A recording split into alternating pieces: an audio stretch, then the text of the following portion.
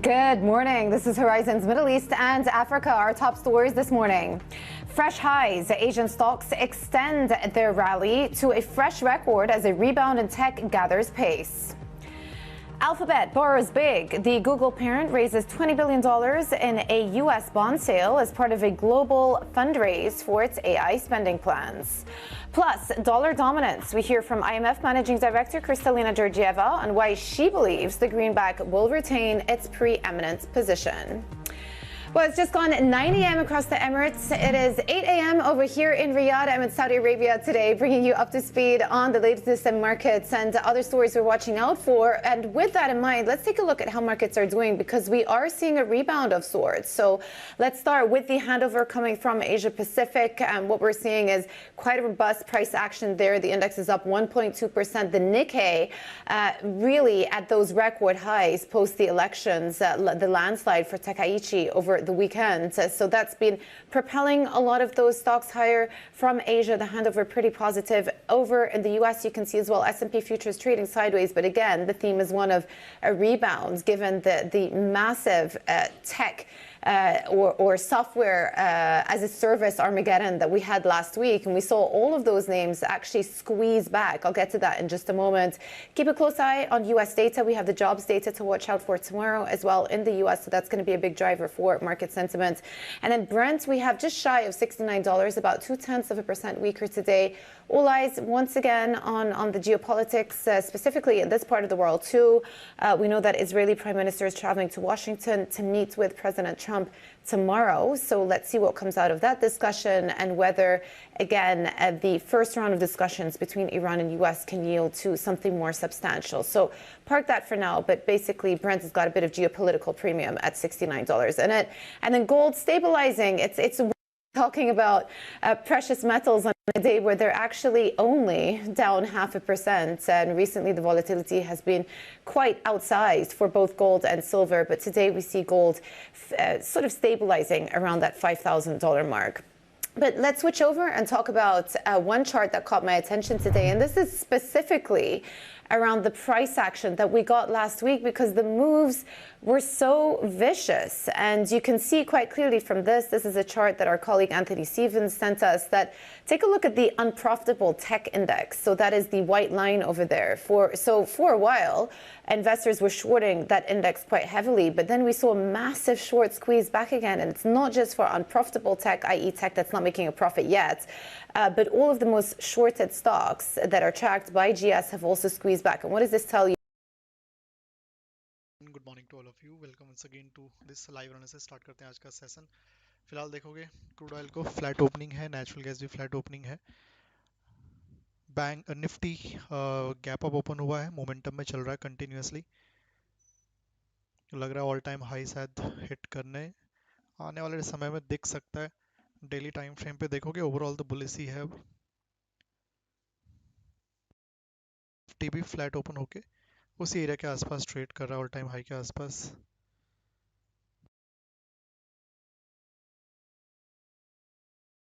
ठीक है, देखते हैं कुछ सेटअप बनता है तो। कल तो नेचुरल गैस पूरा साइडवेज हो गया था, सपोर्ट पे एक ब्रेकडाउन दिया, फेक ब्रेकडाउन लग रहा था, फिर वापस थोड़ा बहुत नीचे ही आ गया। सो नीड टू सी थोड़ा सा और प्राइस करेक्शन देता है या फिर क्या मोमेंटम आज करता है। 1:30 लंदन सेशन ओपन होगा, ध्यान रखना। 6:30 New York session, 8 PM US market open, और रिटेल सेल्स और कोर रिटेल सेल्स का डेटा आज यूएस का, तो इम्पैक्ट डालेगा मार्केट पे।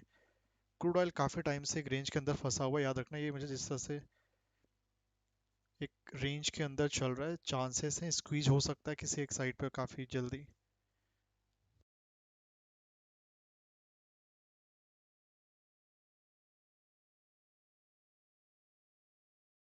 ठीक है, काफ़ी टाइम से इसी एक ब्रॉडर रेंज के अंदर चल रहा है मार्केट।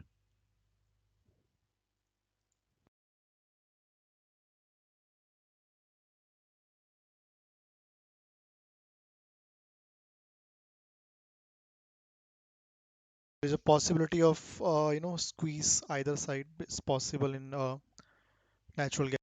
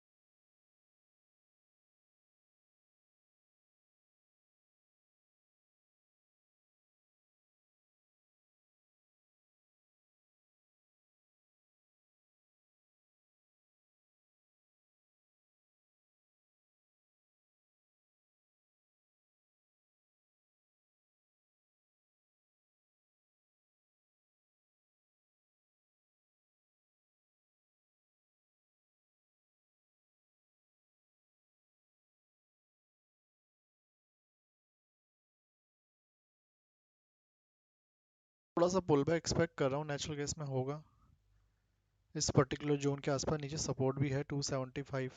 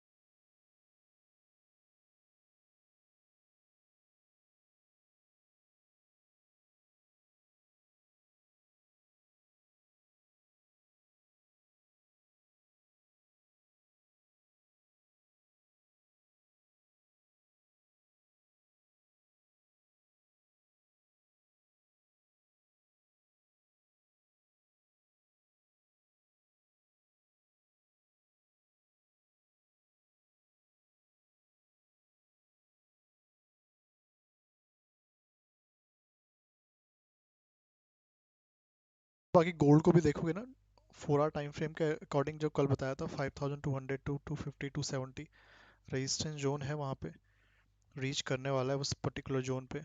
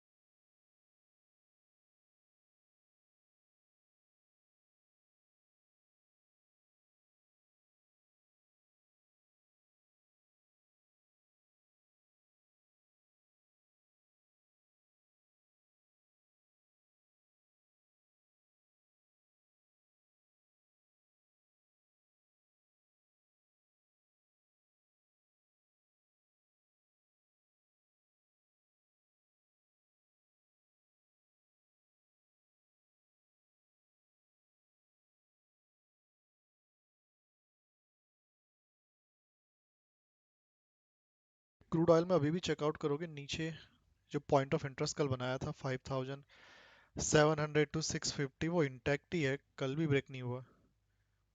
कल मैंने बताया था 6 टाइम आया था वहां पर प्राइस, और एक हायर हाई में कन्वर्ट हो गया एक्चुअली में।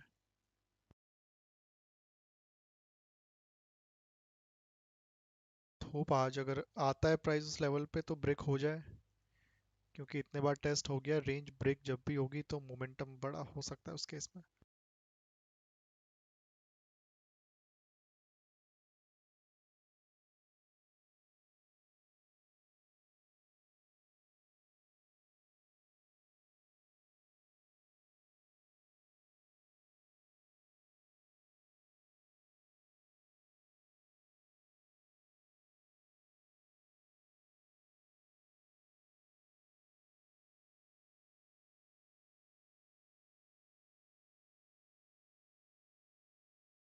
बाकी निफ्टी का ही बॉटम बनी गया था 24,700 के अप्रोक्सीमेटली। देखते हैं अभी ऑल टाइम हाई को टेकन आउट करता है नहीं करता है डेली टाइम फ्रेम पे, तो क्योंकि ये भी अच्छे मोमेंटम में है, बट अगर अब की बार फॉल किया वापस ऑल टाइम हाई से तो एक हेड एंड शोल्डर में ना कन्वर्ट हो जाए।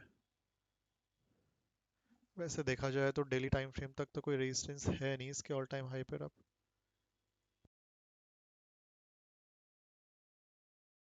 इस मंथली वीकली और डेली टाइम फ्रेम पे तो नहीं है।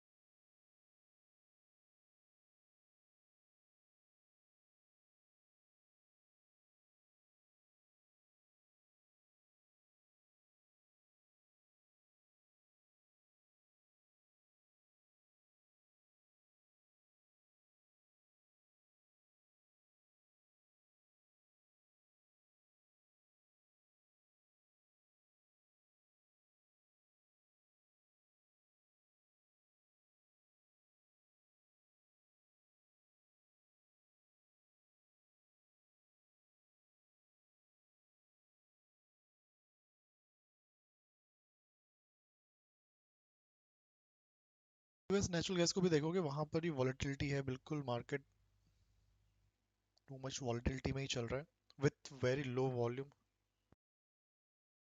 Hub natural gas New York mercantile exchange में चलता है, वहां पर भी सेम ही सिचुएशन है।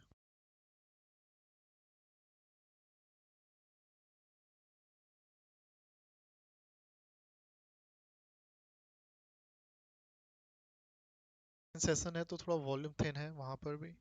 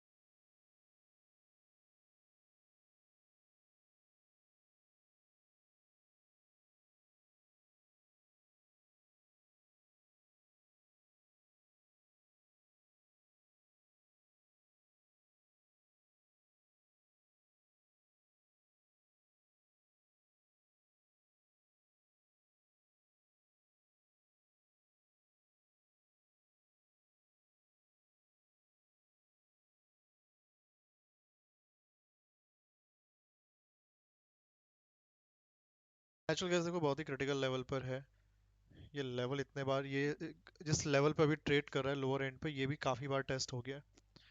The only thing is that यहाँ पर प्राइस जब भी आया है मार्केट ने, लास्ट 3 टाइम्स में देखोगे, फर्स्ट टाइम आया था एक हाई बनाया था, दूसरे टाइम एक हायर हाई बनाया था, थर्ड टाइम एक और हायर हाई बनाया था। अभी ये कल फोर्थ टाइम आया था, लोअर हाई बना था कल मार्केट में।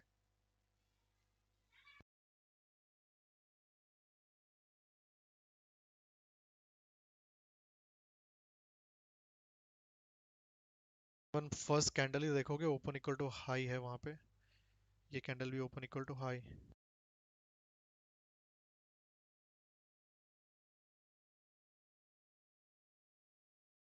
इस पहले भी ट्राई कर चुका है इस लेवल को ब्रेक करने का, कर नहीं पाया, अलग बात है।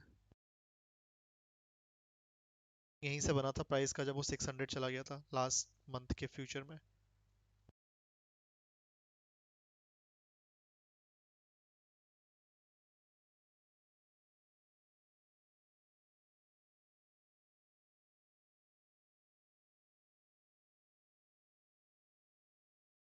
करें ये ब्रेक करेगा आज या फिर दोबारा रिबाउंड होगा यहाँ से।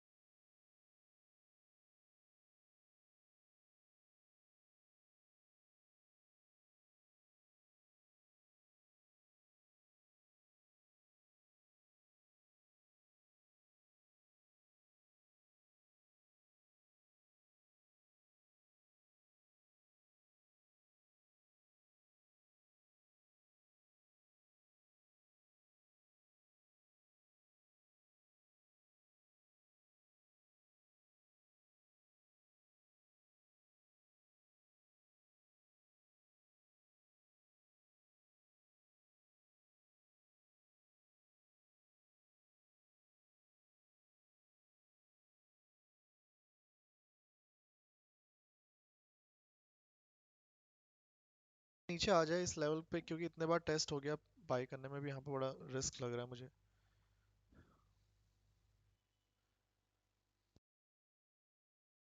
270 के आसपास एक सपोर्ट है, वहां देखते हैं नहीं तो।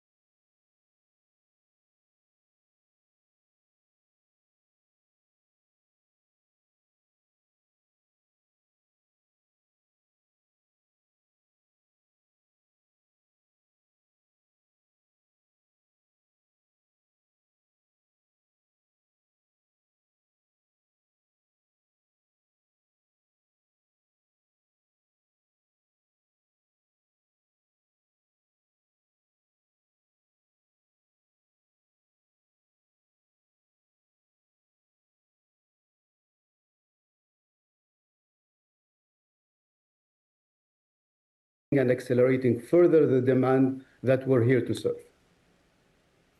Yeah. Well, the last time we spoke, I think you had just completed your secondary sale offering. And those of you, obviously, at the time that it would bring liquidity into the stock, but also potentially open up the MSCI inclusion. Has there been any updates on that front?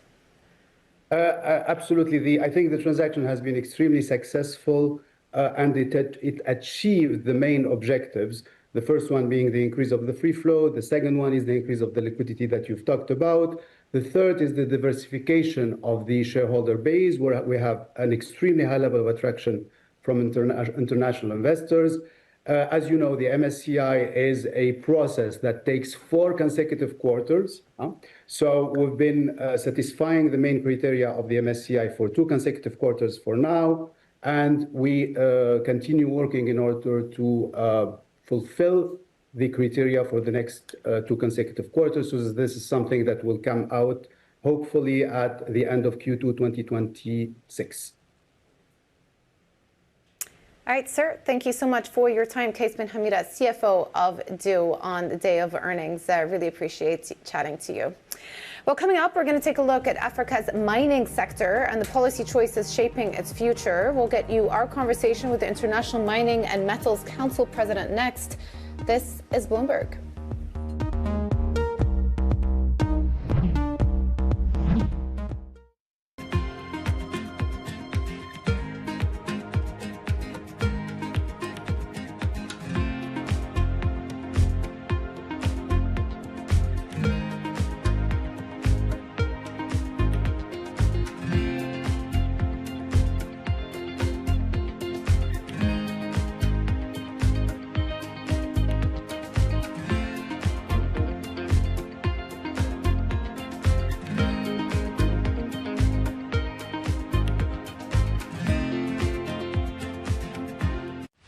Tune in to Bloomberg Business Week Daily. We got to talk crypto. From the magazine that helps global leaders stay ahead. What's the conversation around your company? Bringing you insight on the people, companies, and trends shaping today's complex economy. Planning very big things. A new level of premium. Plus global business, finance, and tech news as it happens. The floodgates of innovation are going to open up. You can't fake passion. You either are or you aren't. Bloomberg Business Week Daily, only on Bloomberg. Good morning. This is Bloomberg Surveillance. Welcome back to the opening trade. Watch Bloomberg Tech. This is the Asia Trade. This is Wall Street Week. Welcome to Balance of Power. This is Bloomberg Television. Bringing you up-to-the-minute global news whenever and wherever it happens. I'm Hazlida Amin in Davos, Switzerland, and this is Bloomberg. Asia is at the forefront of some of the world's biggest stories. I'm Sherian in Tokyo.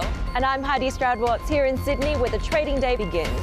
We're here in the centre of all the action to get you set up with the numbers, news and knowledge you need for the day ahead. The demand is indeed recovering. We've been waiting for this moment. The opportunity of a century. Join us on Bloomberg The Asia Trade. Weekdays only on Bloomberg TV. Context changes everything.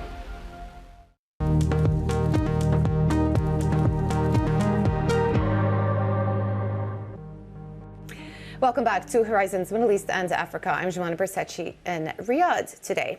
Well, Zambia says construction will begin this year on its biggest rail project, linking its copper mining region to Angola's Lobito port. The U.S. and the European Union have cast the railway project as a flagship initiative to counter China's growing influence in Africa while securing access to critical minerals. Zambian president acknowledged progress has been slow, saying it takes time to move past talk shops and to focus on implementation. The U.S. Angola says it expects mining giant BHP to return to the country this year after a 2-decade hiatus. The country's minerals and petroleum minister said the mining giant has shown strong interest as Angola carried out sweeping reforms aimed at improving transparency.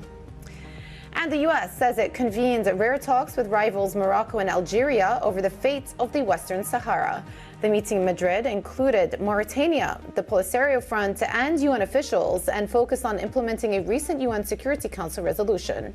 The U.S. did not give further details as the Trump administration tries to resolve one of Africa's longest-running territorial disputes. And the International Council on Mining and Metals says African countries would be making a mistake if they embrace resource nationalism. The council president spoke to Bloomberg's Jennifer Zabazaja on the sidelines of the Investing in African Mining in Daba and told her Chinese influence could help support the potential growth of Africa's mining industry. The US and China and Europe as a third player offer really important opportunities for the continent to choose which they want to work with without necessarily that having to be mutually exclusive. So you can work with the US and the EU and China in different ways. And the bargaining position for African governments has arguably never been greater, because now you have a choice of counterparties. Previously, when the US and the EU were not as present on the continent, you really only had China to work with. But now you can play China off the US, off the EU. And we saw from the Germans a very clear statement that said after decades of talking and sending delegations, we're sending engineers and we're sending capital.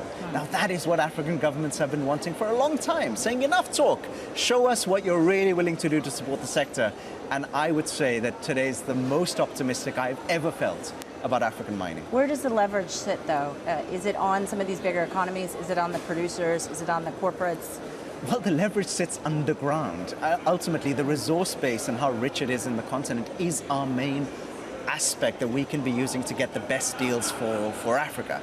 Now, that leverage is shared between companies who may hold the rights to minerals or certainly hold the technical expertise, and governments who are the main interlocutors with their counterparties in the United States. Now, and the EU, for example. Now, what we are seeing is a better level of government-to-government collaboration on the continent than we've ever seen before. This year, for the first time, I have seen a maturing of the conversation on beneficiation. Up until now, basically every African government has said, we want everything from mining to refining to smelting to final production in our own boundaries. Finally, people have realized that's not practical. And so we're starting to talk about, well, if mining happens here, can refining happen in a neighboring country, and can final assembly happen in a third country? That's really positive, because that's a much more sustainable way to go than everyone insisting on having all the value chain in their country. But that still doesn't mean resource nationalism will go away, not just on the continent, but globally. I mean, even in the US, we're seeing President Trump trying to do the same. I mean, where does that fit into this dialogue? That is the big risk, especially on something like gold, where people are seeing sky-high prices and saying, oh gosh, maybe this asset needs to sit all in government hands and maybe we need to renegotiate contracts.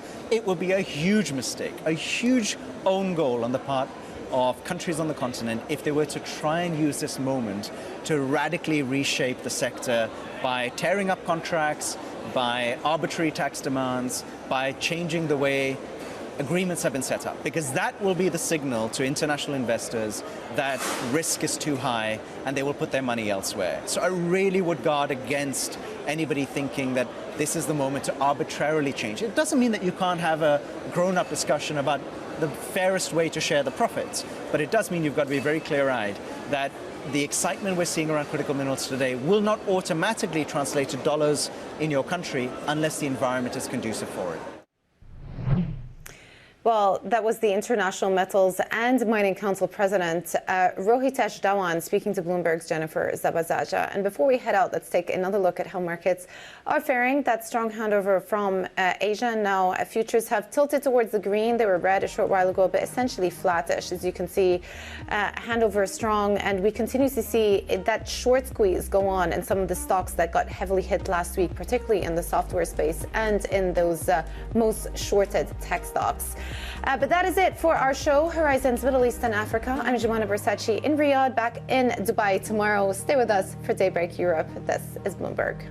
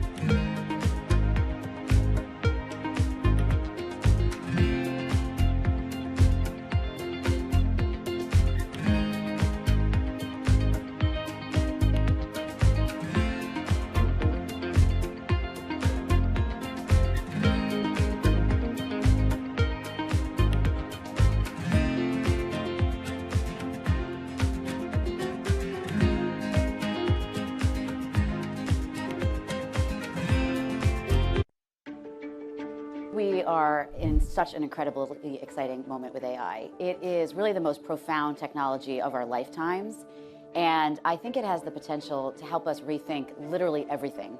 The potential for economic impact, societal benefit is honestly boundless. When we think about the economic impact for Europe in particular, it's around a 1.2 trillion euro estimate of the productivity growth that can be unlocked. This platform shift that we are living through, I think, is going to create untold amounts of value for the world, but also for businesses and for economies, which is why I'm incredibly optimistic in this moment for Europe, but also for the whole world. How do you think about job losses or safety for some of the AI tools? You know, I hear the anxiety and I understand the anxiety about jobs. I think that we are certainly going to live through a massive transition about how people learn to work alongside these tools. I mean, the reality is I do think there'll be some number of jobs that are displaced. I think it is a smaller number maybe than some anticipate. We estimate it's around 7%. And I think what's important is that we have programs that help those 7% transition into new fields of work. I think what is more likely is that most of us are going to learn to work alongside these tools. So we estimate about 2/3 of us.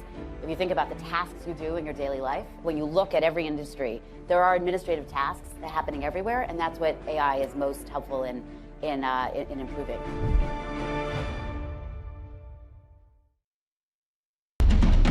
Astonishing day for US technology.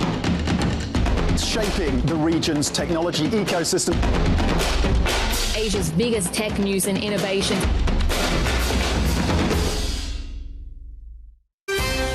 Bringing you up-to-the-minute automotive news whenever and wherever it happens. I'm Matt Miller in Detroit, and this is Bloomberg. Live from London, this is Bloomberg Daybreak Europe. I'm Lizzie Burden with your top stories. Buying time. Keir Starmer resists calls to resign as UK Prime Minister after a day which saw gilt and the pound under pressure from more political uncertainty. Asian stocks, meanwhile, hit new record highs as a global rebound in tech gathers pace. Plus, European heavyweights report. We'll bring you updates from Barclays, AstraZeneca, BP and the Gucci maker Kering. Well, a very good morning. Welcome to Tuesday. The picture in markets looks like this. We had US stocks closing near a record high yesterday, a rebound in tech, and that sentiment continuing in Asia, but not set to continue here in Europe. This rally getting an early test. Meanwhile, the yellow metal in the red after 2 days of gains. Of course, we had that historic rout last week, but it seems like traders are trying to find a floor here. Still above the $5,000 an ounce level, but keep an eye as well on the Bloomberg Dollar Spot Index. In a narrow range right now, but we've got a raft of data to bring you.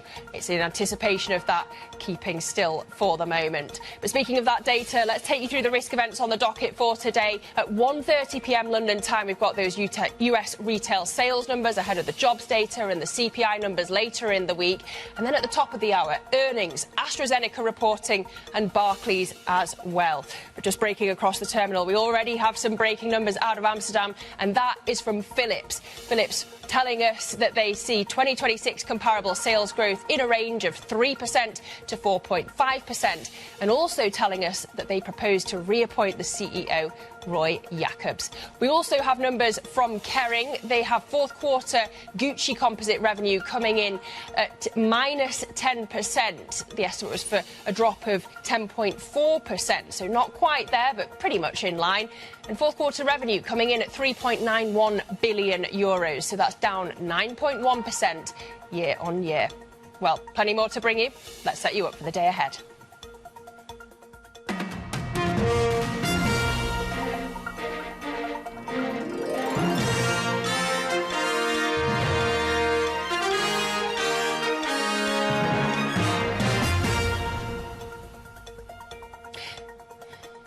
We begin in markets. Let's go to Winnie Xu. She joins me now in Hong Kong. Winnie, it seems stocks in the green where you are. Yeah, exactly. Morning, Lizzie. We are seeing Asian stocks rising for a third day, and that's helped by that tailwind overnight from the U.S. tech stocks.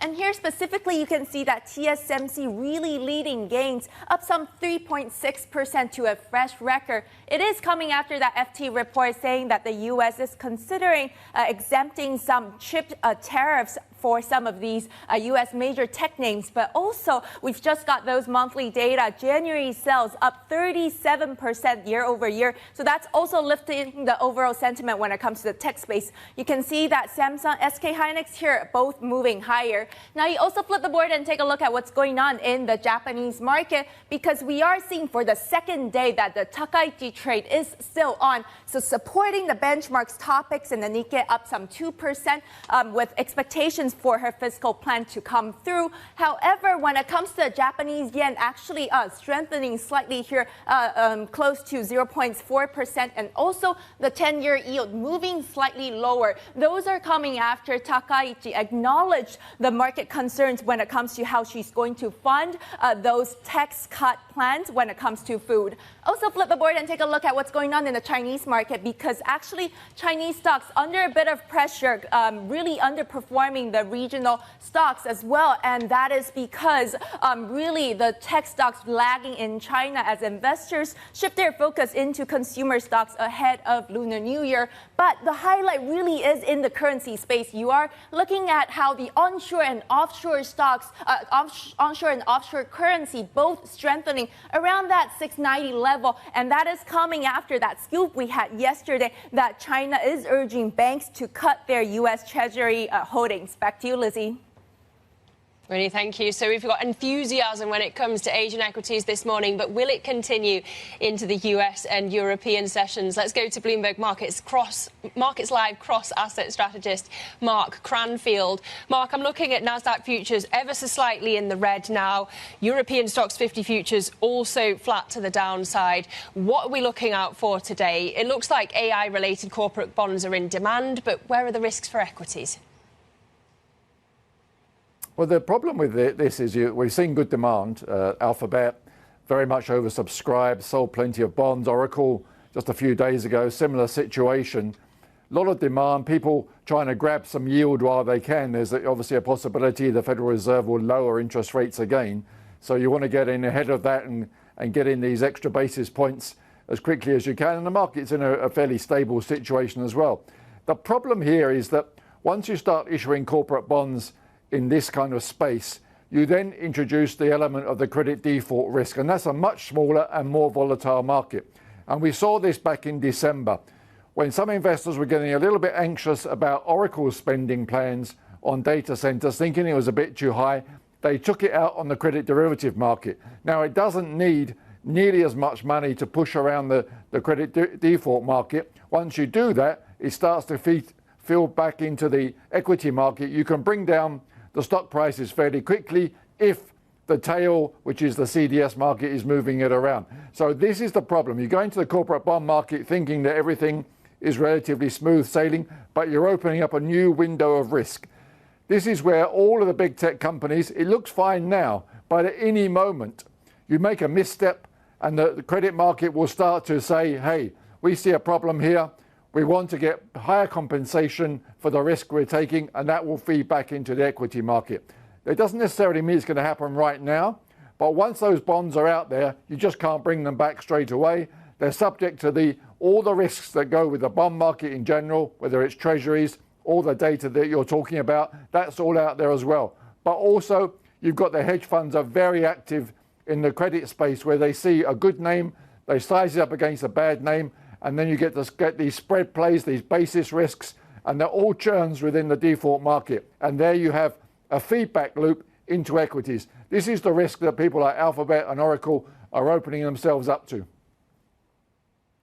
Now, Mark, we're going to dive into the UK politics in just a moment, but just walk us through the market moves that we saw yesterday. Bonds and the pound under pressure, seemingly reversing a bit later in the day. Where's the pound most vulnerable if Keir Starmer, the UK Prime Minister's position, gets weaker? Certainly the gilt market is somewhere where we've seen it before. If you get a disruption in the long end of the market, especially in the yield curve steepening, that can feed back into the currency. But traders will also be looking at the cross rates, probably more so than the US dollar. The direction of the pound against the US dollar is probably going to be determined by broader factors. For the time being, it seems as though investors are relatively comfortable with the idea that the US dollar will gradually decline because of what's happening in the United States side. But then if you look at where the pound is in relation to the euro and the Swiss franc in particular, that's where aggressive traders will probably take it out on the pound. They'll be thinking that when you compare us to the most secure currencies in the European space, and probably even against the Japanese yen, the pound is looking like a bit of a weak link. So that's much harder to defend. So you're going to have these expert traders in the currency field. They'll be looking for where the edge is in looking through the option space, particularly in things what we call the risk reversals, which is the long-term direction of the option market. And that's where they'll be saying, okay, against the euro, against the Swiss franc, the pound hasn't got a great outlook, particularly over the next few months. And that is where we could see some pound weakness come in, even if the situation for the pound looks relatively calm against the US dollar. So watch out on those crosses. And we're seeing a bit of yen strength as well this week. And the pound yen rate has been going pretty much upwards for a few months. That could easily correct as well. Positioning is quite big in that space as well. And that dovish vote split at the Bank of England doing no favours to the pound against the euro. Mark, thank you so much. That's Bloomberg Markets Live cross-asset strategist Mark Cranfield. Well, let's get into the politics then. The UK Prime Minister Keir Starmer has shored up his position after securing public support from his cabinet and delivering a defiant speech to his MPs.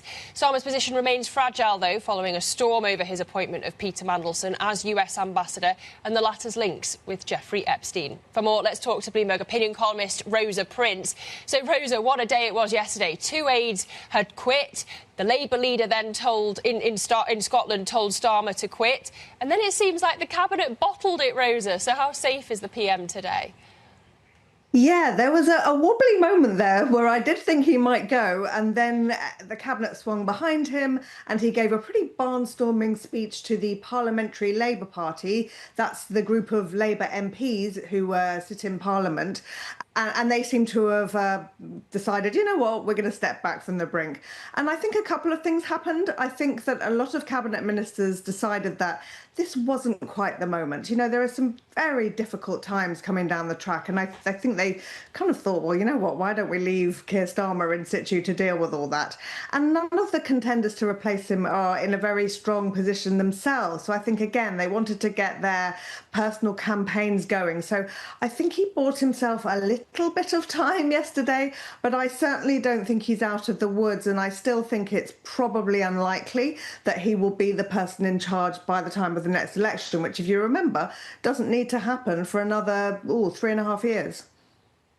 And indeed, Polymarket odds would agree with you, Rosa. But I wonder why they didn't think it was the moment. Was it because none of the other candidates that could replace Starmer feel ready? Or is it because they were taking note of the volatility in markets caused by all this political uncertainty, as Mark was just laying out? Yeah, I think a bit of both. The problem for anyone who wants to get rid of Keir Starmer at the moment is there really is no credible candidate to replace him. I mean, some of the names we talk about, Angela Rayner, the former Deputy Prime Minister, she is still engulfed in a scandal involving her tax affairs. There's an investigation into that which isn't complete. The Health Secretary, Wes Streeting, he's on the right of the party. He also was closely associated with Peter Mandelson. He actually issued his messages with Peter Mandelson yesterday to kind of prove that he'd done nothing wrong. But he's not universally liked yet in the party, unclear whether he could win a contest at this stage, and so on and so forth. Andy Burnham, the popular mayor of Manchester, remains just that. He's not an MP, and so therefore he can't actually run to be Prime Minister. So I think what all the people who actually would quite like to be Prime Minister will do now is to spend the next couple of months getting themselves in a better position and try again. All right, Rosa, thank you so much. That's Bloomberg opinion columnist Rosa Prince. We're going to keep talking about the UK throughout this programme, but first we're going to be talking to Canada's International Trade Minister about the country's efforts to boost exports to Asia. And we're going to be speaking to Robert Hayward, pollster and member of the UK House of Lords, as Keir Starmer faces down calls to resign. That conversation next. This is Bloomberg.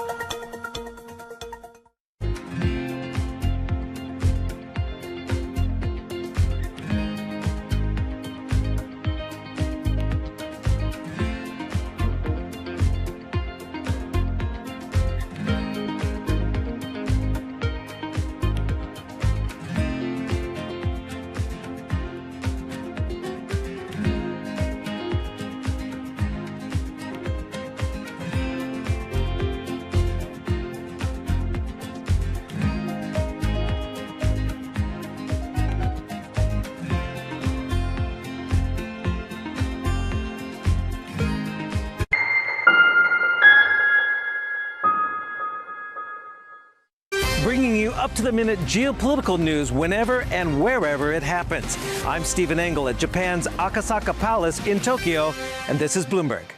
The countdown is on. Everything you need to get the edge at the end of the market day. Get ahead of tomorrow's trading with The Close. Weekdays on Bloomberg. Context changes everything. It's the world's second largest economy with a growing influence in global affairs. Bloomberg The China Show brings you the unmatched expertise you need to keep track of breaking news, in-depth market analysis, and the most influential newsmakers in and around China. We need to do more to engage the market more. We're risk on. I think we caught a little sweet spot. Massive savings right now. It's already a different game. Bloomberg The China Show. Weekdays around the world, right here on Bloomberg. Context changes everything. From the world of politics to the world of business, Joe Matthew and Kaylee Lines deliver news, insight, and analysis live 2 times a day, every trading day. Balance of Power at 1 and 5 Eastern, only on Bloomberg.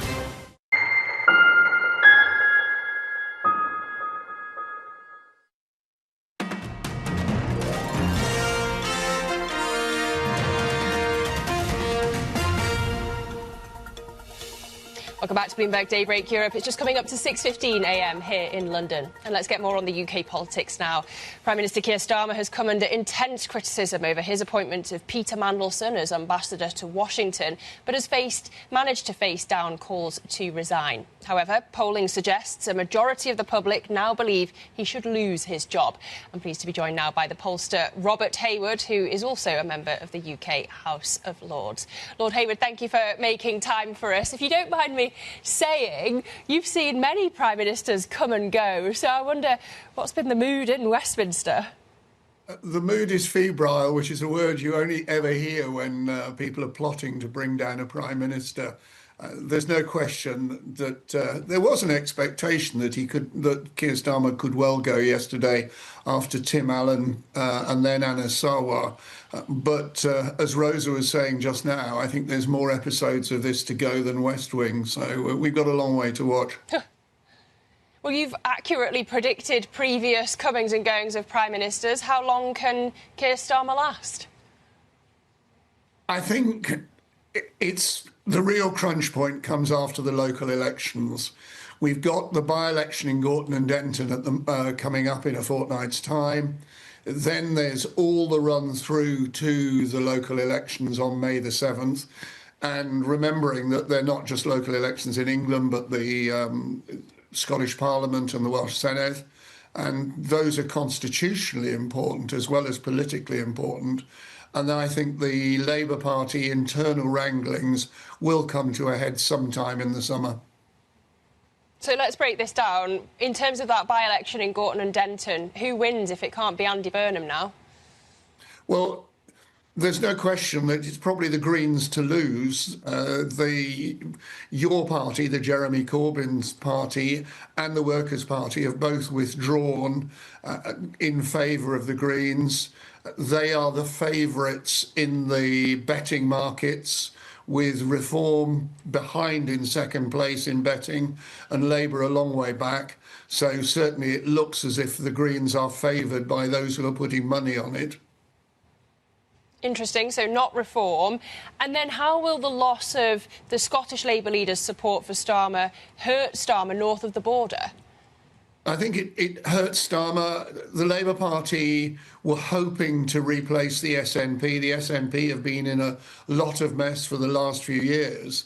And you feel it very strongly if you're in Edinburgh that actually people ultimately go to vote in, although they're Scottish parliamentary elections and Welsh Senedd elections, people are really passing comment on what's going on in Westminster, which is why Anasawa made the comments he did yesterday, because he is desperately trying to break the link between Edinburgh and Westminster in terms of voting habits. And what sort of result at the May elections would make Keir Starmer's position untenable? very severe losses all over the place to a lot of parties. And I think that's what's likely to happen. Not only are we going to see, certainly at the moment, it looks like serious losses in Wales and in Scotland, but there are elections in all the London boroughs, in most of the major English cities and some of the counties. And it's likely that the gains will come from the gains will go to Reform, to Greens, to the Liberal Democrats. And the ultimate insult would be if the Conservatives can retake any of the London boroughs, which they lost 4 years ago. For example, Westminster or Wandsworth. I was talking about this with Richard Tice, the Deputy Reform Leader, yesterday. When it comes to candidates to potentially replace Keir Starmer, who's the most likely in your view, and could any of them fend off that threat from Reform? The difficulty for the Labour Party, as Rosa was identifying just before the break, was that a number of the candidates are just not ready. Angela Rayner, enormously popular, but she has this tax issue, and until that's resolved, she would not be attractive to the public. It might be attractive within the Labour Party, but if you're going to ditch a leader, you've got to find somebody who is sellable to the public at large. And that's Angela Rayner's problem. What about sellable to the markets? Do you think all this talk of being not wanting to be in hoc to the bond market is just all talk, really? And if they ever came close to government or even close to the election, the fiscal realities would take over? I think they would. There's no question that the events, I hear it regularly on Bloomberg, a Liz Truss moment, and there's no question that is built into British politics now, and therefore politicians can say what they like and what they hear from their constituents, but they are looking over their shoulders at the impact of any decision that they take on the stock markets, the bond markets and the like. Great to get your take. That's Robert Hayward, member of the UK House of Lords. Thank you for joining us this morning. Well, coming up, the Gucci owner Kering is struggling to revive its biggest brand, sales falling there. We'll bring you more on those earnings next. This is Bloomberg.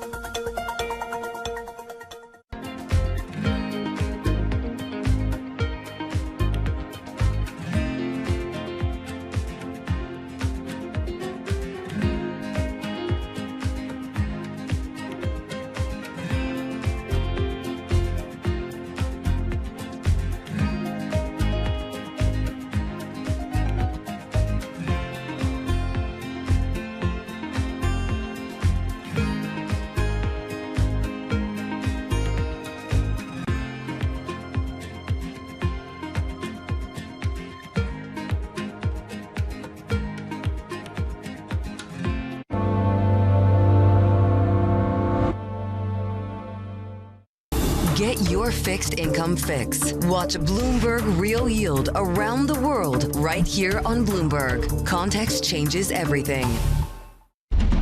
What is going to be the consequence for U.S. markets? We are seeing modest gains across European equity markets. Take a look at how we're faring when it comes to Asian markets. The Middle East and Africa regions are home to some of the biggest deals and fastest growth in the world. Vibrant resources and high-yield investment opportunities abound. I'm Jumana Versace. Join me on Bloomberg Horizon's Middle East and Africa for the stories, newsmakers, and insights shaping the decisions of traders across this exciting region. You had heightened levels of volatility. There's still room to maneuver. We do see opportunities. It allows you to increase significantly your net income. Every trading day, only on Bloomberg. Why do the biggest names in business choose Bloomberg Television? That's a great question. It's a very good question. Interesting question. Good question. Great question. I so appreciate that question. You certainly ask interesting questions. Bloomberg Television. Top experts, great questions.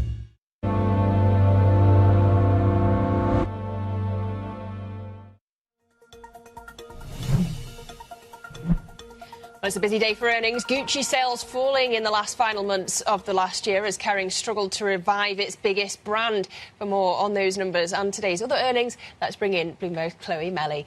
Chloe, We were kind of expecting this from Gucci, Kering. Is this that disappointing? Yes, it was a sales drop. It was a sales drop that was in line. So I think this is not going to be seen as a really major weakness for Gucci and for Kering, but it might indicate that it actually will take a little bit longer for Luca De Meo, the new CEO, to really revive the fortunes at Gucci. And this is really going to be, with the next catalyst is going to be that debut collection from Demna that we're going to see very soon. But then in terms of what that means for the broader luxury sector, this might be seen as a little bit of a setback. We started the earnings season with a lot of enthusiasm and confidence in that luxury rebound with Richemont and Burberry, and then LVMH kind of was seen as a bit of a setback there, and then we might see those Kering numbers as maybe an indication that it will take a little bit longer to get that luxury rebound more broadly as well. So you've got all these new designers, but it's still taking a while to make a difference. In less glamorous earnings, let's turn to Barclays. They're reporting as well. What are you looking out for there? The main thing, so the fourth quarter earnings are expected to be quite resilient, and especially the trading revenue, we should see that essentially following in the footsteps of what we've seen from Wall Street banks and then from companies like Deutsche Bank here in Europe with the strong investment banking division, which is that trading revenue is really benefiting from the market volatility that we've seen over the last few months. So that should be a boost for Barclays. And then the big focus is also going to be on the targets, so 2028 targets, in particular, any kind of update on capital returns plans from Barclays. That's going to be a big focus. Any news on buybacks, any news on return on tangible equity target, that is going to be really the focus. So that trading revenue and then also those targets going forward. OK, well, shares up, as you can see, 60% over the past year. Then we turn to BP and AstraZeneca, I should say, on the docket later on. What are we watching out for from them? Well, for BP, we have the problem of lower oil prices. So that's something that affected Shell earlier this earnings season. So that is going to be relevant for BP as well. But then, of course, BP is also undergoing this big turnaround, this refocus on oil and gas, just as oil prices are falling.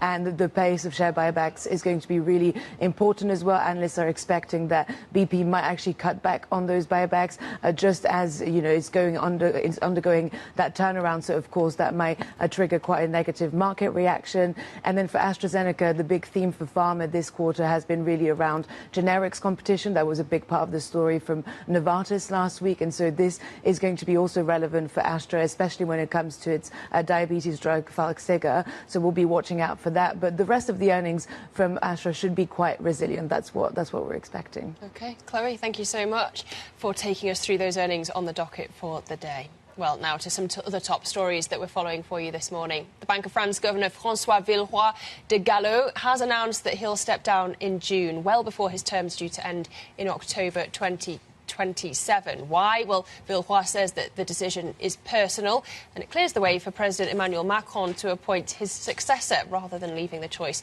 to a future administration. Elsewhere, a White House official says the exact date in April for President Trump to meet with Chinese leader Xi Jinping has not yet been finalised. That's after Politico reported that Trump would head to Beijing to meet Xi in the first week of April. The report says the two leaders could potentially meet 4 times this year as their trade truce holds up. And China has signalled greater efforts to protect national security in Hong Kong after the sentencing of Jimmy Lai renewed foreign government's call for the former media mogul's release. This comes after the US Secretary of State Marco Rubio criticised the 20-year prison sentence for Lai, describing the court decision as unjust and tragic. And the European Union is preparing options to embed Ukraine's membership in a future peace deal. That includes providing Kyiv with protection and access to membership rights. The bloc would give Ukraine a clear time frame of steps to advance with the formal procedure. Other options include continuing along existing accession path or introducing a transition period. Well, coming up, we'll be diving into the markets and what's driving volatility with BNP Paribas Markets 360's Head of Developed Markets, Rate Strategy and Economics for Europe. That conversation coming up next. This is Bloomberg.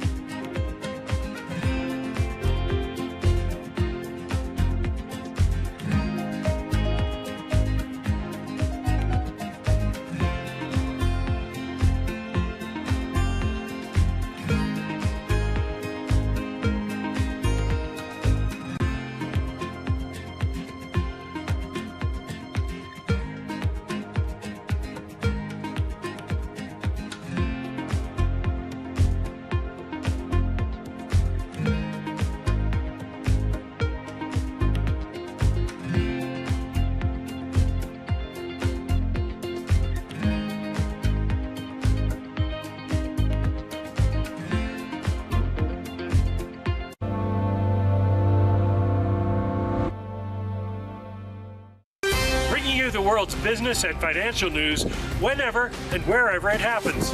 I'm Michael McKee at Mount Everest, and this is Bloomberg. Key investors, top executives, global innovators. Join me for in-depth conversations with the biggest newsmakers on the day's top stories. Insight with Haslinda Amin, only on Bloomberg. World's most powerful investors don't ring a bell. They quietly reshape entire industries. This is the money shaping the world. The Dealmaker Playbook, where power and billions of dollars change hands every day. From private equity and credit to venture capital and M&A, we bring you the inside scoop on the biggest deals and debates, plus exclusive conversations with finance's ultimate insiders. I'm Danny Berger, and this is Bloomberg Deals. Every week, only on Bloomberg Television. U.S. jobs numbers are released. Bloomberg has the report under surveillance with crucial data and expert analysis at terminal speed. Nobody covers Jobs Day like Bloomberg.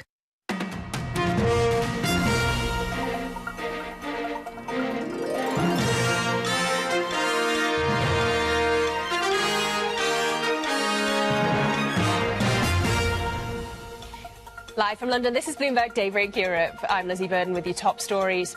Buying time. Keir Starmer resists calls to resign as UK Prime Minister after a day which saw gilt and the pound under pressure from more political uncertainty.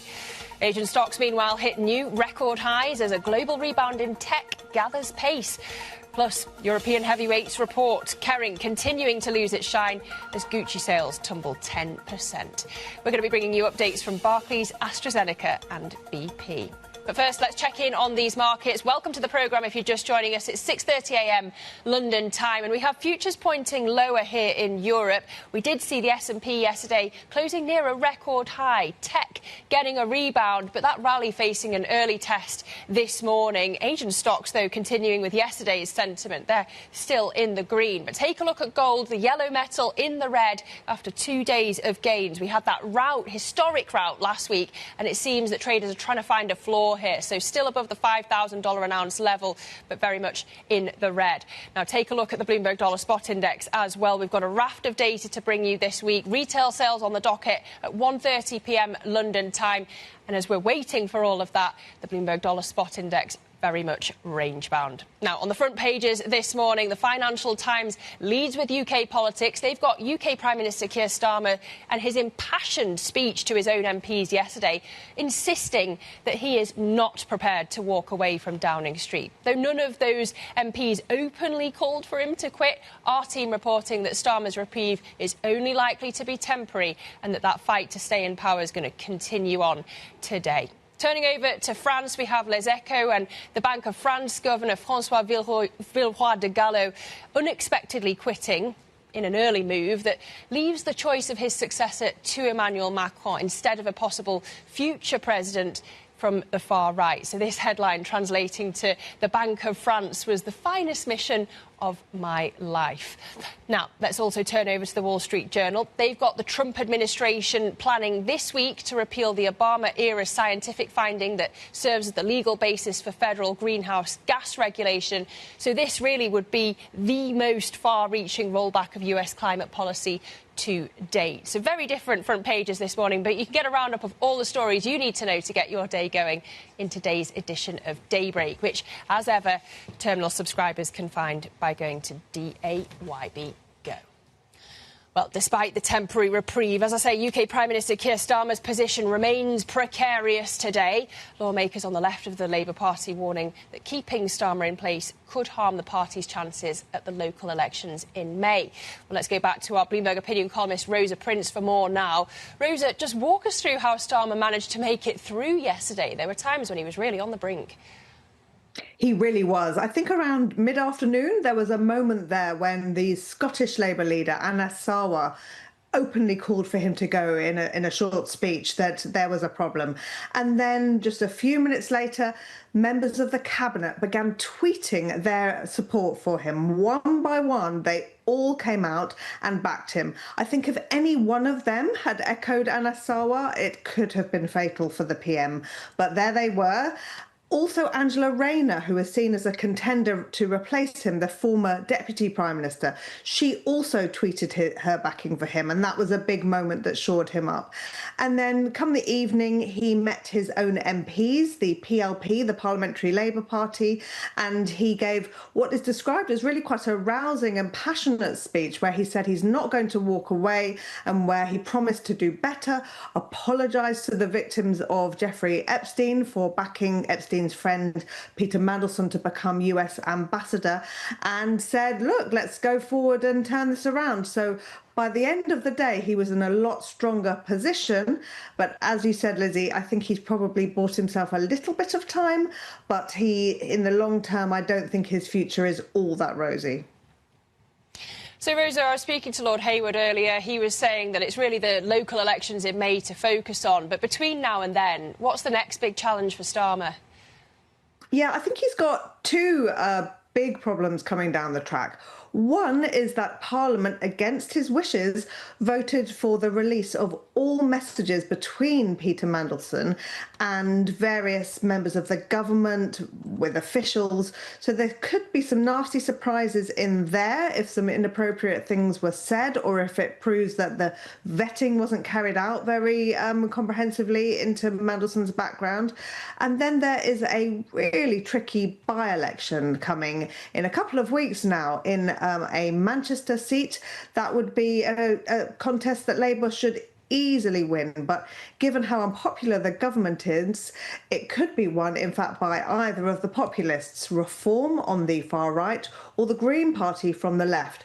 And either of those outcomes would be extremely damaging to Labour, and I think to Keir Starmer himself, because, as you say, those MPs are going to start looking at him and thinking, is this a winner? Should we stick with him, or would we be better off ditching him and get someone who's more appealing to the voters?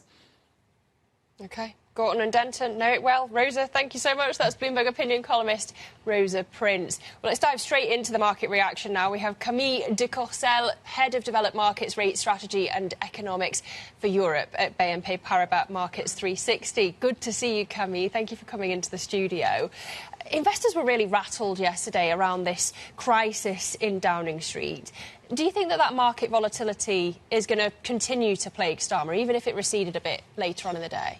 Yeah, so I think last night's development were certainly encouraging, so volatility could dissipate a little bit today and perhaps in the coming days as the risk of a leadership contest or the risk of a resignation seems to have dissipated for now. But that risk will linger all the way into the May local election. So I think what's quite notable, in fact, is if you look at the options market showed that options have been sold all the way into the election, and it's only after the elections that people buy options. So, and I would say we certainly agree with that. We think that the peak risk is right after the local election. And so which of the candidates is the most market friendly? If we're focusing on after the May election and assuming perhaps that Starmer is replaced, are they all in the same boat when it comes to the markets? Well, it's certainly the key questions for the market. Who will be the next PM? And perhaps more importantly, who will be the new Chancellor? But at the end of the day, what will be key is what will be their fiscal stance. And that is what has been, this uncertainty, this unknown path forward has been driving this weakness in UK asset for several weeks now. But I think if you look at rates, for example, if you look at our projections, which are probably very similar for many investors, so we project a 25% decline in bond supply on the back of the fiscal picture, which in turn should drive a contraction in term premium of 70 basis points through the year. So now if you change the fiscal stance and let's say you no longer have a decline in bond supply on the back of it, then you can forgo this 70 basis point decline in rates. So I think that's where the market is very much focused on the fiscal picture, but we won't have clarity until after May. Of course, we were talking about the pound-euro moves. That's also partly because of the monetary policy. I wonder, when you look at that dovish vote split that we saw from the Bank of England last week, does that suggest to you that we're going to get a cut in March? So March has been our base case for a while now. Okay. But certainly last week's meeting was very much supportive of that. The vote split 5 against 4 has been very similar to the sort of vote split that we had at meetings before a rate cut that we had last year. So it's very much similar with that. The inflation picture has turned very rapidly towards the support of a return to target, as shown by the new projections, which show that we would actually return to target as soon as Q2. So this is very much supportive of a cut at the next meeting.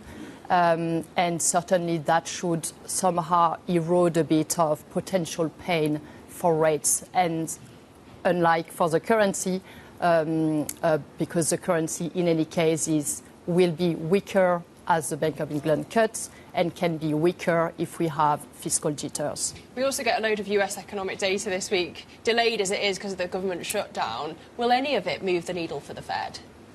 So I think we really need to see, at the end of the day, what will be the unemployment rate with NFP. I think NFP will still remain the most important focus for the Fed. Now, we entered last week expecting a pretty decent labor report with a headline print at 105, so above consensus. And there is clearly some residual seasonality, as we have seen almost each year since COVID. So that would rather suggest the risk is to the upside, even on a strong print that we expect. But the data last week has been a lot softer, the JOLTS in particular and the openings rate in particular, which is back down to the lows of post-COVID. And then there was Hassett yesterday, caution over the risk of slightly smaller job numbers. Now, it was in conjunction with strong GDP and skyrocketing productivity, but still. And he also added, that we should avoid any panic because the break-even rate is very low. But all this, I would say, these nuances that he shared yesterday, I think actually suggest that there is a risk of an important miss. So we now are looking at an NFP print which might be a lot more uncertain than what we were expecting. But again, I think even if we were to have a miss on the print, if the unemployment rate is steady at 4.4, as we still expect, then for the Fed, it might not be such of a game changer. And we would still have a status quo for the Fed for the next several quarters. OK, well, we'll keep that in mind when those numbers come out. Camille, great to see you. Camille de Courcelles, Head of Developed Markets Rate Strategy and European Economics at BNP Paribas Markets 360. Thank you. Well, coming up, we're going to be speaking to Maninder Sidhu, who is Canada's International Trade Minister, about the country's efforts to boost trade with Asia. So don't go anywhere. That conversation coming up next. This is Bloomberg.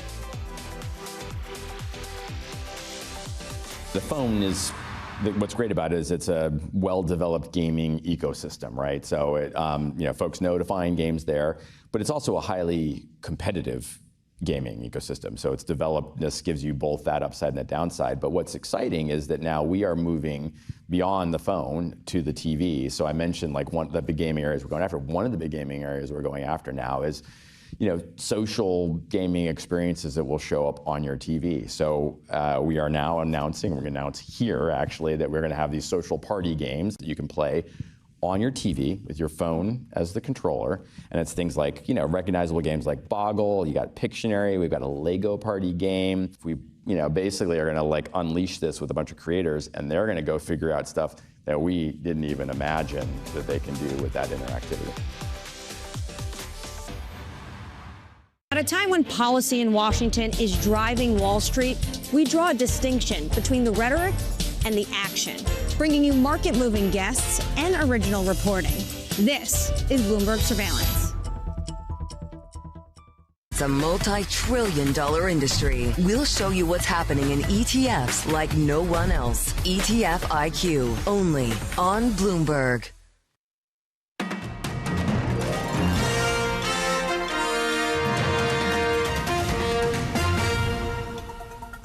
Welcome back to Bloomberg Daybreak Europe. As President Trump threatens Canada's economy and sovereignty with tariffs, Prime Minister Mark Carney says he wants to double non-US exports over the next decade. Canada's Carney has been on a mission to improve trade ties with China and India and hopes to finalise a free trade agreement with ASEAN. For more, I'm pleased to welcome the Canadian International Trade Minister, Maninder Sidhu, who is in Singapore for the Canada in Asia conference. Minister, really appreciate you joining us this morning from Singapore. As Canada pivots trade away from the US and towards Asia, just walk us through what that strategy actually looks like in practice. Absolutely. Look, I'm happy to be here in your studios in Singapore, of course, for the Canada and Asia conference, and it really speaks to, our focus and our goal of doubling non-U.S. exports to the tune of $300 billion. And what does that mean? It means more opportunities for Canada here in the Indo-Pacific, in Asia, but of course, it means more opportunities in Europe for Canadian exporters. And so, as we lead up to it, there's, if you look at how fast Asia is growing, they need more energy. With the data centers popping up everywhere, they're looking at Canada for that energy, but they're also looking at Canada for food security in terms of agriculture goods, but also critical minerals. As you know, Canada is resource rich in that. And so at a time when you're seeing a lot of ruptures in the global trading system, Canada is seen as a reliable, stable partner. And those are the phone calls that we're getting, is that we want to do more with Canada. And you've heard that from the Prime Minister's speech in Davos when we were there together, was about middle powers coming together and really respecting rules-based trade and pushing forward. OK, loads to unpack here. You mentioned energy. What have you been hearing on your travels about appetite for Canadian exports like energy specifically? Yeah, around LNG is what I'm hearing. Currently we've got 5 different projects in various phases of development. It was a milestone moment for Canada with our LNG Canada 1 project in June, our first ever large-scale LNG shipment going to Asia outside of the U.S. And so that speaks to our diversification efforts. How I'm going to get to the $300 billion target is obviously through energies. And so you're seeing that those projects are being built, they're being developed. But we're fast-tracking many of those projects through legislation that we've changed in June. Canada is now building at much faster, much quicker speeds than we've ever done in the past. And so as Asia builds, as they build data centers, as they grow year over year, you speak about India, 6, 7, 8% growth year over year. They need 70% more energy by 2040. Guess what? Canada's well positioned to serve those markets. And give us a sense, Minister, of how much Singaporean appetite you've seen to invest in Canadian ports, for example. Have you had any meetings around that? Yeah, absolutely. I mean, when you come back to our strategy and our take on hitting the $300 billion of exports, additional exports, we're going to need to add capacity at our ports. And so we're doing that. We've got a $5 billion trade corridor fund as a federal government, but we're also working with partners. I've met with PSA, we've met with GIC, Temasek. They are all comfortable investing in Canadian ports, in Canadian infrastructure projects, and there's conversations to do even more in Canada. And just in the Gulf region, I was there a few weeks ago. They've committed to doing about $70 billion of investments in Canada, in infrastructure, in mining, in energy projects. And so we're building up capacity, and we're welcoming investments from all around the world. And what's the latest on the Canada-ASEAN FTA that Prime Minister Mark Carney pledged to finalise this year? Yeah, Philippines is now the chair of the ASEAN, and we're continuing to have conversations with the Philippines to get it through. Of course, there's many partners, as you know, over 10 partners in the ASEAN region that we need to continue to engage with, continue to explore opportunities. But we're having active negotiations. Our negotiators are in Jakarta this week having their round of negotiations, and we'll continue pushing forward. The Philippines has made Canada one of their priorities as the chair, and so we'll continue engaging with that. But this year alone, since you asked about FTAs, free trade agreements, we've got a handful that we're moving forward on with India, Philippines, Thailand, UAE, Saudi Arabia, ASEAN, Mercosur. And so you see there's a lot of work ahead of us, but I think the appetite is there from many of our partners around the world to make sure that trade works.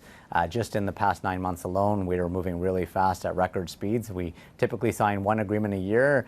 In 9 months, we've done multiple agreements with the UAE, with Indonesia, with Ecuador, many others. And so there's an appetite there to do more with Canada. As I said to you before, it's about reliable, rules-based trade, and Canada stands for that. You're a busy man, Minister. Which of those deals is closest to the finish line? So we just completed Indonesia, Ecuador, and the UAE. We're starting with India in the coming weeks. Philippines as well. It was something that we signaled when we were in Malaysia not too long ago. But of course, we're going to continue moving forward. Mercosur is another one of those important trading partners. But again, when you're dealing with multiple countries, you need to make sure you match their speed and energy. And we're going to continue to have those conversations to push forward. And Canada signed this deal with China to cut tariffs and attract Chinese auto investment. Of course, that drew the ire of President Trump. Coming back to my original question, Minister, how is Canada balancing the upcoming USMCA talks with your push to grow non-US exports? Yeah, when it comes to the U.S., look, they're our number one trading partner, will always be an important trading partner to Canada.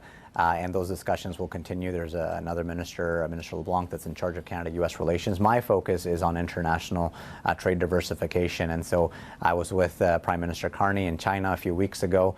It was to make sure that we're exploring opportunities, but also to work through some tariff challenges that we were having in the agriculture sector. And we were happy to come in with an arrangement to give our roughly $7 billion of agriculture products preferential access to the Chinese market. So resolving that was very important, but also unlocking opportunities around electric vehicles. And so we're going to be allowing up to 49,000 vehicles into the Canadian market with the hope of joint venture partnerships, between Chinese and Canadian companies to build those EVs in Canada. We're a large market. Canadians consume or they purchase about 1.5 million vehicles every single year. They're asking for more options, but it's not just with the Chinese. We had the South Koreans there last week. I hosted Hyundai. They're looking at opportunities in Canada.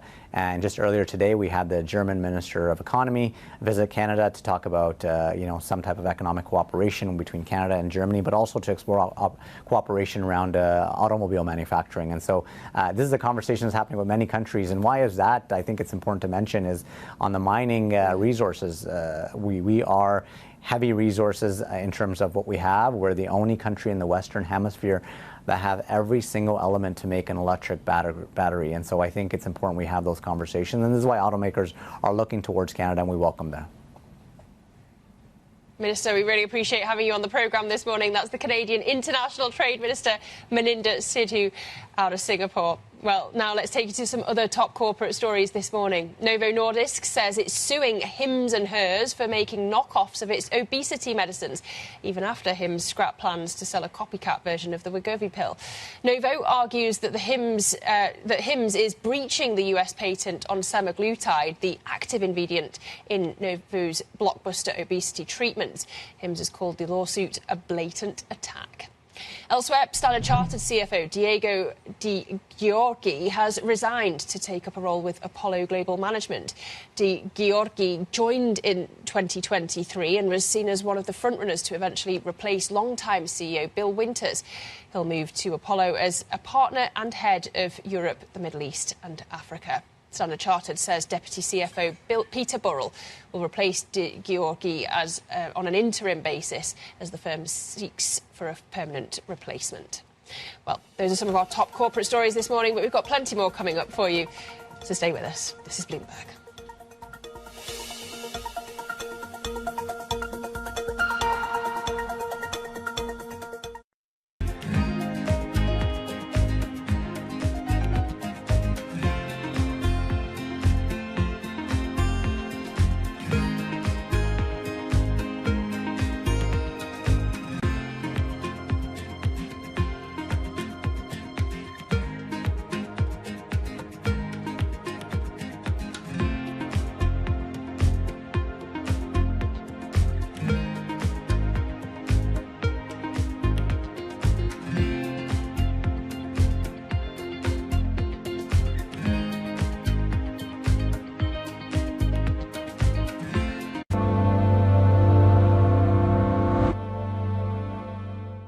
Join me each week on Wall Street Week for stories of capitalism from business, markets, economics, tech, and climate. More than what you need to know, it's what you need to think about.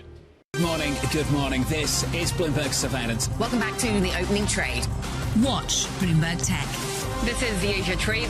This is Wall Street Week. Welcome to Balance of Power. This is Bloomberg Television.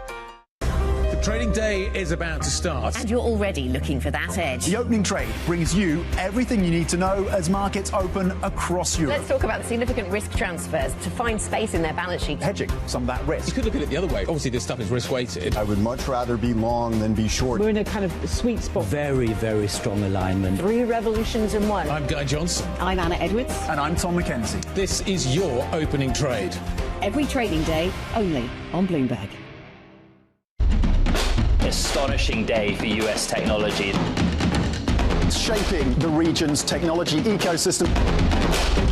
Asia's biggest tech news and innovation.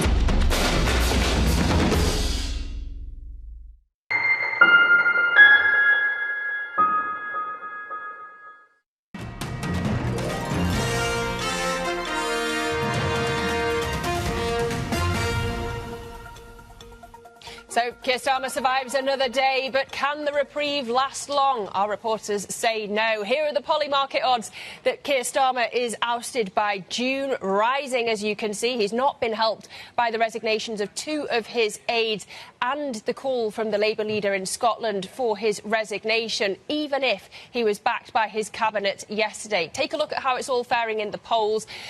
Flip the board over and we have Reform in the lead. They're the light blue line here. The Tories catching up in the blue here with Labour, so closing the gap here.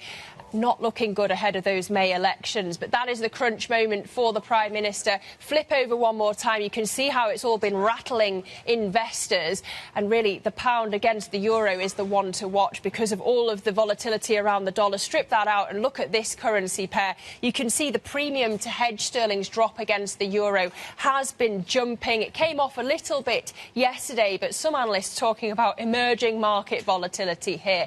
So yes, the moves yesterday paired when it came to gilt yields rising, the pound weakening, but once again, Westminster has a very close eye. The gilt market has a very close eye on Westminster. We also, in terms of the risk events on the docket today, have US retail sales numbers at 1:30 p.m. and in just a few minutes' time, more earnings from AstraZeneca and Barclays. Coming up, we'll be speaking to a slew of execs following those earnings.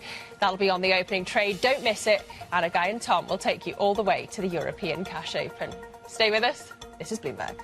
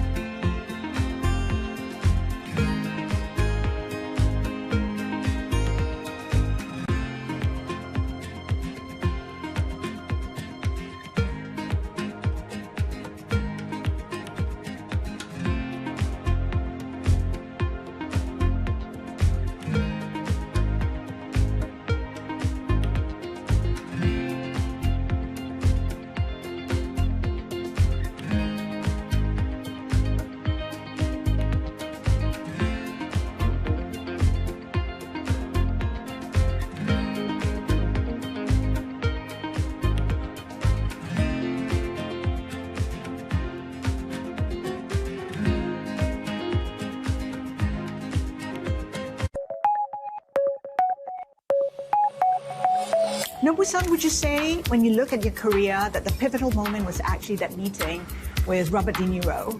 It took him 4 years to convince you to open a restaurant near him. You eventually did, and that started a partnership that has lasted through the decade. You know, I met him 1988 after my first restaurant opened. He asked me to come to open the restaurant in New York. And beginning, I didn't know what he did there. You didn't know he was an actor? No, I don't know what he doing. Because I never watched the movies, you know, I was traveling the business. But of course, after, you know, people, hey, Nobu, so you must know him. And then I understand. How is he as a partner? He's a for me, and a great partner. He understands to my concept. He supports me 100%. But he's a very smart people. Sometimes so strange idea, but it's good idea. So, example, Nobu Hotels idea come from him. He said, "Hey Nobu, so we have a lot of new restaurants coming in somebody's hotel." For him, doesn't make any sense. Then we start Nobu Hotel in Las Vegas 11 years ago. Now it's a big success. So next step is the residence.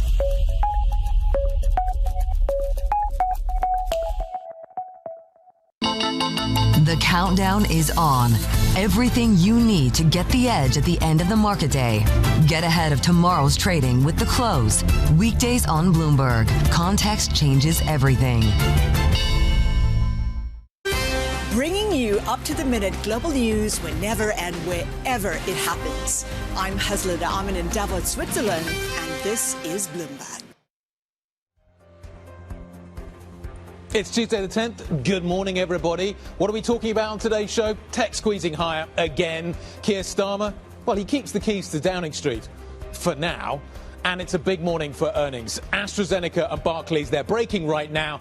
Their CEOs are going to be on the show shortly, Anna.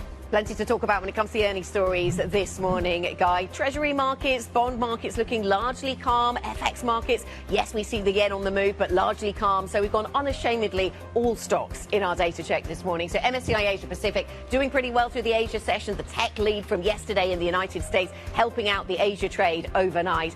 We've seen strength coming through for global stocks, touching new highs for the global stock narrative. We will be moving on to talk about earnings with European futures and S&P futures looking flat to negative. We'll also be trying to turn the corner into some US data, of course, this week. The countdown to the opening trade starts right now.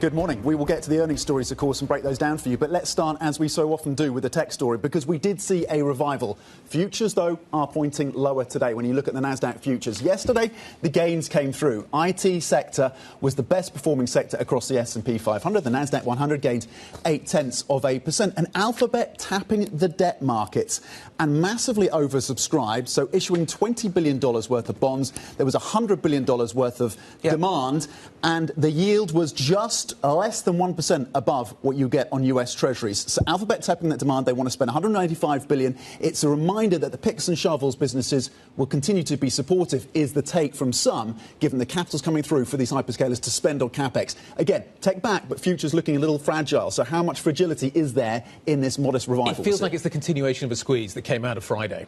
That felt what yesterday's session maybe looked like. The Alphabet story is fascinating. Why are they doing it with the debt markets? Why don't they go to cash flow? What is it that they're signalling that they feel that they need to go to the debt market for this? I don't know, but it feels like a risk. There's an interesting note out this morning on that subject from Richard Windsor. Why, but kind of back to Why wouldn't they if they're only paying 95 basis points above Treasury? Because at some point there's going to be a clear out, and at some point do you want to have a stronger balance sheet? At some point do you want to put your balance sheet at risk at this point? That debt is forever. Particularly, it's for the next 100 years, potentially. Do you want to have that around your neck, or do you want to have a clean balance sheet coming out of this? Yeah, and part of the distinction many were making between now and the dot-com bubble was that this wasn't being done with debt, this was being done with cash. So anything that looks more debty maybe raises that particular alarm bell.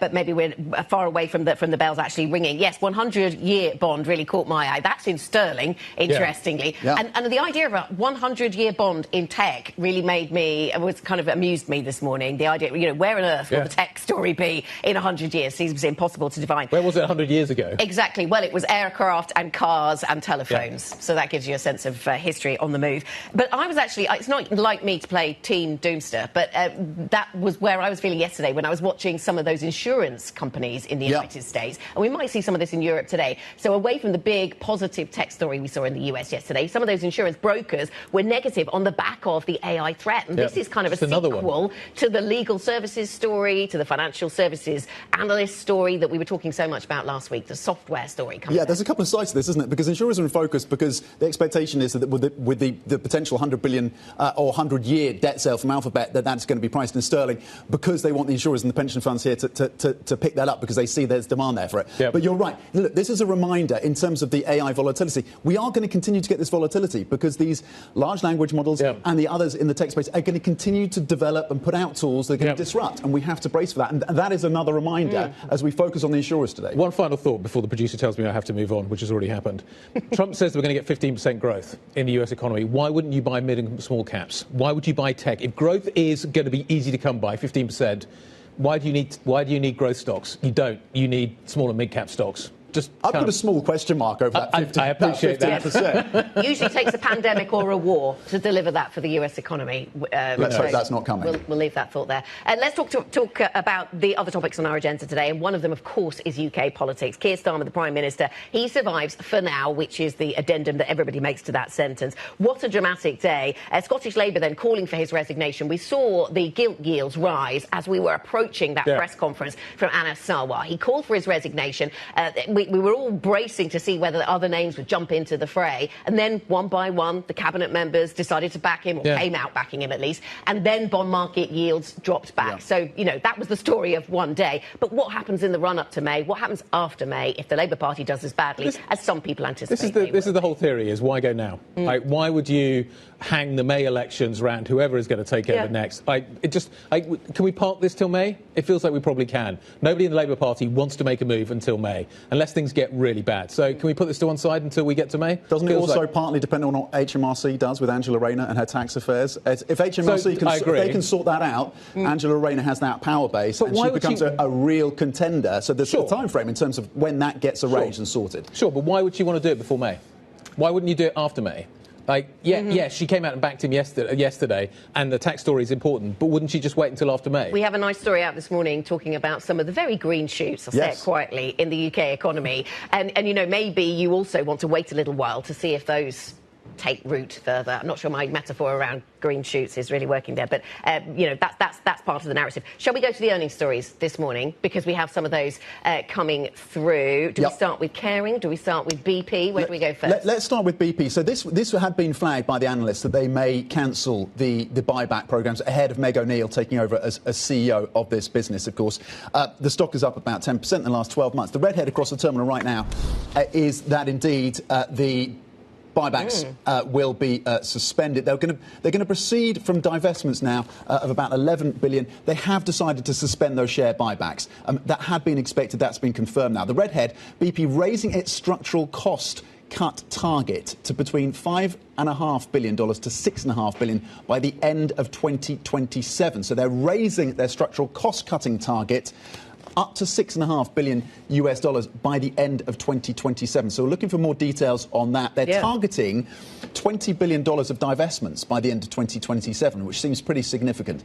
So those are some of the key lines coming through from BP with the earnings out this morning. Quite a lot of news in there, and actually promises in there, given that they are about to have a new CEO. Let's go to AstraZeneca. Fourth quarter core EPS coming in at $2.12. That's actually a touch below the estimate of $2.14. So we'll certainly be looking for further details on that from the CEO when we speak to him a little bit later. The focus was going to be on the guidance, though, so we'll certainly be looking at the full year guidance here. They're now saying 2026 core EPS up by low double-digit %, revenue up by mid to high single-digit %. Is that low ball? Will there be an opportunity to come in stronger than those numbers? US pricing, plenty of big themes to talk about when it comes to the drug sector. OK, let's get to Barclays, figure out what is happening. We're about to talk to Venkat, so let's just go through the numbers quickly. Capital returns greater than 15 billion in the years 26 to 28, on track to deliver 26 targets. Net interest income 3.73, estimate there 3.76. The investment bank has done well. Looks like it's beaten targets. The numbers pretty much in line with what certainly everybody was expecting. CS Venkatakrishnan, the CEO of Barclays, joins us now. Good morning, Venkat. Happy with the numbers? Is this a change of strategy? You're kind of pushing forward in terms of the return that you're going to give to shareholders, but it feels like a continuation of the strategy that you outlined a couple of years ago. Is that the right way of thinking about this? First of all, I'm very pleased with the numbers. Thank you for having me. You know, our top line is 29.1 billion, which is 9% higher than it was a year ago. Our bottom line, 9.1 billion pounds profit, which is again 13% higher than it was a year ago. And all parts of the bank, including the investment bank, firing on all cylinders, ROTE of 11.3%, and capital distribution of 3.7 billion pounds compared to 3 billion a year ago. The new strategy is about acceleration of what we've been doing. So higher returns targets, 14% by 2028 or above that, and 15 billion pounds of capital distributions, more than 15 billion by 2028. So it's an acceleration of what we've been doing. Which bit of the business is accelerating, Venkat? So I'm very happy they're all doing well. And, you know, each of the businesses produced double-digit ROTEs in the last year, and we're expecting them to continue. The strongest performing parts have been the ones that have come from the furthest behind, which is our U.S. consumer bank, which has gone from 7% to 11%, and our investment bank, which has also gone up by 400 basis points in the last few years. So those are accelerating. They're doing well. The rest of the businesses are at high teens, 20s. And what we're expecting to do is to build segment-leading businesses, connected strongly to each other, and we're investing deeply in technology. We're really going to start powering this bank now. Venkat, good morning. We certainly want to get your views on AI and tech. But before we get there, you mentioned the US. What are your priorities for doubling down on the US business and how you compete with the big 5 US lenders? What particularly and specifically will you be focused on? Yeah, so if you look at our U.S. consumer bank, it's essentially a completely digital footprint. We have no branches. We have a digital deposit capability. We are one of the largest partner card offerers in the country. And now we've bought a company called Best Egg, which is a leading direct-to-consumer loan platform, also digital.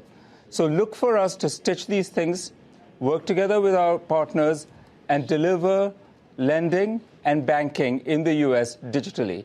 That's how we will compete. It's a disruptive model. And you think you can rival, you think you can compete in terms of the investment banking business with your US rivals? Well, we already are competing very successfully in investment banking with our US rivals.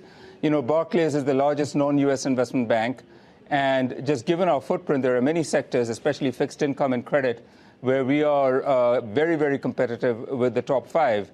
And that has always been the calling card of Barclays. Our prime financing business in equities, I'm standing on the equities floor, is top 5. And so we are extremely competitive, and we look to deepen and broaden that competition, not just in the US, but across the world. Good morning to you, Venkat. You talked a moment ago, temptingly, about investing deeply in technology. You've talked about the way you want to be disruptive in the US, stitching models together and keeping that digital presence. But what difference does the AI push more broadly, globally, maybe more in the UK? What difference does the AI push make to the way you run and operate Barclays? So as you can see when you look behind me, this is an entirely electronic operation. And what AI will do is give us 2 forms of productivity. One is it will make coding, model development, and all sorts of existing manual processes much more automated and intelligently automated. The second thing is once you've got that efficiency, it allows you deeply to personalize your services. We're already doing that on our FX trading floors using chatbots to serve our clients. We're doing this in consumer service and customer service in our US cards business. So look for that deep personalization in financial services. That's the future promise of AI, and we need to realize that. We plan to do that at Barclays. And what does this mean for white-collar jobs? There's a lot of nervousness in the city, no doubt, about this theme, Venkat, but also in all kinds of sectors. We're just coming to grips with who the winners and the losers are from AI. What's your expectation there? Look, there's obviously a productivity element and an efficiency element, but I'm looking much beyond this. I think it's really important as corporate leaders for us to create the right working environment for our colleagues, equip them with the newest technologies, and allow them to be more productive. Done right, this creates efficiency, but efficiency in order to produce better products, design better capabilities, and deliver them better. That is the next frontier, and that's what we have to be focused on. Venkat, what does the banking sector in the UK, what does Barclays want from the next Prime Minister? Well, what we want from all governments in the UK is a commitment to growth and productivity. We think the markets look for stability in financial policy and economic policy, and you can see that in the way the markets are trading. And so what we look for is stability, predictability, and policies that drive growth and support business and industry, and from my point of view, the financial industry. And thinking about the financial industry, Venkat, I wonder if you're anticipating further regulation of the relationships between the financial services industry and government. We're watching, of course, the fallout politically from the Epstein revelations, Peter Mandelson revelations here in UK politics. I wonder, and the Bank of England governor has talked about a lot of soul searching for the financial services sector about how things happened that happened many, many years ago.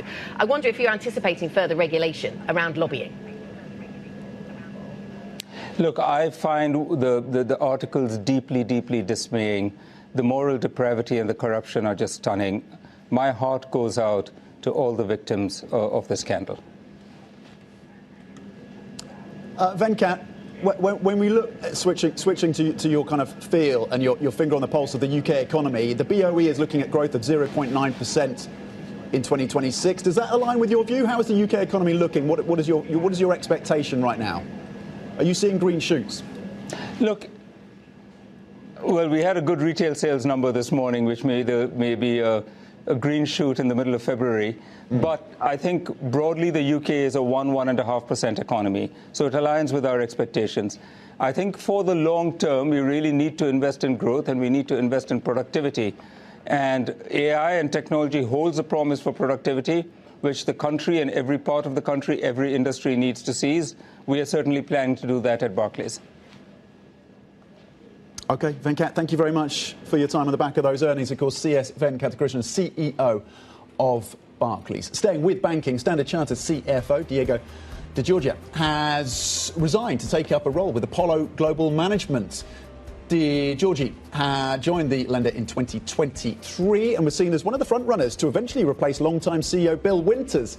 He's going to move to Apollo as a partner and head of Europe, the Middle East and Africa. Standard Chartered says Deputy CFO Peter Burrell will replace De Giorgi on an interim basis as the firm seeks a permanent replacement. For a stock to watch this morning. Yeah, absolutely. Yeah, Bloomberg recently spent quite a lot of time with him with the CFO show. Still, coming up on the programme, we will bring you more detail on one of today's biggest European earnings stories. AstraZeneca CEO Pascal Soriot will be with us to discuss all things pharma, US pricing, growth, oncology perhaps, certainly obesity drugs will get a mention. Plus, we will cover the luxury sector after Kering reports Gucci sales tumbling in the fourth quarter, albeit in line with estimates. Up next, we'll dive into markets with our MLive team and take a look at the US as President Trump says his Fed chair nominee Kevin Warsh can stoke the economy to grow by an incredible 15%. If you have questions, if you want to get involved in any of these conversations, IB plus BBTV Go is the function to use on the Bloomberg terminal. This is Bloomberg.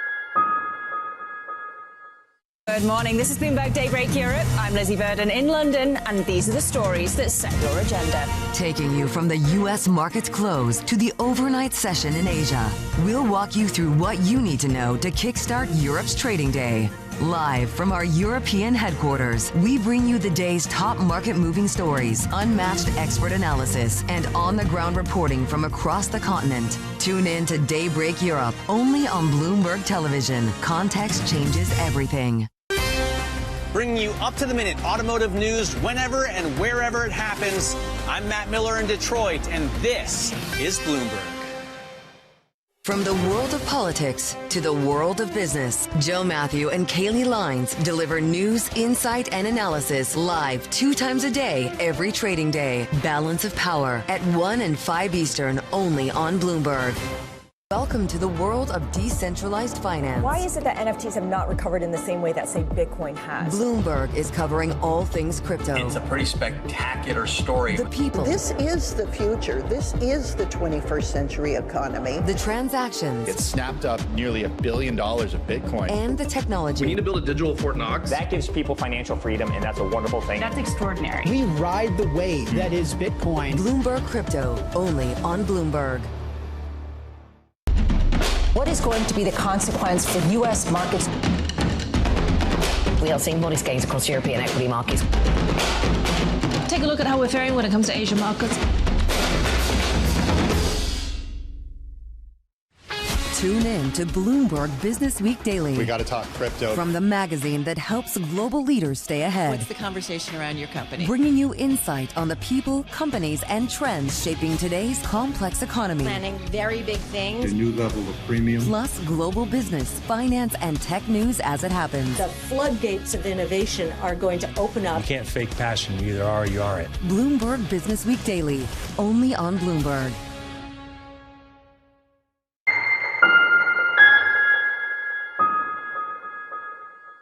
Season is here. Europe's most valuable companies kick off earnings season. Bloomberg is first to break the numbers. Some breaking news from First Abu Dhabi Bank. So Shell, SAP, Total's in the mix there. You're bringing all the fun today, Guy Johnson. With the smartest insights. How are you feeling going into earnings season? We are still confident that we can deliver to that acceleration of total revenue growth. Give me a sense of what you're most optimistic about. I really expect a very strong Q4. Continuing coverage on Bloomberg.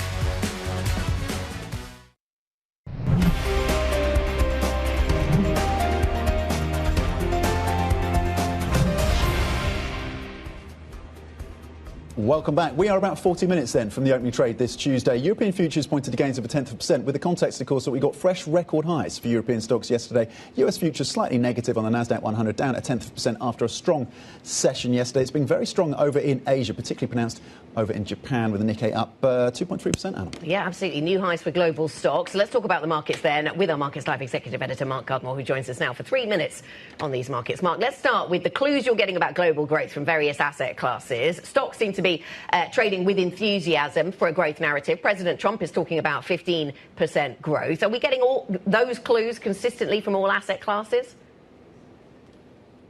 No, Anna, I'm super confused by the price action this morning. I think the news flow this week was very negative for long-end bonds. Not just the Taikechi election victory, but of course we have political problems in the UK. We have the fact that, Trump's talking about Warsh, getting growth up to 15%.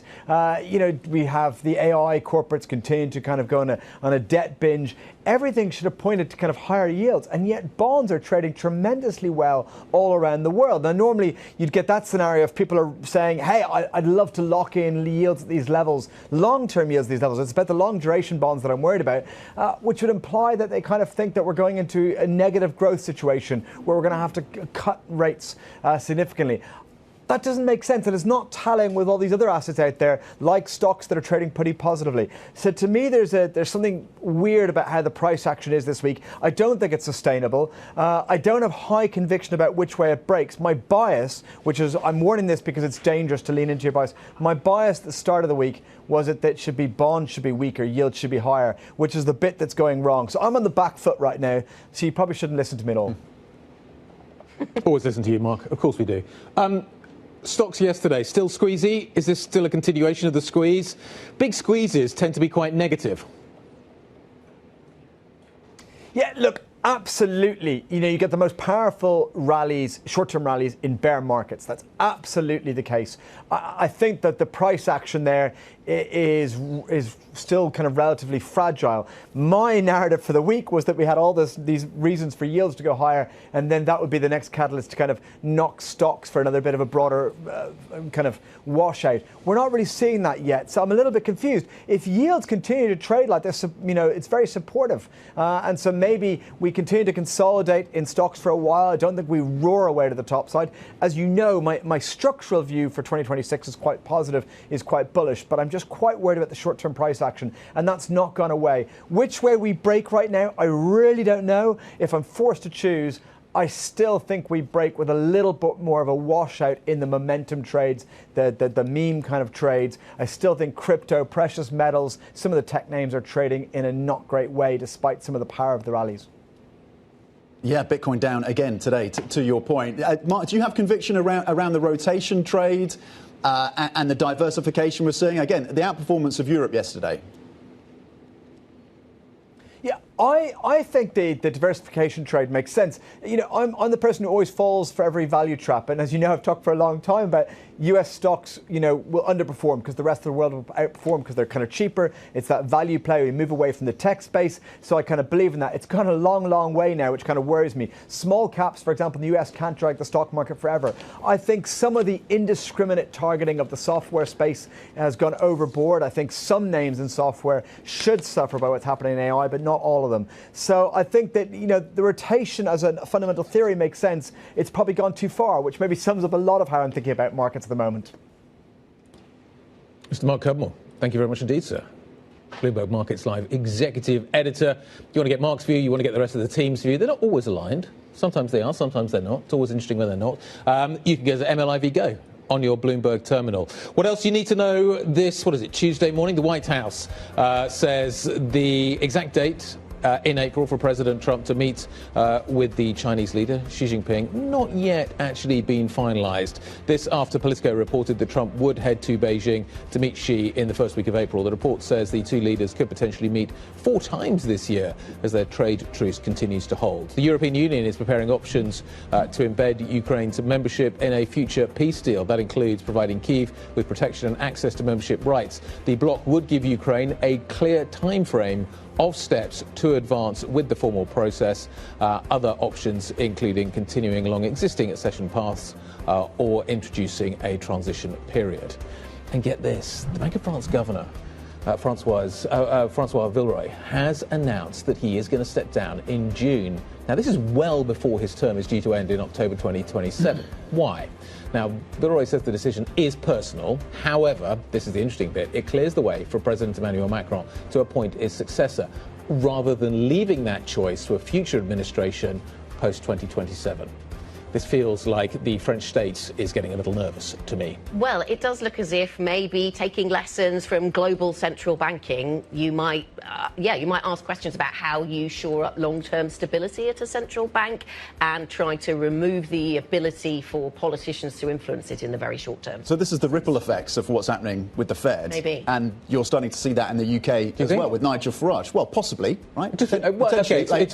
Central bank maybe that's the inspiration. If that reporting is it's trying to make sure that Le Pen doesn't get her arms around the French central bank, which is basically what you're saying. But they're trying to Le Pen-proof the Bank of France, which is an amazing thing to try and do. Yeah.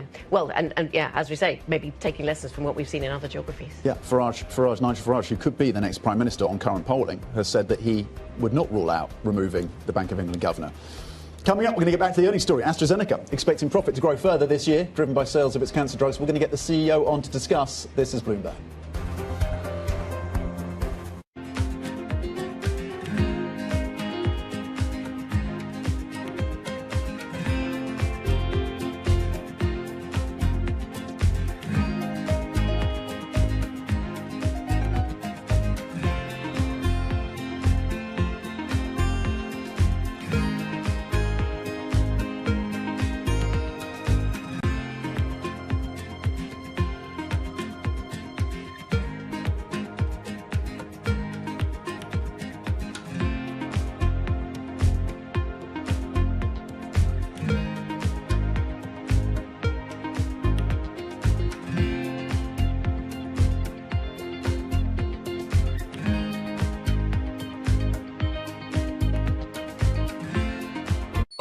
Asia is at the forefront of some of the world's biggest stories. I'm Sherrian in Tokyo.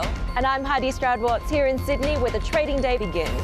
We're here in the center of all the action to get you set up with the numbers, news, and knowledge you need for the day ahead. The demand is indeed recovering. We've been waiting for this moment. The opportunity of a century. Join us on Bloomberg The Asia Trade. Weekdays only on Bloomberg TV. Context changes everything.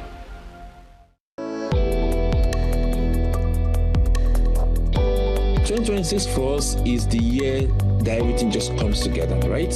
We're not just moving money. The last decade, literally, we've been the race for Africa's growth, right?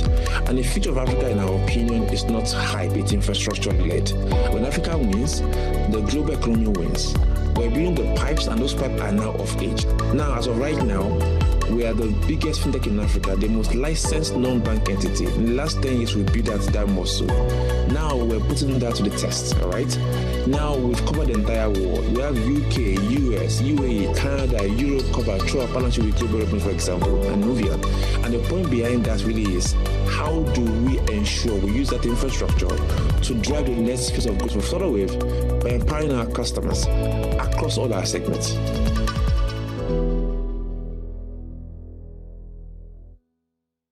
It's the world's second largest economy with a growing influence in global affairs. Bloomberg The China Show brings you the unmatched expertise you need to keep track of breaking news, in-depth market analysis, and the most influential newsmakers in and around China. We need to do more to engage the market more. We're risk on. I think we caught a little sweet spot. Massive savings right now. It's already a different game. Bloomberg The China Show. Weekdays around the world, right here on Bloomberg. Context changes everything. Bringing you up-to-the-minute geopolitical news whenever and wherever it happens. I'm Stephen Engel at Japan's Akasaka Palace in Tokyo, and this is Bloomberg.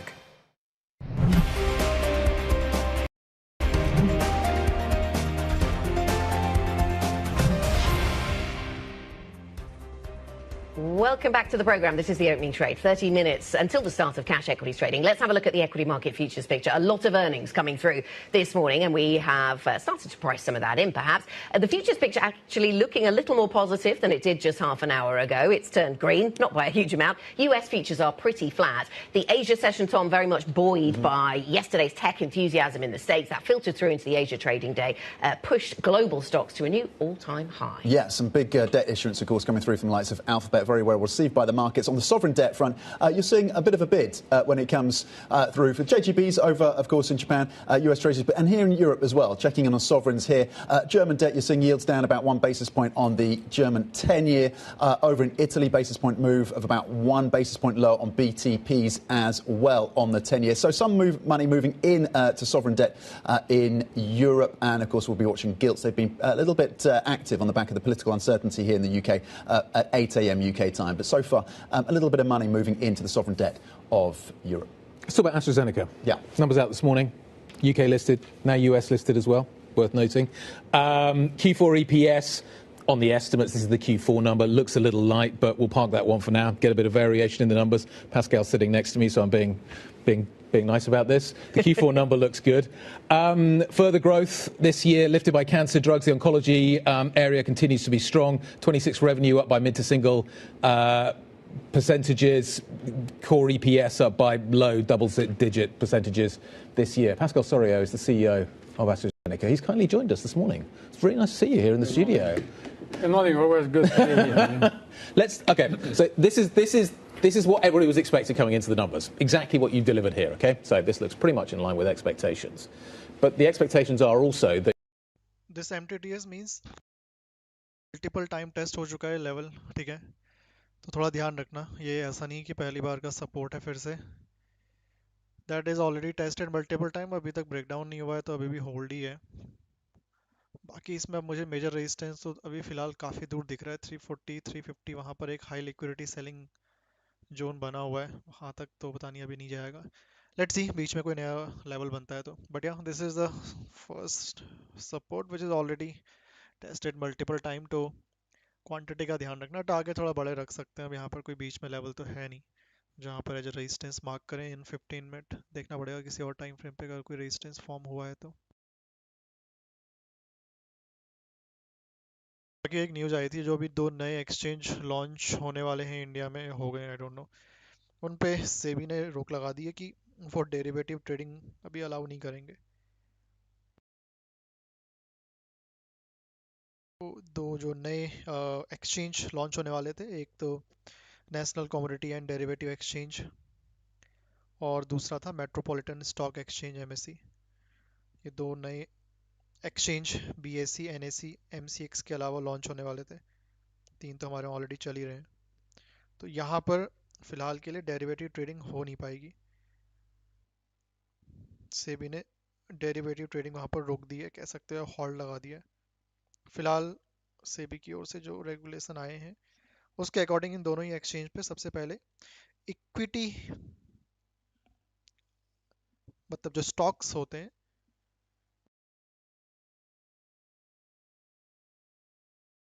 Stocks के share के by और cell directly, मतलब stocks by cell में ही पहले इनको कहा गया है कि आप उसमें बेस बनाएं, डायरेक्टली ऑप्शन सर्विसेज प्रोवाइड ना करें। सो ये थोड़ी देर पहले का अपडेट है।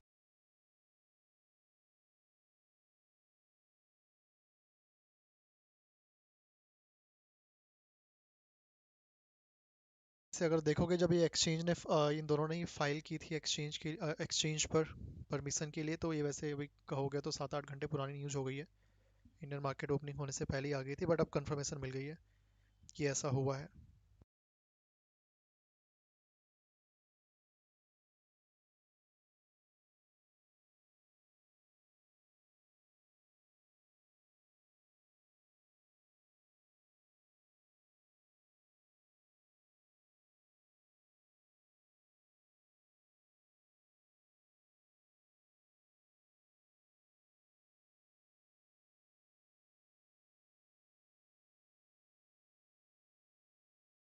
Indian market regulator has stopped the country's two newest exchange from offering trading in equity derivatives and has asked them to build up their share trading business first।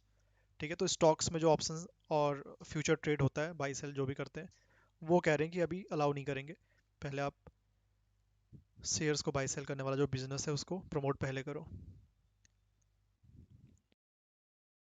CDEX predominantly trades agricultural commodities while MSC mainly offer currency derivative and has very thin equity volume.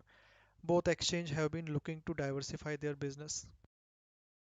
SEBI's decision underscore continues caution over India's sovereign equity derivative markets where premiums are now roughly twice the size of the cash market.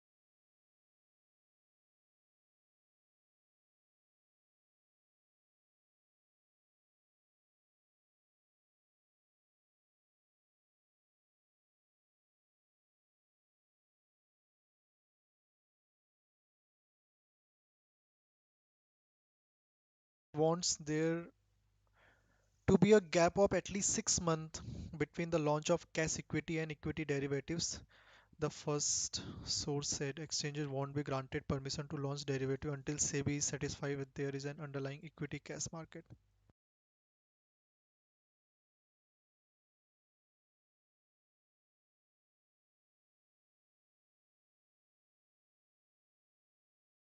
Thirty होने वाला है, New York session से पहले London session open होगा, थोड़ा ध्यान रखना। Market में give some volatility after 1:30 PM IST.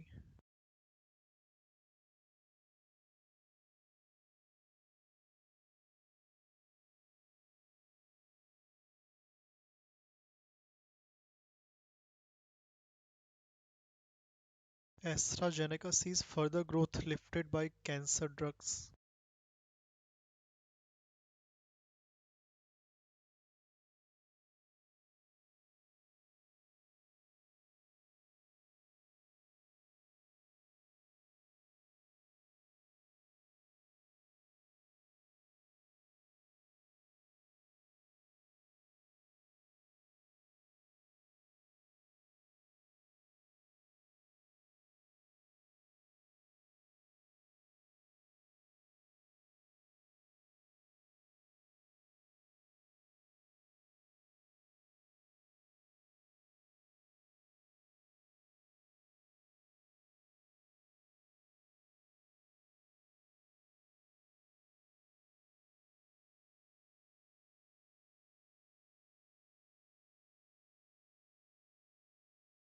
India in talk over critical mineral deals with Brazil, Canada, France, Netherlands, sources says.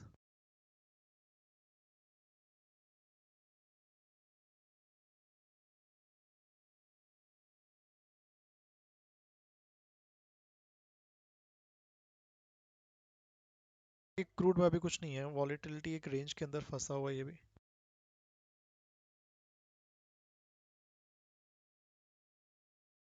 But protects the industry. What's the scale of that rebalance between Europe and the US? Well, I mean, first of all, there's an immediate effect on so-called Medicaid. Medicaid is the insurance for the poorer people in America. And so we will give immediate rebates this year, aligning prices in the US to European prices.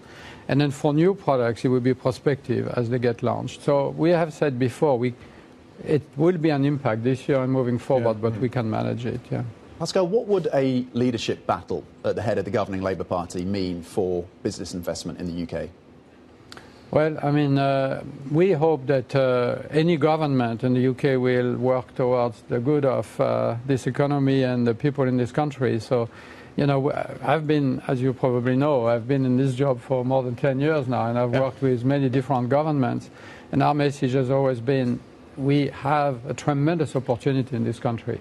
Fantastic academic science, great universities. We need to transform this in economic value.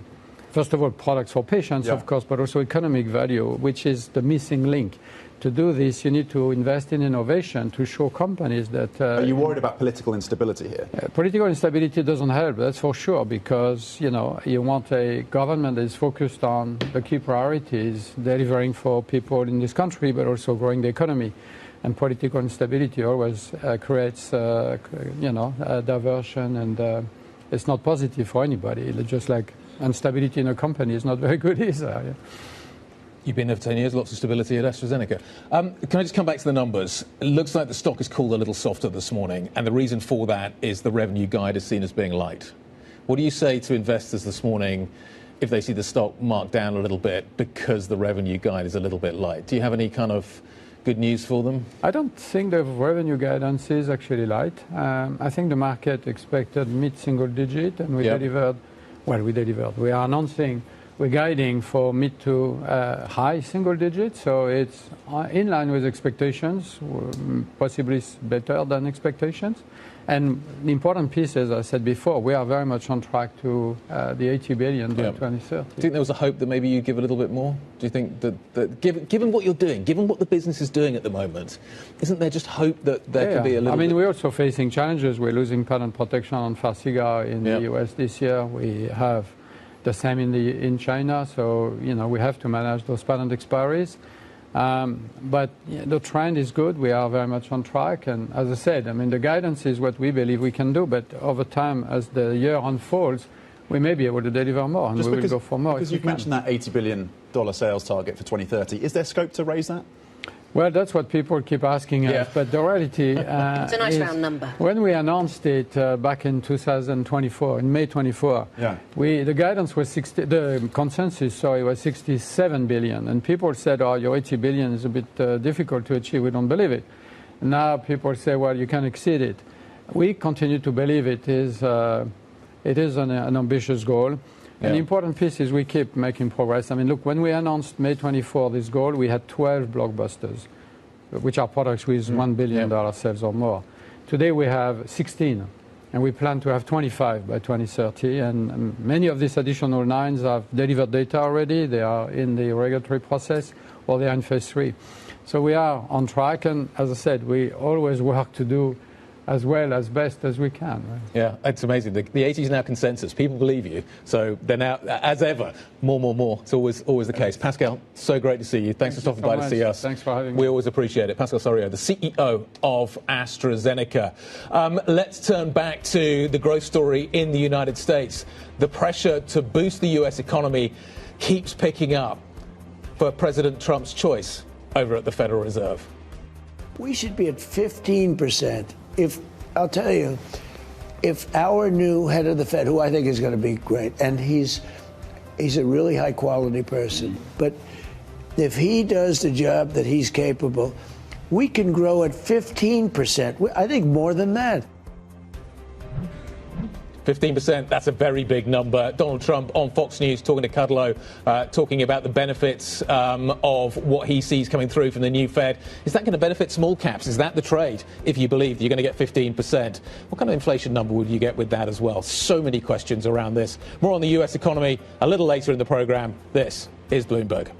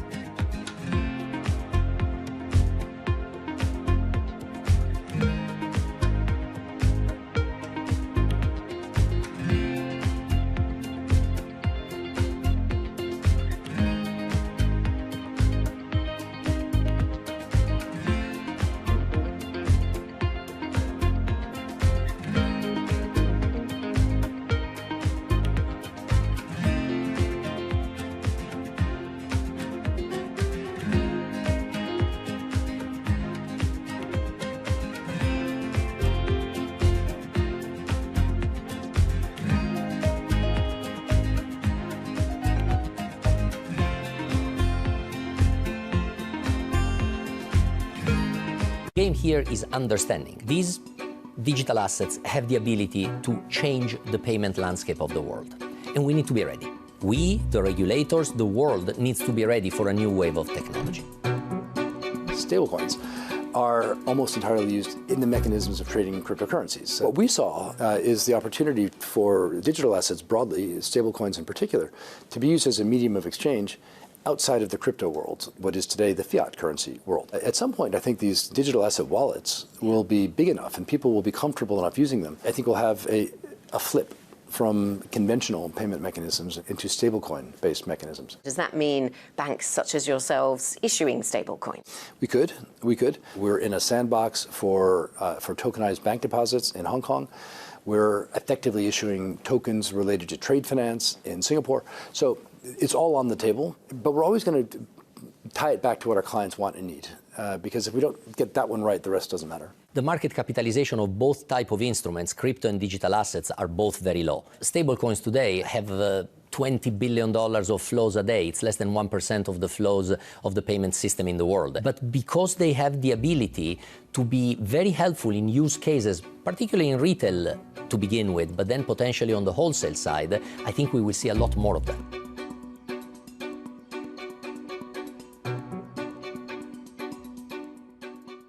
Why do the biggest names in business choose Bloomberg Television? That's a great question. It's a very good question. Interesting question. Good question. Great question. I so appreciate that question. You certainly ask interesting questions. Bloomberg Television. Top experts, great questions. Get your fixed income fix. Watch Bloomberg Real Yield around the world right here on Bloomberg. Context changes everything.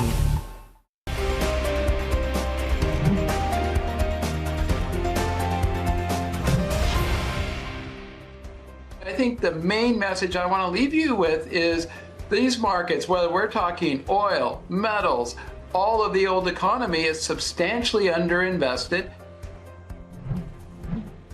That was Jeff Curry, Carlyle Group Chief Strategy Officer. Meanwhile, African mining ministers and industry executives are descending on Cape Town this week for the continent's biggest natural resources conference. Africa Mining Indaba has emerged as a major battleground for influence over critical minerals. Let's bring in Bloomberg Chief Africa Correspondent and anchor Jennifer Dabasaja, who is standing by with a guest. Jen. Yeah, that's right, Tom. And we've actually seen mining Indaba growing. This is the biggest Indaba that we've seen over the past few years. And I'm actually standing by with British Robinson, who is the Milken Institute Africa Chair. She's also been here at mining Indaba in different capacities over the past few years. British, great to have you here. Thanks for being here.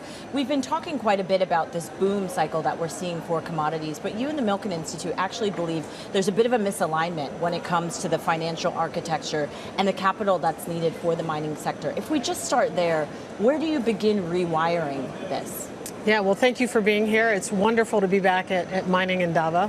I think this year is a very special year. And speaking around the mismatch is that essentially there's so much world demand, significant world demand, but we haven't done enough exploration.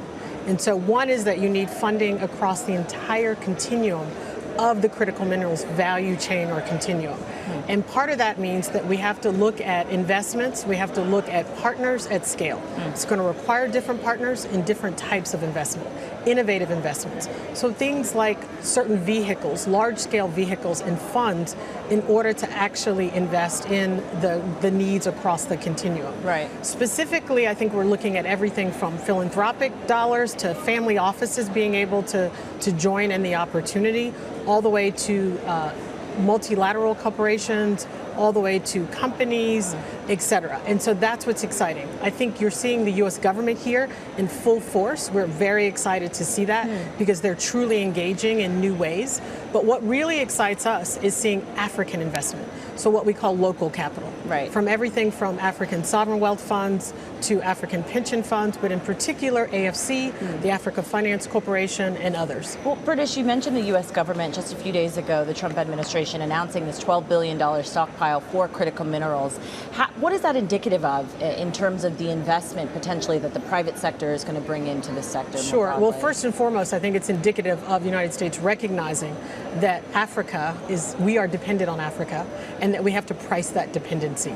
And I think the stockpile endeavor with the US EXIM shows us that we're willing and able to price that dependency, and that there's so much world demand from everything from batteries to EVs to electric vehicles to data centers that we can't sit on the sidelines, that we have to actively engage.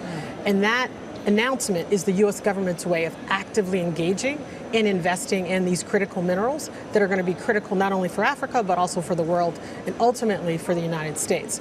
So we don't have a lot of details on it, but we're very excited that the idea, that the concept has been developed.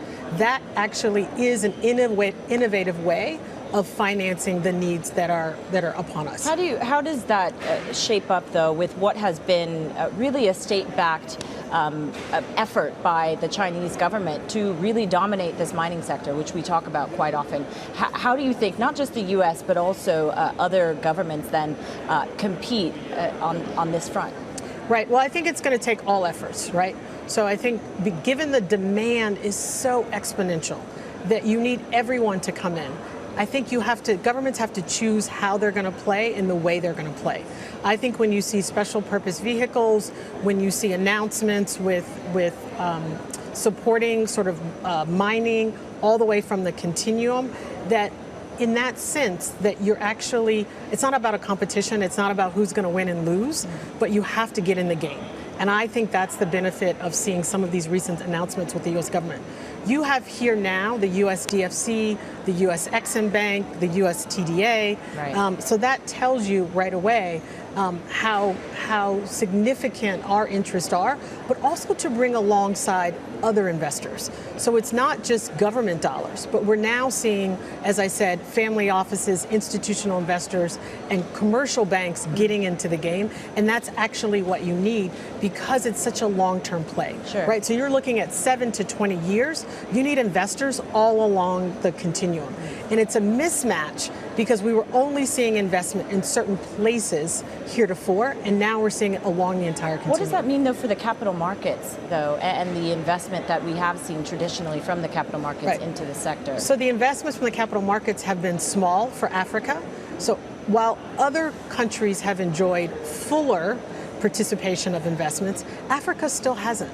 The capital has sat on the sidelines. In the mining sector? In the mining sector. In many sectors, because Africa pays a risk premium. What's wonderful about this moment in time, in this current Indaba, is that we're seeing the capital markets stand up, take notice, and say, wait a minute, we may not want to invest across the entire continuum, but there are places where we think we can invest that make sense. The other piece I think is really important. You cannot do critical minerals without water and without energy, without ports, rails, and roads. Infrastructure. Folks, if they don't want to invest in critical minerals, can actually invest in infrastructure. Absolutely critical to critical minerals, right?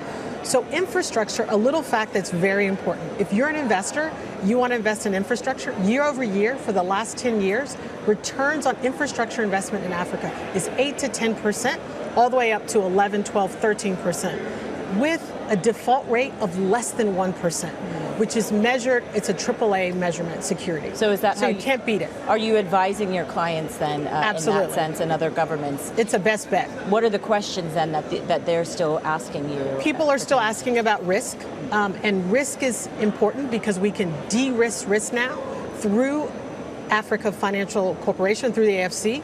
We can de-risk through the US DFC. We can de-risk through Exim. So now we have instruments that are going to do that first loss or do that guarantee or do that local hedging around currency issues that's going to make it safer for investors, but also make them feel more uncomfortable. And I think that's what the news is today, is that now that hedging, that de-risking is available where it wasn't fully available heretofore. British Robinson, great to have you here, Milken Institute Africa Chair, joining us here at Mining Indaba. I'll send it back to you guys. Thank you. Jen, thank you very much indeed. Let's get back to what's happening in terms of the debt sales coming through from Alphabet. We talked about the fact that they had a successful sale of $20 billion in terms of US dollar bond sale, which was oversubscribed. Now a redhead across the terminal. They have started selling a multi-tranche debut of a Swiss franc bond.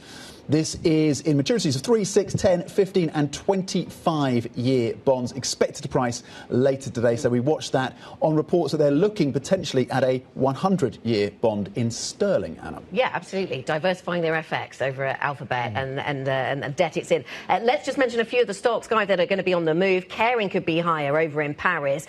The London market could be divided by Barclays going higher, but BP going lower on the back of some of the earnings stories that we've had. Looks like Astra could be a little softer as well, not by much, but maybe just a touch lower in terms of maybe what the guidance has looked like driving that move down. You've also got Phillips out this morning. There's a number of there's lots of other numbers out this morning. It's going to be interesting to see whether we get a few surprises on any of these data points. Yeah, absolutely. The Phillips share price have certainly seen the expectations that goes higher. Right, we'll be back with the market open. Futures are pointing higher as we start to factor in some of these earnings stories this morning. This is Bloomberg.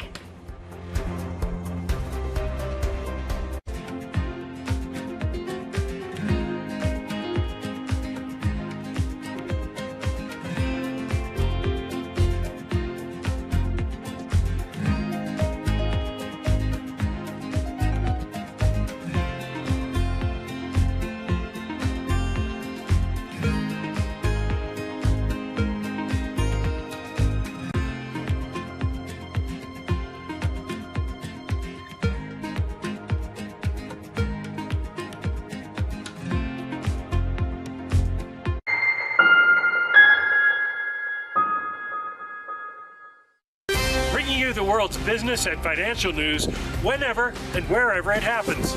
I'm Michael McKee at Mount Everest, and this is Bloomberg. Key investors, top executives, global innovators. Join me for in-depth conversations with the biggest newsmakers on the day's top stories. Insight with Haslinda Amin, only on Bloomberg. The Middle East and Africa regions are home to some of the biggest deals and fastest growth in the world. Vibrant resources and high-yield investment opportunities abound. I'm Jumana Versace. Join me on Bloomberg Horizon's Middle East and Africa for the stories, newsmakers, and insights shaping the decisions of traders across this exciting region. You had heightened levels of volatility. There's still room to maneuver. We do see opportunities. It allows you to increase significantly your net income. Every trading day, only on Bloomberg.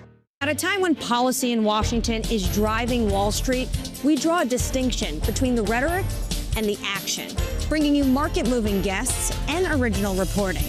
This is Bloomberg Surveillance. The world's most powerful investors don't ring a bell. They quietly reshape entire industries. This is the money shaping the world. The Dealmaker Playbook, where power and billions of dollars change hands every day. From private equity and credit to venture capital and M&A, we bring you the inside scoop on the biggest deals and debates, plus exclusive conversations with finance's ultimate insiders. I'm Danny Berger, and this is Bloomberg Deals. Every week, only on Bloomberg Television. U.S. jobs numbers are released. Bloomberg has the report under surveillance with crucial data and expert analysis at terminal speed. Nobody covers jobs day like Bloomberg. The Trading day is about to start. And you're already looking for that edge. The opening trade brings you everything you need to know as markets open across Europe. Let's talk about the significant risk transfers to find space in their balance sheet. Hedging some of that risk. You could look at it the other way. Obviously, this stuff is risk-weighted. I would much rather be long than be short. We're in a kind of sweet spot. Very, very strong alignment. 3 revolutions in 1. I'm Guy Johnson. I'm Anna Edwards. And I'm Tom McKenzie. This is your opening trade. Every trading day, only on Bloomberg.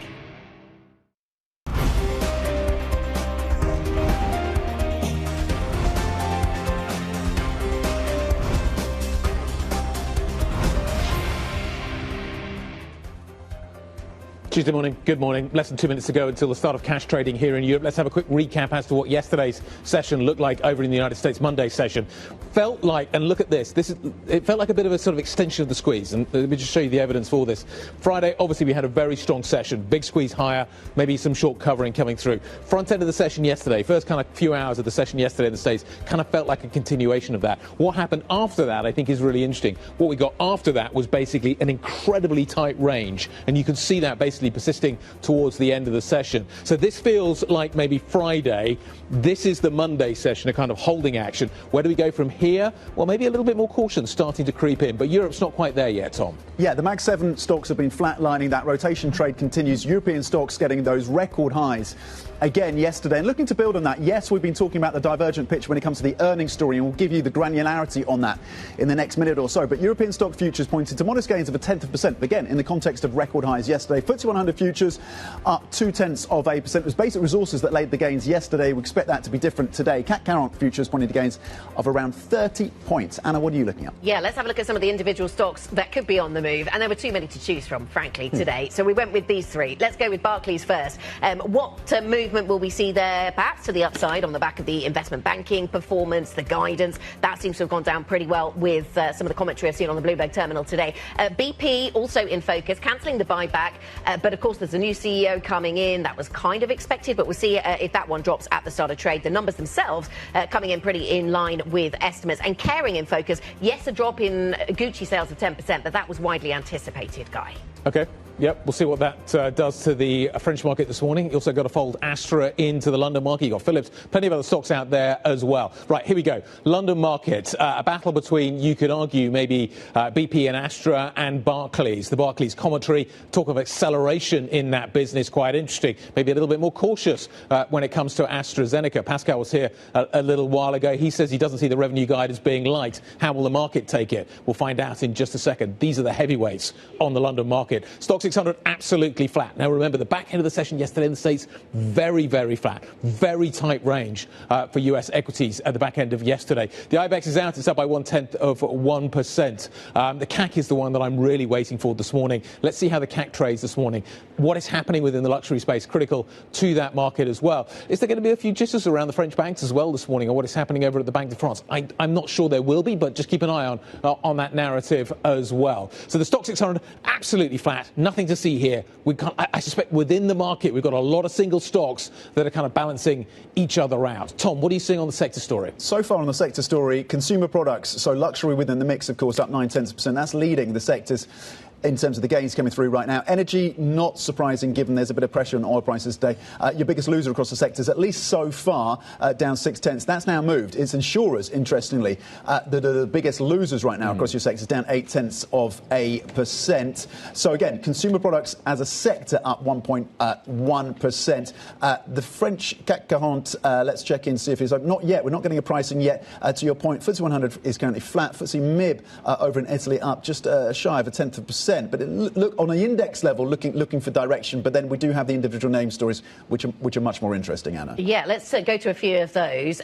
So starting with the top of the gainers board, I suppose. But consumer products and services, you mentioned that's the best performing sector, being lifted by Tool, the company that makes those things that go on top of cars. That company had earnings out this morning, and that stock is up by 10.4%. You mean roof boxes, don't you? That's what I mean, and things that carry skis and bikes, and all the others. Insurance, yes, Tom, you mentioned that one is at the bottom, and it's kind of difficult to translate the weakness that we saw on the back of the insurers yesterday. These were insurance brokers in the States that dropped yesterday because of this new tool, Insurify. But I wonder if there is some read across from that into the London market. A couple of those that dropped yesterday in the US listed, but actually London-based insurance companies. So there's sort of already that theme translating across the Atlantic. But we do have then insurers to the bottom of the basket today. But BP also under pressure. Astra's down, but not by much. Down by 0.2%. And actually, it looks like the initial sell is coming kind of out of the stock fairly quickly. It is interesting. Names like Allianz are under real pressure this morning. Yeah. Down by circa 2%. Is it kind of? Is this a sell first, ask questions later? I don't know how this new piece of technology precisely. Yeah. And that would feel like a continuation of what we saw last. Kering's just opened. Kering is up by 13%. There we go. Look at that. Look at De Mayo. There we go, with the restructuring. And he says there's still work to do, but he's got a track record of turning companies around. Yeah, and the market rose a lot last year on the back of that, but actually the stock's been losing a lot of that ground this year. I think it was up 25% in 2025 and lost some ground in January, but turning things around this morning. Let us put all of this together. We're joined by Max Ulier, who's European Equity and Cross-Asset Strategy Head at Deutsche Bank Research. Max, really nice to have you with us. I want to dive into one or two sectors here because I just think they're so interesting. We're seeing some weakness coming through in the insurance space this morning, and we were all following the story in the States yesterday around Insurify, and maybe this is the latest in a series of disruptions to stock market investors when we're trying to identify losers from AI. Last week it was legal services, it was software broadly, it was financial services, analytics.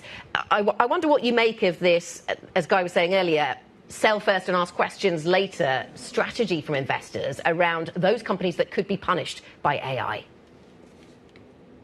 Good morning, and thanks for having me. I think it's kind of funny because just until recently the discussion was whether insurance is going to be one of the big winners from AI, so this is completely turning around. I think the discussion on software is premature, probably a few years out until we really see implications. So I think this theme is going to fade, right? Like we've seen some of these AI themes fade over the previous month, right? They create a lot of fear, and then a few months later we don't even remember the theme. So I don't think that that's really so relevant. However, on insurance generally, I'm pretty negative. It's the sector which we like least, because if you look at their valuations, then they're the highest they've ever been in that sector. So for insurance, apart from all this AI discussion, I'm really not a fan. Okay, that's interesting. So, Max, we take those words. That's an interesting contribution to the conversation. So if you're looking for diversification, and I know that's one of the things we've talked a lot about on this programme and that comes through in your notes, diversification, is it all about Germany? You're sitting in Germany. Is it all about small caps in Germany? I mean, where's the best diversification strategy for global stocks right now? That's a good point. So I'm sitting in Germany, as you can see in the back right now. I do think Germany has very good upside. The impulse, the stimulus, just started Q4 of last year. And we just see now really the first results. If you look at GDP growth in Germany, that was a lot better than expected. If you look at manufacturing order intake in Germany, that's a lot better than expected, up 8%. And investors don't yet give credit to Germany, right? So it's very early days to understand that. So people need more confirmation. But I think it's still astonishing that macro people haven't really stepped back into Germany. If you look at ETF flows, they're basically flat. If you look at single stock flows, they're actually improving, and people are looking for single companies within Germany, which is pretty helpful. And the ones that we like most, they're actually up 50% over the last 10 months. So things are happening, and Germany is really one of my favorite places within Europe. Very tactically, we actually don't recommend to move out of the US. Tactically, not longer term, we can discuss the longer term diversification themes in a second. Short term, if you look at earnings, they're just stellar in the US. If you look at GDP growth in the US, short term, it's just stellar. So very short term, we actually like the US better. But then all the risks that are associated with this growth are very much US-centric, right? You discussed the AI theme. We've seen what happened in software last week in the US. Government interventions, you mentioned those. So there's a lot of stuff that's making us nervous about the long-term outlook for the US. And we see sharper drawdowns in the US compared to Europe, especially Germany. So if you want to alleviate all of those risks, go to Germany or go to Europe, or go to sectors like quality that you've mentioned just a second ago, where valuations are kind of fair. We actually don't expect them to benefit a lot from the cyclical uptick that we have, but they're all pretty cheap. And we do see those sectors, staples, telcos, and discretionary, we see those really improving and doing best when markets are having a hard time. So for diversification, I would probably say Europe over US. Technically, for absolute upside, US over Europe. And for diversification, go a little bit more into quality, which is by now really, really cheap. The US is delivering a pretty big fiscal push right now. Germany's doing the same thing, but the US is as well. Can I just come back to this sort of short-term, long-term view? When do you want to get out of the United States? What kind of just tactically, can you just kind of talk me through how you see the next 6 months working? Because timing here could be really interesting. Yeah, so if you compare the two, it's actually, can hardly compare it. For example, in Germany, we have this accelerated depreciation. So you can write off 30% of your capex in year 1, another 30 year 2, another 30 year 3, which is a big improvement from what we've had in the last 20 years. Right? So that's really something big. We see the fiscal coming in. By the way, the fiscal in Germany is purely on investing and not on social spending, so also very good, but it's a plan for the next 10 years. So it's coming very, very slowly.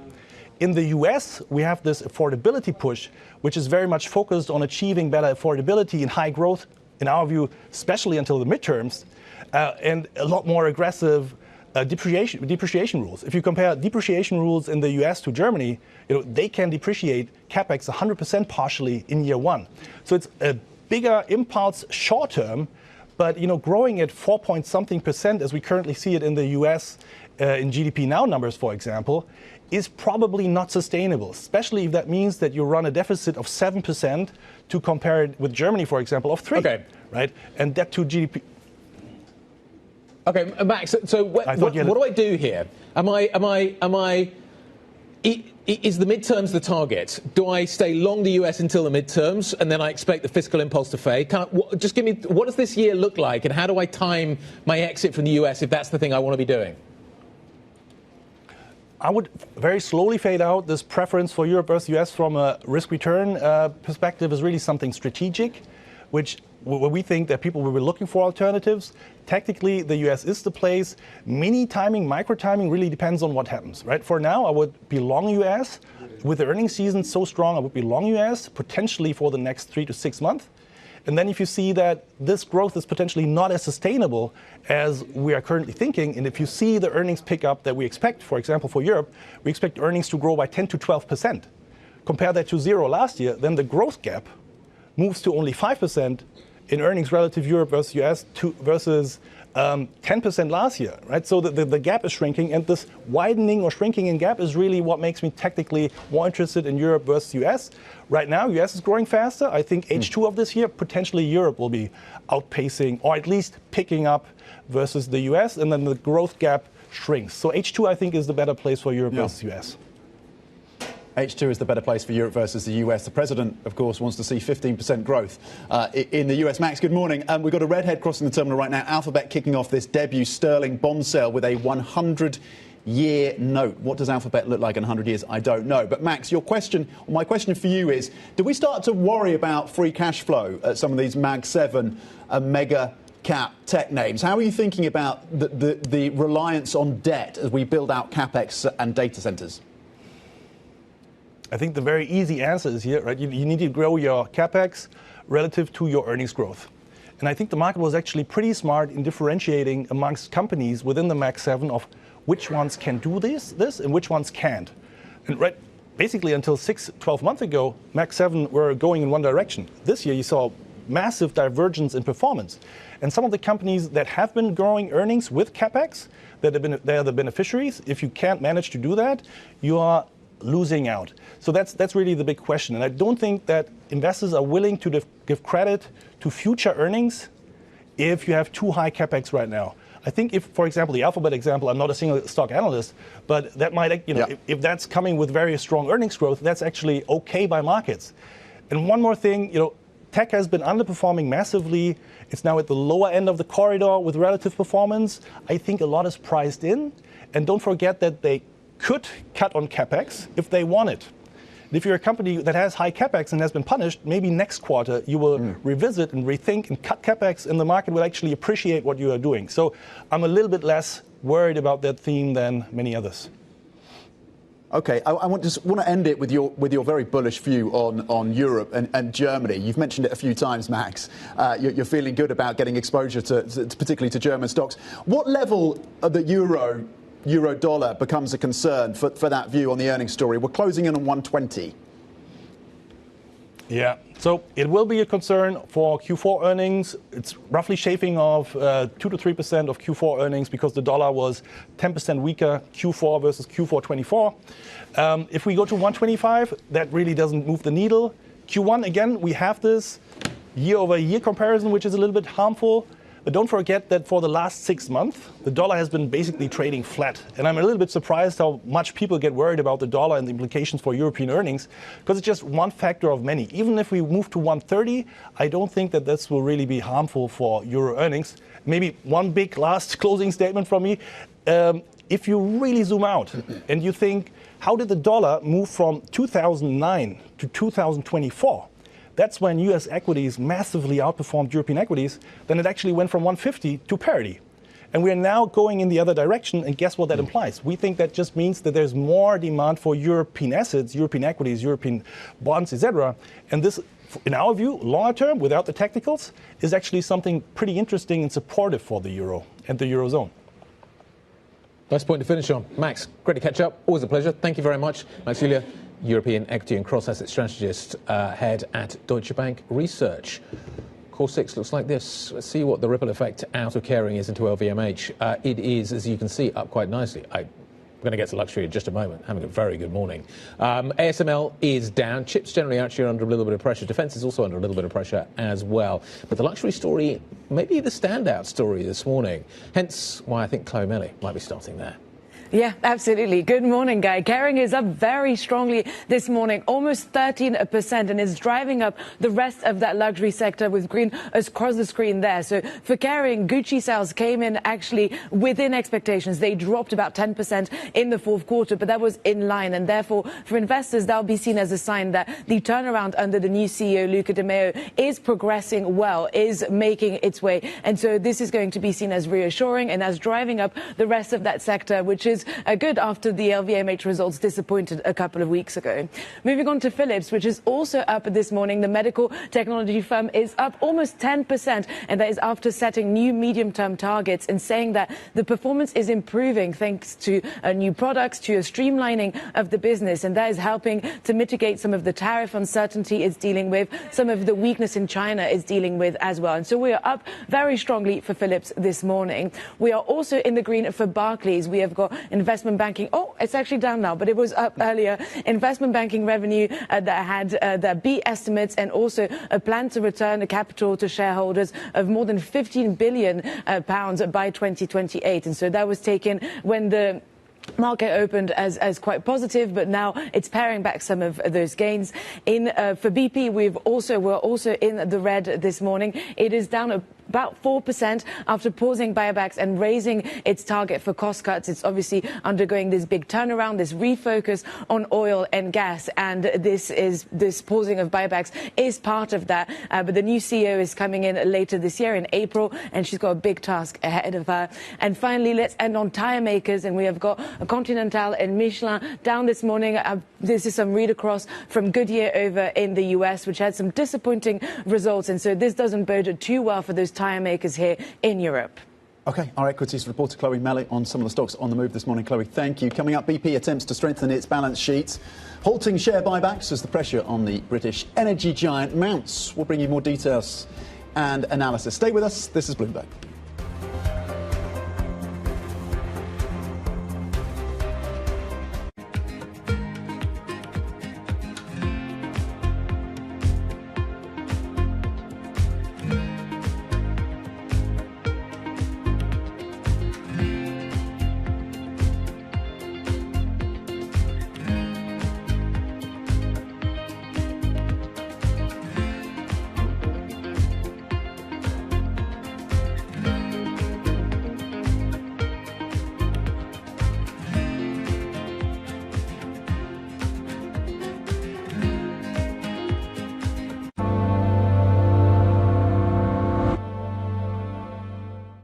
Good morning. This is Bloomberg Daybreak Europe. I'm Lizzie Burden in London, and these are the stories that set your agenda. Taking you from the U.S. market's close to the overnight session in Asia, we'll walk you through what you need to know to kickstart Europe's trading day.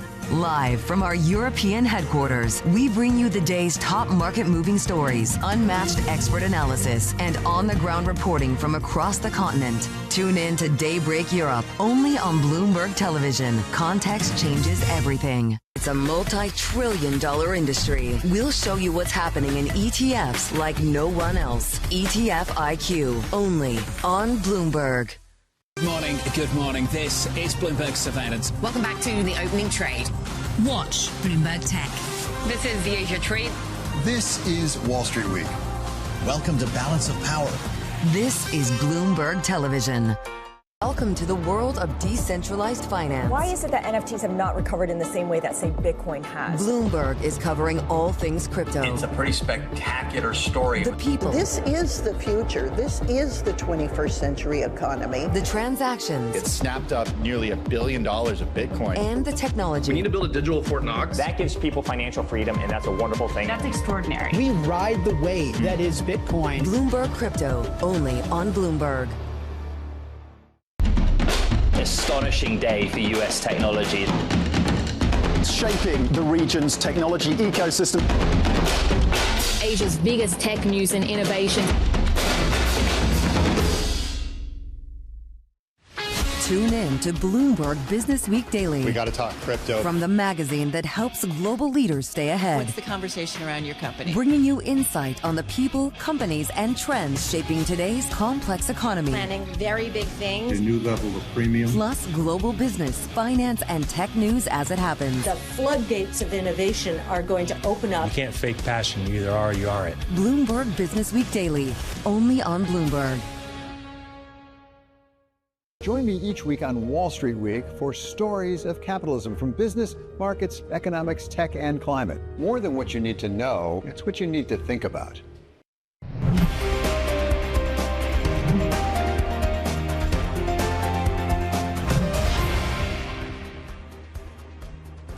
We'll be 19, 20 minutes into the session. BP's down 4.3%, halting its share buyback, raising its target to cut costs. This amidst rising pressure, of course, on the British energy giant to deliver a turnaround. Let's speak to Alaric Nightingale, who leads our EMEA oil trading coverage. Good morning. Market doesn't like this. Market doesn't like the buyback story. What else is going on?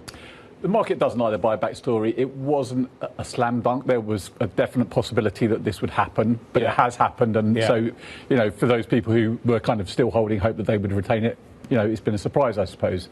At the same time, they're taking their medicine. They are sorting out the balance sheet. They are getting things into a better position, maybe if they want to start to try and put some capex into upstream later on.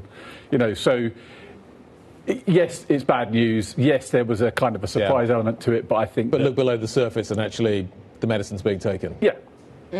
And the medicine's being taken in the form of some cost cutting as well, even though we're still waiting for the new CEO to come in, aren't we? So what do we take away from the cost cutting story? Well, the cost cutting, actually, there's an element of that that's to do with Castrol, which was a known thing. So if you take that out, actually the cost cutting, I would say, hasn't been that severe yet.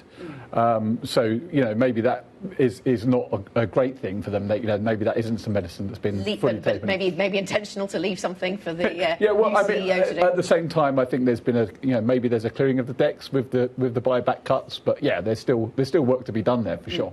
Meg O'Neill, the new CEO, the incoming CEO, she takes over when?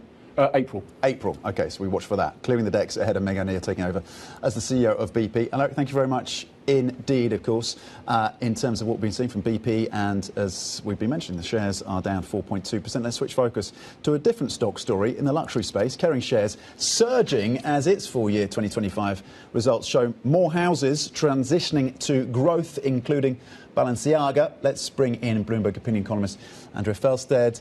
Andrea, what is leading to the upside for the stock price? Why is there so much enthusiasm for Kering on the back of these earnings? It seems that Gucci wasn't quite as bad as feared. The results weren't quite as bad as feared, you know, full stop. And they were a little bit more optimistic on the Chinese cluster, which is obviously one of the key drivers of luxury this year.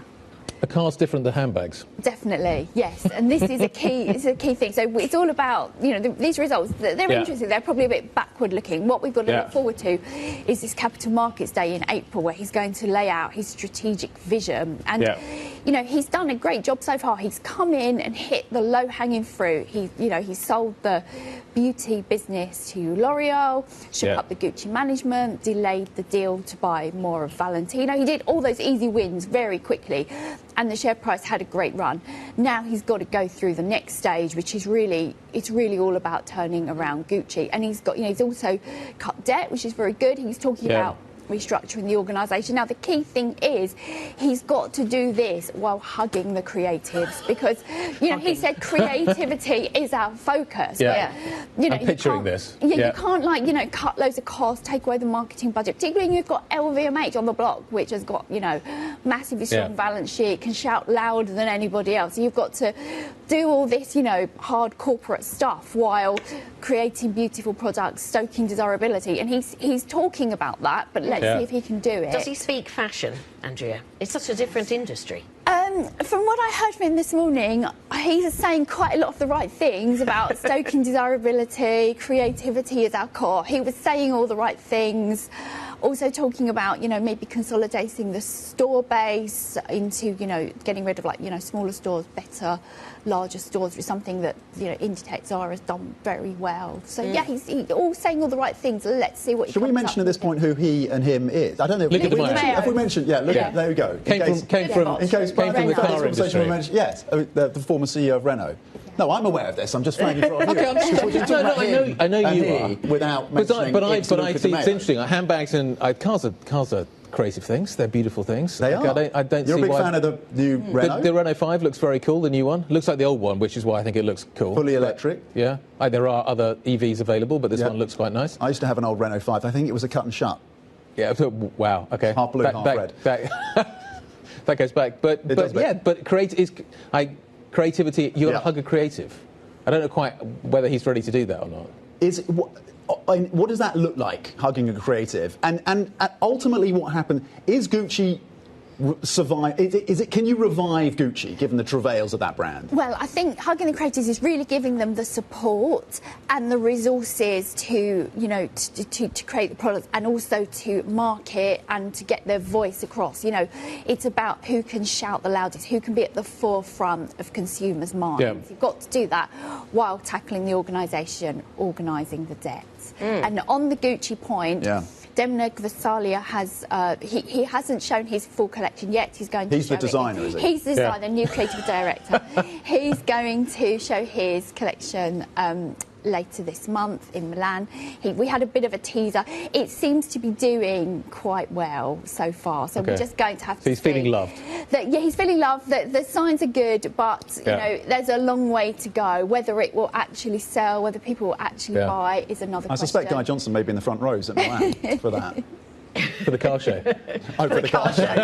That's definitely the case. Andrea, we're watching lots of sporting events at the moment, and I'm wondering who's doing well out of these. I've seen all kinds of labels on the slopes over at the Winter Olympics. There was the Super Bowl, and I know you were writing about Zara yesterday and how you think they've done pretty well with the push into the US there. Who's making the right moves around sport? LVMH has been the biggest driver into sport. It really has made. They did the Olympics a couple of years ago. They've done the F1 sponsorship. They are really driving into it. So they've got I think they've really got the edge there. But everybody will get in. Ralph Lauren, dresses the US team. Yeah. So. The biggest shock here is that Anna's watching sport. Let's just point. It's a very big deal.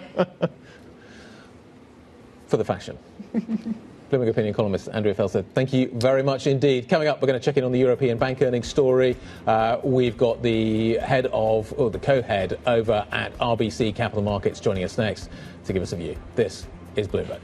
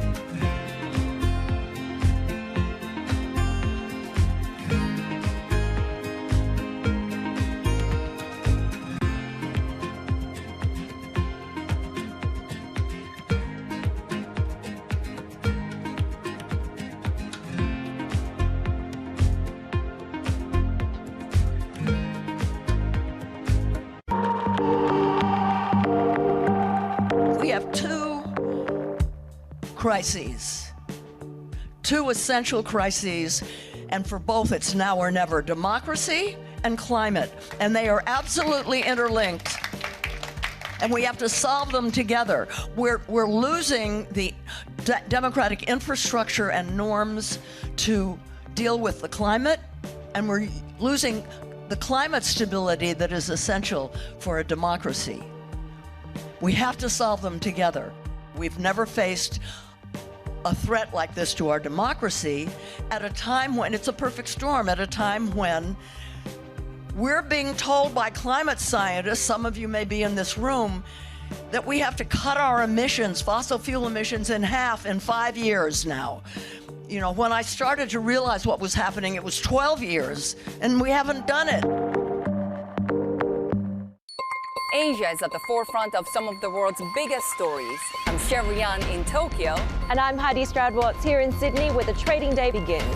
We're here in the centre of all the action to get you set up with the numbers, news and knowledge you need for the day ahead. The demand is indeed recovering. We've been waiting for this moment. The opportunity of a century. Join us on Bloomberg The Asia Trade.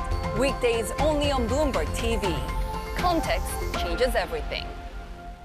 It's the world's second largest economy with a growing influence in global affairs. Bloomberg The China Show brings you the unmatched expertise you need to keep track of breaking news, in-depth market analysis, and the most influential newsmakers in and around China. We need to do more to engage the market more. We're risk on. I think we caught a little sweet spot. Massive savings right now. It's already a different game. Bloomberg The China Show. Weekdays around the world, right here on Bloomberg. Context changes everything. The countdown is on. Everything you need to get the edge at the end of the market day. Get ahead of tomorrow's trading with The Close. Weekdays on Bloomberg. Context changes everything.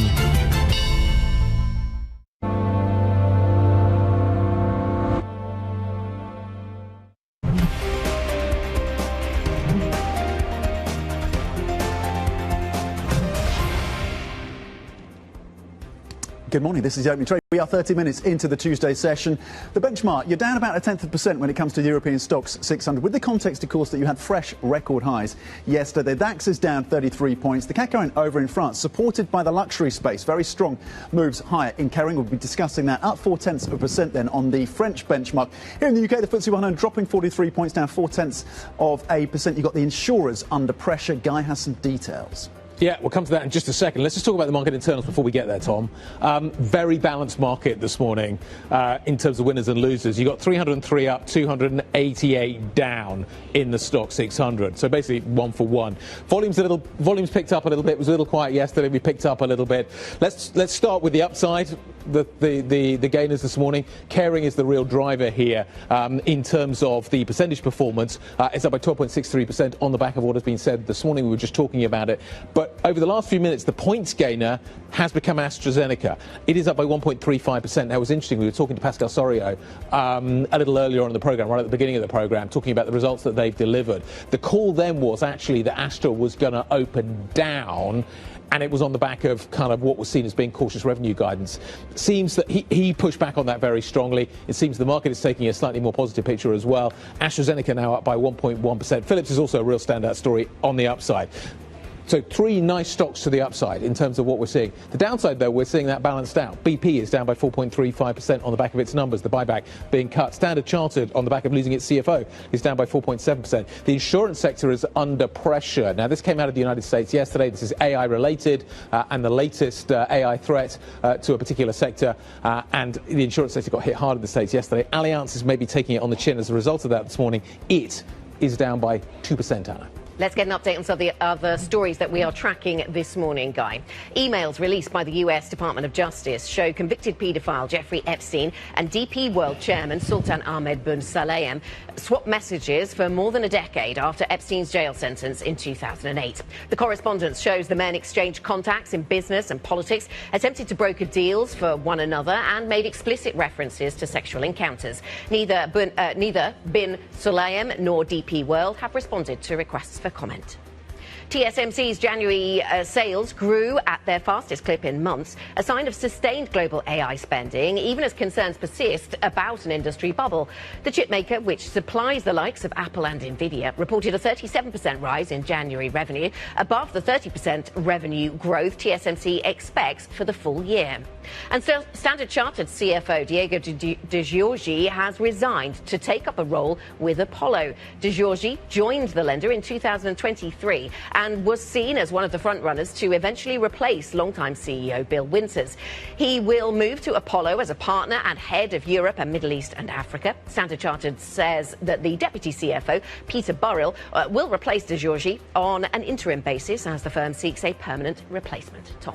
Anna, thank you very much indeed. Let's stay on the banking space then. Another day, of course, another bank promising to return money to shareholders. This time it's Barclays vowing to hand over at least £15 billion, in terms of its return of cash by 2028. That's as the British lender's fourth quarter earnings beat estimates. It follows a similar announcement from UniCredit to return €50 billion to shareholders. Joining us now is Anke Reingen, co-head of Global Financials Research at European Banks and RBC Capital Markets. Anke, good morning. Thanks for joining us. Obviously, European banks have performed very well in the last, at least in the last 12 months. The earnings coming through, return of cash to shareholders.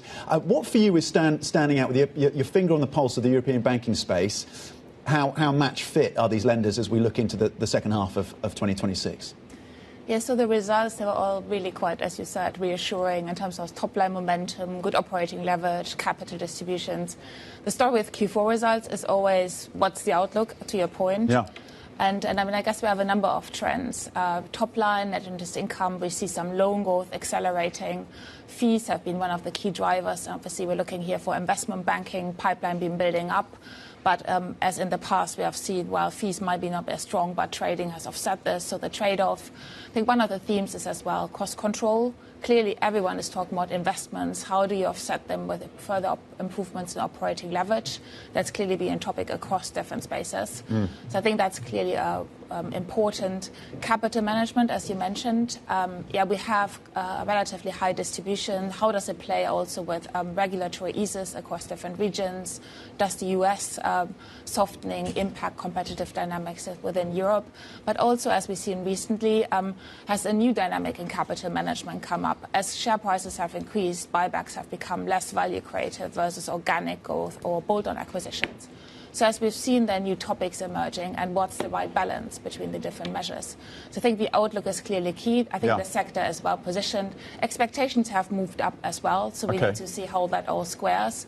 Overall, probably positive on the sector, but given where share prices have moved, probably a bit more selective. There's a lot to unpack there, so I'll zero in on the mergers and the cross-border potential acquisition story, because we're thinking about Commerzbank as well with their earnings, and of course the build-out of the stake there by UniCredit. What for you is going to be central in terms of what Bettina Orlop is going to be walking through for the rest of this year? How does the Commerzbank story change in light of all the focus and scrutiny of that lender last year? Yeah, I think they have, obviously, Commerzbank has made lots of progress in terms of operating efficiency, top-line growth.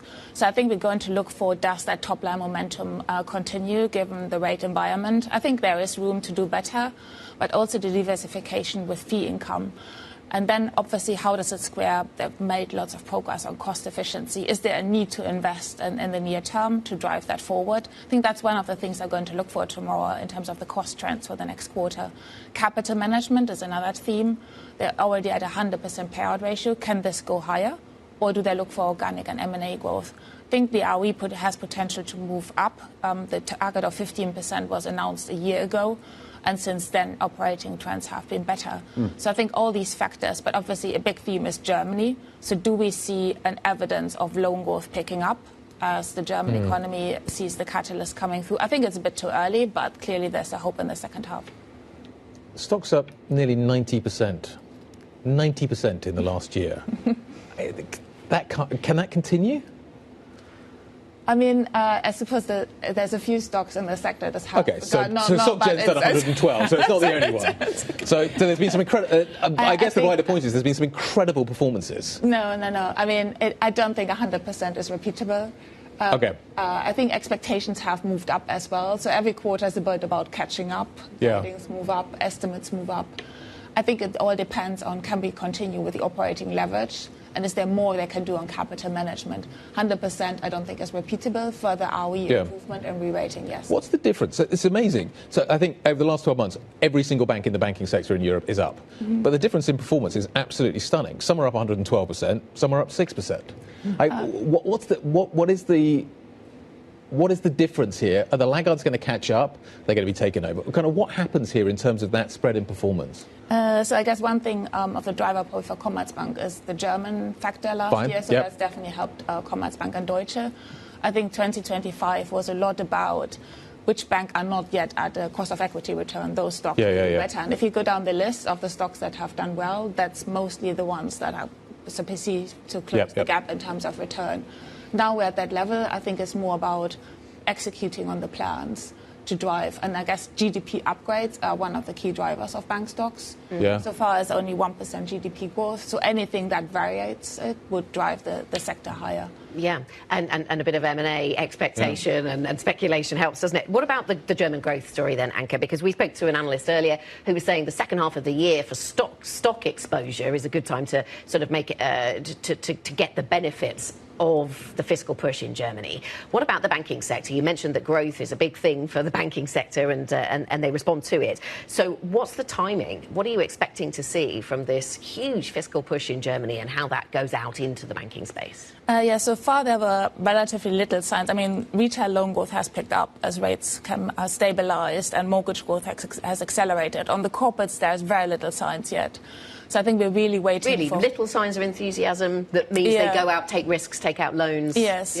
So there's relatively little. Like Commerzbank had a bit in Q3, but let's see what Q4 brings. So I think we definitely in the second half need that GDP accelerated and investment-driven corporate-led loan growth. I mean, some other banks would have quite... not aggressive, but optimistic growth targets in corporate banking. So I think that needs to be coming through. And I mean, we're in the camp that we'll see the momentum in the second half, and I hope that plays through for the banking sector and the wider space. OK, Anke, thank you very much. Thanks for joining us. Anke Reingen, Global Financials Research and European Banks Co-Head at RBC Capital Markets. Sticking with banking, we spoke to the Barclays CEO about the UK economy and the ideal business environment. That was a little bit earlier. What we want from all governments in the UK is a commitment to growth and productivity. We think the markets look for stability in financial policy and economic policy, and you can see that in the way the markets are trading. And so what we look for is stability, predictability, and policies that drive growth and support business and industry, and from my point of view, the financial industry. That conversation, of course, as Keir Starmer shored up his position as UK Prime Minister after securing a public support from his cabinet and delivering a defiant speech to his MPs. However, his position remains fragile given the storm over his appointment of Peter Mandelson as US ambassador and the latter's links to Jeffrey Epstein. For more, let's speak to Daybreak anchor Lizzie Burden, who, of course, follows this story very closely. Lizzie, how on earth, how did he survive yesterday? Just after lunchtime, it looked as if the story might not end that way. I know I was packing my bags for Downing Street at this point yesterday, but if we recall, you had two Starmer top aides quitting, then you had the leader of Labour in Scotland, Anna Sarwar, calling for Starmer to quit, but then Starmer gives this barnstorming speech in Parliament to his own MPs, and then you have every single member of his cabinet coming out to back him. Why? Well, the reason that they're giving in public is that everyone's had a come-to-Jesus moment and realised that it's only been 18 months since Starmer got this landslide election victory. We should give him a chance. Behind the scenes, when you talk to analysts, it's because none of the runners and riders to replace Starmer have got their house in order and they still need to get their campaigns ready. So ultimately yesterday you did see gilts pairing their declines. That pound-euro drop came back a bit. And one MP was joking by the end of the day, Starmer's in a better position than he started it because now he's got his cabinet behind him. Don't we just have to wait till May? Isn't this... why would you want to be running for Prime Minister before the May elections when Labour looks like they're going to get hit hard? Because then you'll... Exactly, and then you'll have a reason, right? You don't want to stab the Prime Minister in the back before... There is... Well, you want him to take the hit, not... Exactly. That is what analysts are saying. Before that, don't forget, you've got the Gorton and Denton by-election in Manchester. And interestingly, even though nationally you've got Reform leading in the polls, I was speaking to a pollster earlier who was saying it's the Greens to lose that by-election. But the crunch moment, he said, was the May election, as you suggest, Guy.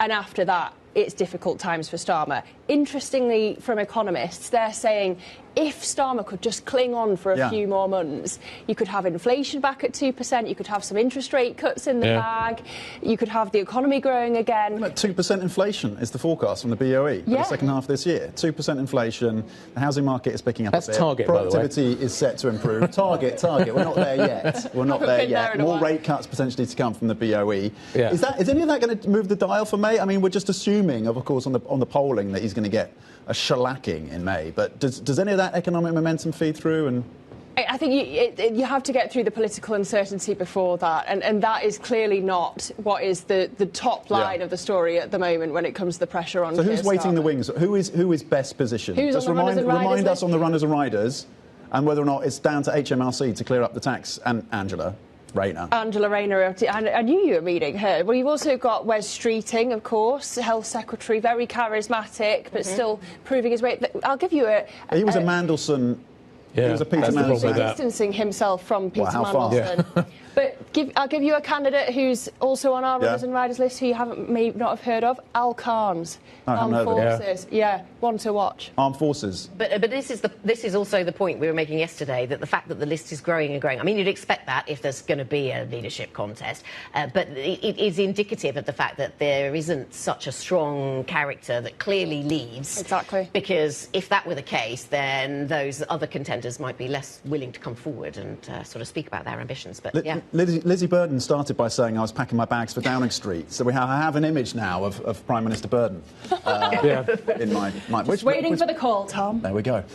You heard it here first. Lizzie Burden, thank you very much. On the list. Daybreak anchor, of course, and UK politics correspondent as well. Coming up, maybe a humanoid robot would be better placed in Downing Street, question mark. How much have Hyundai shares risen, there is a segue to this, since the debut of the Atlas humanoid robot? We'll give you the answer when we come back. This is Bloomberg.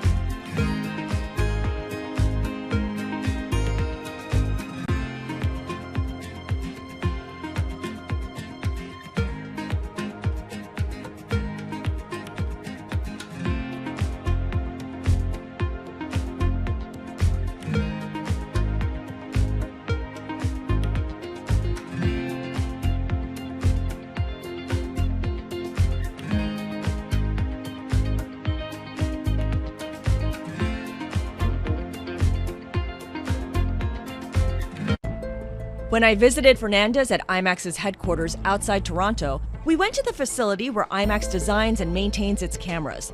The latest next-gen equipment was out with directors on filmed for IMAX sets, but there was still plenty of cool gear on view. As the head of the finance department, do you look at all the things in this room and think, this cost that amount of money, this cost that amount of money?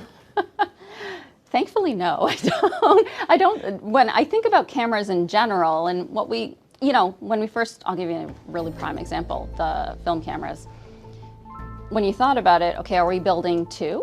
Are we building 4? Are you building 8, right? And that's where I start to think about, well, what makes the most sense from a return perspective? Because yes, Nolan wants the cameras, but how many other filmmakers out there use the film cameras? The lens that I look at it through is essentially, how many do we build and in what way? Because the one thing is we are going to invest to build it right and to build it for longevity. But do you need 10 of them? No. Building 4, that was the right number. And do we potentially want to build a couple more? Maybe a couple more, but I don't think we need 10 because they won't always be in use all the time. I imagine that at different points you need to tell people no. What's that process like for you? Oh yeah, it's a key role in the CFO position. It is a word that most people are used to, and yet they still think you're not going to say it. From the world of politics to the world of business, Joe Matthew and Kaylee Lines deliver news, insight, and analysis live 2 times a day, every trading day. Balance of Power at 1 and 5 Eastern, only on Bloomberg.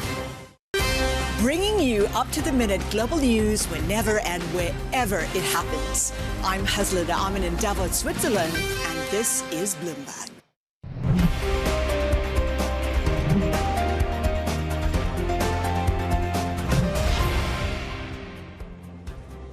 Welcome back. Now, before the break, we asked how much have Hyundai shares risen since the debut of the Atlas humanoid robot? A niche question, to be fair, but the answer is 60%, and it's a broader story that we're highlighting here. The stock has been on a tear since Atlas was unveiled at the CES Technology Conference in Vegas last month. The share's got another boost in trading today. That's after the automaker's robotics unit released a video, shown here, showing the robot executing a cartwheel and backflip, highlighting its dexterity and life-like movement, having been trained on videos of Anna Edwards and her gymnastic skills. Anna. That's absolutely what happened right there.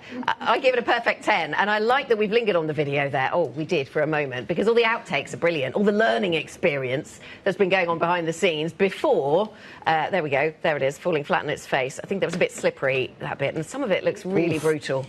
Yeah, not nice. But I feel like the fully trained thing that we saw initially, he's good enough to almost start work in my house fairly shortly. This is the point. It's A, it's learned, and B, it looks like it's ready for mass production. Like, how quickly does something like that end up doing your cleaning? Yep. Around the house. Around the hoovering, doing the hoovering, vacuuming. Yeah. Or in any other, or in a factory somewhere, carrying things, or on a battlefield, as one of our producers is mentioning. That's probably the more disturbing element of all of this. Let's go to the easier to maybe comprehend initially story around what is happening elsewhere in tech. Alphabet selling sterling and Swiss franc denominated bonds for the first time. There's an ultra rare issue of a 100-year note in sterling. This after a bump of 20 billion in sales of US dollar bonds. Joining us now on this is Matt Bloxham of Bloomberg Intelligence. Why are they financing AI with debt when they've got cash flow as strong as they have, is my question. Because I guess any good... They can? Yeah, exactly, because they can, and any good corporate treasury department would look to kind of tap into every source of cash you can. I mean, as you said, they've got about 60 billion of long-term debt at the end of 2025. They're going to generate about $200 billion of cash in the next year. Their capex is as much as 185 billion. They've got cash on hand of 126 billion. So, they're not in a difficult spot by any stretch of the imagination, but it makes sense to give yourselves lots of liquidity. Who knows, maybe that capex number is going to go up again. We'll wait and see. You've got some aside for a rainy day, and the spreads were incredibly tight. So I think when the bond market is desperate for your credit, you take advantage of it. And I think what they issued $20 billion of US denominated debt, and they had something like $100 billion of demand, and so the kind of spreads were pretty tight. So it makes absolute sense to take the opportunity whilst it's there. And we were thinking about how it's kind of crazy to borrow for 100 years in the tech industry. Yes. When you look back 100 years, what tech looked like. Yeah. And now what tech looks like and what it'll look like in another 100 years, Matt. But clearly there's some demand for it. The broader tech theme right now, I know you're looking at as we continue to be through the earnings story, we've taken our eye off tariffs, but we've got a possible reprieve for the tech sector on the tariffs front. Yeah, that's right. It's an interesting story here that potentially big US tech, so the likes of Google and Meta, Amazon, will be reprieved on semiconductor tariffs. But it's tied to commitments from TSMC, the main manufacturer of chips for the likes of NVIDIA and for Apple smartphones, that they will deliver on investments into the US, essentially replicating their Taiwanese-based manufacturing into the US. And they've been talking about this for a long time. TSMC's already kind of got plans that direction. But I guess it's a breath of fresh air, or kind of a sigh of relief for the kind of US tech giants, but also going to obviously help NVIDIA and TSMC if their biggest customers in their biggest market aren't having to kind of pay over the odds for that technology. Okay, Matt, great to see you. Thanks for stopping by. fascinating things happening. It's interesting to see what happened with the tech sector yesterday, certainly catching a pretty strong bid. Is that going to be something that is going to be sustainable throughout the rest of the session? Matt Bloxham, thank you. Here's what else to be thinking about today. The International Energy Week begins, and at 1:30 p.m. UK time. This is important. US retail sales coming out. We'll see. There's a view that they're going to tick up pretty strongly on a big week, of course, for data, with inflation data and jobs data delayed, of course, out later this week as well, starting tomorrow. But we get retail sales later today. 5 p.m. UK time. It's the ECB's Schnabel, typically on the hawkish end of the spectrum speaking.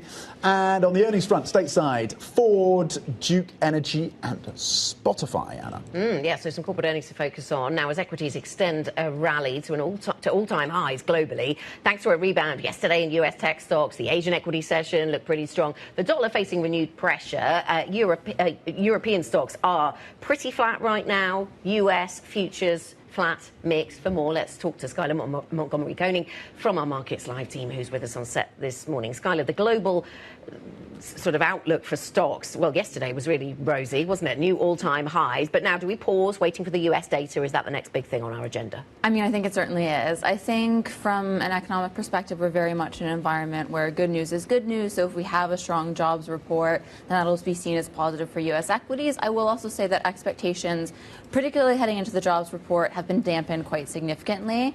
So you had that from the asset comments yesterday, but also some of the weak data we got last week. I will say that data like ADP doesn't have a very good correlation with NFP, so I wouldn't see a big read-through from one to the other. But what you have seen is that the whisper number has come down quite significantly. So it's at something like 47,000, which is 20,000 below consensus estimate. So that means risks are very much skewed to a stronger print supporting equities. Why is good news good news? Doesn't it tell the Fed not to cut rates? Or are we just assuming that the Fed is going to cut rates because Trump wants 15% growth and Walsh has been tasked to deliver it? I think that's definitely part of it. I also think that sometimes markets are a little short-sighted in that any possible cuts not coming until the second half of the year. Yeah. So it's not something we're focusing on right now. We don't know exactly what a Walsh Fed chair would look like. Yeah. So we don't know how to price that in, what to do on it. We are pretty confident that we'll get one or two cuts. And so that's just kind of a firm pricing that stayed where it is with respect to how it feeds into equity markets. We're going to get 15% growth in the US, though, aren't we? According to President Trump. Speaking of Fox News, look, as we were discussing the editorial meeting, and Guy, you were zeroing in on the pressure on Walsh, the expected incoming Fed governor, is intense. I mean, how do we square the two in terms of the rate expectations from the Fed and the red-hot US economy?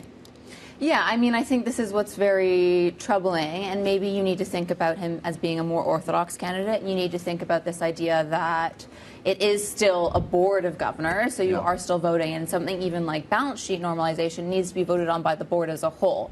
So if you do have data coming in hot against inflation that's very, very high, or rising as the growth is coming in stronger, then that means that you will likely have to have a Fed that reacts to that, especially if it's a more orthodox candidate, especially because you have every member voting. So very much data dependent. I just don't think it's something we focus on really in the next month. AI capex is inflationary, right? $650 billion. Is that the right way to think about it, or is it deflationary at the other end in terms of upstream and what it does to productivity? Yeah, I mean, I think this is something that we're really much debating, a kind of real-life example that I like to point to in terms of how AI impacts the economy and tech generally as you think about US ATMs. When ATMs were first introduced, there was this big worry that you'd have no bank tellers anymore, but you didn't actually see the number of bank tellers decline. It actually increased, and they upskilled, and they started dealing with clients more, and you had higher profit margins, and that was actually inflationary and pro-growth.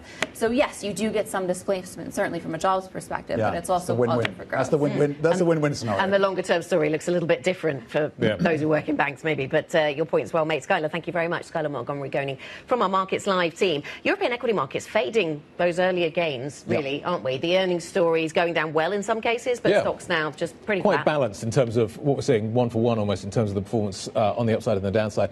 But the US market came up quite strongly in the first few hours yesterday and then went kind of very sharply sideways. And now we've got futures a little softer. Crypto also soft this morning. Is that a little lead indicator maybe to watch out for? Another important CEO on the earnings front coming up at 9 a.m. Andrea Orcel, of course, of UniCredit. So stay tuned for that on The Pulse. That is next. This is Bloomberg.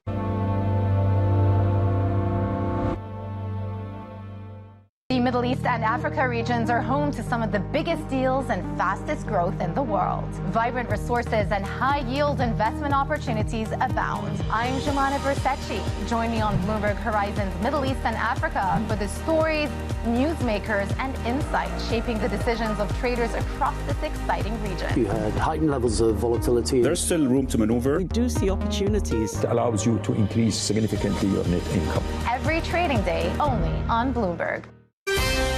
Bringing you up-to-the-minute automotive news whenever and wherever it happens. I'm Matt Miller in Detroit, and this is Bloomberg. What is going to be the consequence for U.S. markets? We are seeing modest gains across European equity markets. Take a look at how we're faring when it comes to Asian markets. World's most powerful investors don't ring a bell. They quietly reshape entire industries. This is the money shaping the world. The Dealmaker playbook where power and billions of dollars change hands every day. From private equity and credit to venture capital and M&A, we bring you the inside scoop on the biggest deals and debates, plus exclusive conversations with finance's ultimate insiders. I'm Danny Berger, and this is Bloomberg Deals. Every week, only on Bloomberg Television. Why do the biggest names in business choose Bloomberg Television?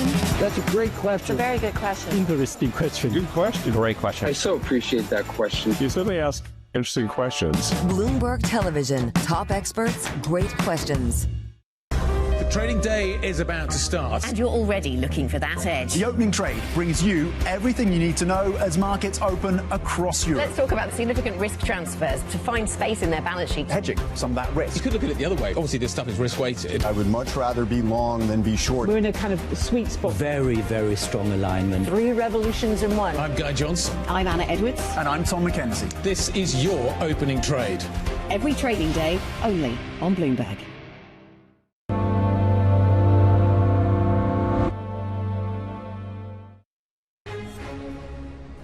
Alphabet's global bond spree, Google's parent company, raises $20 billion in its biggest ever U.S. dollar bond sale and issues tech's first 100-year note since the dot-com era.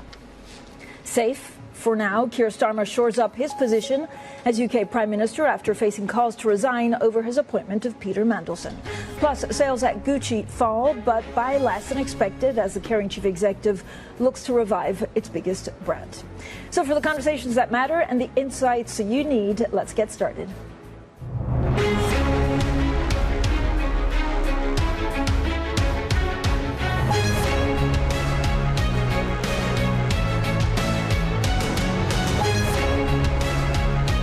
Newsmakers and market movers.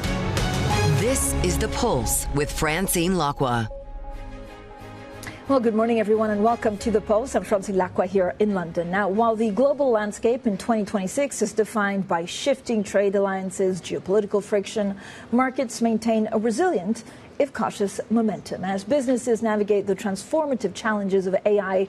And despite the uncertainty, Italy's UniCredit has signaled its own strength by pledging a landmark €50 billion return to investors through 2030. Well, Andrea Orcel, the chief executive of UniCredit, is here. Andrea, as always, thank you so much for giving us a little bit of your very busy schedule. So give me a sense of, yesterday was a big day for you, for a lot of investors, higher profits, stronger capital distribution, higher investors' returns, somewhat what you announced.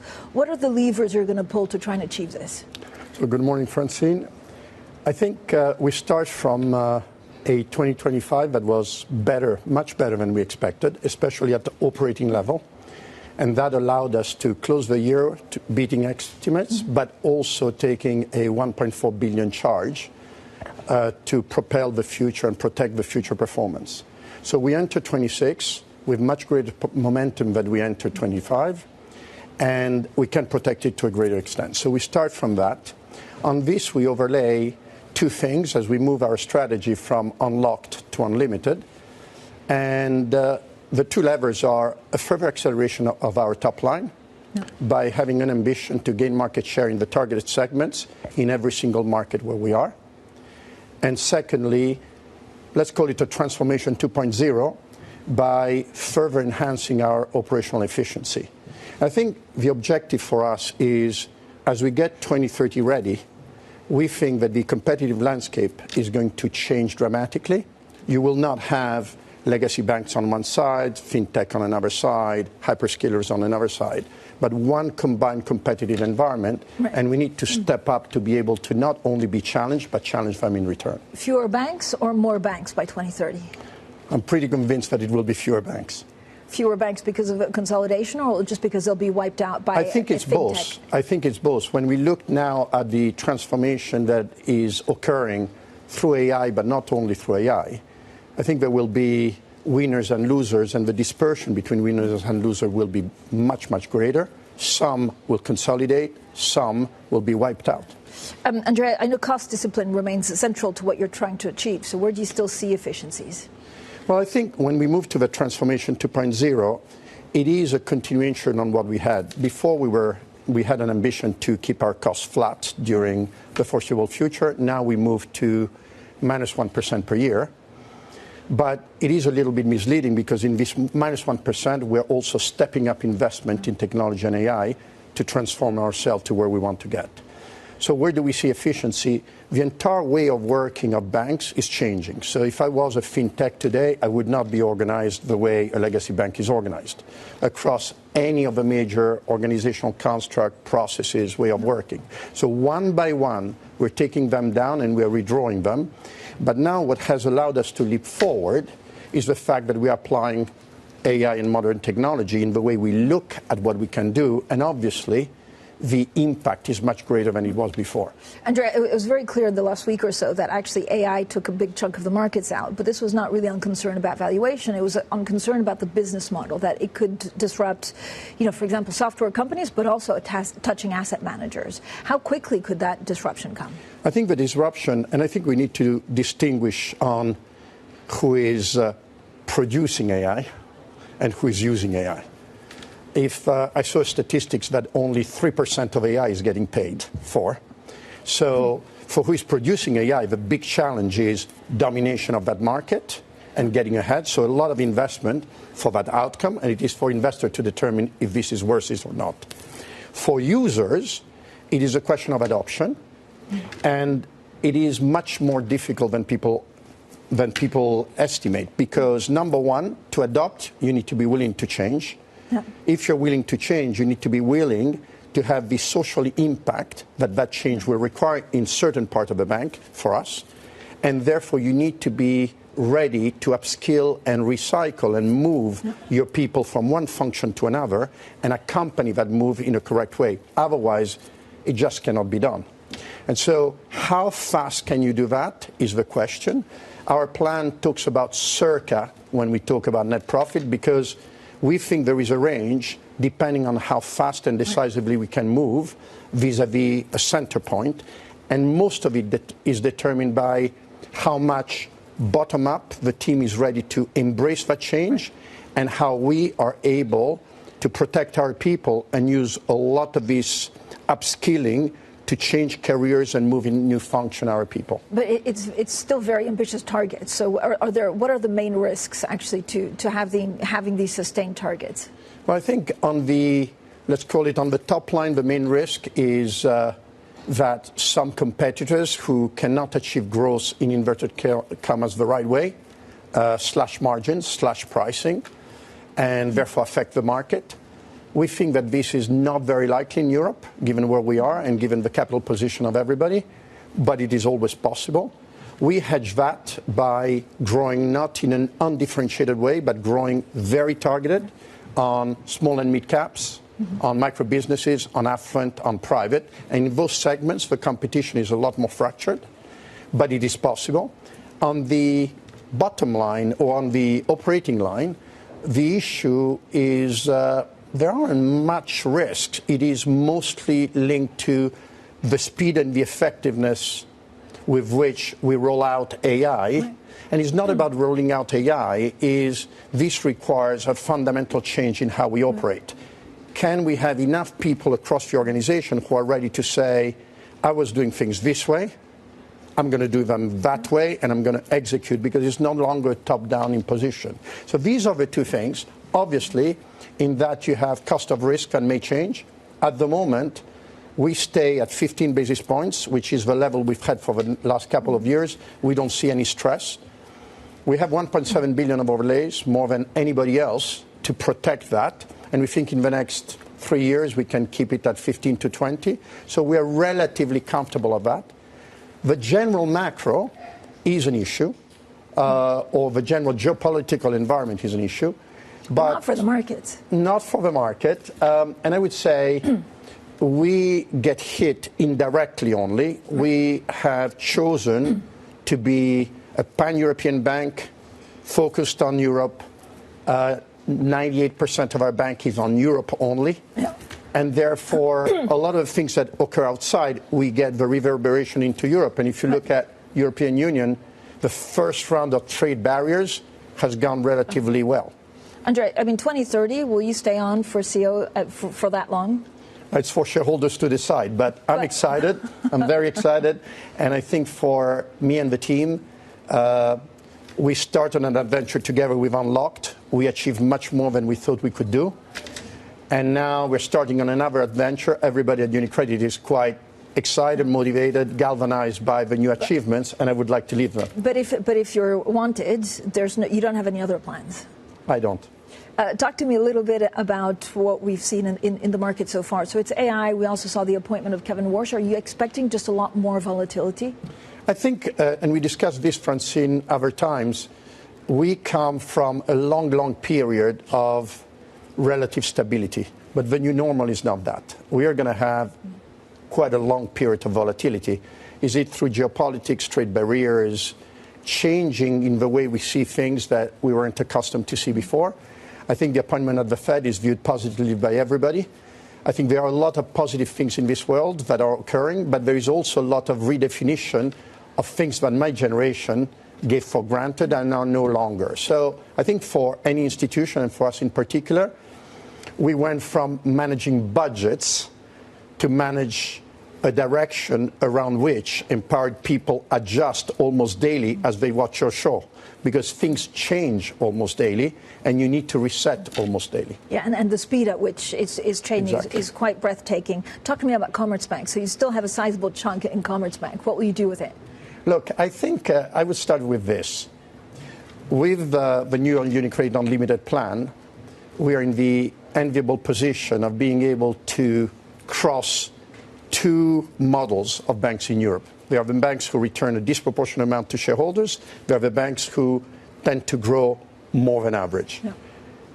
By executing this plan, we will be at the top on both items. We will not have to compromise growth to deliver best-in-class return to our shareholders. And on top of that, we have excess capital to be able to accelerate that organic growth or inorganic growth.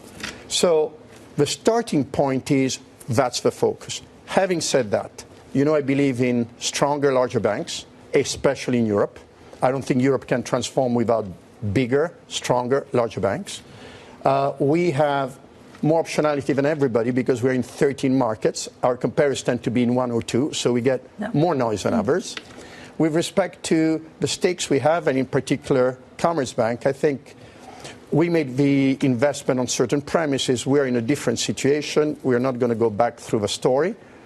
We are happy with the contribution that it gives us. You see in our plan, those two stakes will support and offset all the compression for Russia.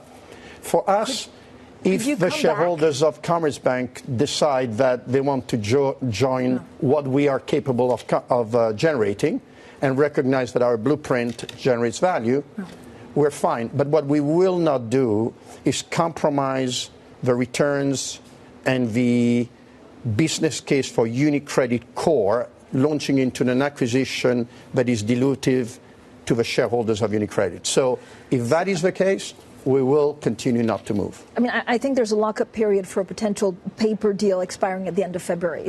Could something happen in terms of offer then, or are we just in a wait? Let's say that something can always happen, but you know very well that the situation is relatively complex and relates to a number of constituencies who have very strong views on that. So it's not only about paper deal, not paper deals.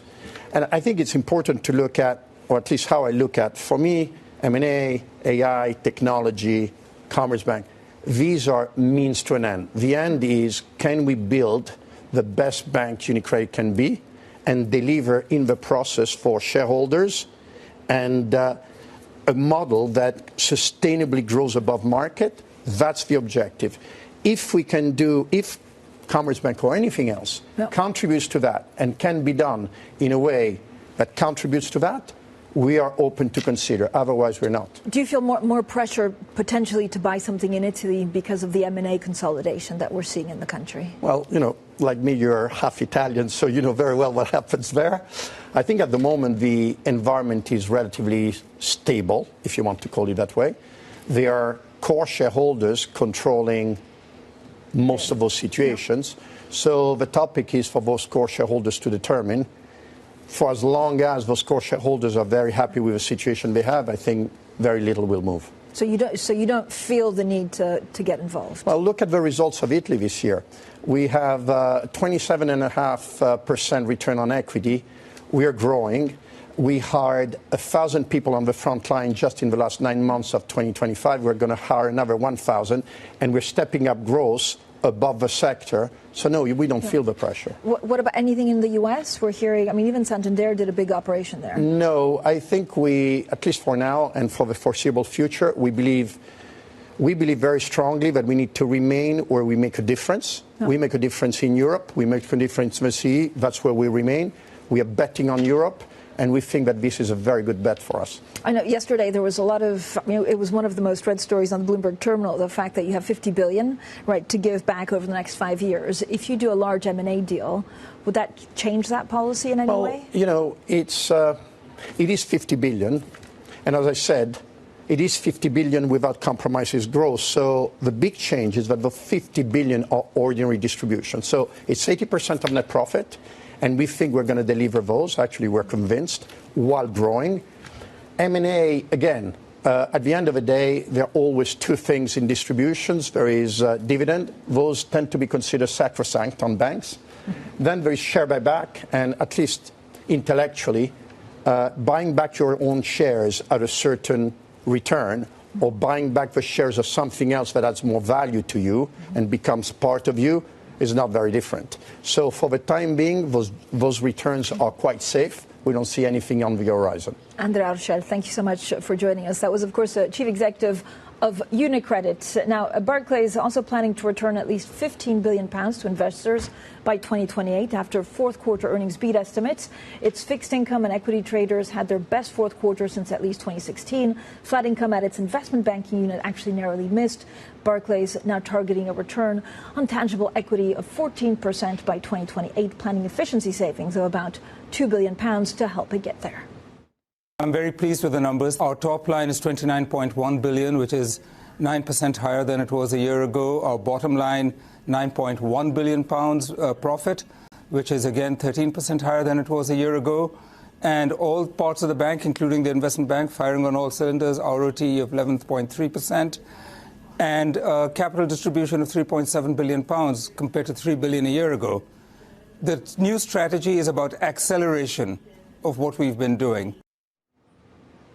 That was Venkat, the Barclays CEO, speaking to us this morning. Coming up, how will a raft of key U.S. economic data play out in the markets? We'll delve into that conversation with UBS Investment Bank's Global Head of Economics and Strategy Research, Aaron Captain. That's next, and this is Bloomberg.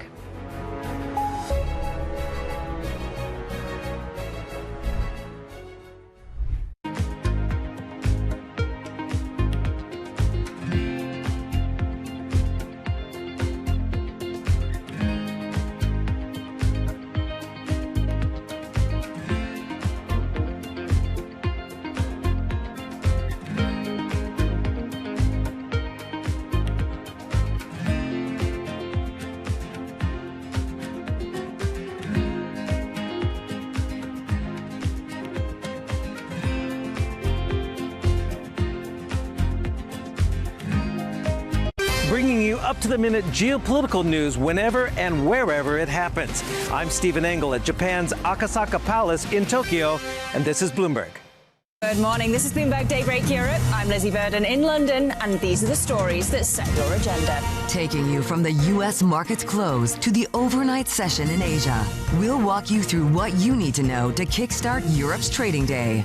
Live from our European headquarters, we bring you the day's top market-moving stories, unmatched expert analysis, and on-the-ground reporting from across the continent. Tune in to Daybreak Europe, only on Bloomberg Television. Context changes everything. Welcome to the world of decentralized finance. Why is it that NFTs have not recovered in the same way that, say, Bitcoin has? Bloomberg is covering all things crypto. It's a pretty spectacular story. The people. This is the future. This is the 21st century economy. The transactions. It snapped up nearly $1 billion of Bitcoin. And the technology. We need to build a digital Fort Knox. That gives people financial freedom, and that's a wonderful thing. That's extraordinary. We ride the wave that is Bitcoin. Bloomberg Crypto, only on Bloomberg. Key investors, top executives, global innovators. Join me for in-depth conversations with the biggest newsmakers on the day's top stories. Insight with Haslinda Anand, only on Bloomberg.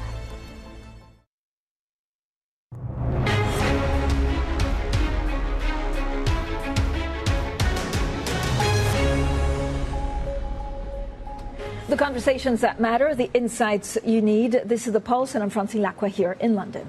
So it's a blockbuster week for U.S. data as we get three reports that would normally be spread across 2 or 3 weeks. Retail sales, jobs, and CPI data likely to create more volatility with the markets. Now, with us now, Aaron Captain, Global Head of Economics and Strategy Research at UBS Investment Bank. Aaron, thank you so much for being here. I want to go on to your conviction list, but I keep on, you have one of the best notes, frankly, that I like reading because they're simple, they're to the point, and they're targeted. And you always start with what investors ask you. I mean, over the last quarter, has it changed, or is it much of the same, but actually the stress points are different? So it is constantly changing. I mean, if you think 6 months ago, I don't think we appreciated, for instance, on the U.S., how incredibly narrow growth was. It was one giant bet on AI. That's now, I think, very clear. Yep. But now, of course, it then becomes about, okay, but, how long can that last? And you start to see the rotation away from the CapEx cycle, which feels like it's going to start to run out of steam at some stage. So what is the next big thing? So there's a lot of that. I think the other thing that clients have really struggled with is just explaining the price action of certain assets. So the traditional models and things like gold completely broke down last year, but then you can basically run new models, and what you find is that everything was basically due to policy shifts in the U.S., and you can do return attributions and things like that. So there's sort of constantly, I think under this U.S. administration, I think a lot of the correlations breaking down, et cetera, has just confused people. And so now it's really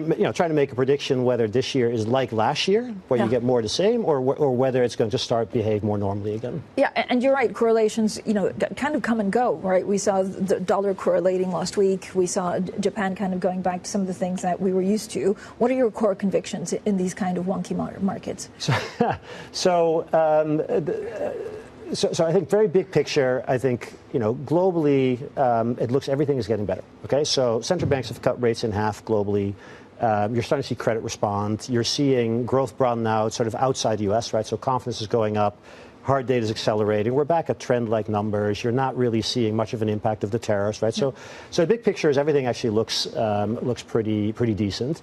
I think, it's interesting how quickly the narratives sort of shift. I think like a month ago or 3 weeks ago, before Warsh had been appointed, there was sort of this conventional wisdom. He was hawkish, and that would then strengthen the dollar. Now there's a rethink that, well, actually, maybe if you take at face value what he says, he would be, within the 19-person sort of,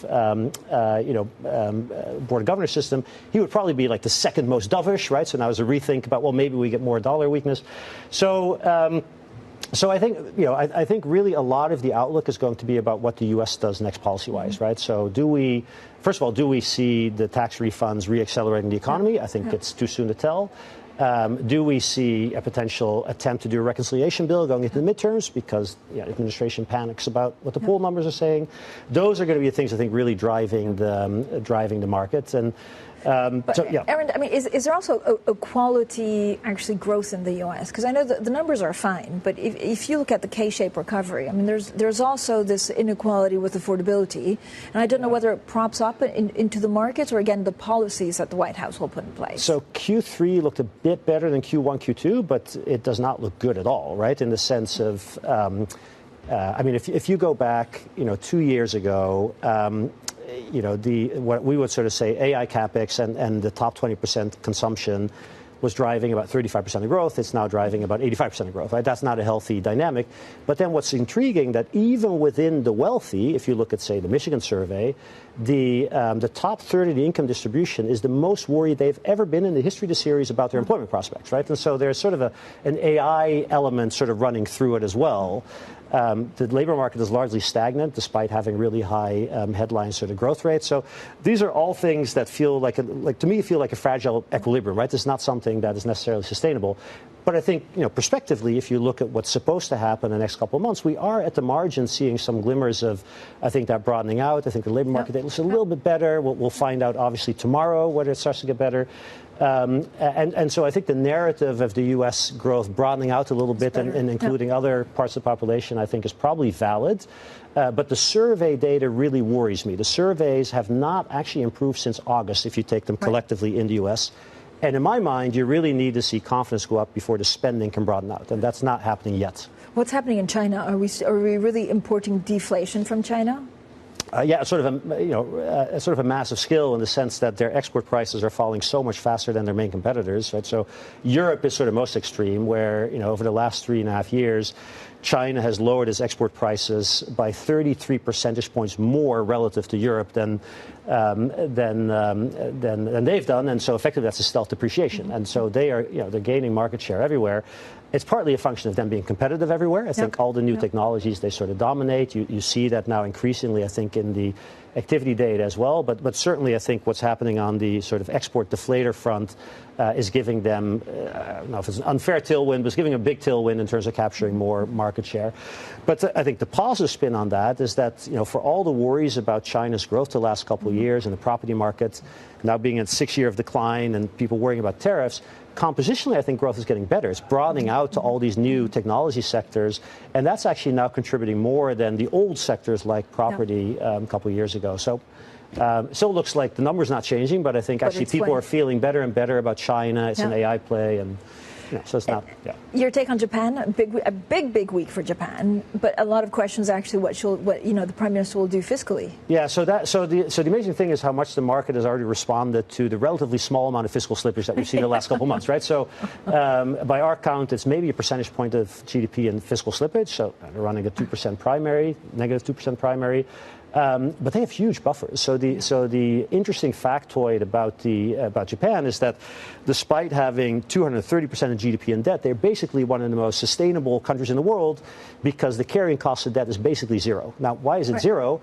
It's because they have about 100% of GDP in assets on which they earn about 6% of GDP per year in revenue. So if you take the net cost of all their debt and you include the assets, then they just have very large buffers. Now, for the market, that's hard because, of course, you can't look at that statically. If you have a government that gets a new mandate, comes in and says, well, we're going to do another percentage point of GDP in stimulus, then of course, you start to worry about the direction. And so I think the market is sort of right to wait here, see what the government does with the mandate.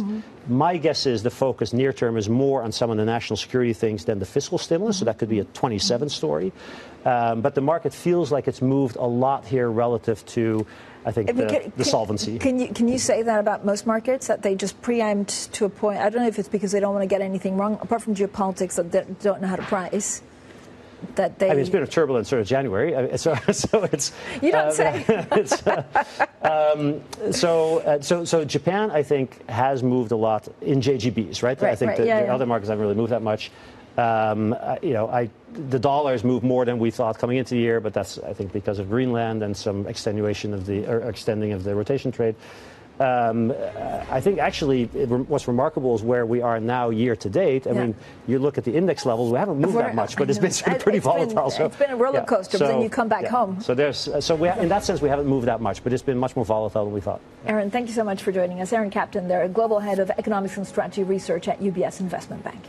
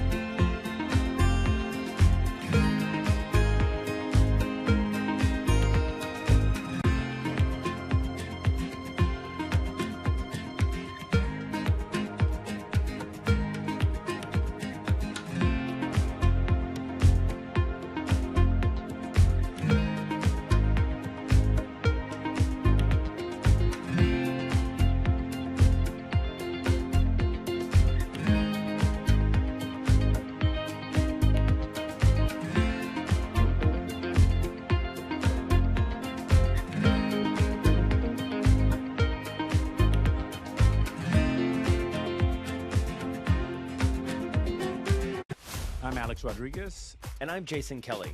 And we're back with another season of The Deal. With athletes and entrepreneurs who are changing the game on and off the field. Jerry Jones. Some good-looking trophies. 1 and 1 is 3 in sports, not 2.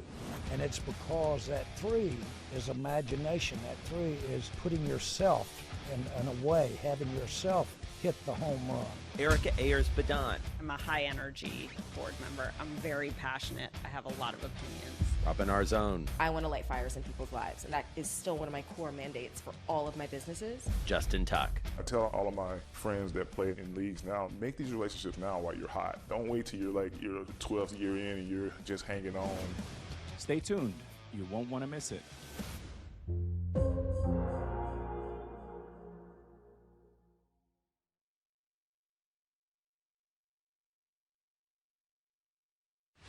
Tune in to Bloomberg Business Week Daily. We got to talk crypto. From the magazine that helps global leaders stay ahead. What's the conversation around your company? Bringing you insight on the people, companies, and trends shaping today's complex economy. Planning very big things. A new level of premium. Plus global business, finance, and tech news as it happens. The floodgates of innovation are going to open up. You can't fake passion. You either are or you aren't. Bloomberg Business Week Daily, only on Bloomberg.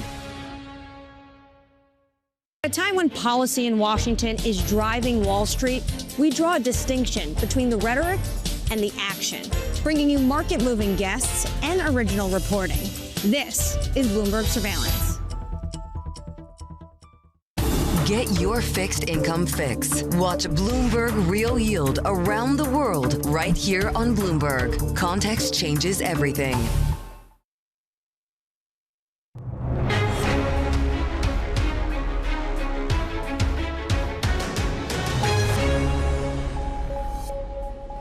Well, good morning, everyone, and welcome to The Pulse. I'm Francine Lacqua here in London, and these are your top stories. Alphabet's a global bond spree. Google's parent company raises $20 billion in its biggest ever U.S. dollar bond sale. Issues tech's first 100-year note since the dot-com era. Safe for now, Keir Starmer shores up his position as UK Prime Minister after facing calls to resign over his appointment of Peter Mandelson. Plus, sales at Gucci fall, but by less than expected as the caring chief executive looks to revive its biggest brand.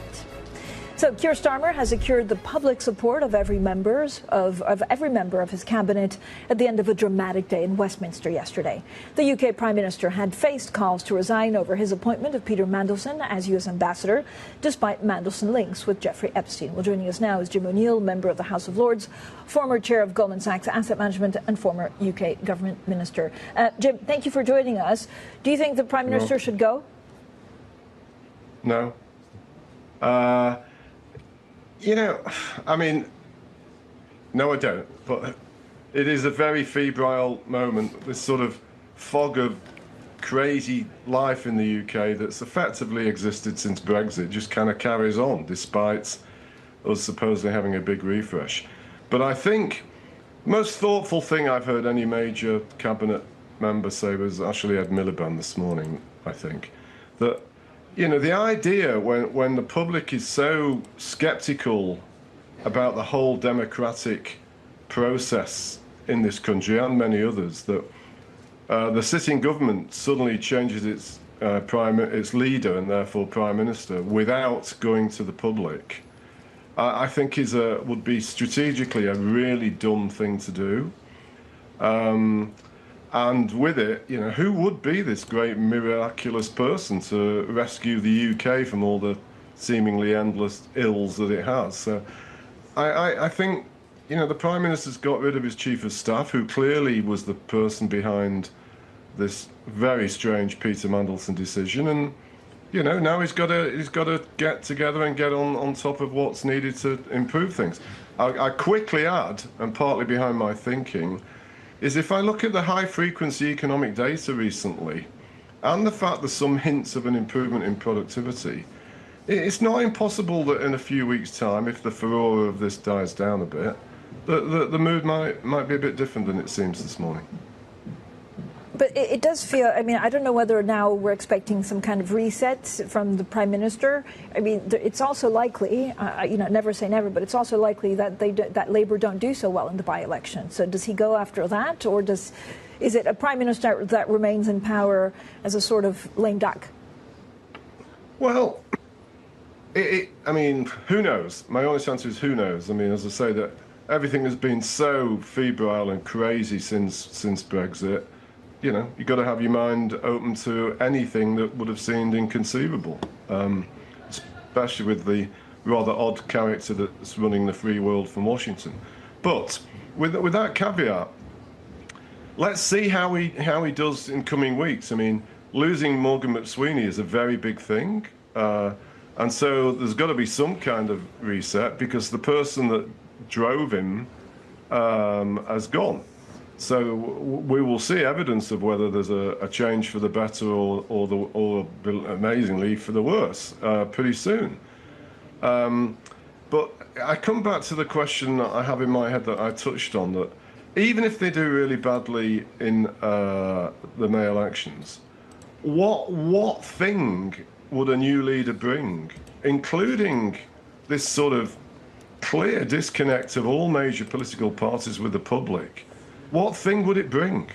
And of course, if the results are really, really bad, then the PM himself might decide out of honour that he wants to step down because he's not the right person. But it's not so obvious to me, despite this crazy 24/7 sort of feeding frenzy about it. It's not so obvious to me why we need to keep changing our Prime Minister every 5 minutes.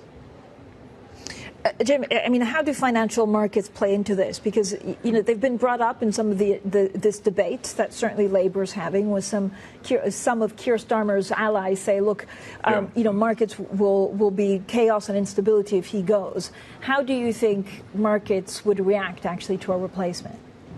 I mean, I think you saw a pretty interesting mini sign of it Friday and especially yesterday morning briefly, that what lies below it, and partly why this feeding frenzy goes on, is that the lefter wing of the Labour Party, sort of resentful of the way Morgan McSweeney got them into being oven ready for government, at least winning an election. They want the revenge, and so the markets are worrying about if they succeeded and we get a much more traditional, much more eager spending left of centre new leadership, whether it's Keir Starmer changing to keep them happy or him being replaced, that would freak the markets out. And the market showed you that, and they would be right to get freaked out. What is intriguing to me now is whether Keir Starmer and the Chancellor use their fiscal rules a little bit differently in order to have even more confidence that we're entering a period of stronger UK growth. Jim, I was going to ask you about growth, because I keep on hearing this from a lot of people inside the cabinet, but actually outside, saying we need to rethink growth with something much bolder that Labour for the moment haven't been able to deliver, largely because they're also chasing voters from reform. What would you implement today? And actually, is the Prime Minister strong enough to implement something just much bolder in terms of growth? Well, again, I emphasise what I touched on briefly earlier. I think, if you look at the highest frequency data and some of the productivity indicators, there are some tentative signs of things actually being a bit better. And whether it's the latest PMI or actually this morning's retail sales numbers for January, so there might be signs of things actually getting a bit better already. And I think, as I've discussed with you before, this whole view that the sort of hike in national insurance last year would be so bad for employment, etc., etc. It might well be that is heralding a beginning of an improvement in productivity. But away from that, and the thing that I'm constantly encouraging our policymakers to do, including this current government, is especially now that they have the second fiscal rule, they should be a lot bolder and more transparent about the big positive multiplier economic projects that would boost trend UK growth. They flirted with one by announcing finally some details for Northern Powerhouse Rail. That kind of thing, if it's really credible through some very transparent mechanism with the so-called NISTA, which is the new version of the Infrastructure Commission, I think would be an important part of it. And they need to be even bolder and more serious about the reforms to housing planning. And, you know, it's not impossible that these things might start to seem a bit different in coming months. I think many of the areas that need attention, they are focused on. They've just got to be more determined and serious about them. Jim, as always, thank you so much for joining us. Always a pleasure to speak to you. Jim O'Neill, member of the UK House of Lords, former chairman of Goldman Sachs Asset Management. Now, Bloomberg understands that Alphabet has kicked off its debut sterling bond sale with a rare 100-year note. The deal is expected to be priced later today and comes after it raised $20 billion in its biggest ever U.S. dollar bond sale. With us now is opening trade co-anchor Tom McKenzie. Tom, thank you so much for joining us. I mean, this is huge. It's a big deal, and investors like it. Yeah, a 100-year note. I mean, what's Alphabet going to look like in 100 years' time? But they're going there, and they think there's going to be demand. What is the world going to look like in 100 years? Yeah, exactly. Valid question. So all of that maybe in the back of mind of investors. But to your point, like, so far there's a lot of appetite for the debt issuance coming through from Alphabet. The 100-year bond, they think there's going to be appetite from pension funds and insurance industry here in the UK. They had a very successful issuance of $20 billion in the US in a dollar-denominated bond. Yesterday there was $100 billion worth of demand, and they raised $20 billion. Yield spreads were pretty tight. They paid just 95 basis points or so above US Treasuries for that. They're issuing in Swiss franc as well. This, of course, is a company that's looking to spend about $185 billion on capex on data centers and chips this year, alongside, of course, the other big tech companies. So yes, so far, and this is just the opening innings. We're going to see a lot more of these big tech companies issuing debt in the public markets and tapping that. And so far, yields have been spread tight. Yields have been tight. Spreads have been tight, and there's been that appetite. And we'll see if that continues. They have the balance sheets to be able to do this. And from the CFO's perspective, it makes sense to get this long-term funding at a relatively low rate. In terms of what investors do worry about is shortages of memory chips in the shorter term or in the medium term. Yes.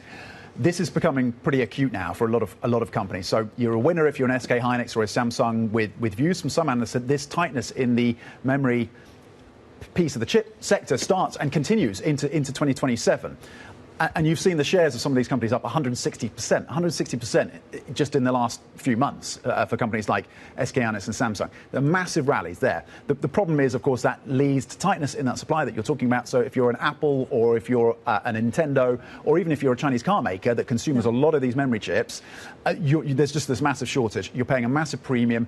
DRAM prices, they've increased just in the last few months about 600%. So you and I could be paying more for our smartphones, for our Nintendo Wii's going forward, Nintendo Switches going forward. That is potentially an inflationary impact.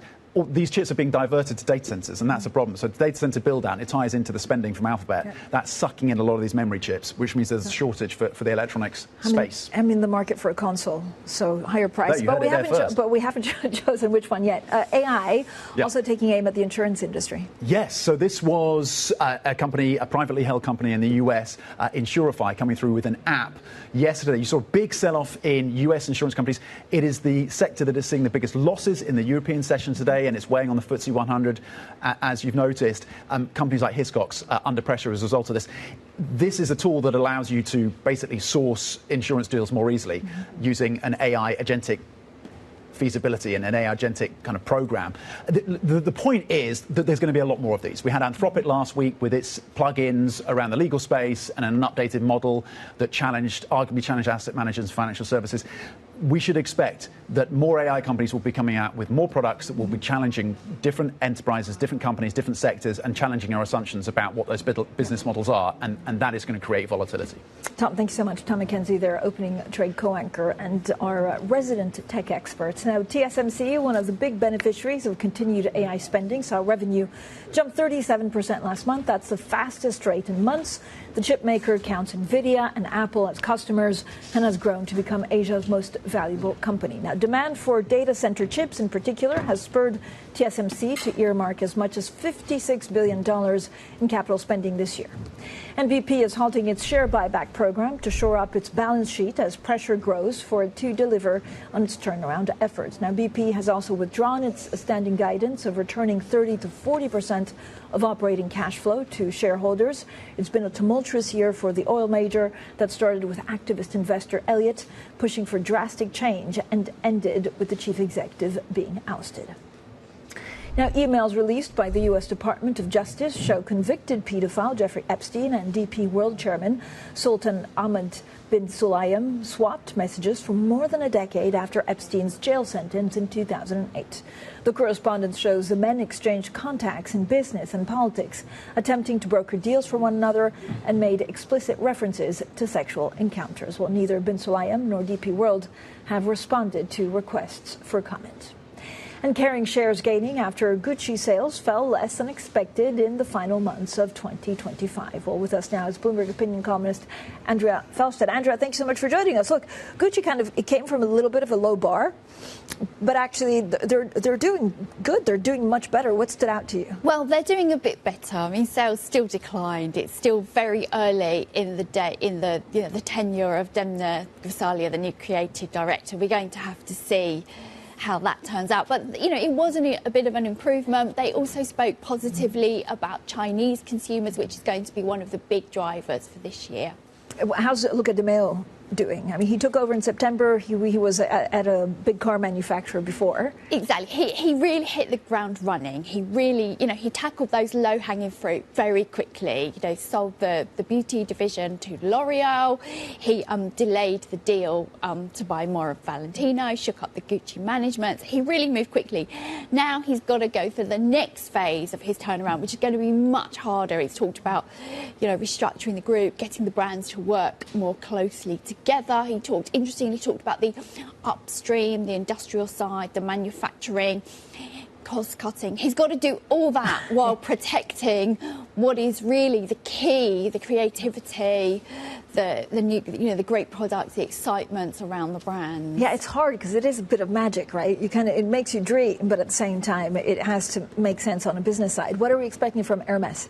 Hermes, I have no doubt will be good. The area that's really stood out is the US. There will be demand for Birkin bags and, things like that. There was a bit of repositioning earlier, sort of last fall, when investors were expecting the luxury space to come back, and Hermes doesn't typically outperform because it can't make as many bags as people want to buy. What's their secret sauce? I mean, they're outperforming. I mean, like Hermes is just a beat after beat after beat. It's basically everybody wants these, classic bags, and they'll buy into other parts of the brand to get a feel for it. It also really, caters to that 1%, and that is the bit of luxury that has really held up.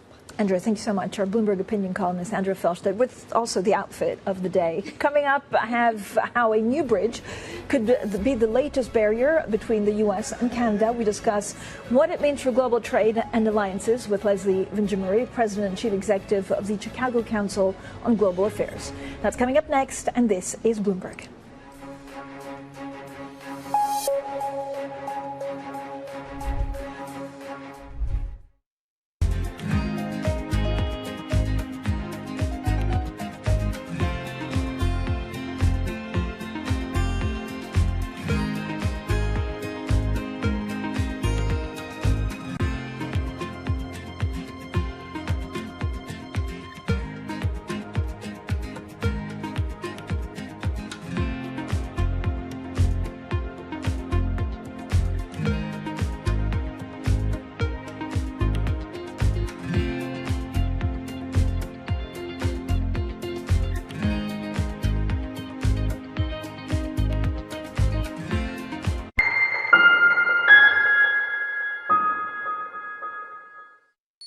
Asia is at the forefront of some of the world's biggest stories. I'm Sherrian in Tokyo.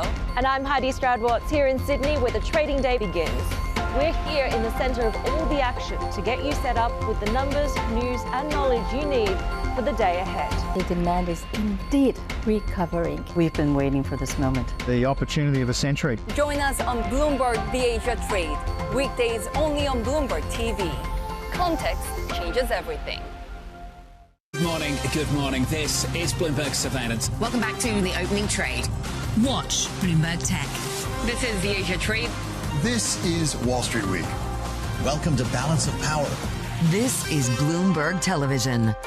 It's the world's second largest economy with a growing influence in global affairs. Bloomberg The China Show brings you the unmatched expertise you need to keep track of breaking news, in-depth market analysis, and the most influential newsmakers in and around China. We need to do more to engage the market more. We're risk on. I think we caught a little sweet spot. Massive savings right now. It's already a different game. Bloomberg The China Show. Weekdays around the world, right here on Bloomberg. Context changes everything. It's Jobs Day, and Bloomberg has the report under surveillance. Where's the emphasis, on headline payrolls or on the unemployment rate? I'm focused on the unemployment rate, as is the market. Wednesday, Jonathan, Lisa, Anne-Marie, and Mike will bring you crucial data and expert analysis at terminal speed. What we're seeing is certainly a growing labor force. A labor market that actually could be improving. The January Jobs Report, Wednesday on Bloomberg.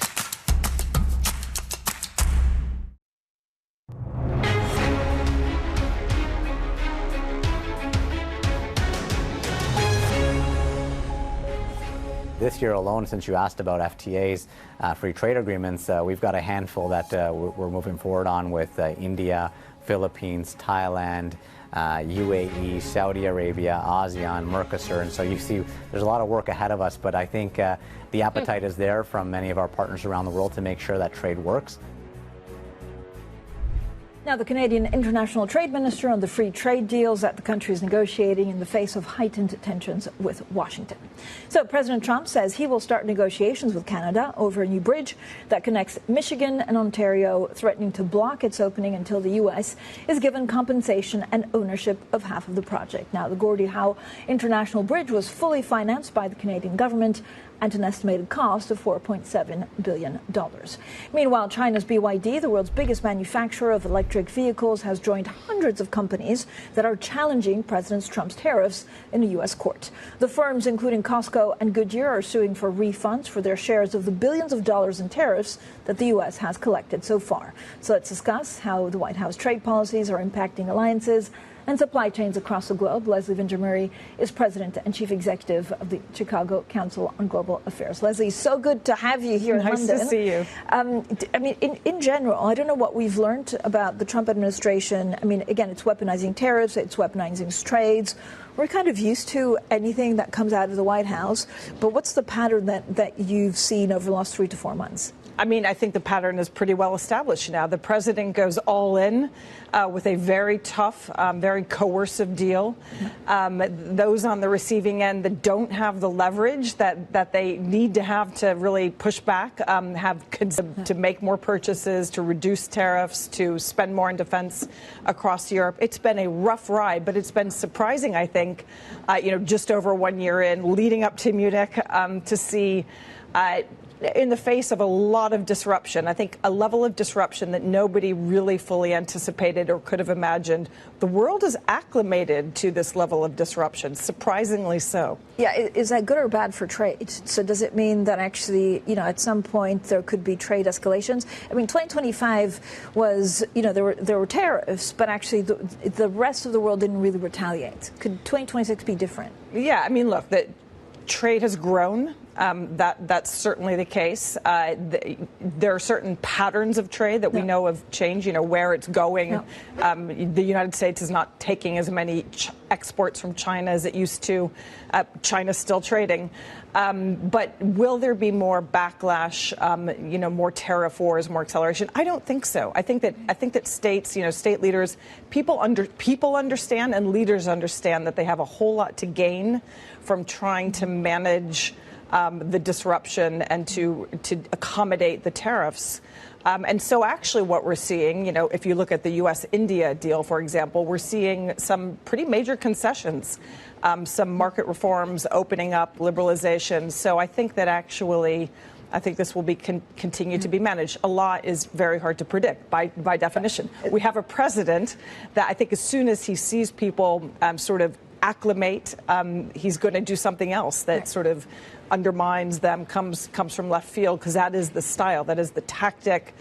And I think from his perspective, it's been, I think he would say it's been very successful. I mean, where does Canada go from here? So in Davos, we were both in Davos with that big speech from Mark Carney that was, applauded by most, but he feels it a little bit lonely. That there's not many other middle powers that signed up to his big coalition to kind of be a counterforce to U.S. policy. Yeah, I think what we're hearing is that that Mark Carney is a little bit frustrated with the Europeans. I mean, but to be fair, he put out a very tall order for middle powers to work together. Sure, I think that's been happening for a very long time.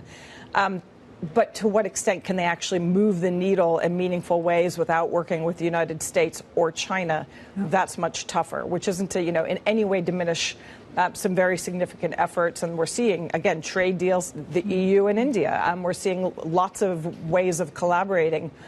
But at the end of the day, you need great power, whether it's on the security side or on the economic side. You've got to work with those powers. So, we're in a world which is more multipolar, in which there are a whole lot of optionality.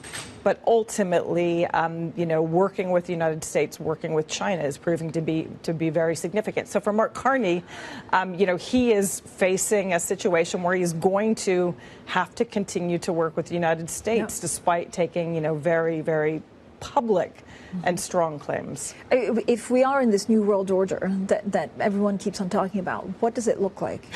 This is a good question. And, I think we're all approaching the Munich Security Conference with a huge amount of trepidation to see, for starters, will the transatlantic partnership hang together? I'm on the side of those who think that, it sort of has to. There's no really, but almost more for lack of alternative than because everybody sort of wants to be in it together.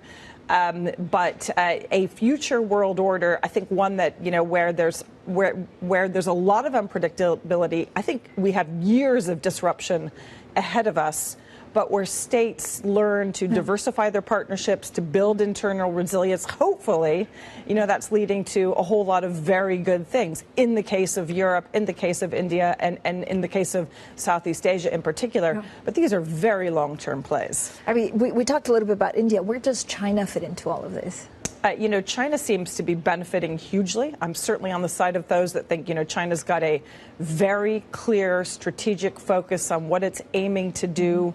That it's benefiting from the U.S. and the West, those alliances being disrupted and unsettled and distracted almost continually, and being able to singularly focus on its economic change, focusing on high technology. Clearly, it's going to have to deal with all sorts of internal domestic problems, but still, in the scheme of things, if you compare it to the position that the United States is in domestically, it seems to be, again, much more singularly focused and benefiting from a West that is sort of at war with itself. I mean, is the EU just slowly disappearing? Or I'd say Europe?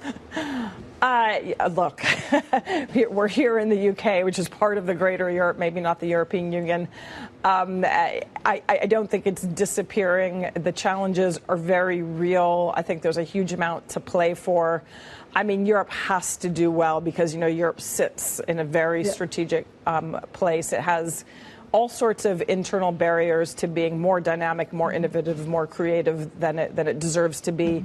But I think that there's an intentionality now. The problem is it's a bunch of different states. It's not one place. Lots of different interests in that Europe. Yeah, and Europe usually is good in a crisis. So let's see over the next couple pretty good in a crisis. Of days and weeks. Leslie, as always, thank you so much for joining us. Leslie Vinjamuri, President and Chief Executive of the Chicago Council on Global Affairs. Up next, it's Bloomberg Brief, and this is Bloomberg. Astonishing day for U.S. technology. Shaping the region's technology ecosystem. Asia's biggest tech news and innovation.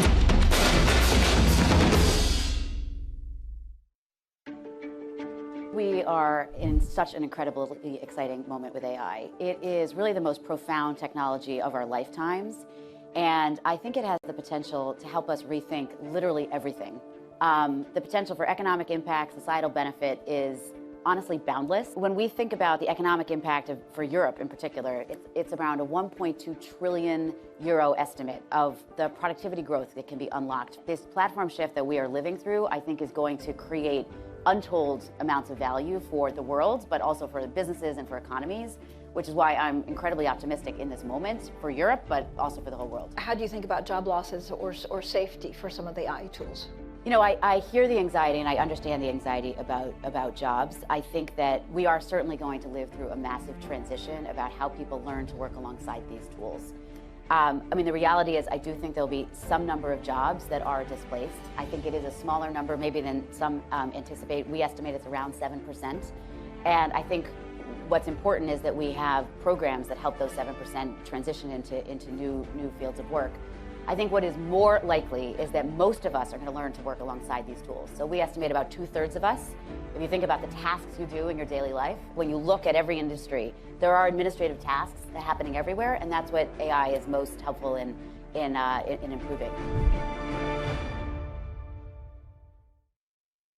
The Middle East and Africa regions are home to some of the biggest deals and fastest growth in the world. Vibrant resources and high-yield investment opportunities abound. I'm Jumana Versace. Join me on Bloomberg Horizon's Middle East and Africa for the stories, newsmakers, and insights shaping the decisions of traders across this exciting region. You had heightened levels of volatility. There's still room to maneuver. We do see opportunities. It allows you to increase significantly your net income. Every trading day, only on Bloomberg. The countdown is on.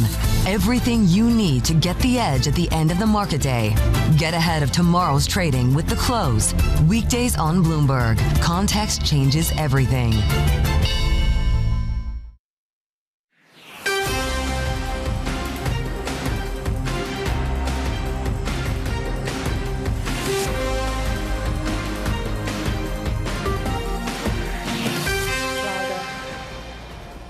It's 5 a.m. in New York City, 10 a.m. in London. Good morning, I'm Lizzie Burden in for Bonnie Quinn with your Bloomberg Brief. Let's set you up for the day ahead. Futures gain after tech drives stocks near a record high. Investors await retail sales data out later this morning. A global bond spree. Alphabet lines up sales of sterling and Swiss franc bonds, including a 100-year note. And earnings continue with Coca-Cola, Marriott and Ford all on deck. Well, a very good morning. Welcome to Tuesday. And US futures are waking up. Modest gains now after the S&P, as I say, came within a whisker of all-time highs yesterday. We've got a raft of US economic data on the docket for the week, starting with retail sales later. And it seems in the meantime, traders are holding their breath. So if we take a look at the bond space, you can see the 2-year yield is pretty stuck at the moment, barely budging. 347 is where we trade, and not a lot of movement across the rest of the curve either. So yields down a touch as we await that data. Let's look for some action, shall we, in the single stock story with our stocks to watch. Here's Abir Abu Omar. Good morning, Lizzie. We're going to start with TSMC, which reported earnings earlier. Now, what we know about the stock is that it's having a pretty good year, 17% up so far this year. It's reported the fastest growth in sales on a pace level for the past few months. And so we know that the sales accelerated by 37% in January. Again, that is the fastest pace. But moving on to another side of the AI story. Now, TSMC is doing well when it comes to artificial intelligence. It's one of those stocks that are benefiting. But let's talk about onsemi now. The stock is down 5%. It was down a little bit more earlier, but it's paired some of those losses. Now, what we know is that revenues came in slightly short of expectations. The shares, again, as I mentioned, fell more than 6% earlier. First quarter guidance shows that there is a slow recovery in demand. And we know that BI has published research earlier this morning as well, suggesting that the recovery in the company is uneven. And then finally, with AstraZeneca, moving on to the healthcare sector, we had the CEO earlier, actually, and he was talking about health, the health sector generally. He was talking about weight management drugs and their demand in the U.S. The stock is doing pretty well. It is the biggest gainer by points in Europe this morning. Abir, thank you. And Abir will be back with us later on this hour. We also have coming up this hour a look ahead to the deluge of key data this week. I'll be speaking to Seema Shah of Principal Asset Management. And then later on in the hour, a conversation with the chair of the Munich Security Conference, Wolfgang Ischinger. Well, let's get back to tech. Alphabet specifically, and Google's parent company kicking off its sterling and Swiss franc-dominated bonds for the first time. Joining us now to put it in context is Tom Mackenzie, host, of course, of Bloomberg Tech Europe. And Tom, this is ultra-rare stuff. You don't often see a 100-year note. Just put it into context of how significant it is for the CapEx story. Yeah, well, both Alphabet and investors then taking a punt that Alphabet will still exist in 100 years' time. What will Alphabet look like in 100 years' time is a question. But look, the point is, and this is what you're zeroing in on with your question, is that there's very strong demand for these companies that are issuing, of course, huge amounts of debt to fund that CapEx and that spend on data centers and that AI. Alphabet wants to be spending potentially up to $185 billion this year on that kind of infrastructure. So it's tapping the public markets, and so far it's been very well received. It issued about $20 billion yesterday, US time, in terms of US dollar denominated bonds, and that was very received. They had demand of about 100 billion when they were only raising 20 billion, and they came in with yields of just 95 basis points or so above US Treasury. So that shows that the level of demand. Spreads were pretty tight. Now they've issued it in sterling, that 100-year note, and they expect to see demand from pension funds and insurers as well, also in the Swiss franc. So again, these are companies with balance sheets. Now the free cash flow of Alphabet, I should point out, is coming lower. They still have plenty of cash on the balance sheet, but it has come down pretty significantly from historical standards. But clearly there's an opportunity to raise money at relatively cheap levels to fund that expansion, and that's what they're planning to do. And Alphabet is not the first, and it certainly won't be the last this year. Abir flagged the TSMC sales numbers earlier, Tom. Really impressive stuff. 37% jump in January. That's got to be a good sign for AI demand. It is. Look, it's another tick in the box, another litmus test. TSMC, which of course manufactures the chips, the AI chips for the likes of Nvidia and AMD, seeing that significant jump in sales. There may have been some seasonal effects. This was over the holiday period, so you do expect a ramp up then. But again, to your point, it's another check. Yes, there is still this demand. TSMC is seeing that come through, and so we continue to monitor their sales, which come through on a monthly basis. Also want to talk to you about these US insurance broker stocks pummeled yesterday, Tom, because of an AI app. Is that kind of inevitable that you're just going to see sector by sector attacked by AI? I think sector by sector you're going to get more volatility because more products can be put out, not just by the large language models, not just by the likes of Anthropic, which of course caused that market volatility last week when they came out with that plug-in around the insurance sector that raised questions about how defensible that sector was and what would happen to legacy businesses and financial services insurance. And today, of course, to your point, and the legal space, I should say, when it comes to Anthropic, today it's about the insurers, it's about Insurify coming through. It's a private company with a product wrapped around a ChatGPT product wrapper, and what it does is raise questions again about what happens to the insurance space. So yes, there will be more products that are shipped from these companies that will, you should expect, create more volatility going forward. Different sectors will be under pressure. They'll have to show that they can maintain the kind of profit margins that historically their investors have been expecting, and whether they can really kind of defend their businesses in the wake of some of these AI offerings. Tom, I also want to talk about this memory chip squeeze. You've got a gap really widening between the winners and the losers here. Does it just keep on growing? Well, certainly the view is that you're not going to get an end to the shortage in memory chips potentially until 2027. And so, yes, there are the winners and there are the losers. A basket of Bloomberg stocks that includes the producers of these memory chips like SK Hynix in South Korea and Samsung, that is up about 160% just since September. DRAM prices are up about 600% just in the last few months.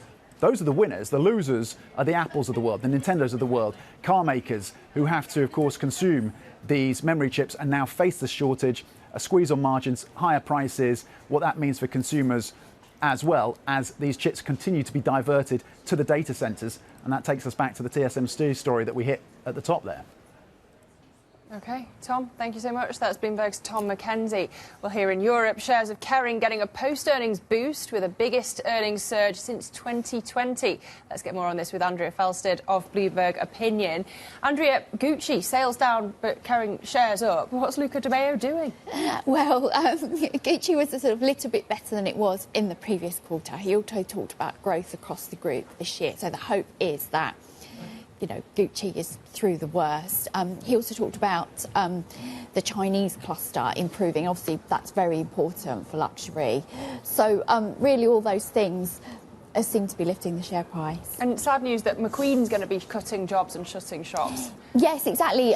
Lucas Mail talked about a 20% reduction in shops across the group. McQueen will probably take a lot of those because it did expand very quickly, and demand for, those sneakers that everyone was wearing a few years ago really fell off a cliff at that time. So it really needs some work. The bigger question is, will Kering hang on to it, or will they try and stabilise it and then perhaps offload it? So a lot of pressure on Milan Fashion Week, which I know you'll be attending. We also got to talk, if we're speaking about events, about the Super Bowl, because you've been writing about the fashion there. It's not Celine, it's not Alaya, it's Zara. I know, it's a genius move. It's just like genius that, the fashion brand got your fast fashion. What we know is fast fashion got itself, that prime spot on the Super Bowl. But it's really a moment for Inditex, and Zara is, of course, the flagship brand, because Zara has been stretching up market. And this comes back to luxury. Luxury has gone so expensive that, people who bought designer clothes, many of them have just been priced out, and they're looking for alternatives. We've got lots of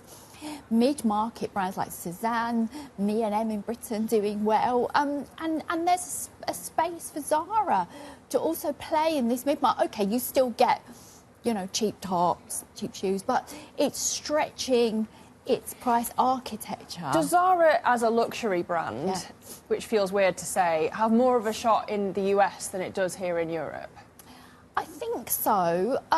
This is the other significance of the Bad Bunny tie-up, because it's really, Inditex has really identified the US as a big market for growth. It still only has around 100 Zara stores there, and Massimo Dutti's only just gone back into physical bricks and mortar. So there's lots of white space in right across America for the brand. Just coming back to the broader luxury story here in Europe. You had the LVMH earnings, not such a pretty picture. A more positive story out of Kering. Broadly, where are we at when it comes to the luxury sector now? We're past the worst. The big declines of last year are definitely in the rearview mirror. America is spending, US consumers are spending on luxury. There's a bit of hope that China will come back, but it's not going to be a V-shaped recovery. China's going to be a slow burn. We've got a lot of new, more than a dozen new creative directors. That's coming into shops now. I've got Dior, I've got Gucci. That's entering the market, and that's creating some excitement, and it will be an excuse to buy. But that said, investors just got too carried away. They were too negative in the summer. They thought no one was going to ever buy luxury again, which was, ridiculous. And then they realised actually the luxury market's got a pulse.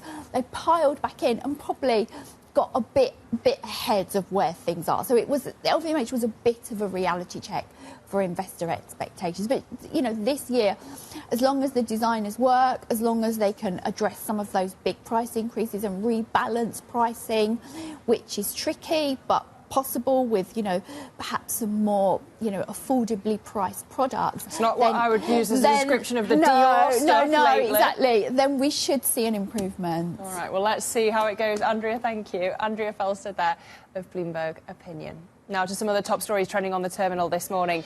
Barclays is planning to return at least £15 billion to investors by 2028. The bank's fourth quarter earnings beat estimates. Its fixed income and equity traders had their best fourth quarter since at least 2016. Investment banking income, meanwhile, was flat. I'm very pleased with the numbers. Our top line is 29.1 billion, which is 9% higher than it was a year ago. Our bottom line, 9.1 billion pounds profit, which is again 13% higher than it was a year ago. And all parts of the bank, including the investment bank, firing on all cylinders, ROTE of 11.3%, and capital distribution of 3.7 billion pounds compared to 3 billion a year ago. The new strategy is about acceleration of what we've been doing. BP is halting its share buyback programme as pressure grows to deliver on turnaround efforts. It's prioritising balance sheet repair over investor payouts.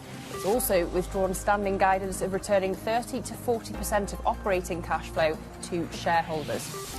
And Keir Starmer has shored up his position as UK Prime Minister for now, after securing public support from his cabinet and delivering a defiant speech to his MPs. Starmer's position remains fragile, though, following controversy over his appointment of Peter Mandelson as the UK's ambassador to Washington and the latter's links with Jeffrey Epstein. Well, coming up, AI disruption ripples across sectors. More on that with Seema Shah of Principal Asset Management next. This is Bloomberg.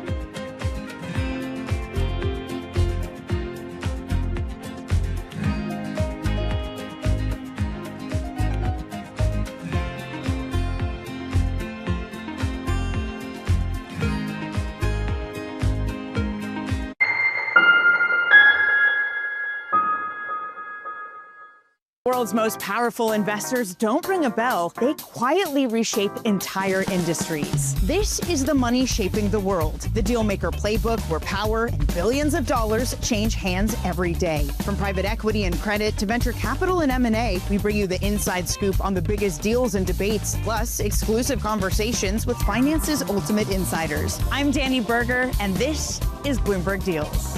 Every week, only on Bloomberg Television. Asia is at the forefront of some of the world's biggest stories.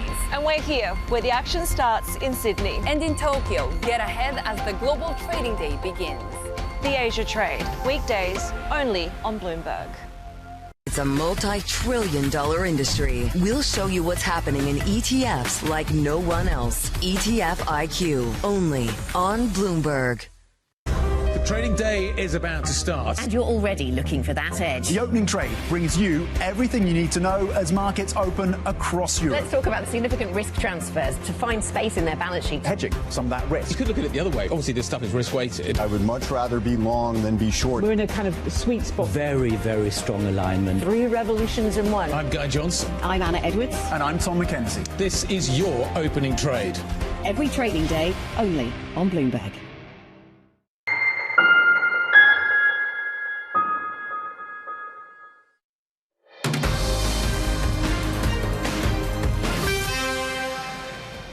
This is Bloomberg Brief. I'm Lizzie Burden in London. We've got tech stocks building on the rebound after an AI-driven sell-off over the past week. Seema Shah of Principal Asset Management writes, technological disruption rarely eliminates all incumbents, but it does reshuffle the hierarchy. The AI era is likely to do the same. She's Chief Global Strategist and joins me now. Seema, thank you for joining me. Where are we going here when it comes to tech? Do you buy dips? How do you know what's worth buying? Yeah, look, I think the narrative for AI has become so much more complicated. If you think just a year ago, the general narrative was like, we want to be in technology, buy everything, and it's going to do well. And increasingly, so you saw in Q3, Q4, these questions around the AI capex spend that created some winners and losers. And now you're getting to the point where we're starting to think about what AI disruption actually does for the industry itself, for that sector. So, there's been a lot of indiscriminate selling. There are going to be opportunities, but I think now it's a case-by-case basis where you have to look at this specific company. What is their model? Of course, what is their balance sheet? But how protected are they against AI disruption? Or, are they going to be key beneficiaries? And in your notes, you kind of welcome the diversification. Where do you see the opportunities around the world in tech? So Asia is a clear one, which has continued to do well. And, of course, it has less exposure to software than you do in the US. That continues to be really attractive. And, of course, valuations were a little bit cheaper. So we have seen continued interest, I think, increasingly over the last 6 months or so, where people are looking more and more across at other parts of the world.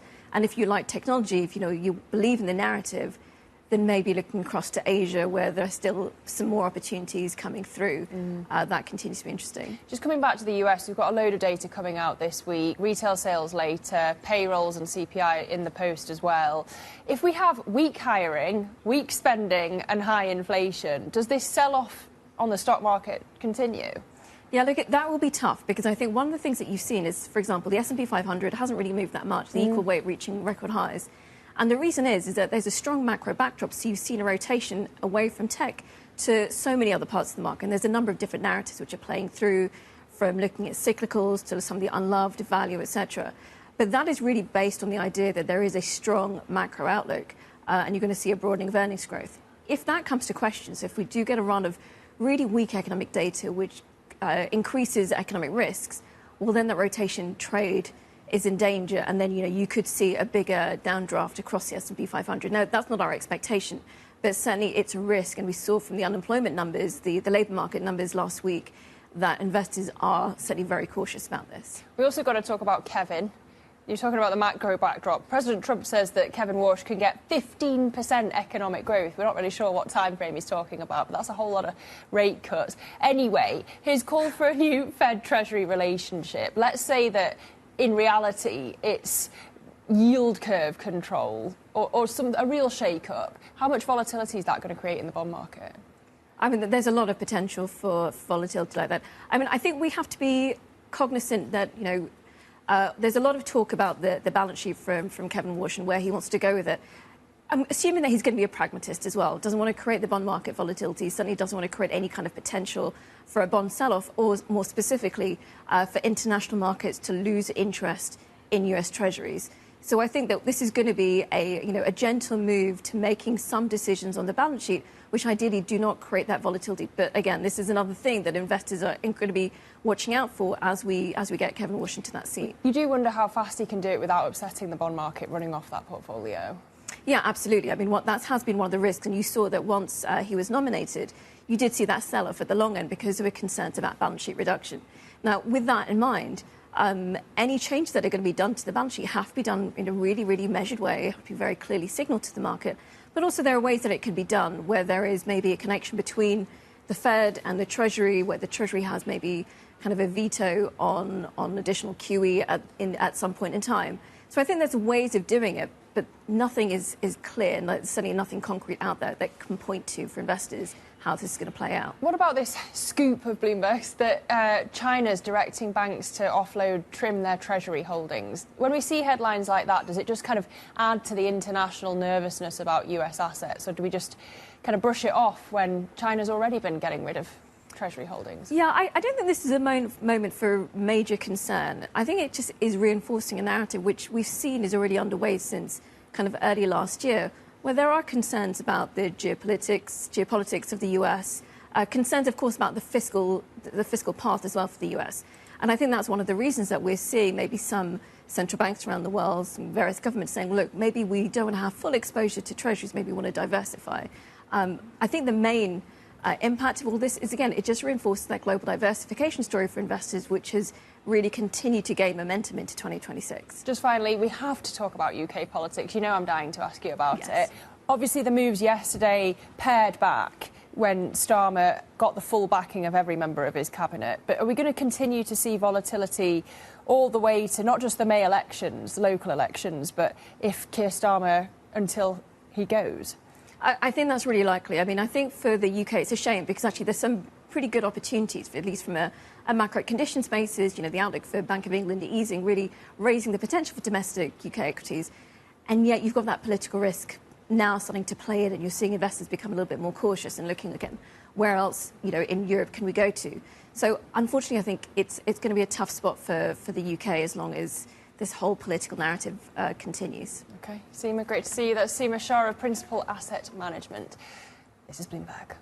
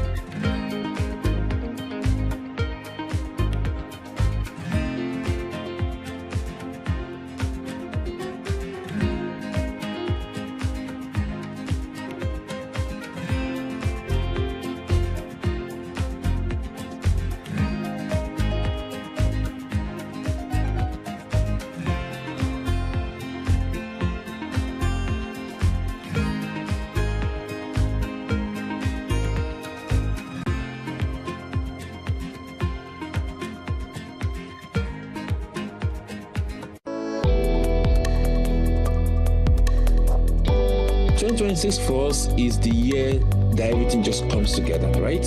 We're not just moving money. The last decade, literally, we've immune the race for Africa's growth, right? And the future of Africa, in our opinion, is not hype, it's infrastructure-led. When Africa wins, the global economy wins. We're building the pipes, and those pipes are now of age. Now, as of right now, we are the biggest fintech in Africa, the most licensed non-bank entity. In the last 10 years, we built that muscle. Now we're putting that to the test, all right? Now we've covered the entire world. We have UK, US, UAE, Canada, Europe covered through our partnership with Global Open, for example, and Novian. And the point behind that really is, how do we ensure we use that infrastructure to drive the next phase of growth for further wave by empowering our customers across all our segments?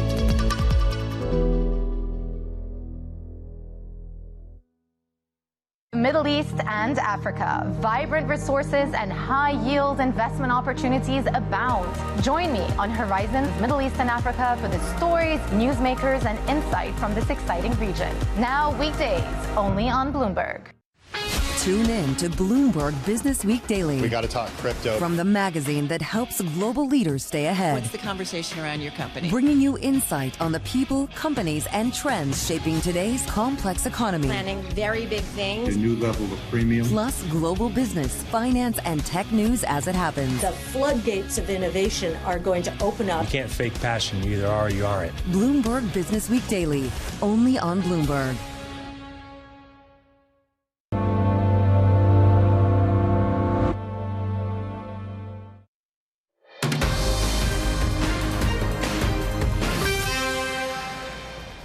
This is Bloomberg Brief. I'm Lizzie Burden in London. Time now for your front page news. First up, we look at the Wall Street Journal. The Trump administration planning to repeal the Obama-era landmark climate finding that serves as the basis for greenhouse gas regulation. The finding concluded that 6 greenhouse gases pose a threat to public health and welfare, and this is the most far-reaching rollback of US climate policy to date. Next up, we turn to the Financial Times, the US administration intending to spare companies that include Amazon, Google and Microsoft from upcoming chips tariffs. According to FT sources, the Commerce Department's planning to provide US hyperscalers with tariff carve-outs, which would be tied to investment commitments made by TSMC. And the New York Times leads with President Trump threatening to block the opening of a new bridge to Canada, escalating diplomatic tensions between the two countries. The Gordie Howe International Bridge, expected to open early this year, but was built by Canada to ease cargo transport between Detroit, Windsor and Ontario. Checking in on your futures picture, and things are just getting going really stateside. We are flat to the upside. A load of data coming out, the dollar in a narrow range and the 10-year at 4.18. Coming up, more on Alphabet's global bond spree.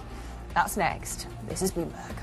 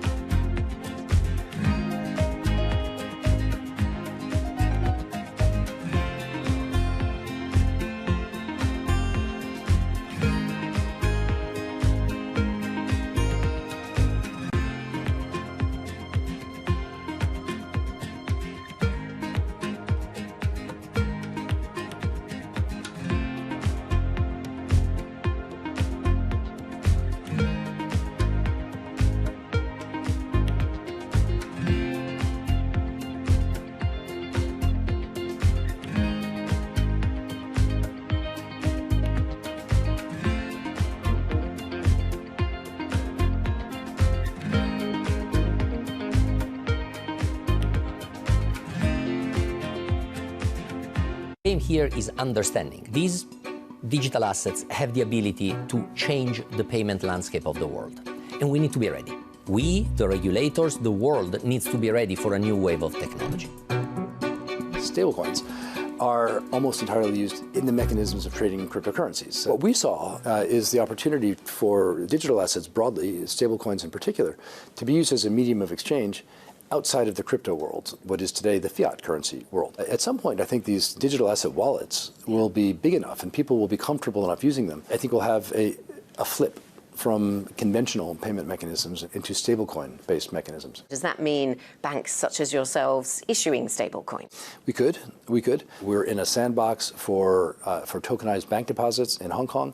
We're effectively issuing tokens related to trade finance in Singapore. So it's all on the table, but we're always going to tie it back to what our clients want and need. Because if we don't get that one right, the rest doesn't matter. The market capitalization of both type of instruments, crypto and digital assets, are both very low. Stablecoins today have $20 billion of flows a day. It's less than 1% of the flows of the payment system in the world. But because they have the ability to be very helpful in use cases, particularly in retail to begin with, but then potentially on the wholesale side, I think we will see a lot more of them.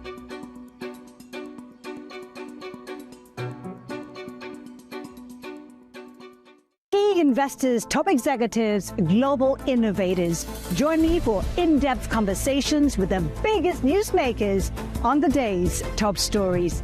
Insight with Haslinda Amin, only on Bloomberg. U.S. jobs numbers are released. Bloomberg has the report under surveillance with crucial data and expert analysis at terminal speed. Nobody covers Jobs Day like Bloomberg.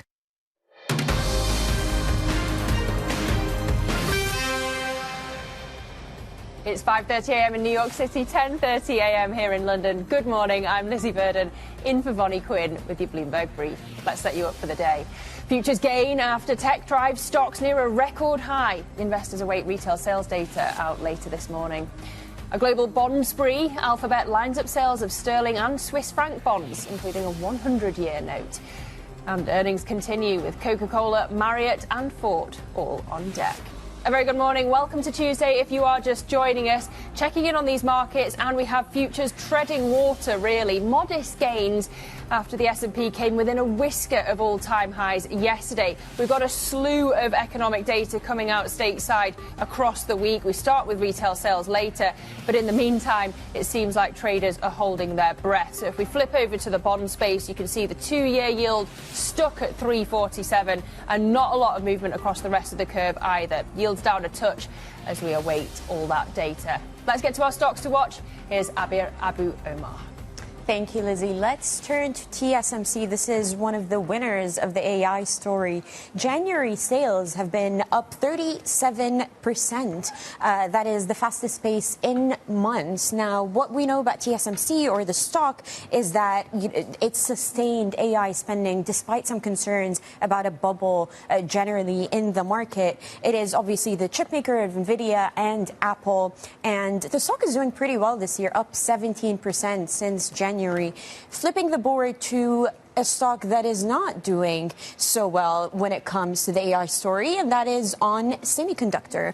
The revenues came shortly lower than expected. We have BI research from this morning that really highlights that the recovery in the company is slow and uneven. So the stock is doing pretty badly in the pre-market, 4.7% down. It spared some of those losses. It was down as much as 7% earlier. And then finally, AstraZeneca, we turn to the health sector in the final stock in the pre-market, up 1.7 in the European Open. It is actually the biggest gainer by points this morning. That's after good earnings. We spoke to the CEO earlier, Lizzie, and he said some pretty good things about some cancer-related drugs and also on the weight management front. So those are the three stocks that we're watching before the open in the U.S. Lizzie? Abir, thank you. I want to pick up on that tech theme. We have Alphabet kicking off its global debt binge to finance its record spending plan for artificial intelligence. The Google parent company is debuting sterling and franc-dominated bonds for the first time,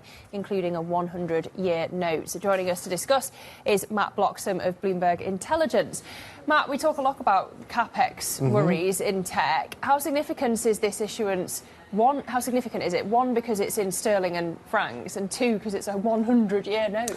Yeah, I mean, this is an interesting tranche of a much bigger debt package. Obviously, they raised $20 billion in US-denominated debt yesterday, and I think there was like $100 billion of demand for that. So, strong appetite for Alphabet credit, which I think makes sense on recent fundamentals. They're kind of riding the AI wave quite successfully. But yeah, I think they're kind of looking to kind of broaden that kind of both the maturities and the currencies, to kind of take advantage of the wide demand appetite there is. But yeah, 100-year issuance is pretty exceptional. I mean, it does fit with, kind of the super long dated maturities that pension funds are looking for now as a kind of liability match. But yeah, quite exceptional. But we did see similar in their issuance yesterday. I think they issued a 50-year maturity US bond, which is also quite unusual in that market. So definitely, testing the full spread of the credit markets. It's like with success. Yeah, it's like the church. It thinks in centuries. We also have to talk about TSMC. Abir was flagging the sales numbers earlier. Yeah. Pretty strong. Surely a good sign for AI spending. Yeah, I think it is, and aligns fully with what we saw in terms of the capital spending numbers from the hyperscalers last year and their ambitious plans for 2026 too. So I think it would be a bit curious if TSMC's revenue growth wasn't remaining robust, given it is the major supplier to, in particular, Nvidia, also the likes of Apple. Obviously, there are some question marks about the smartphone market, but I think Apple's seen as being relatively immune from that because of its premium positioning. And we've seen US insurance broker stocks absolutely pummeled because of an AI app. But I feel like we've had this conversation when it comes to law and financial analysts over the past few weeks. Are there other sectors that you're looking at where this is just the next thing? I think the one that we're particularly looking at is travel. We've been doing some survey work recently on how consumers are using AI assistants.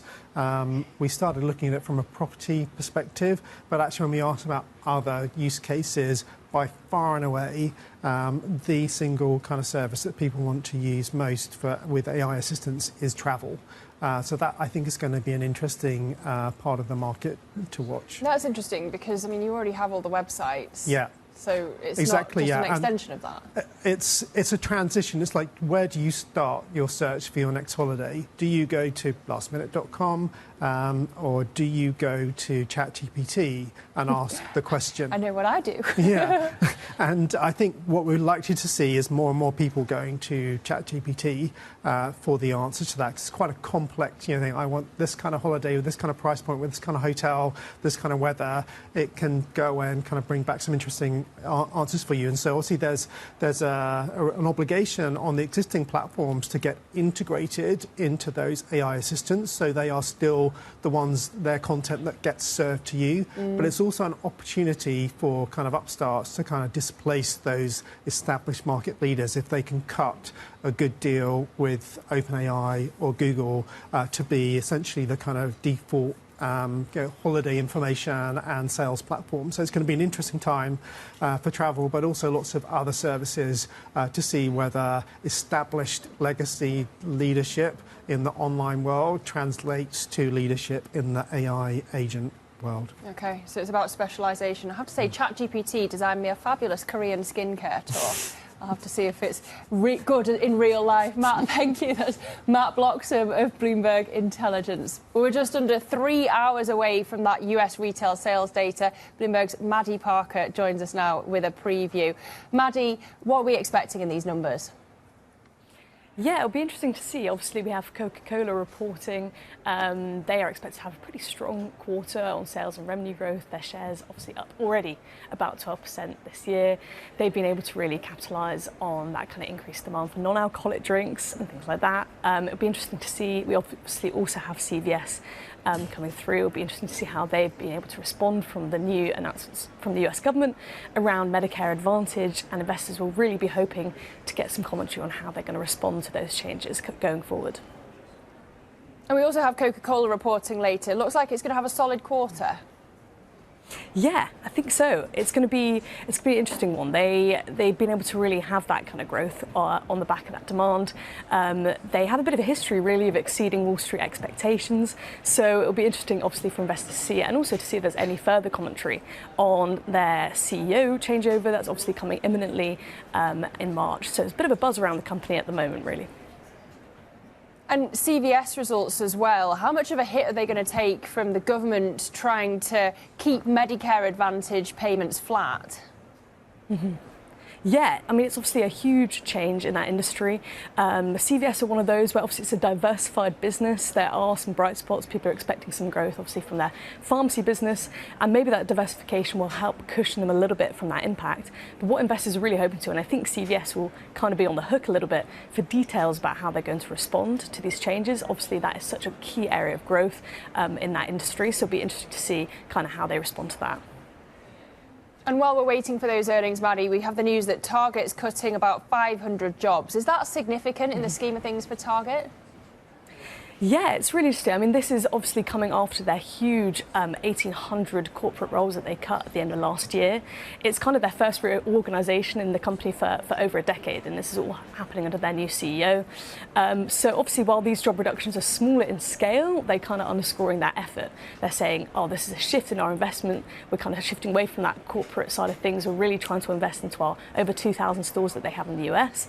So this is more of a continuation of his strategy in terms of that kind of shifting investment from A to B. But it'll be interesting to kind of see how they actually go forward in terms of their store investment from this point on after making all those cuts on the corporate side of the company. Maddie, appreciate the context. You've got a busy day ahead of you. That's our Bloomberg consumer reporter, Maddie Parker. Now, on to some other top stories trending on the terminal this morning. The VC firm backed by Fidelity's Johnson family has shelved plans to sell its holdings in dozens of Chinese tech companies. According to sources, this comes as geopolitical factors become less of a hurdle and valuations improve. The firm had planned to unload investments in about 40 tech companies for roughly $400 million. Elsewhere, Standard Chartered CFO Diego Di Giorgi has resigned to join Apollo. His unexpected exit was greeted negatively by investors and analysts. Di Giorgi was seen as one of the frontrunners to eventually replace the longtime CEO Bill Winters. He'll be Apollo's head of Europe, the Middle East and Africa. And House Republicans advanced a procedural motion to block a vote on President Donald Trump's tariff agenda. The House will vote on the motion this week. House Speaker Mike Johnson expects the rule to be approved. Well, coming up, we head to Berlin for a conversation with Munich Security Conference chair and former German ambassador to the US, Wolfgang Ischinger. That conversation next. This is Bloomberg.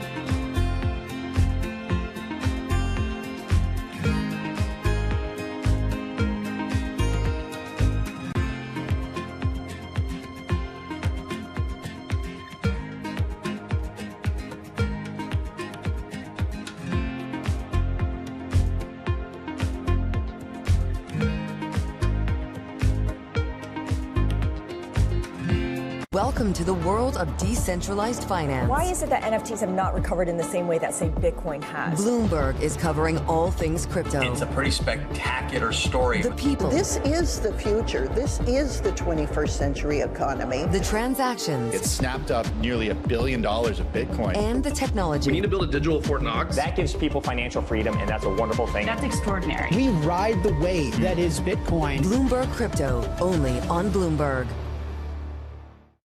I'm Alex Rodriguez. And I'm Jason Kelly. And we're back with another season of The Deal. With athletes and entrepreneurs who are changing the game on and off the field. Jerry Jones. Some good-looking trophies. 1 and 1 is 3 in sports, not 2. And it's because that 3 is imagination. That 3 is putting yourself in a way, having yourself hit the home run. Erica Ayers-Badon. I'm a high-energy board member. I'm very passionate. I have a lot of opinions. Robin Arzón. I want to light fires in people's lives, and that is still one of my core mandates for all of my businesses. Justin Tuck. I tell all of my friends that play in leagues now, make these relationships now while you're hot. Don't wait till you're like your 12th year in and you're just hanging on. Stay tuned. You won't want to miss it.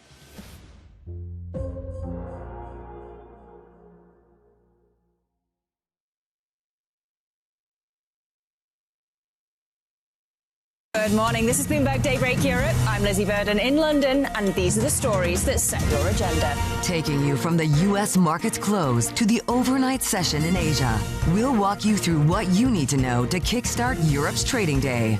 Live from our European headquarters, we bring you the day's top market-moving stories, unmatched expert analysis, and on-the-ground reporting from across the continent. Tune in to Daybreak Europe, only on Bloomberg Television. Context changes everything.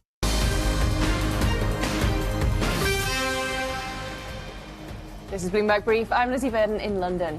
Now, the Munich Security Conference is kicking off on Friday. Bloomberg's Francine Lacroix is with us now for an exclusive interview with the Munich Security Conference Chair, Wolfgang Ischinger. Fran. Lizzie, thank you so much. Ambassador Ischinger, thank you for joining us. I know we're all looking forward to being in Munich to try and figure out what the next crisis is. I mean, the world seems very unpredictable. The world seems very volatile. What do you think is the single biggest security risk that we're currently underestimating?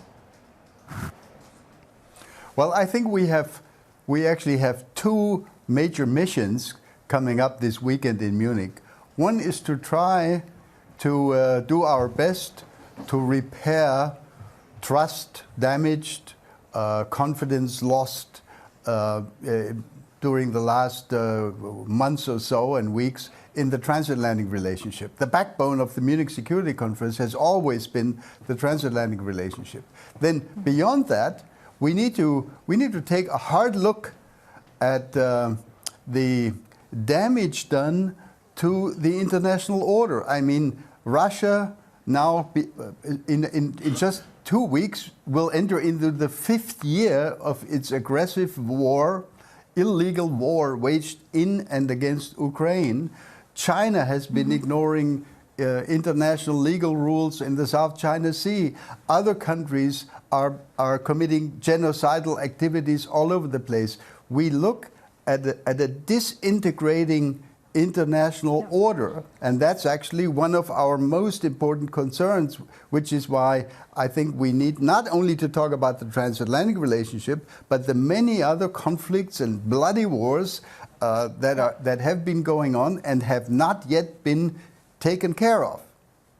But Ambassador, if we're living already in this post-rules-based international order, what do you think will replace it? What is replacing it? Well, I certainly hope that we can preserve at least the basis, the fundamental elements of what we used to call the West, namely a values-based Euro-Atlantic community, where the United States will continue to consider itself, at least to a certain extent, a European power, and where Europe can actually develop itself into an internationally respected actor that will not be ignored, neither in the Middle East nor when Russia starts talking about the future of Ukraine. I find it totally unacceptable that we, 450 million Europeans, sit on the sidelines while these discussions about the future of Ukraine are being conducted. This is our continent. This is our future. This is an existential threat to the security of Europe. Possible for me to imagine, as recently as 2 or 3 years ago, that my own country, Germany, would go from 1.2 or 1.3% of GDP to the objective of reaching 5% in just a few years' time. We're going to be spending twice as much on defense as our closest partner, France, over the next few years. In other words, we heard the shot. We're working on it. We're trying to make sure that in the United States, voters will no longer have a reason to consider Europeans as free riders. I think that's probably the single most important healing thing for us together in terms of our relationship with our friends on the other side of the Atlantic. We want the United States to stay in Europe as a partner, as a reliable partner, but we understand that we need to do a lot more ourselves to carry the ball of European security and defense. Ambassador, what does success in Ukraine look like today, realistically? Well, first of all, of course, the most important thing for the terrified and terror-stricken population of Ukraine is an early ceasefire. And I'm really totally not only disappointed, but deeply moved by the fact that these discussions, which have been now ongoing for many, many weeks, months, have not produced a meaningful ceasefire. That's the single most important thing. The second most important thing is that out of a ceasefire will come a regulation, a peace agreement that will not carry with it the risk of repeated Russian aggressive acts against her European Western neighbors. In other words, can we think in terms of reducing the numbers of Russian military divisions present in the western districts of the Russian Federation? Can we think of security guarantees for Ukraine and in Ukraine that are worth more than the paper on which they are written? At this moment, if I were an Ukrainian decision maker, I would not have full trust in the kinds of promises and arrangements that have been sketched out so far. I think a lot more needs to be done to make sure that European security is going to be stable and will continue to be stable and capable of deterring repeated Russian attempts to enlarge the Russian sphere of influence and domination in Central and Eastern Europe.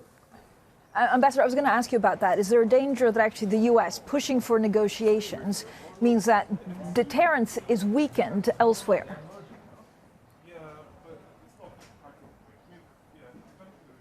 Well, I think it's fine for the United States to push for negotiations, to push for a success in negotiations. But let's be clear about this. The ones who are not accepting American and European and Ukrainian proposals are not the Ukrainians, the ones who have been playing for time and not making a single concession at any moment in these past months and weeks has been the Russian Federation. I agree with intelligence assessments that seem to indicate that Russia has no intention of giving up their own maximalist goals with regard to Ukraine. And that means that a lot more pressure needs to be applied on Russia. Russia needs to understand that the United States and her European allies will not allow Russia to conquer Ukraine, not now and not in the future. And we're unfortunately relatively far from having reached that point where Russia will understand that. Ambassador, I mean, one thing that we're also trying to talk about is whether you think AI, and I know this will be discussed at Munich, AI lowers the threshold for global conflict. Oh, absolutely. We're actually going to create this weekend in Munich a special tech and AI advisory council with eminent specialists from around the world, including American personalities, to make sure that going forward, the Munich Security Conference will, in terms of AI, its military implications, its energy policy implications, that with regard to these issues, we will be in front of the curve and not behind the curve, because I think there is no single more important issue over the horizon than the future of AI and how it will affect our lives, but even more importantly, how it will affect security and defense issues going forward. Wolfgang Ischinger, thank you so much for your time. That was, of course, the chair of the Munich Security Conference. Ambassador, we really look forward to seeing what happens in Munich. With that, Lizzie, I'm going to hand it back to you. Francine, thank you. And of course, Francine will have full coverage from the Munich Security Conference as well. That was Francine Lacroix. Well, coming up, retail sales kicking off a deluge of key economic data this week. Your day ahead is next. This is Bloomberg.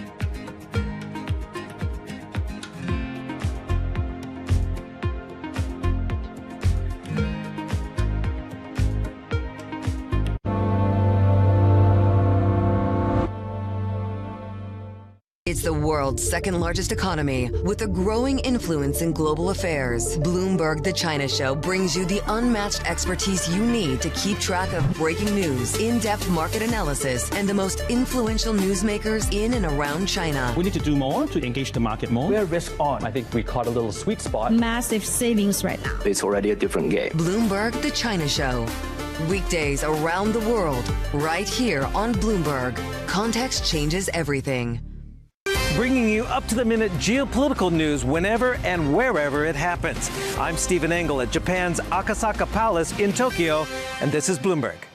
At a time when policy in Washington is driving Wall Street, we draw a distinction between the rhetoric and the action, bringing you market-moving guests and original reporting.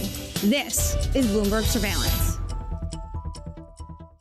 Technology is embedded in every aspect of our lives.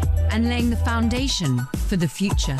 From finance to defense, AI to entertainment. And from the road to the stars. Bloomberg brings you the latest stories of the people and companies pushing the tech sector to new frontiers. And the politics that shape global tech markets. I'm Caroline Hyde in New York. And I'm Ed Ludlow in San Francisco. Watch Bloomberg Tech every weekday. Only on Bloomberg Television. Join me each week on Wall Street Week for stories of capitalism from business, markets, economics, tech, and climate. More than what you need to know, it's what you need to think about. Now a look at what's ahead today. First up, earnings including Coca-Cola, CVS and Marriott out before the bell. Then we have US retail sales numbers at 8:30 a.m. Eastern. And then Ford reporting earnings after the market close. Let's take a look at your micro movers. TSMC had revenue jumping 37% in January. AI spending marching on. And as you can see, the shares are up in the pre-market. They are lower, though, for On Semiconductor. They, of course, also with numbers. And then we have Credo, preliminary revenue underscoring the AI demand, and the shares rocketing in the pre-market, up 16%.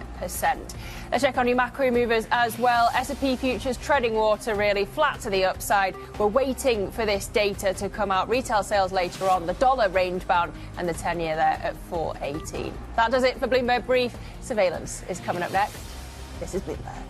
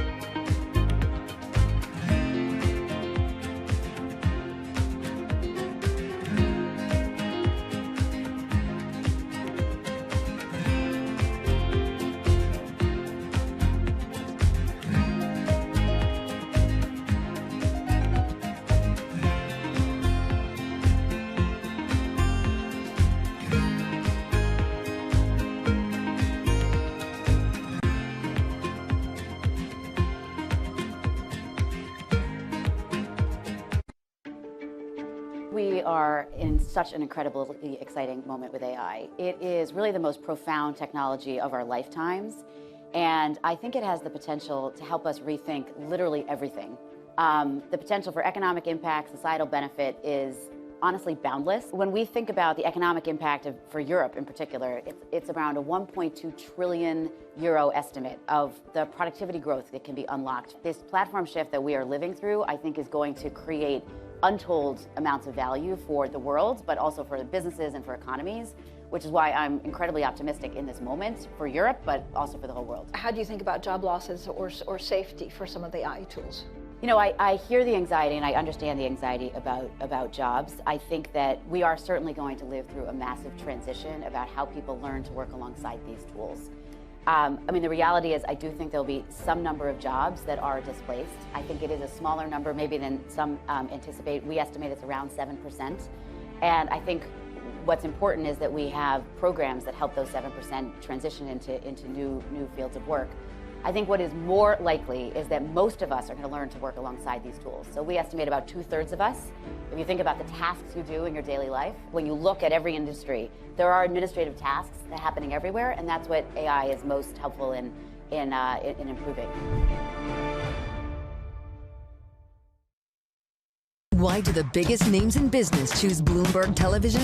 That's a great question. It's a very good question. Interesting question. Good question. Great question. I so appreciate that question. You certainly ask interesting questions. Bloomberg Television. Top experts, great questions. Get your fixed income fix. Watch Bloomberg Real Yield around the world right here on Bloomberg. Context changes everything.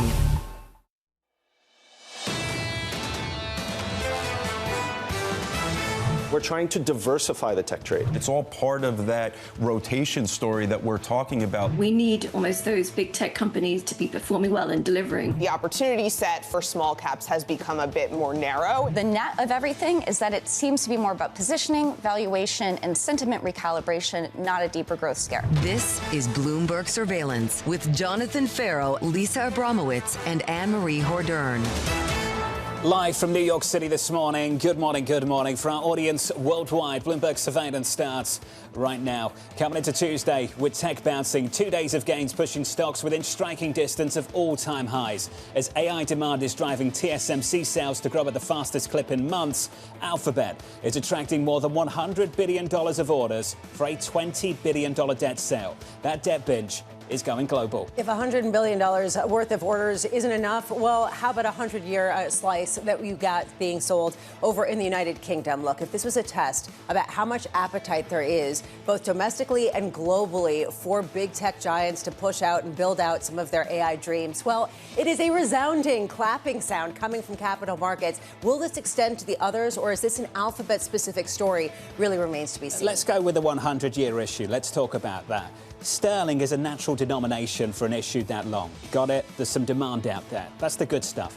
A tech company is not the natural issuer. Typically, we'd be talking about countries or universities. This is unusual and something we've not seen since the late 90s. Since 1997, when I believe Motorola sold a bond issuance at the peak of the tech.com bubble. A real question here about which institution is going to lock in their obligations, their need to get repaid by a company that is tied to the latest and greatest going on in artificial intelligence that's changing month to month. So it raises this issue. How much demand will there be? And is this the peak of the market? One portfolio manager in a Bloomberg story was talking about how 100-year bond issuances tend to indicate the peak. These are huge numbers and they're being taken down really, really well. So maybe this could go on longer than we expect. And maybe it could generate some really big growth figures. This big, I don't know. This comes from the President of the United States, that if Kevin Walsh does a good job with the leader of the Federal Reserve, then maybe we can grow at 15%. And I think more than that. I think more than that, he said. More than 15%. You know, annually we grow, what, 2.5 to 3%. I don't know if the president is talking about cumulative of his 4 years and beyond. Really unclear what he means when he says 15%. But what is clear is that the president is once again sitting for an interview. Clearly there is concern about the idea of affordability. Americans are going out and spending, but prices are still higher, and they have a concern for this. So he's addressing it, and he continues to, I'm sure, sit for interviews and maybe try to tell the American people how they should feel. Before he's even confirmed, before even he sits in the chair, the first day of the job, the bar for him just got a little bit higher. The bar for the data's high too. Retail sales later on this morning, and then we get the big one, payrolls tomorrow, claims on Thursday, CPI on Friday. What are we going to expect from this data after what we heard from Kevin Hassett yesterday? And I think the market reaction is more interesting even than the comments that were not clarified. Kevin Hassett, the chief economic advisor to President Trump, was talking about how you can expect worse labor market data coming out. He was talking in general, although maybe people view this as a tell that he'd already gotten the data. He was talking about the productivity boom and lower immigration numbers. The fact that the market took this as the numbers coming in worse than expected highlights where the market's bias is and what the response could be if we get a really disappointing number. And no big change in the estimate so far. The estimate for tomorrow morning is 68K. That's the median estimate in our survey. The range super wide. We talked about that a few times. At the high end, 135. At the low end, negative 10K. Coming up this hour, we'll catch up with Marvin Lowe of State Street with stocks sitting near all-time highs. Francis Donald of RBC as investors brace for key economic data. And Megan Robson of BNP Paribas on big tech Fed's massive push into the debt market. We begin this hour with stocks on the brink of all-time highs with a slew of data on deck. Marvin Lowe of State Street writing the following. We still find the current environment remaining conducive for risk. Rotate America, not sell America, which puts treasuries and the dollar most at risk. Marvin joins us now for more. Marvin, good morning. Morning. 15%? For the year ahead? No, you're pushing back? I don't know what accounting he's using. What kind of GDP figures are you and the team looking for? Yeah, exactly. I mean, trend growth is 2%, right? We're above trend growth for the last several quarters. We have a tendency to underestimate the strength of the U.S. economy, but double digits. You know why people are bullish, though. Maybe not that bullish, but bullish. Yeah. And it's because we've already had rate cuts from the Federal Reserve. Sure. There's tax-free funds to come through the next several months. Absolutely. And we're looking at just 4 companies with capex intentions of $650 billion. Absolutely. And when they come to the debt market, the market's taken it down really, really well. Is it hard to fade that story? I think it is hard to fade the story. It might be hard to, plow more into it at this point, but I don't think you're fading that story. And ultimately, we are seeing the rotation that seems to be getting a lot of attention over the last couple of weeks as a healthy rationalization of where you're supposed to put your money into the markets. I'm stuck on the 15% and this idea that potentially, not necessarily we're going to get 15%, but it indicates the way that President Trump and some of the advisors are thinking about the United States, which is in some ways an emerging economy. In some ways, this is a not developed market that sort of has a staid growth rate. And I just wonder if there are broader implications of that kind of lofty goal for the way that U.S. assets are treated, given some of the volatility and the fact that people have increasingly looked at some of the budget as well as the potential coordination between the Treasury and Fed as emerging market behavior, not necessarily a developed market one. Yeah, I mean, that's a great analogy. And it certainly is a conversation that I think everyone's had over the last year where, the developed markets have become the emerging markets. And in a lot of ways, the restraint that we see out of the emerging markets are making them the better behaved children in the room, if you will. It does speak to the risk parameters that you demand on assets in a market that is talking that way. And administrations that ultimately want to try to push that type of agenda. For sure, there is a cost for that volatility. Why are we not seeing it in terms of the bond auctions that we're getting? We're getting some Treasury auctions this week. We've got a lot of U.S. companies that are raising debt overseas. It doesn't seem like that premium is getting baked in any material way. Is that going to shift? Yeah, you know what? I do think that the dollar is weaker than one would normally expect with the type of growth environment that we're talking about, and long yields are higher than one would expect during a cutting cycle. The fact that we're looking at 10-year yields, particularly from a curve perspective, widening out into this cutting cycle is somewhat unique. But regime change-wise takes time, and I think that you have the factors that might be driving it, but the catalysts have yet to materialize. We're all watching it, and we're waiting for whether or not we're really dealing with a new regime. But for the moment, you have to give the Fed, the whole financial system, the benefit of the doubt that you can't really avoid these asset classes. Well, the president weighed in on Kevin Warsh last night, saying that it was his runner-up in the first time, and then when asked about what's going on with the DOJ investigation and whether it was worth it to have this investigation, if it means it's holding up the nominations, he basically was like nonchalant. If it happens, it happens. How are you thinking about a future Kevin Warsh-led Federal Reserve? Do you think he's going to come in and be dovish? You know what? That's pretty much the conversation that everyone's been having for the last couple of weeks. His history is the exact opposite. The way I see it, whether it's the fact that policy setting occurs within the committee, and he's one vote, and the balance sheet discussions, and ultimately, a Fed Treasury type of accord where we talk about potentially less Fed buying at the long end, all of that is a higher yield. So, for me, it still is a duration neutral and potentially steeper curve type of discussion that comes out of all of this. The president was also saying how he's been fighting with Senator Thom Tillis for a while, which is why he's retiring. Do you have any concern about independence of the Fed? You know what? Yes, we always have concern. Having said that, the Federal Reserve Act has withstood the test of time. I do think that the market will quickly punish absolutely bad policy. There's a difference in credibility. If they're cutting by 25 basis points, and there's disagreement around it, that's not necessarily independence. If you're actually saying that you're going to go to the zero lower bound while inflation is 3 to 4% and accelerating, that's bad policy. It gets punished, and it immediately makes its way into the financial markets. 2s versus 10s right now, 70 basis points. There's some steepness there. Not that steep. What kind of number have you got in mind? I've got and I've had on this program in particular for quite some time, somewhere around the 120 range.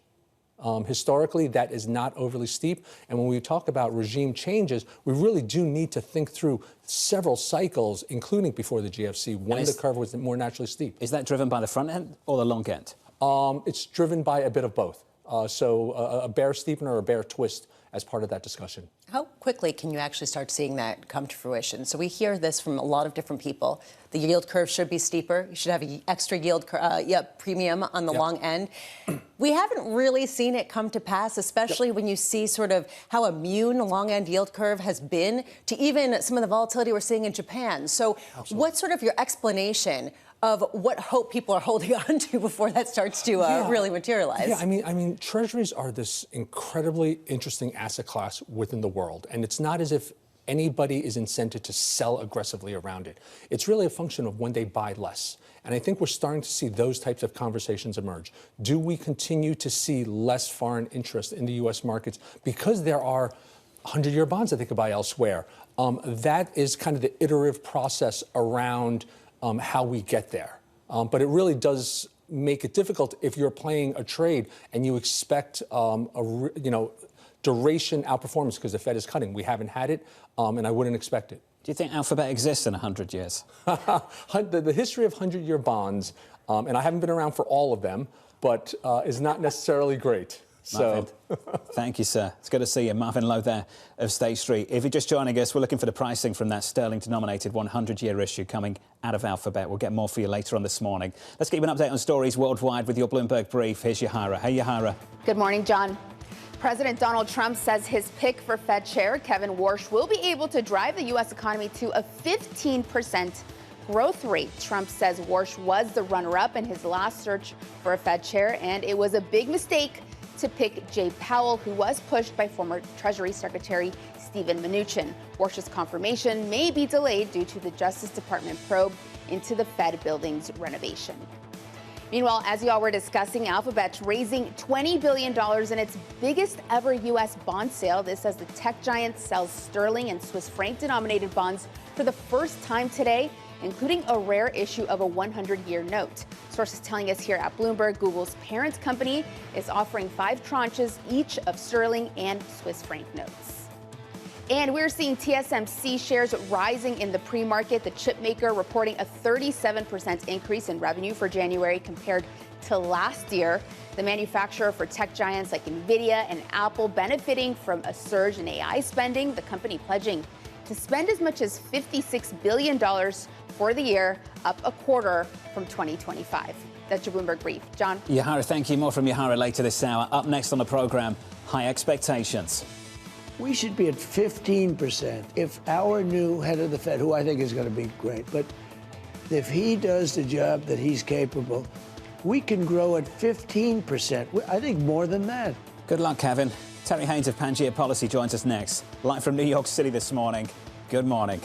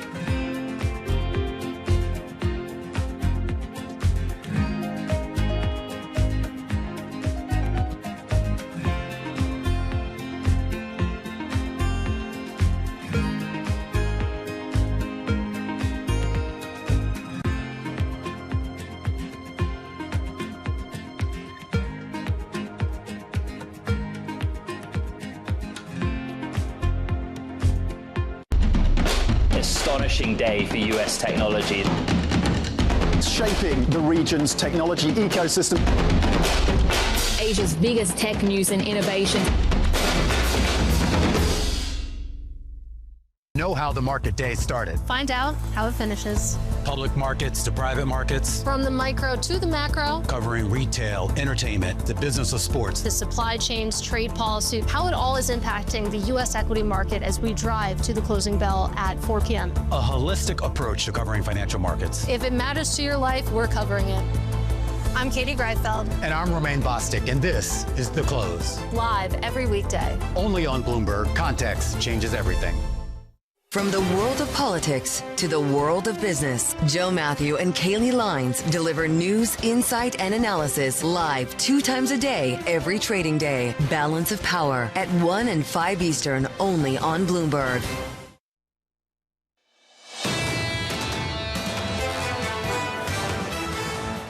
8:30 Eastern Time. Look out for US retail sales, the first in a string of data points for the week ahead. Retail sales later this morning, payrolls tomorrow, claims Thursday, CPI on Friday. Under surveillance this morning, high expectations.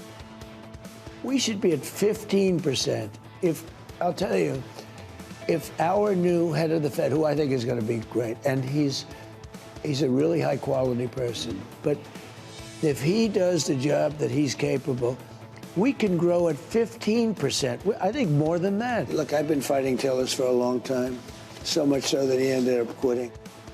Here's the latest this morning. President Donald Trump setting sky-high expectations for Fed Chair nominee Kevin Warsh. Pressure building to get confirmation hearings underway. Bloomberg's Tyler Kendall joins us now from Washington for more. Tyler, sky-high maybe understates it. 15% growth.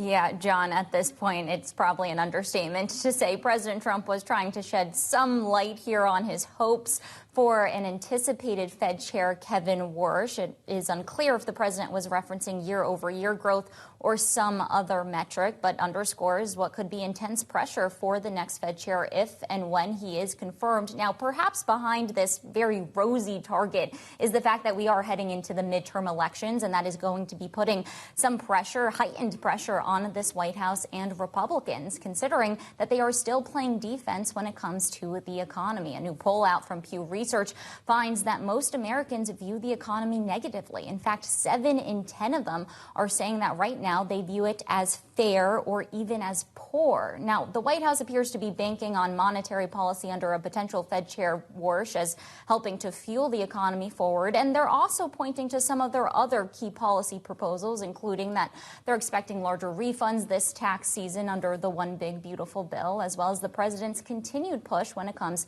to onshoring manufacturing. But at this point, John, it really does feel like it is all about that defense game for the GOP heading into November. Now, if President Trump feels that Kevin Warsh could help advance Republicans' economic agenda, he may need to let up that criticism of the current Fed Chair, Jerome Powell. When asked directly in this interview whether or not the Department of Justice's investigation into Powell was worth delaying the confirmation of Kevin Warsh, President Trump said, quote, "If it happens, it happens." And then, as you heard, he went on to say that he has long feuded with Senator Thom Tillis. Tillis, of course, had voted against the One Big Beautiful Bill last year. So, John, at this point, it appears that we are still at this stalemate. Tyler Kendall with the latest in Washington. Tyler, thank you. Joining us now, Terry Haynes of Pangea Policy. Terry, a few comments now, one from the President, another from the Treasury Secretary over the past few days. Do you think that maybe they're starting to acknowledge these confirmation hearings won't be happening anytime soon? Oh, I think they understand that from the get-go, John, frankly. And it's not so much Thom Tillis's signal. The real tell here is Senate Banking Chairman Tim Scott, who, by the way, is the head of the Republican Senatorial Committee this cycle. So he's also in charge of getting the Senate, reelected and staying Republican. And there's a situation here where, last week Scott came in basically and confirmed everything Tillis has said, and essentially offered the White House a deal. We'll get your confirmation done, indicating strong support for Kevin Warsh, but you've got to get rid of this investigation sooner rather than later. Trump has no qualms about telling the Justice Department, who works for him, what to do or what not to do in any other circumstance. So at some point, he's going to have to tell U.S. Attorney Pirro to get on with this or be done with it.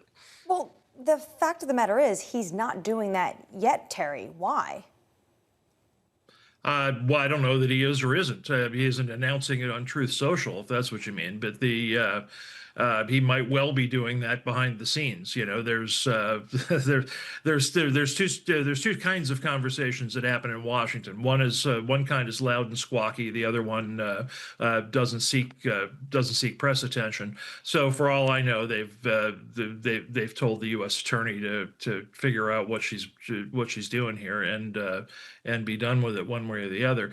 The other reason, though, I will say in closing, though, is there's something that Besson keeps bringing up, which is that the Fed could have been investigating cost overruns, could have been investigating itself for quite a while, and hasn't. He keeps bringing that up both in terms of the building renovation, in terms of Cook, and I think that's a sticking point with the White House, that the Fed needs to self-police a little bit more than they already have. Terry, if we do, though, get into a scenario where we do not have the DOJ investigation wrapped up, how do you foresee the Fed being run? Does Jay Powell just stay on? Does the President of the United States have the authority to appoint someone? Well, they can designate, but Powell, I think, remains the chair until somebody else takes the chairmanship, frankly. I mean, that's the way it usually works. That's how I would expect it to be to happen in this case. The market's effects of that, of course, would be to increase Fed uncertainty around interest rates and other matters. Terry, if I were Kevin Warsh, I would not be sad, given the holdup in potential confirmation. Based on some of the recent proclamations coming out of the White House, if Kevin Warsh is responsible for 15% growth rates in the United States, what does that kind of Fed policy look like? Well, I imagine the president's talk here is entirely rhetorical. My last night look showed that the two highest growth rates post-World War II were 8.7% in 1950 and 7.2% in 1984. So 15% is entirely rhetorical. I think that's about the midterms, as Tyler mentioned, and I think that's also, frankly, about the kind of the interlinking of national security and economic security. You can read that how you want to in terms of domestic politics, and that's pretty obvious. But people outside the United States hear that as, Trump is pushing absolutely as hard as he can to make the United States as big an economy, as dynamic an economy as possible. And sure, 15%'s out of the question, but what if he gets half that? And half that's certainly possible, as I say. The last countries to get 15% growth rate or above were Guyana and South Sudan. Others recently in recent history include Libya and Iraq. I was looking at this morning because I was trying to understand what kind of dynamic usually fosters this type of growth, which goes to sort of emerging markets versus developed markets. Developed markets tend not to really grow at that kind of pace. And I just wonder what this means for industrial policy, what this means for fiscal. Is there anything on the agenda that could actually get through to goose some of the growth ahead of those midterm elections? What markets anticipate and have anticipated for some time is what you have, and we're in progress with this now to some extent. What you have is you have the one big beautiful bill last year. I anticipate, and I keep telling markets, I anticipate a second big beautiful bill coming up this spring. There will be no stone unturned to try to stimulate the economy as much as possible. And meanwhile, what you get is a lessening and a rationalization of regulation, which is happening all over the place in Washington. So if you get that, you certainly get a more stimulative situation overall. Again, I wouldn't worry about 15% or anything else in particular. I don't think you take Trump literally on this, but what you do take from it is the idea that they are focused as much as they can be on making the economy big, not just for domestic policy, but for international policy, for defense policy. Hey, Terry, it's always good to catch up with you, sir. Thank you. Terry Haynes there of Pangaea Policy. Growth is good, has been good for quite a while. GDP is good. That number is high. The character of growth is the problem. It's not resonating with the Main Street. It's not sufficient enough to turn around the story when it comes to the polls and the surveys, asking people how they feel about the labour market, because payroll growth has been so muted. When we sit here and talk about growth coming from the capex spend of 4 big companies, that's meaningful for GDP. When you see the capex coming from the tech sector, it's not meaningful when you, Mitch, or the conference board goes around and does a survey. It's not meaningful when you don't see necessarily the job increases that come alongside this, because a lot of the biggest companies are not employing huge swaths of people. They are trying to accumulate land. They are trying to accumulate fiber. They're trying to accumulate chips that are sold by, guess what, TSMC, that they're going to get from Taiwan. So you put this together, and I wonder, even if you have a 15% growth rate, does that trickle down in the way that people are hoping for? Or is this ultimately a different type of tenor to growth that isn't going to deliver the results in time for that midterm election? That's the political problem, and it's why the populists and the proposals they have are polling so well at the moment, not just in this country, but elsewhere too. It's global. Well, we're actually in a populist wave right now. And when it comes to this country, you see the President of the United States actually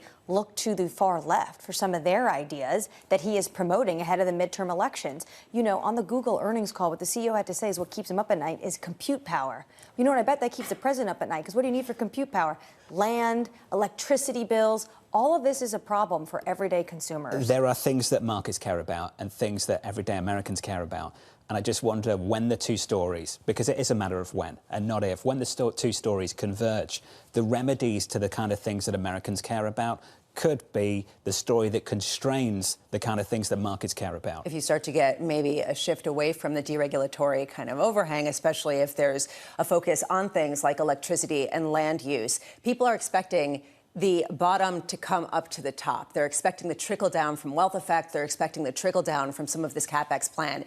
So far, it still hasn't come out in significant hiring or significant sentiment boost. Stocks are close to all-time highs, a few tenths of 1% away. Equity futures this morning up by 0.1%. Up next, we'll catch up with Francis Donald of RBC as the focus turns to the data. Plus, Yahira has your morning movers on semi falling as first quarter guidance falls short. Their stock is down by more than 4%.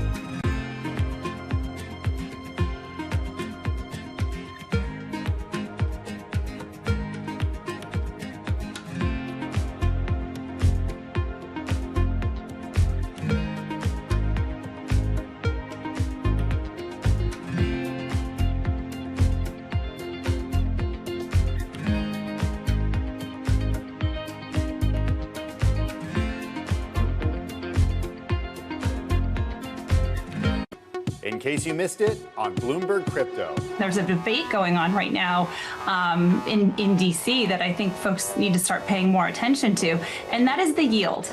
And the question really is, who is going to keep the yield? Who makes money off stablecoins? Well, right now, in the case of some of the large stablecoin issuers, there's a yield that on those deposits. So when there's a dollar, for example, deposited in a bank account, there's interest paid on that dollar. And so who's capturing that yield? And I think one of the really interesting things about the Genius Act is that it bans so-called yield-bearing stablecoins from giving that yield directly back to consumers. Now, that's not true everywhere. And I think if consumers have a choice, why would a consumer want an institution to keep that yield? Or would there be sharing of that yield? So right now, one of the debates going on is, will rewards be allowed? And I think these are really important questions. Don't miss Bloomberg Crypto live Tuesdays. The world's most powerful investors don't ring a bell. They quietly reshape entire industries. This is the money shaping the world. The Dealmaker playbook, where power and billions of dollars change hands every day. From private equity and credit to venture capital and M&A, we bring you the inside scoop on the biggest deals and debates, plus exclusive conversations with finance's ultimate insiders. I'm Danny Berger, and this is Bloomberg Deals. Every week, only on Bloomberg Television.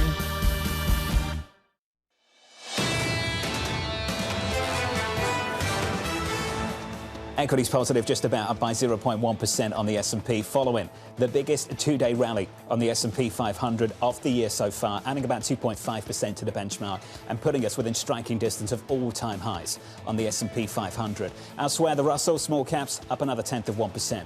Switch of the board and get to the bond market. The news out of China and Japan threatening to push bond yields higher, and then the headline from Kevin Hassett pulling yields a little bit lower. We're down another 2 basis points this morning. It's a break of 420, 418 into payrolls tomorrow, whereby I think a lot of people might be on a bit of edge right now, following the comments from Director Kevin Hassett at the NEC that maybe we should look for a smaller than expected number, but you shouldn't worry about a smaller than expected number. Yeah, don't panic, which makes people think, okay, this is going to be really bad. And it seems to be where people are primed. The fact that people had such a knee-jerk reaction to go back to bonds tells us two things. On one hand, you could say, well, it still has a safe haven attribute, regardless of some of the concerns about China selling and about a Japan fiscal policy that is a little bit more expansionary. Okay, that's one side of things. Second side of things is, how primed are people to buy on bad news? How much is this market going to be caught off sides if this economy is not as robust as currently priced in? What is a good number? Exactly. What is a bad number?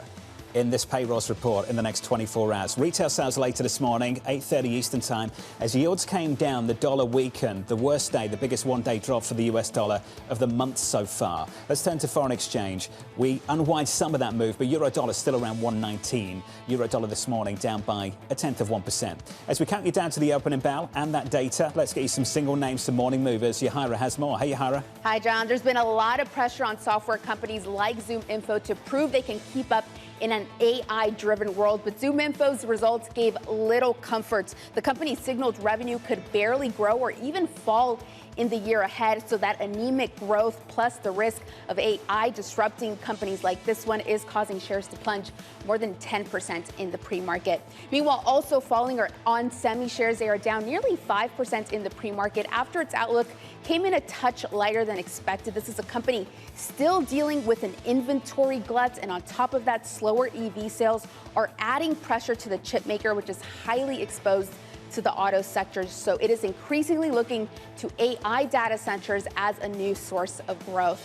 And speaking of data centers, we end on Credo Technology. This is a company clearly benefiting from the AI build-out. It supplies data centers with cables, and it gave a preliminary forecast for third quarter revenue that absolutely blew past analysts' estimates and its own forecast. Listen to these numbers. It expects revenue of up to $408 million, far surpassing the $345 million it was previously guiding for. So shares are up more than 17% in the pre-market. John? Yahira, thank you. Thanks for the update. More from Yahira later this hour. On our radar this morning, Alphabet launching bond sales in sterling and Swiss francs. Sources telling us here at Bloomberg the offer includes the first 100-year note by a major tech firm since the dot-com era. The bond sales follow a $20 billion deal in the United States in the last 24 hours. Elsewhere, shares of Taiwan Semi rising in the pre-market after reporting a surge in revenue for January. The company eyeing $56 billion in capital spending this year as demand for data center chips remains strong. And finally,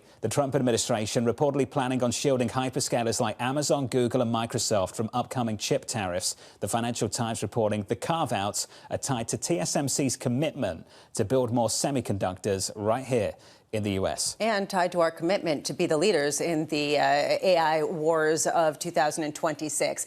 I think that there is a real question, about how much some of these tariffs are going to go into effect. A very small subset have actually been implemented. But on a larger level, using national security arguments for something that you can then waive on equally national security arguments on the other side, saying that we need to build out so quickly, seems to undermine some of what we mean when it comes to national security. And I'm not just talking about from a legal perspective. I'm talking from a market understanding perspective. What does national security mean if it can be lifted based on competitive edge when it was put on for competitive edge? It is a very complicated kind of understanding. Because they want the manufacturing to come back to the United States, which is why this is tethered to you can only get the rebate if TSMC is coming to the United States to build some of these fabs. What I found interesting is an official speaking to the FT says we're going to be monitoring what unfolds like a hawk.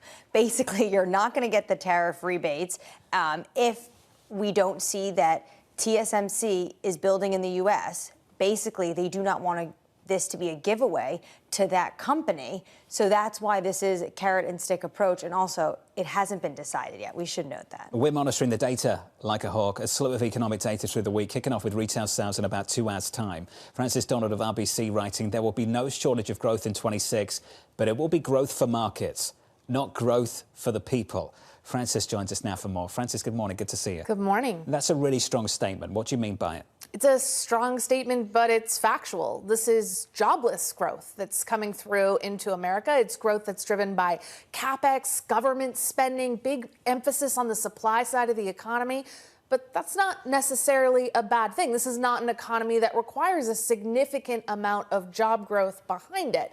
So effectively, what we're trying to emphasize here is that we're used to an environment where growth is a rising tide that lifts all boats, not so in this particular environment. Despite these high growth numbers that are likely to come through this quarter in the next few months, you are still going to see the issues that have weighed on Americans over the past few years persist. So relying on the growth number as a savior, a panacea for all that ails America, that's what we're indicating is a little bit dangerous in this environment. What do you think is a good jobs number at the moment?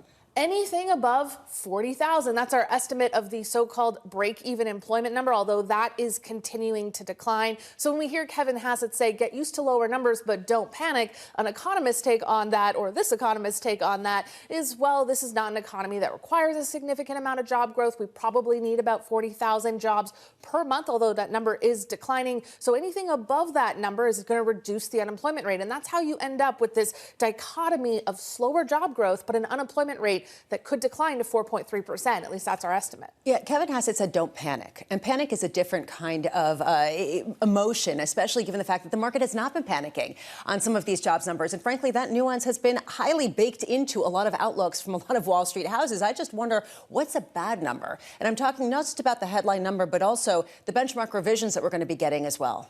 Well, our take is that if you want a job in America, you're probably going to be able to get one, particularly in the healthcare sector. So it's not so much the headline number that I care about, but the composition. We've seen weakness in trade-related sectors, for example. And moving forward, we're going to have to really change our mindset. For a long time in this industry, if you wanted to guess the American economy, you would say, is the consumer employed? The consumer is going to be employed in America. What will matter is not, do they have a job? It's, do they have a big enough wage to offset the inflation that is in the system? Is it a good job? Does it help them keep up with the cost of living? So no longer is my estimate of how well the American consumer doing based on the unemployment rate. It's going to be based on the quality of those jobs going forward. And that's the re-education that needs to happen when we think about jobs numbers. We were just talking about some of the tariffs that have put on semiconductors and others in order to bring manufacturing back to the United States. And one of the reasons why some people are getting really excited about small caps right now is because you are seeing the ISM manufacturing index turn up, which is typically a forward-looking indicator. I just wonder, are you starting to see the labor market in the manufacturing sector start to pick up as well? Is this going to be an employment-full type of resurrection of the manufacturing industry? Not yet. In fact, what we've seen from other indicators like the ADP is actually that manufacturing sector is still contracting or showing some weakness there underneath the surface. So yes,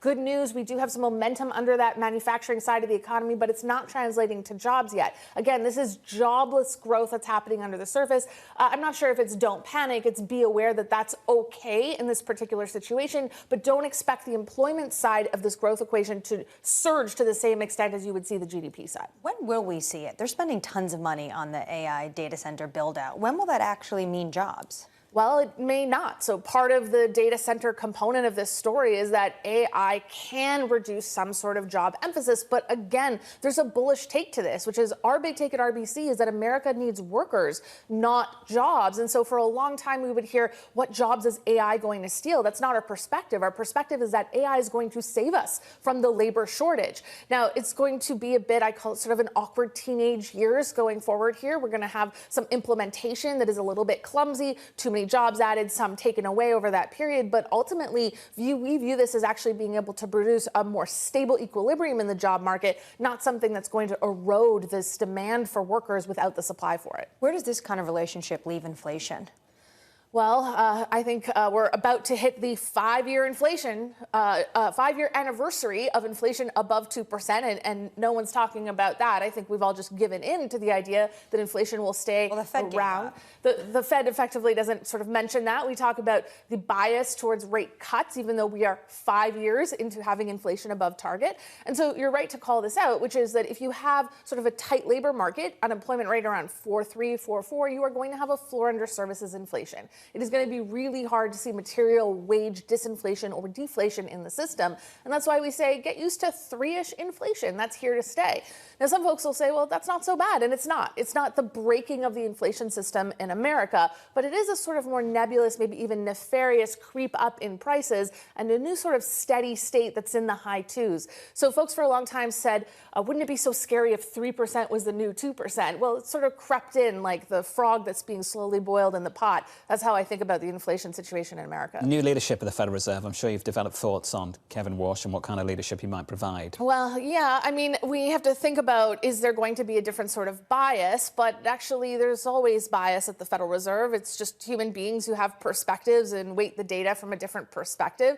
And we kind of think about it the opposite, which is that the data will lead the Federal Reserve. And the challenge going into 2026, what keeps me up at night, is not who's Kevin Warsh.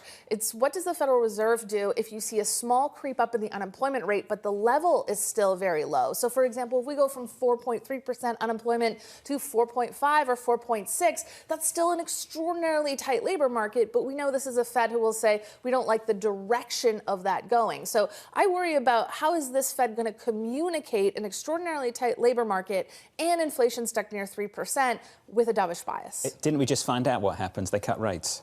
Well, that's the revealed bias that's occurring here, but it's going to be increasingly more difficult to do that the longer we keep inflation above target and the more that we see very high growth rates that are in play. Francis Smart, as always. Great to see you. Thank you. Francis Donald there of RBC on the Federal Reserve and this economic data. More data this morning, 8:30 Eastern Time, US retail sales. Let's give you an update on stories elsewhere this morning with your Bloomberg Brief. Let's cross over to Yahara for more. Hey, Yahara. Hi, John. House Republicans advancing a procedural motion to block a vote on President Donald Trump's tariff agenda. This could potentially delay a vote on the president's most prominent economic policy until at least July. The motion will be voted on by the chamber this week. House Speaker Mike Johnson expecting the rule to be approved. Meanwhile, Kering shares are soaring over in Paris, up nearly 11%. The French luxury goods maker reporting fourth quarter results that beat estimates. Sales at its key Gucci brand falling less than expected in the final months of 2025. Meanwhile, comparable sales fell about 10%, but that still was better than feared. And we are seeing CVS shares sliding in the pre-market down about 3% after the company took a cautious approach to its full-year outlook, holding its 2026 earnings forecast steady. This coming despite the company topping fourth quarter earnings estimates. CVS's Medicare Advantage enrollment declining slightly for the year amid a challenging time for the health insurance industry. That's your Bloomberg Brief. John. Hey, Yahara, thank you. Appreciate it. Up next on the program, doubling down on debt. In Q4 alone, the Big Four issued $150 billion of bonds. So, and they're going to spend it. And I think we are still in like the middle innings of the AI capex cycle, and I think we are moving much higher. Up next, we'll catch up with Megan Robson of BNP Paribas, live from New York City this morning. Good morning.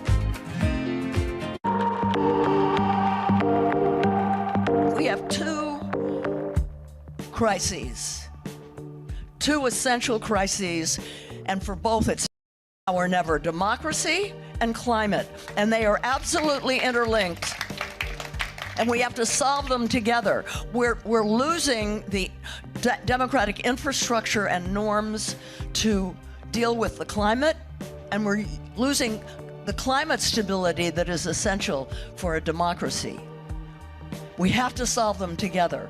We've never faced a threat like this to our democracy at a time when it's a perfect storm, at a time when we're being told by climate scientists, some of you may be in this room, that we have to cut our emissions, fossil fuel emissions, in half in 5 years now.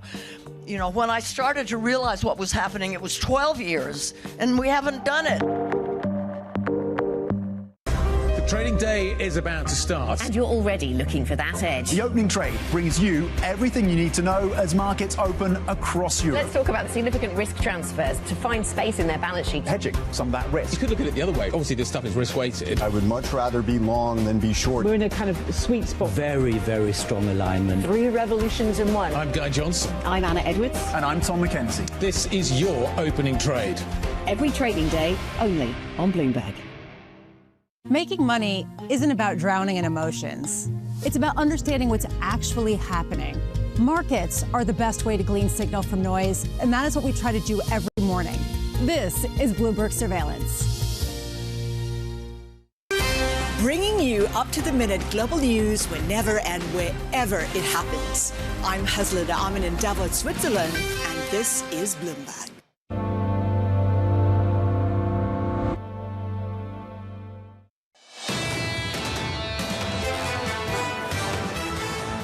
Two days of gains on the S&P 500. We are looking for day 3.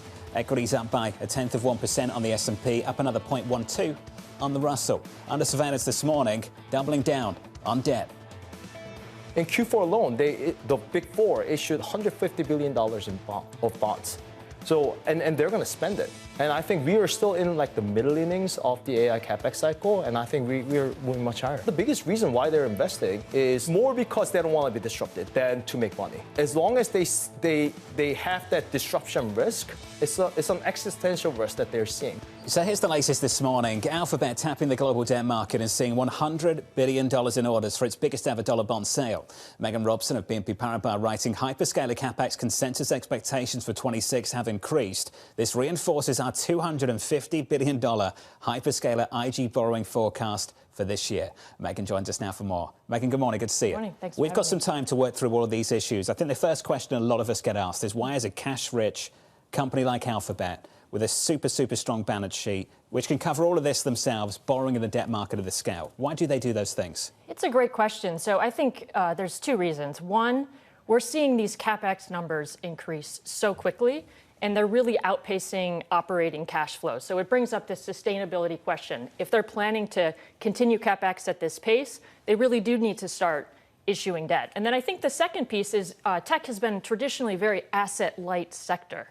They're transitioning into building these more hard assets. You look at other sectors like telecom, autos, traditionally more hard asset type of sectors, they have much higher debt stack. So I think it's part of this transition into a business model that's moving into that direction. So many of these companies, as you know, like Alphabet, can fund this capex through internal operations. It does beg the question how much bigger this cycle can be and how much longer it's going to go on for. Yeah, it's a great question. Year to date, we've already seen capex for 2026 expectations increase 16%.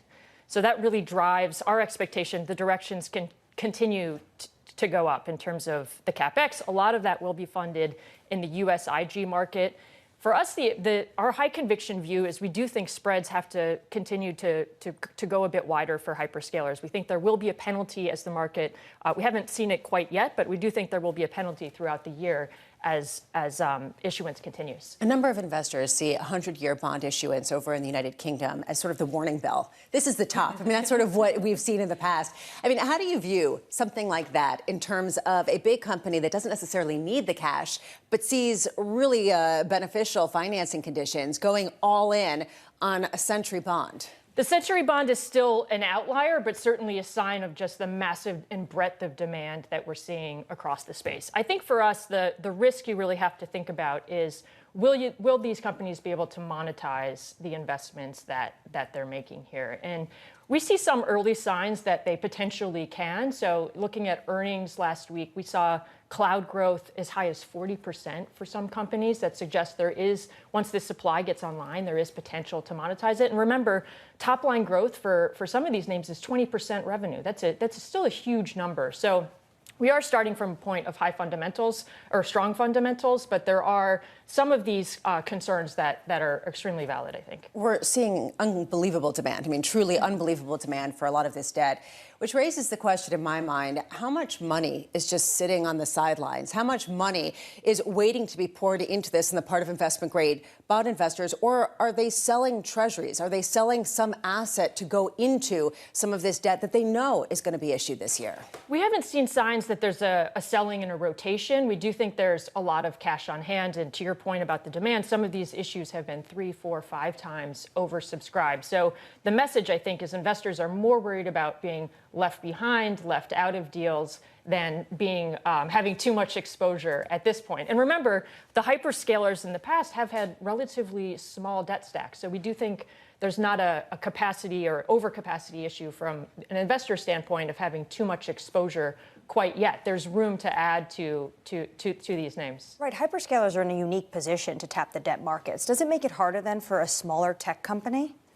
It could. I think that we're still seeing markets are generally open across the board. I think lending conditions are easy. Hyperscalers do have this advantage of scale, and I think across the various software sector that is seen as an advantage, and investors do seem to have a preference for scale in terms of capitalizing on AI. Do you find it odd that we're seeing pushback in equity and not in debt?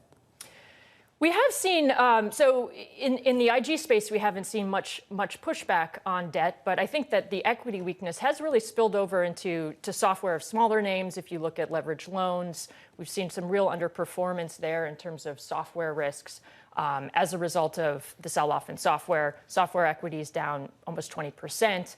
And a lot of the smaller names value their companies and leverage based on loan to value, metrics like that, where they automatically have higher leverage based on some of the weakness we've seen in equities. Talking about the hyperscalers specifically as well, it's intriguing to me that they come out with these massive capex numbers and equity pushes back, even though equity should be the beneficiary of some of the money being raised to go and build these things, and the debt market's sucking it up. Isn't that a curious dynamic at the moment? It's a curious dynamic that shows that bond investors either A, have tons of cash and are looking for places to park it, B, are just looking for a return and they're looking at the absolute return and they're not looking for the potential growth factor, or C, are babes in the wood, right? I mean, this is sort of the other argument that some people are saying is that, okay, something's got to give, and it might not be so dramatic. It might just be that slight spread widening or that pushback in specific smaller deals and not necessarily Armageddon. Based on the moves we've seen, the issuance from Oracle, from Alphabet, there's runway here. for this to grow, for this to go on a whole lot longer, which is what Wells Fargo was telling us yesterday. Can we talk about 100-year debt in the corporate credit market? What's that about?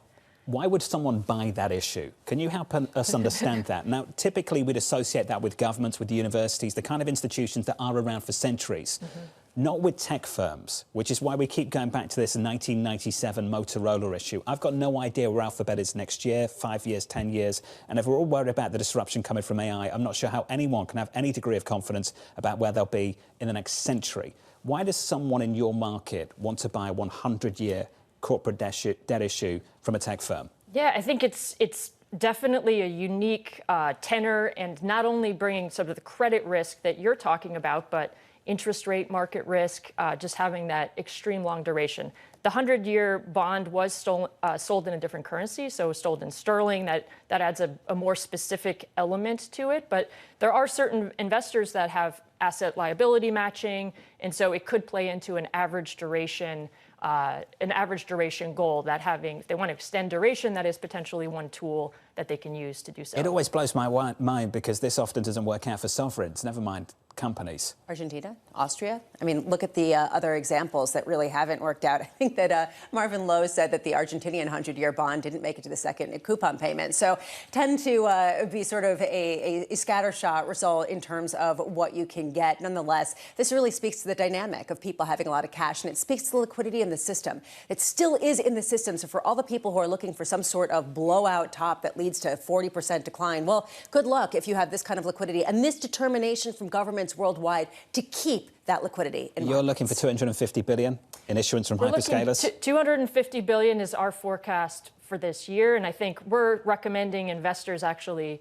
overweight the utilities sector versus hyperscalers, both borrowing more to fund this AI CapEx build-out. Utilities, though, less vulnerable to equities and are also using what's called hybrid structures, so you get a little bit of a pickup in yield. It's more credit-friendly. And we think that's a better way to position. Is it fair to say also, and I'd love your perspective on this, that management teams at utilities are used to running companies with capex intensity this high?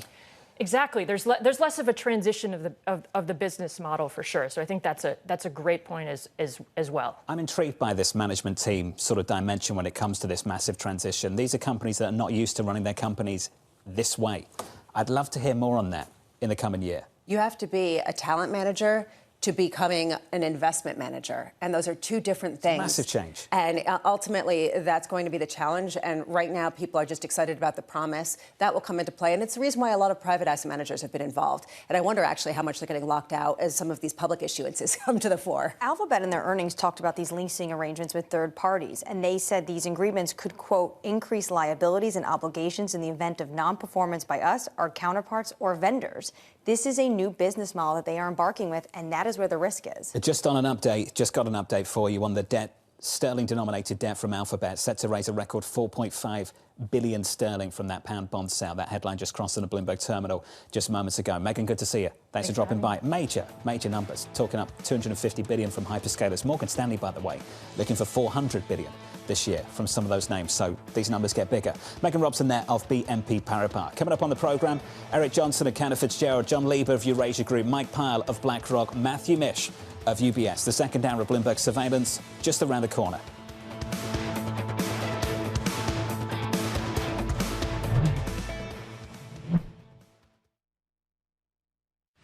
Tune in to Bloomberg Business Week Daily. We got to talk crypto. From the magazine that helps global leaders stay ahead. What's the conversation around your company? Bringing you insight on the people, companies, and trends shaping today's complex economy. Planning very big things. A new level of premium. Plus global business, finance, and tech news as it happens. The floodgates of innovation are going to open up. You can't fake passion. You either are or you aren't. Bloomberg Business Week Daily, only on Bloomberg.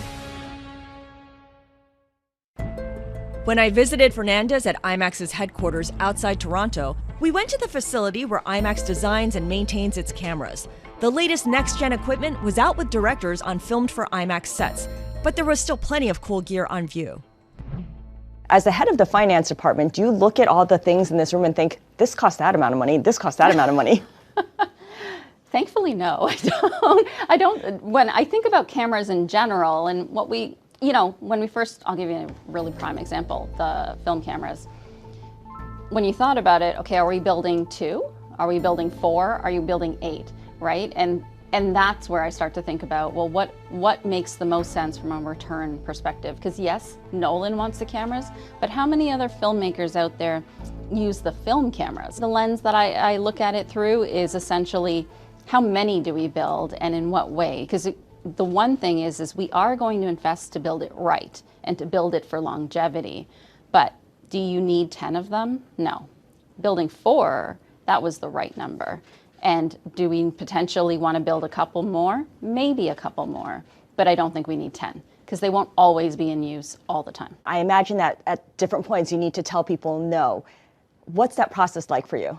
Oh yeah, it's a key role in the CFO position. It is a word that most people are used to, and yet they still think you're not going to say it. Welcome to the world of decentralized finance. Why is it that NFTs have not recovered in the same way that, say, Bitcoin has? Bloomberg is covering all things crypto. It's a pretty spectacular story. The people. This is the future. This is the 21st century economy. The transactions. It snapped up nearly $1 billion of Bitcoin. And the technology. We need to build a digital Fort Knox. That gives people financial freedom, and that's a wonderful thing. That's extraordinary. We ride the wave that is Bitcoin. Bloomberg Crypto, only on Bloomberg. Asia is at the forefront of some of the world's biggest stories. And we're here, where the action starts in Sydney. And in Tokyo, get ahead as the global trading day begins. The Asia Trade, weekdays only on Bloomberg. Good morning, this is Bloomberg Daybreak Europe. I'm Lizzie Burden in London, and these are the stories that set your agenda. Taking you from the U.S. market's close to the overnight session in Asia, we'll walk you through what you need to know to kickstart Europe's trading day. Live from our European headquarters, we bring you the day's top market-moving stories, unmatched expert analysis, and on-the-ground reporting from across the continent. Tune in to Daybreak Europe, only on Bloomberg Television. Context changes everything.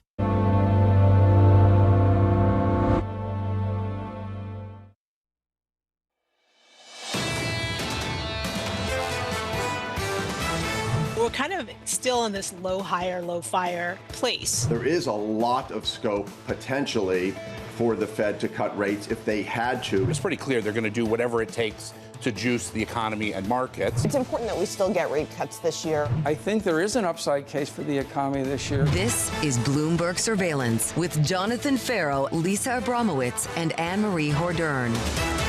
Two-day rally on the S&P 500, up by 2.5% in just 2 days this morning. We add just a little bit of weight to it, up 0.1% on the S&P 500. Your scores look like this. On the Nasdaq 100 this morning, just about unchanged. On the Russell, up by 0.15. The focus on the data later this morning, 90 minutes away, U.S. retail sales. The focus right now is on Alphabet. Yesterday, $20 billion bond sale. A record $100 billion of demand. In the UK, a sterling issue, they raised $4.5 billion, and the order book, they draw a record 24 billion sterling of bids. They're issuing a lot of debt, and this market is eating it up. And they can't get enough. I mean, to think about how much people were clamoring to get in on this. Essentially, what Megan was just talking about is that people are battling each other to get allocations for the right to buy into this debt at first issue. So if anyone was concerned about a 100-year debt over in the United Kingdom being a sign of the top, it isn't really coming to fruition. It's certainly in markets. At the same time, there will be a limit. We're not reaching it yet, which raises the question, how much further can this build out really go? 4, 5, 6 times oversubscribed. This is what the market wants. It's sucking it up, and these guys are going to provide it for the year ahead. We're talking about numbers of $250 billion of debt coming from the hyperscalers in the next year, according to BNP Paribas. Morgan Stanley going further. They're saying $400 billion. In total, the capex intentions, you're familiar with the numbers right now, $650. Add in the rate cuts, add in the tax refunds. It's why a lot of people are bullish the U.S. economy for the year ahead, and why the president's talking up the prospect of hitting 15% GDP growth over the next 12 months. So I'm not quite sure we're going to get 15%, but Terry Haynes basically said, you know, shoot for the stars, land on the moon, or shoot for the moon, land on the stars, something like that. Set the goal really, really high. But also the president is in midterm election year season. He is going to try to go and talk up the economy, even though everyday people are not feeling it, which is why this is a very difficult story. What does an AI build out mean? Jensen Huang recently was talking about this is a once in a generation infrastructure build out. That means that AI companies, tech companies are coming for your land, and they're increasing your electricity prices. And it is going to be a political issue when maybe these AI companies start putting in some of these codings that end up taking your job. It could be disruptive for Main Street. And that's the issue the politicians have got. Growth could be good, it could be great. Will it be jobless growth? And that's a figure we'll be talking about tomorrow morning. Don't panic. Don't panic. It has to do with immigration, so that's the issue. Ultimately, again, it's going to be how much is it the Kevin Hassett world of things, where he's looking at what a lot of economists have talked about, the fact that you do have a lower population, so just naturally you're going to have a lower pace of growth. At the same time, what you're seeing from sentiment surveys, the Consumer Conference Board, even if they might cast some shade on it, there is this feeling that people don't see jobs as plentiful at the fastest pace going back to 2021. So how are we going to bridge that gap? That ultimately is a midterm election question. If you're just tuning in, welcome to the programme. Equity futures this morning up another 1/10% on the S&P 500. Coming up this hour, we'll catch up with Eric Johnson at Cantor Fitzgerald as tech stocks bounce. John Lieber of Eurasia Group as President Trump sounds the economy to sway the midterms. And Matthew Mish of UBS as AI threatens to shake up the credit market. We begin this hour with stocks holding their record highs. Eric Johnson at Cantor Fitzgerald writing, "We think that we have now seen the drawdown that we expected and it's behind us. We think the equity market will break out soon." Eric joins us now for more. Eric, good morning. Good to see you. Good morning. Good to see you. What makes you think the worst is behind us? What gives you that level of confidence? So we saw a fair amount of capitulation. And it was across asset classes, right? You saw the huge drawdown in silver, saw the drawdown in Bitcoin. We saw software stocks, a pretty big sector within the S&P 500, get hit very hard. And then mega cap, which is very retail owned, also got hit very hard. So you've seen that. You've seen sentiment come down. You can see that in the sentiment indicators. The VIX went to 23, which is also somewhat of a short-term capitulative sign. And then net exposure for institutions also came down. And so that's sort of behind us. And what we have ahead is a very good backdrop for equities from a fundamental perspective. Where do you think leadership comes from with that in mind? So I think cyclicals is one area. Cyclicals have mostly performed well, but I think materials and industrials can continue. And then within tech is a much more nuanced sector now. I think software, we have a strong view that software has bottomed, at least in the short term, and that we're going to see a pretty powerful bounce in those names. And then the picks and shovels of this build out, they've done well. So they've had big rallies, whether it's energy, different aspects of industrials, or of course semis and semi equipment. But we think those can continue because of the power of this CapEx build out and some of the CapEx numbers that you've referenced. We've talked a lot about the debt issuance that's expected and ongoing from a lot of the tech companies. Is this a headwind or a tailwind for the equity side? I think it's a tailwind. I think down the road, maybe a year or two down the road, it could become maybe a headwind. But for right now, you're unlocking all of this cash into the economy. So you essentially had trapped cash on balance sheets, trapped abilities of these companies to issue debt, and now they're taking advantage of it. And they could do this for years to come and not have any issue with their debt to EBITDA getting anywhere close to out of whack. And so I think it's one story for those four names around how it affects them. I think that's much more of a nuanced view, and we can talk about that. But for the economy and for the rest of the S&P 500, it's extraordinarily bullish. And when you think about the stimulus heading into this economy, it's not just the fiscal stimulus coming from the government. It's this stimulus coming from these hyperscalers. When you think about $650 billion of CapEx from four companies, that probably goes higher than that. And that doesn't include the private companies. It doesn't include Oracle. It doesn't include other parts of tech. So it becomes extraordinarily, powerful for stimulus. It's a tailwind for energy. It's a tailwind for materials. It's a tailwind for real estate. Is it a tailwind for both big tech and from some of the consumer cyclicals that aren't necessarily hinged to those particular industries, directly tied to this build out? So I think the consumer has other tailwinds because when you look at the CapEx numbers, some of them there's not a multiplier effect on, and some of it there is. But I think specific to the consumer, you of course have the higher refund checks. Jobs is a challenge, as I think wage growth will be a challenge. But you also have the net worth wealth effect that's affecting about half the country, and that does help consumer spending in a big way because that's where most of the spending is coming from. So I think the consumer sort of indirectly and from other means is going to have some pretty strong tailwinds behind it. You say in your note fiscal stimulus is powerful, but what besides the rebate checks that individuals are going to get do you expect out of Washington? So also the tax withholding rate, came down for most people starting January 1st.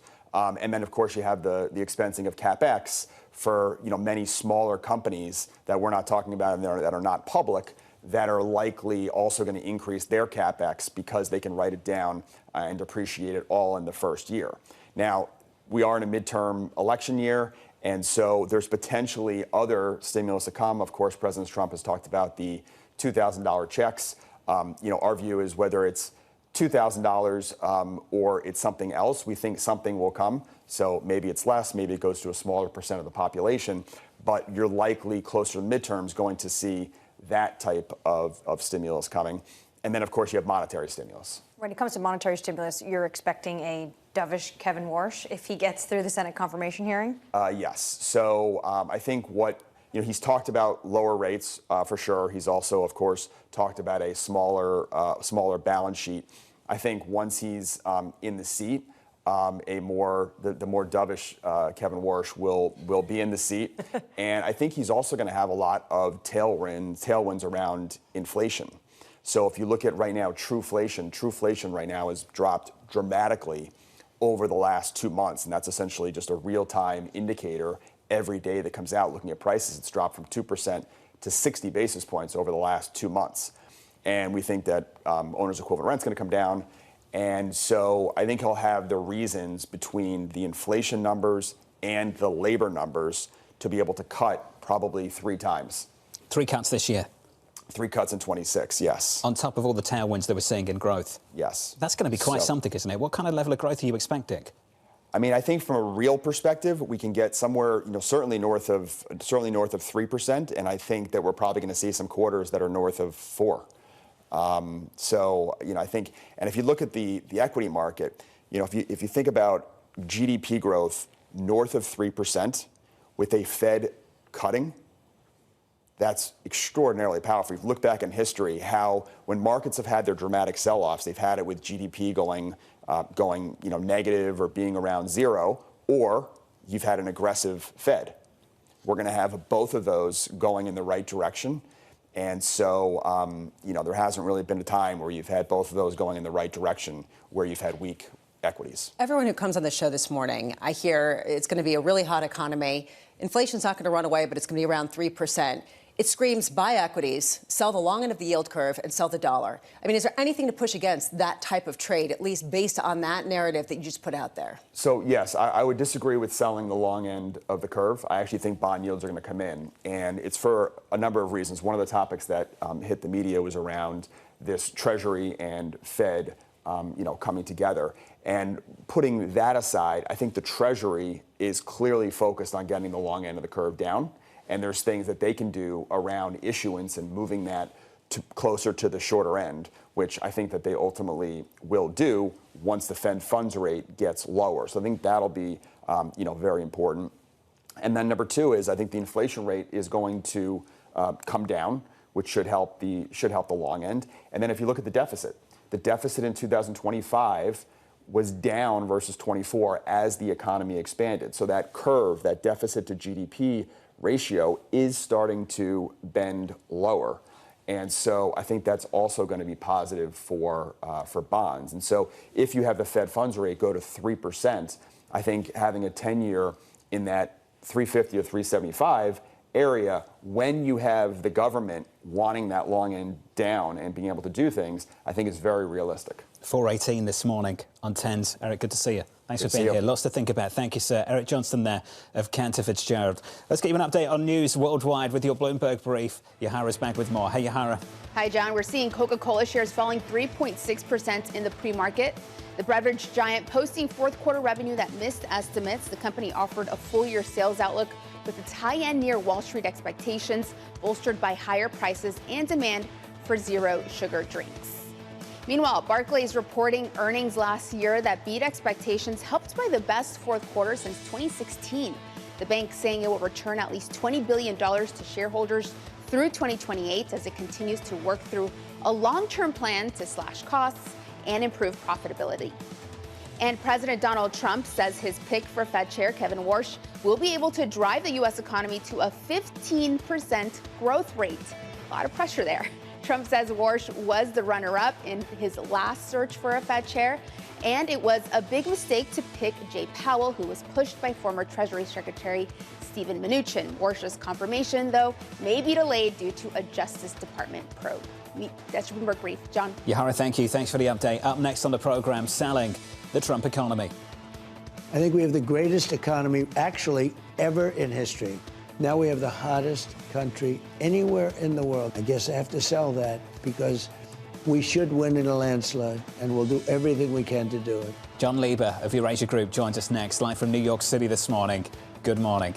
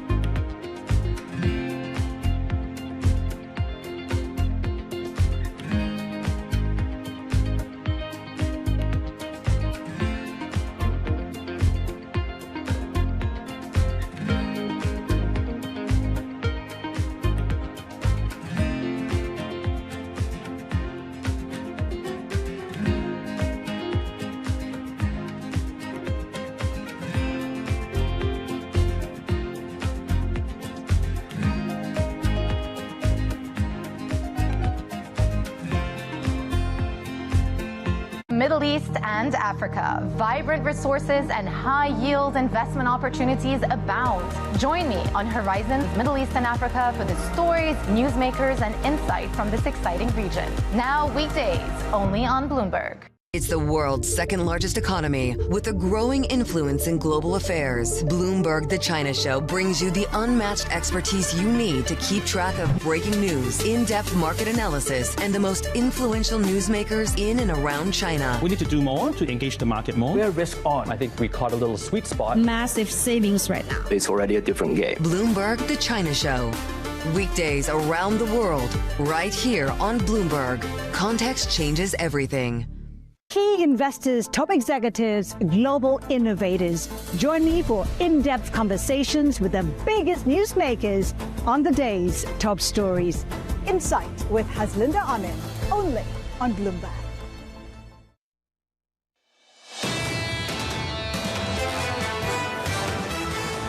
Let's start with stocks. So this morning, bit of a snoozer, up by 0.1% on the S&P, up by 0.2 on the Nasdaq. More data later, you've got all that.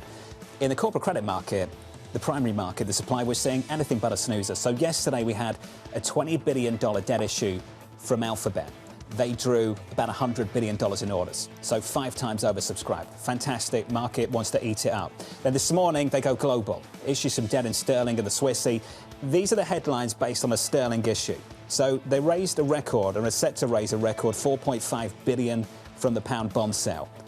What we understand, based on the demand we're seeing, is sky high, a record $24 billion of bids. And of the maturities, the 100-year, the century bond, actually drawing a lot of demand on this front as well. So look, just another example that the market wants it, and if Alphabet's supplying it, it's getting eaten up this morning. And there isn't enough bonds being sold in order to meet that demand. It highlights to me that you can question maybe Google's ability to manage money and manage land and infrastructure and all of these assets, but they are genius at market timing, because right now they are nailing it with respect to how much they're able to sell, at what price they're able to sell based on the U.S. issuance. We haven't gotten, I believe, the pricing for this in terms of what yield these investors are demanding. And in terms of the scope, there is ample room for them to go further. Absolutely phenomenal. Tomorrow, of course, we'll get some 10-year notes from the US government, so a bit of competition here for them. At the long end, we'll get some 30 years later in the week. 3-year notes, some issuance from the Treasury a little bit later on this afternoon, 1 p.m. Eastern time, I believe. So look out for that. In the bond market so far this morning, yields coming in another 2 or 3 basis points. We're down about 3 or 4 on 30s to 482, on 10s to 417, call it 418. Coming into that data a little bit later. Under surveillance this morning, selling the Trump economy. I think we have the greatest economy actually ever in history. Now we have the hottest country anywhere in the world. That's said by everybody. We have the hottest country in the world. I guess I have to sell that because we should win in a landslide, and we'll do everything we can to do it. So here's the latest this morning. The president taking ownership of the U.S. economy ahead of midterm elections later this year. An average of polling suggesting about 42% of Americans approve of Trump's performance on the job. Tyler Kendall has more. Hey, Tyler. Yeah, hey, John, good morning. Well, at this point, the president's right, because according to polling, Republicans are going to need to sell their policies heading into the midterms as the administration tries to refocus the narrative that originally started with President Trump calling affordability a hoax. But now the White House is really going on the offense. We're expecting President Trump to do more domestic travel. He's already ramping up pressure on a potential Fed chair, Kevin Warsh, and we've seen him put out a flurry of new policy proposals, some of them more populist in view. That's why I'm closely watching how Vice President J.D. Vance's campaign schedule evolves in the months ahead, considering he was chosen in part for his more populist ties. We can't forget he was one of the sponsors of a bill that would crack down on credit card swipe fees when he was in the Senate, as just one example. Now, the White House is also touting policies it's already enacted.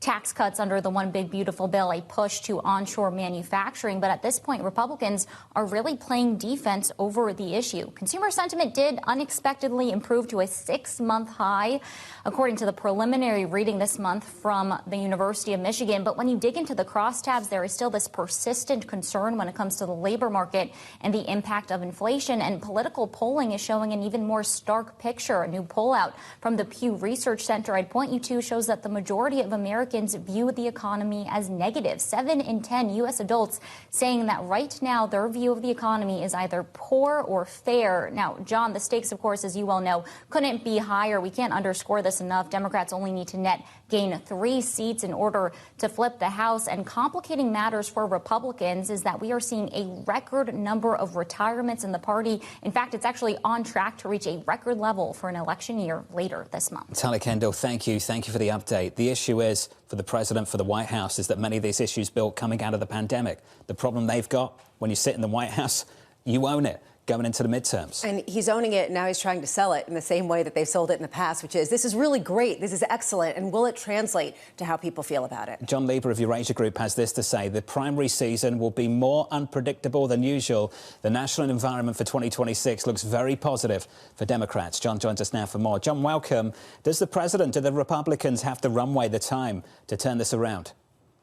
Probably not. I mean, I think there's a world where there's a booming economy between now and November, and that helps them save some of these marginal seats.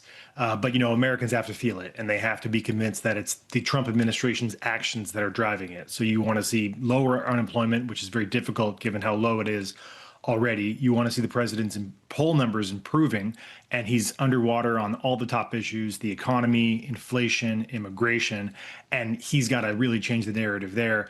And I think importantly, you need Americans to feel like they can afford what they want. And I think that's the biggest challenge that faced Biden. It's the biggest challenge that faced Trump. You're not going to turn around the price of housing between now and November. Maybe you can make a difference on groceries or some of the other things that people feel are too high priced, energy perhaps, college affordability is not going anywhere. These fundamental things that make most American voters unhappy just aren't going to turn around. And like you said, John, you own it when you're the president. So if people don't like the direction of the country, they blame you.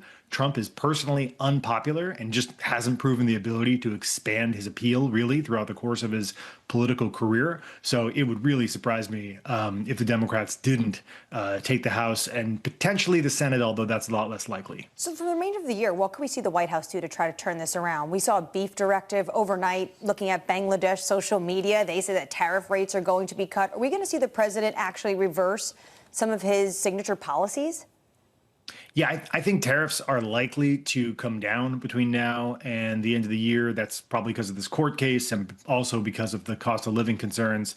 They're going to continue to push these stimulus checks. They've got a number of other ideas about ways that they can lower the cost of living. But I think a lot of it's just going to be window dressing because the actual levers the White House has to pull aren't that great. Look, the Biden administration looked at all these options, and it's not like there's a big ideological gap between what the Trump team is willing to do and what the Biden team is willing to do. In fact, Trump is embracing policies that even the Biden administration said were too interventionist for the government to think about, capping interest rate fees and stuff like that. So all of these things have been looked at and rejected. If the White House could do something about the cost of living, they would have done it by now. They can goose the economy. They're going to run it hot, and you heard Trump talk about that just now. But I don't think that helps address the fundamental concerns that are a weight for President Trump right now. John, when it comes to the midterms, how bad do you think it is going to be for Republicans? I know we had that state Senate seat in Texas. That was a plus 17 Trump district. But also over the weekend, another unique election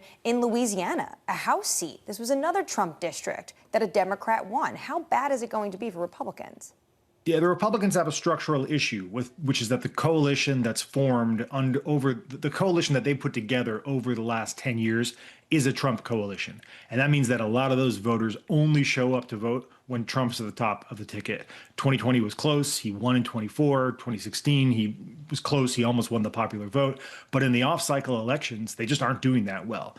And it's because their voters don't show up. And I probably anticipate that this time around. So you're looking at, if you look at previous wave elections in the U.S., in 2012, the Democrats picked up about 60 seats. In 2018, the Republicans picked up about 60 seats. In 2018, the Democrats picked up about 40. And I think because of redistricting and gerrymandering and the way they're able to draw districts, even a wave election this cycle where, let's say, the Democrats are ahead by 3 to 5 points in the national popular vote, which would be huge, I think there's a kind of a ceiling as to how far they can go because these districts have drawn to be so friendly to Republican incumbents. So I would be looking for a 20 to 25 seat shift.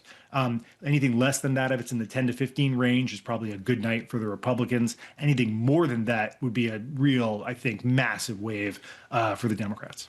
House Republicans who are up for re-election, how much are they closely aligning themselves with President Trump and his agenda right now versus trying to distance themselves?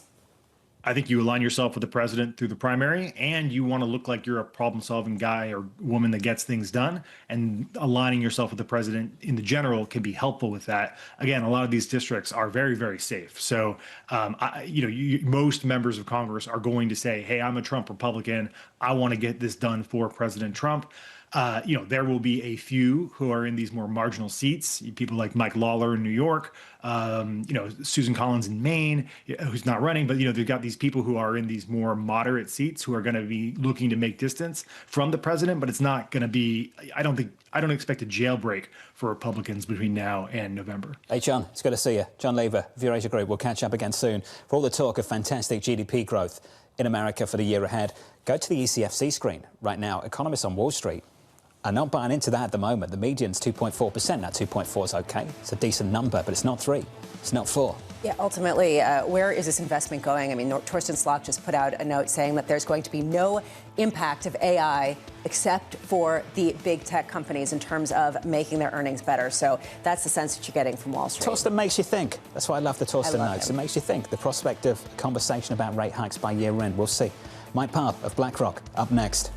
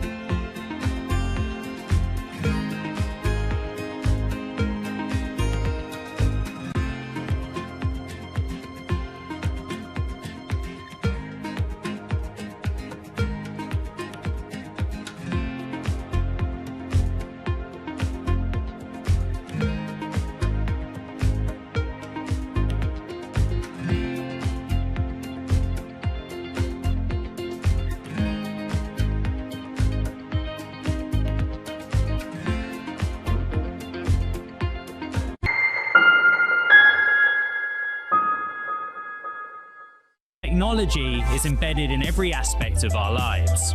And laying the foundation for the future. From finance to defense, AI to entertainment. And from the road to the stars. Bloomberg brings you the latest stories of the people and companies pushing the tech sector to new frontiers. And the politics that shape global tech markets. I'm Caroline Hyde in New York. And I'm Ed Ludlow in San Francisco. Watch Bloomberg Tech every weekday. Only on Bloomberg Television. At a time when policy in Washington is driving Wall Street, we draw a distinction between the rhetoric and the action, bringing you market-moving guests and original reporting. This is Bloomberg Surveillance. Bringing you up-to-the-minute geoeconomic news whenever and wherever it happens. I'm Vonnie Quinn in Sao Paulo, Brazil, and this is Bloomberg. Know how the market day started. Find out how it finishes. Public markets to private markets. From the micro to the macro. Covering retail, entertainment, the business of sports. The supply chains, trade policy, how it all is impacting the U.S. equity market as we drive to the closing bell at 4 p.m. A holistic approach to covering financial markets. If it matters to your life, we're covering it. I'm Katie Greifeld. And I'm Romaine Bostic, and this is The Close. Live every weekday. Only on Bloomberg. Context changes everything.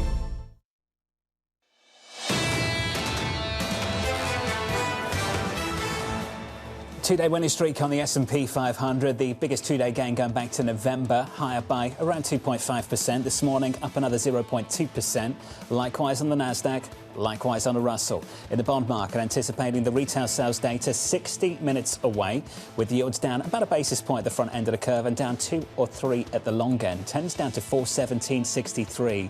30s down to 482. This is going into supply, both 10s and 30s over the next few days. And some interesting comments from Kevin Hassett, the NEC director, in the last 24 hours. It is fascinating that Kevin Hassett's potential nod, maybe if it was that, to a weaker than expected labor market, jobs market number is triumphing over all of the supply concerns, over the potential for China to stop selling, as the Bloomberg broke yesterday, and as well as what's going on at the Bank of Japan and potentially a Japan fiscal policy. We're talking about $42 billion of 10-year notes coming tomorrow. We're talking about $25 billion of 30-year bonds from the United States government that will be in competition potentially with big tech companies that are also issuing massive amounts of bonds. So it really highlights how there is ample ability to soak up this debt. No pushback in corporate credit or in the sovereign debt market at the moment. We'll have more on that alphabet issue in just a moment. As we count you down to the opening bell, 2 hours away with your morning movers. Here's Yahara with more. Hey, Yahara. Hi, John. TSMC is riding the AI money wave. Shares are up nearly 3% in the pre-market after revenue in January surged 37% as the hyperscalers line up to spend $650 billion this year alone in AI capex. And demand is so strong at TSMC that it's also planning to spend big. It's earmarking $56 billion in capex this year alone, about 25% more than last year. Meanwhile, moving on to Spotify, those shares are soaring up 11% now in the pre-market after it reported record user growth. It added 38 million users, far surpassing analyst estimates and marking its biggest jump ever. They say that the strong results were fueled by their Wrapped campaign, which essentially gives you a roundup of the artists and songs that you listen to and allows you to share it on social media. So the viral campaign helping to fuel growth. And we end on Coca-Cola. Those earnings out just moments ago. Shares of the beverage giants are falling 3%. It did post annual sales that were in line with estimates, but it's slower than expected. Fourth quarter revenue is what's weighing on the stock. On top of that, shares were up 12% this year heading into the print, so the bar was high and it did not meet it. John? Yahara, thank you. Thanks for the update. On our radar this morning, the president claiming his pick to lead the Federal Reserve, Kevin Walsh, can drive the U.S. to incredible economic growth. We should be at 15%. I'll tell you, if our new head of the Fed, who I think is going to be great, and he's a really high quality person, but if he does the job that he's capable, we can grow at 15%. I think more than that. The president also saying it was a big mistake to pick Fed Chair Jay Powell, who was pushed by the former Treasury Secretary Steven Mnuchin. Elsewhere, President Trump threatening to block the opening of a bridge connecting Michigan and Ontario until Canada, quote, treats the US with the fairness and respect that we deserve. His comments coming as the two nations prepare to renegotiate USMCA. And finally, Alphabet selling at least $9.4 billion in sterling and Swiss franc denominated bonds, including an ultra-rare 100-year note. The debt sale coming as the tech giant plans to spend as much as $185 billion this year on its AI build-out. We're getting more details about the 100-year bond sale, which is really notable considering how rare this actually is. Alphabet received more than 7 times the orders for this sale of 100-year debt in the United Kingdom, which just highlights that, yes, you have a lot of naysayers saying, why would anyone buy into a story that is based on the most modern and current technology 100 years out, when potentially this will look like the horse and buggy? Well, whoever wants it, they want it in bulk, and that's what we seem to be seeing in markets. We said at the start of the programme that sterling is a natural denomination for an issue this long. There's that kind of demand out there in the UK in the sterling debt market. This is not a natural issuer for debt this long. Usually it's a sovereign, a university, an institution that's been around for centuries already. So it's curious that we're seeing this for the first time since 1997, and obvious comparisons will be made to that period. Well, Motorola was the last one to do it in 1997 in terms of a tech company. And people are saying, is this the peak?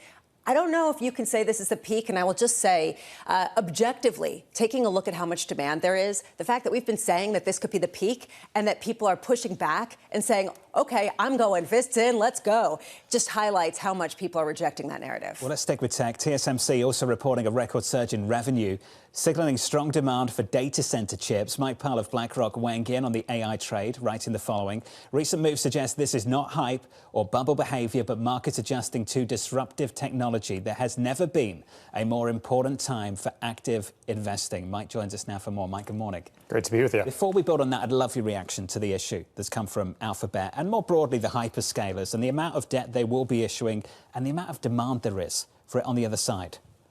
Yeah, I mean, I might just make 2 points. I mean, one, to your point, Lisa, you know, there continues to be ample demand for debt out there of all different varieties. I mean, one thing I was looking at to go to the story you highlighted about the news we heard from China overnight, you know, looking at just the market for U.S. Treasuries, if you roll back the clock 15 years ago, the buyer base was 50-50 between foreign and domestic. Today, it's 75-25, 70-30. It just highlights that, you know, this has been a long-running trend. There's been a huge change in the composition, but there's continued to be really strong demand. I think similarly, when you look at something like the Alphabet issuance, I mean, what we've seen in markets recently is, you know, a change in the composition of the AI thesis, but if anything, that thesis deepening. So I think both of those things, that long-running demand for high-quality paper, combined with, if anything, the deepening of conviction in AI in markets, even as that's changed, highlights to me, you know, this is something we're going to see more of. We've had about 10 years of price action in the space of 1 month and 10 days so far this year. You came into the new year pro-risk. Is your conviction higher or lower now? You know, I think that the interesting thing in the market this year is it just highlights that every choice is an active choice. That, you know, one of the things we were saying coming into the year is, you know, even just to take basic index exposures, you're making an active choice. If you take something like the market cap S&P, you're making a pretty high conviction bet in the ongoing outperformance of the mega caps and that expression of the AI theme. If you take something like the S&P equal weight, you're taking a view that's not going to play out. And what we've seen this year is that S&P equal weight is where the overperformance has been, exactly as that AI thesis has changed shape and reflected a different aspect than what we saw last year. Well, it's fair to say, what is your framework as you are as an active investor? And as we're talking about this CapEx boom, especially as we're going to get all this economic data, there's a real question, how much will it get to the underlying economy to help fuel that broadening out? Torsten Slok has a note that's pretty provocative out this morning saying that AI only benefits tech companies when it comes to increasing their profitability. Do you agree with that? Do you think that ultimately that is going to be kind of a bifurcated story that doesn't hit the underlying economy? I guess like my view there is that's not exactly what we've seen getting reflected in markets year to date. You know, if you look at places where we've outperformed, and you guys have talked about it here, it's been the physical over the digital. I mean, we've seen places like commodities and commodity producers. We've seen spaces like energy. We've seen places like industrials and cyclicals more broadly have a significant run of outperformance. That's been reflected in the U.S. equity market. It's also been reflected in global equity markets and where we've seen outperformance performance, like in emerging markets, like in Asia, ex-Japan, like in Japan itself. I guess like my view is, when we look at markets year to date, it's a little bit the other side of that thesis from Torsten. Do you have to treat the United States, and I'm saying this delicately, more like an emerging market, as you hear the president say things like he wants to see the growth rate above 15%, which usually is more of a developing market trend than a developed market one? I think what I would highlight is when you look at the ongoing quality of the U.S. corporate sector, it's very clear there's no market quite like the United States anywhere in the world. And yes, are there going to be moments of policy uncertainty, moments of geopolitical uncertainty? Sure, that's what we've come to expect over the last period of time. But also, I think markets have shown that they can absorb that, they can digest that, and they can look through to ultimately the economic fundamentals and the corporate and Mike's technology not taking that bait, Bramo. Well, that was really That's right. He's not taking that was bait. completely diplomatic. Wow. That's not a headline. Shocking, you bring a BlackRock diplomat wants. on the air, and what you get is diplomacy. Well, oh my goodness. BlackRock, Yeah. third world country. Yeah. That is not the headline. No. I mean, I was trying. Not the come headline on. they won And this then I saw morning. that complete pun. We think that the United States is a deep liquid market. You have to look at all these That's things. just not going to work for Larry Fink or Mike Pyle. But Mike, you worked on Pennsylvania Avenue and you work on Wall Street. We've been having this discussion all day about what AI actually could mean for the everyday consumer. High electricity prices, potentially job loss. What do you think is going to be the policy response? I mean, the Anthropic CEO is meeting with Elizabeth Warren today. There is going to be a much more specific focus in Washington on what all of this means for everyday Americans. I guess I'd say when we look at the AI build-out, there are a range of constraints that are going to have to be navigated.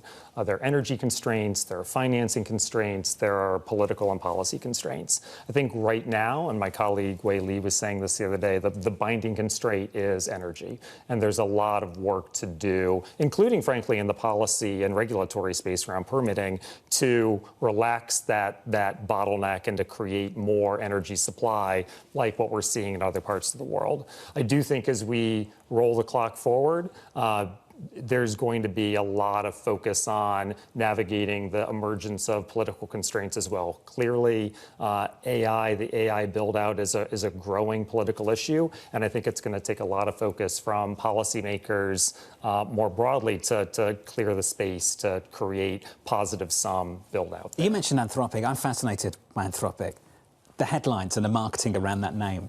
And we were exploring this at the end of last week, just whether they are really punching above their weight in ways that maybe their market position doesn't really justify. Yeah. And how many of the headlines we're seeing around this company are really just about the pre-IPO roadshow. I said, last week I just felt like the roadshow had started for Anthropic. These are the headlines they want us to be talking about. Highly disruptive. It's going to lead to all of these job cuts because the technology is that powerful.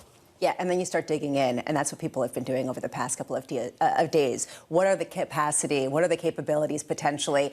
You're right, and that's the reason why you saw software stocks bounce. There is this question, though, hanging over the entirety of the sector that we don't understand what is going to get disrupted and in what time frame. A lot of that is TBD. Anthropic certainly does have the upper hand on that, and congratulations for some great ads during the Super Bowl. They did have great ads during the Super Bowl, and OpenAI had something to say about that. You can go look at a very long tweet from Sam Altman. But when it comes to this idea of you have to justify the CapEx spend, and that is what Ben Affleck said a lot of these companies are doing when he was asked about Joe Rogan and how AI is changing Hollywood. He's like, all of these companies have to justify all this spending they have, which is why they're coming out with these huge pronouncements. I have to say, he sounded like a fantastic sell-side strategist. I know. I'm trying to book him. Just in case he wants to give up the act. I don't know. Mike, it's good to see you. Thank you, sir. Good to be here. Mike Pyle of BlackRock, one of the very best breaking down this market. Let's give you an update on stories worldwide with your Bloomberg brief. Here's Yahara with more. Hey, Yahara. Hi, John. More details emerging on Alphabet's turn to the global debt market. The Google parent is selling around $9.5 billion worth of bonds denominated in pound sterling and Swiss francs. The sterling offering drawing high demand with a record $32.8 billion worth of bids. It follows yesterday's $20 billion seven-part dollar debt sale. Meanwhile, Standard Chartered CFO Diego DeGiorgio resigning to take a role with Apollo. DeGiorgio joined the bank in 2023 and was seen as one of the front runners to eventually replace longtime CEO Bill Winters. He will move to Apollo as a partner and head of Europe, the Middle East, and Africa. And President Donald Trump is scheduled to travel to China in April. The White House saying there are no exact dates yet for his visit with Chinese leader Xi Jinping. That's after Politico reported Trump would head to Beijing to meet Xi in the first week of April. The report says the two leaders could potentially meet 4 times this year as their trade truce holds. That's your Bloomberg Brief. John? Yeah, thank you. Thanks for the update. Up next on the program, big tech's debt binge. We're seeing these CapEx numbers increase so quickly, and they're really outpacing operating cash flow. So it brings up this sustainability question. If they're planning to continue CapEx at this pace, they really do need to start issuing debt. Up next, we'll catch up with Matthew Mish of UBS, live from New York City. You're watching Bloomberg Surveillance.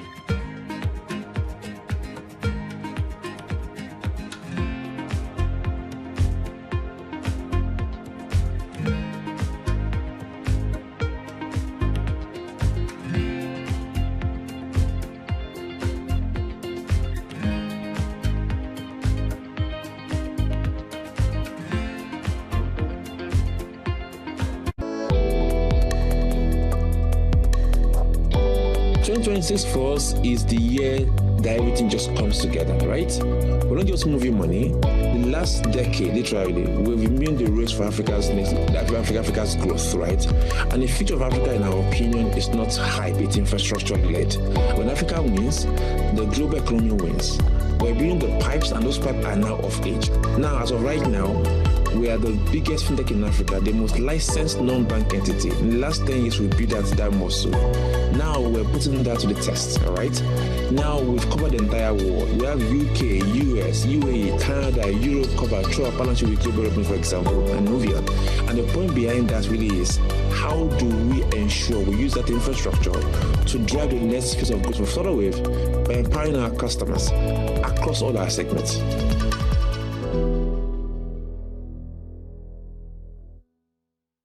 World's most powerful investors don't ring a bell. They quietly reshape entire industries. This is the money shaping the world. The Dealmaker Playbook. Power and billions of dollars change hands every day. From private equity and credit to venture capital and M&A, we bring you the inside scoop on the biggest deals and debates, plus exclusive conversations with finance's ultimate insiders. I'm Danny Berger, and this is Bloomberg Deals. Every week, only on Bloomberg Television. Why do the biggest names in business choose Bloomberg Television? That's a great question. It's a very good question. Interesting question. Good question. Great question. I so appreciate that question. You certainly ask interesting questions. Bloomberg Television. Top experts, great questions. Bringing you up-to-the-minute automotive news whenever and wherever it happens. I'm Matt Miller in Detroit, and this is Bloomberg.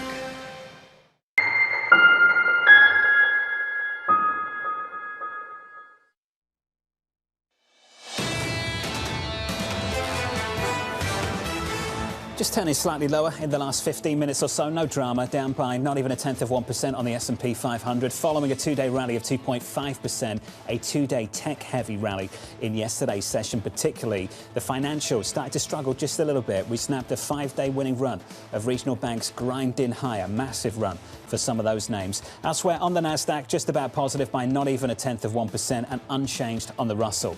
The action is very much elsewhere in fixed income. Under surveillance this morning, big tech's debt binge.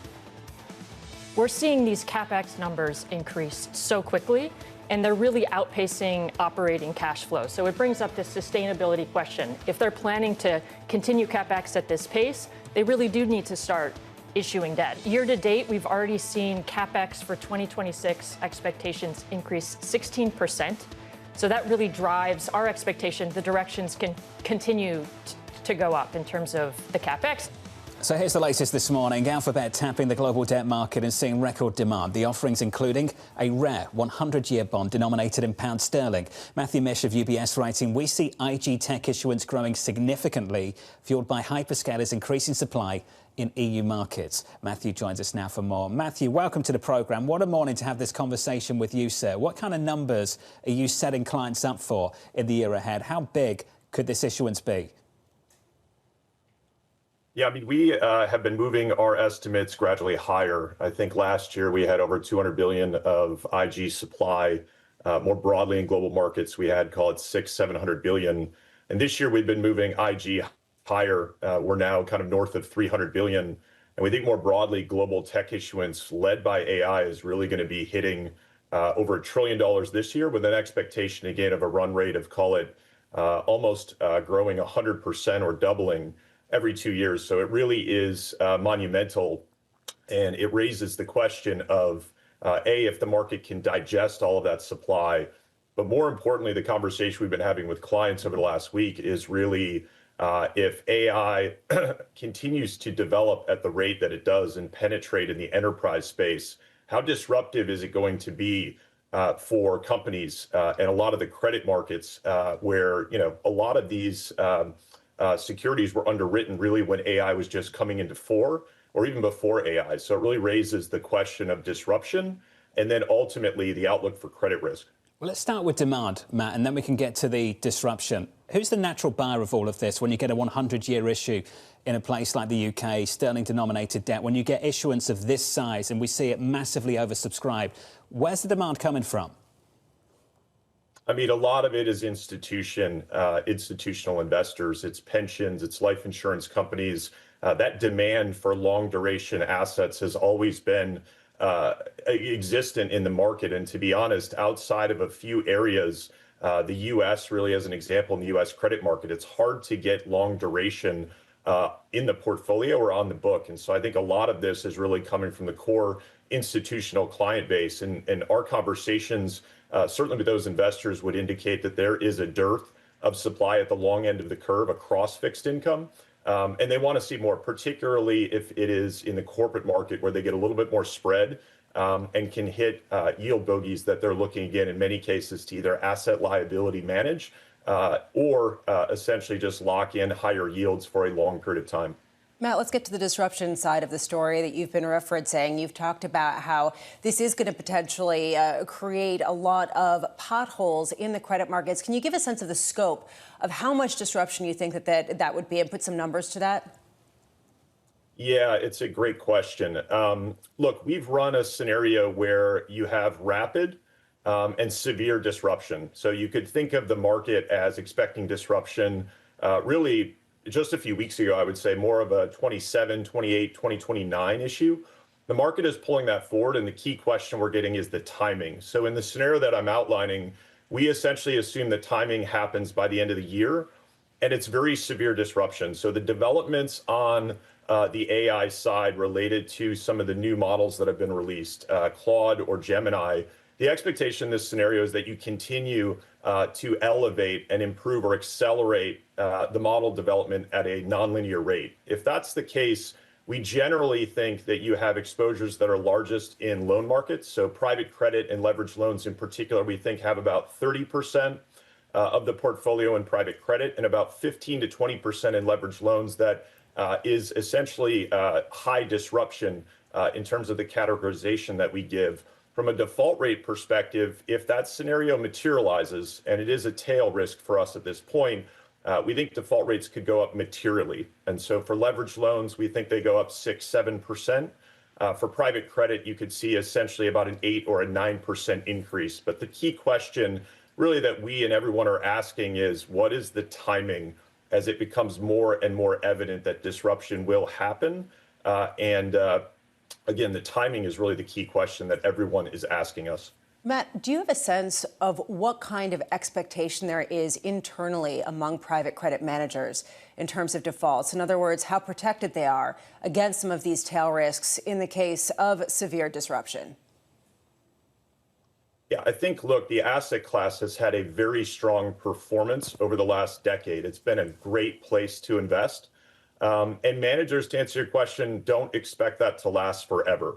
So I think in a world where you have default rates, there's a number of different metrics, obviously, for where private credit defaults are right now. We generally say 3 to 5 or about 4%.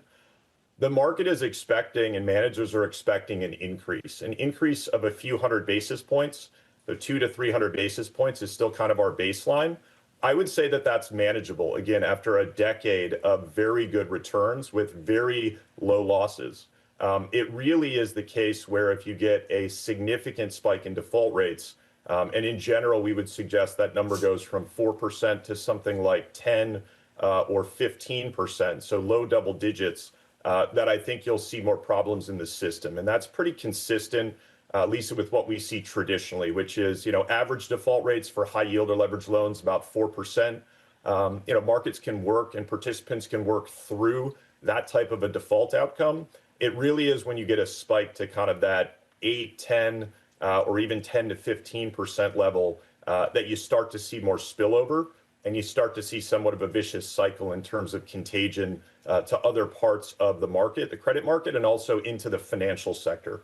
So, Matt, that's the piece of it that I'm interested in, the prospect of contagion. I'm going to try and find some positive spin, and you can maybe push back if you want, by all means. But, Matt, if the disruption's that great on one side, is the margin improvement elsewhere going to be fantastic to offset some of this? And how bifurcated could the market become? Yeah, I think dispersion or bifurcation is a great term. That's still how we're thinking about it in the base case. Because the reality is, if there are winners from disruption, the new challengers in the marketplace that are taking share, in theory, it depends on the asset that you own. So if you own equity, if you own private equity, you're going to have parts of the portfolio that should do quite well in terms of share price performance. And then you may have parts of the portfolio that are quote unquote losers or disadvantaged by AI. But on balance, that's a risk reward that isn't necessarily, to your point, negative. The problem in the loan market is just the structure of the loans are such that if you have a winner or AI, let's say either the firm is a leader or a challenger that wins in AI or is able to use that technology to improve operating fundamentals, most of those loans are either traded or marked currently at par. And if they trade above par or they appreciate, normally they get refinanced. So you lose the upside in a credit portfolio, but you're exposed to the downside. Matt Smart. Thank you, sir. One of the best conversations we've had in the last month, for sure. Matthew Mish there of UBS on the credit market. Just a clinic, I think it's fair to say. The reason why people want the upside risk of equities and not necessarily the downside risk of some of the riskier credit. Up next on the programme, we'll catch up with Michael Kantrowitz of Piper Sandler, Craig Dacko of EY Parthenon, Christina Campmany of Invesco, and a whole lot more. The third hour of Bloomberg Surveillance, up next.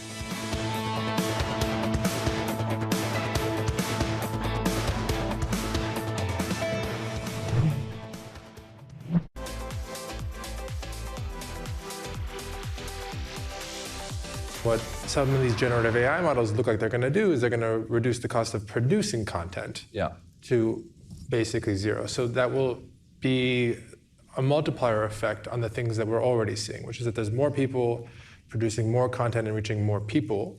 And there's a lot of good and bad that comes downstream from that. I don't know if you can break down what the average person is seeing right now in terms of stuff that's AI generated versus, maybe more traditional human generated, but what's that going to look like in a year or in 5 years? There's actually a lot of hybrid content, and too often we talk about synthetic content and organic content and never the two shall meet. But there's a lot of content where AI is part of the workflow, right? Like you might not even know it. It might be whatever app you're using to do color correction might be using models to do so.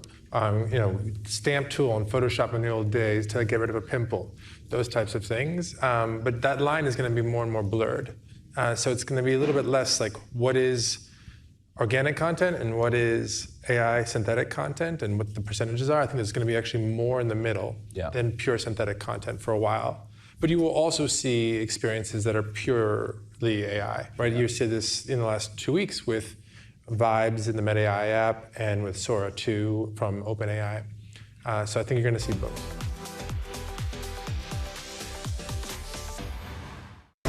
Trading day is about to start. And you're already looking for that edge. The opening trade brings you everything you need to know as markets open across Europe. Let's talk about the significant risk transfers to find space in their balance sheet. Hedging some of that risk. You could look at it the other way. Obviously, this stuff is risk-weighted. I would much rather be long than be short. We're in a kind of sweet spot. Very, very strong alignment. 3 revolutions in one. I'm Guy Johnson. I'm Anna Edwards. And I'm Tom McKenzie. This is your opening trade.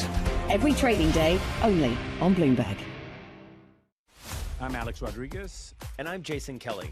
And we're back with another season of The Deal. With athletes and entrepreneurs who are changing the game on and off the field. Jerry Jones. Some good-looking trophies. 1 and 1 is 3 in sports, not 2. And it's because that 3 is imagination. That 3 is putting yourself in a way, having yourself hit the home run. Erica Ayers-Badon. I'm a high-energy board member. I'm very passionate. I have a lot of opinions. Robin Arzón. I want to light fires in people's lives, and that is still one of my core mandates for all of my businesses. Justin Tuck. I tell all of my friends that play in leagues now, make these relationships now while you're hot. Don't wait till you're like your 12th year in and you're just hanging on. Stay tuned. You won't want to miss it.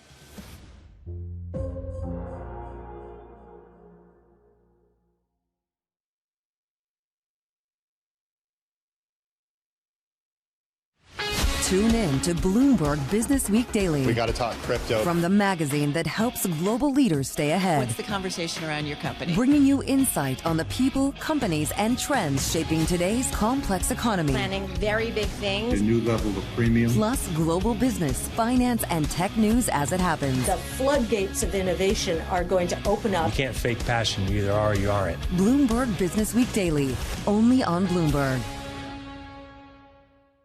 It's a multi-trillion-dollar industry. We'll show you what's happening in ETFs like no one else. ETF IQ, only on Bloomberg.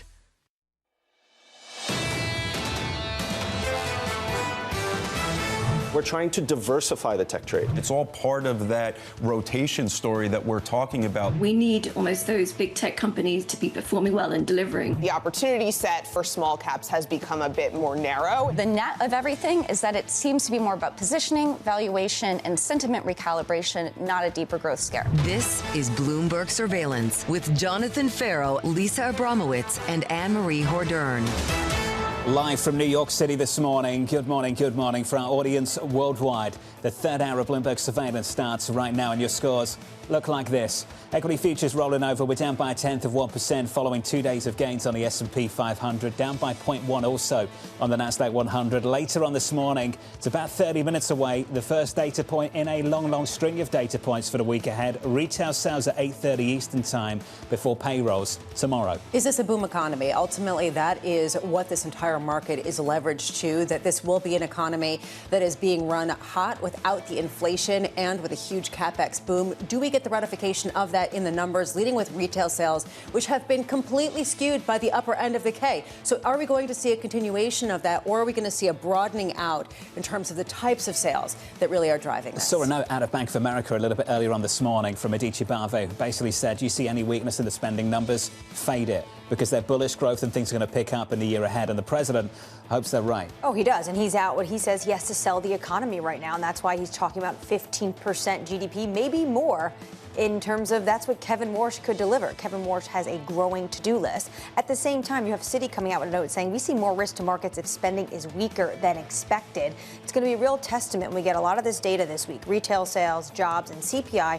What is going on the underlying economy? Because we know where the growth is coming from, and it's coming from these hyperscalers. They're spending a lot of money, issuing a lot of debt, and guess what? This market is supporting that build-out big time. Alphabet with a big bond issue in the last 24 hours. Yesterday in dollars, today in Swissy and in sterling, and the market's sucking it all up. 7 times subscribed, oversubscribed when you see the 100-year tranche over in the UK.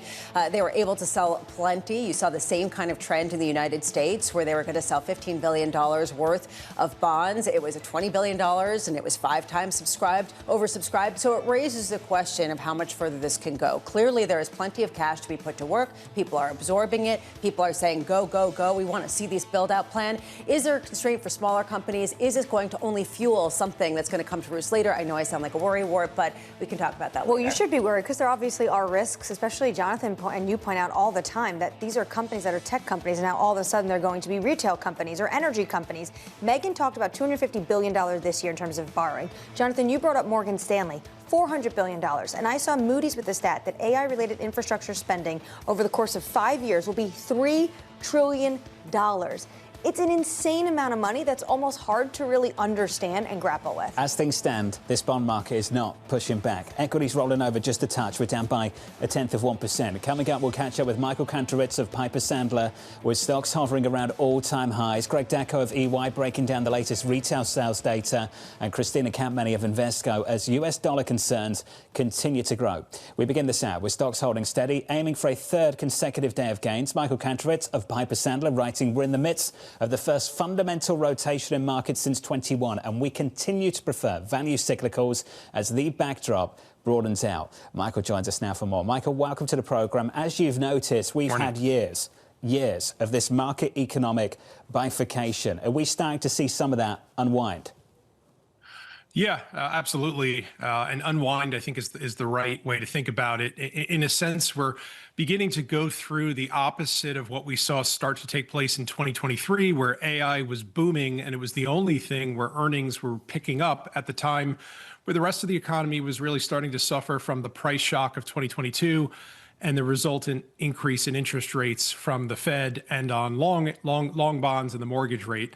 So the good news is that unemployment has gone up. Yes, and that's good news because it's helped to bring down interest rates, inflation, and energy prices over the last 2 years, which now sets us up for a broadening macro backdrop for the first time since late 2020.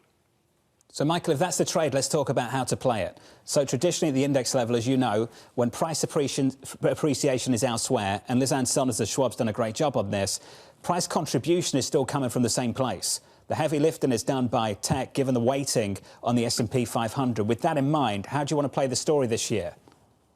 Yeah, it's really outside, certainly the Mag 7 and the largest tech growth stocks that have done really well. And it's not to take away from them necessarily, but we're certainly seeing more questions about future profitability, future debt raising to fuel a lot of this CapEx, and have free cash flows obviously grinding to a halt at a time where we're seeing parts of the economy essentially wake up for the first time in about 4 years. So we've recommended for investors to move down and out, and that's down in market capitalization and out of large growth stocks and into cyclicals. And that means sectors like financials, industrials, energy, and some consumer areas, and out as in outside of the U.S. Because there's much more cyclical exposure in global markets outside of the S&P 500. Michael, how broad is the broadening out when it comes to the economic benefits that we're seeing from the artificial intelligence boom that we're seeing at the big tech names? I mean, this is sort of the ultimate question, right? How much of this broadening out is because of AI, and how much is it in spite of AI because of some of the incentives that have been given to really engage in capital expenditures? I would say it's the bulk of the broadening out is really from old school classic macroeconomics. In what I mentioned earlier, that interest rates have been coming down and there's a lot of fiscal stimulus this year. Some of it, I would say, the broadening out has come from the AI area or the AI trade. In one sense, we've seen multiple compression in the NASDAQ over the last few months as investors seek to diversify away from, again, what was the only area growing earnings.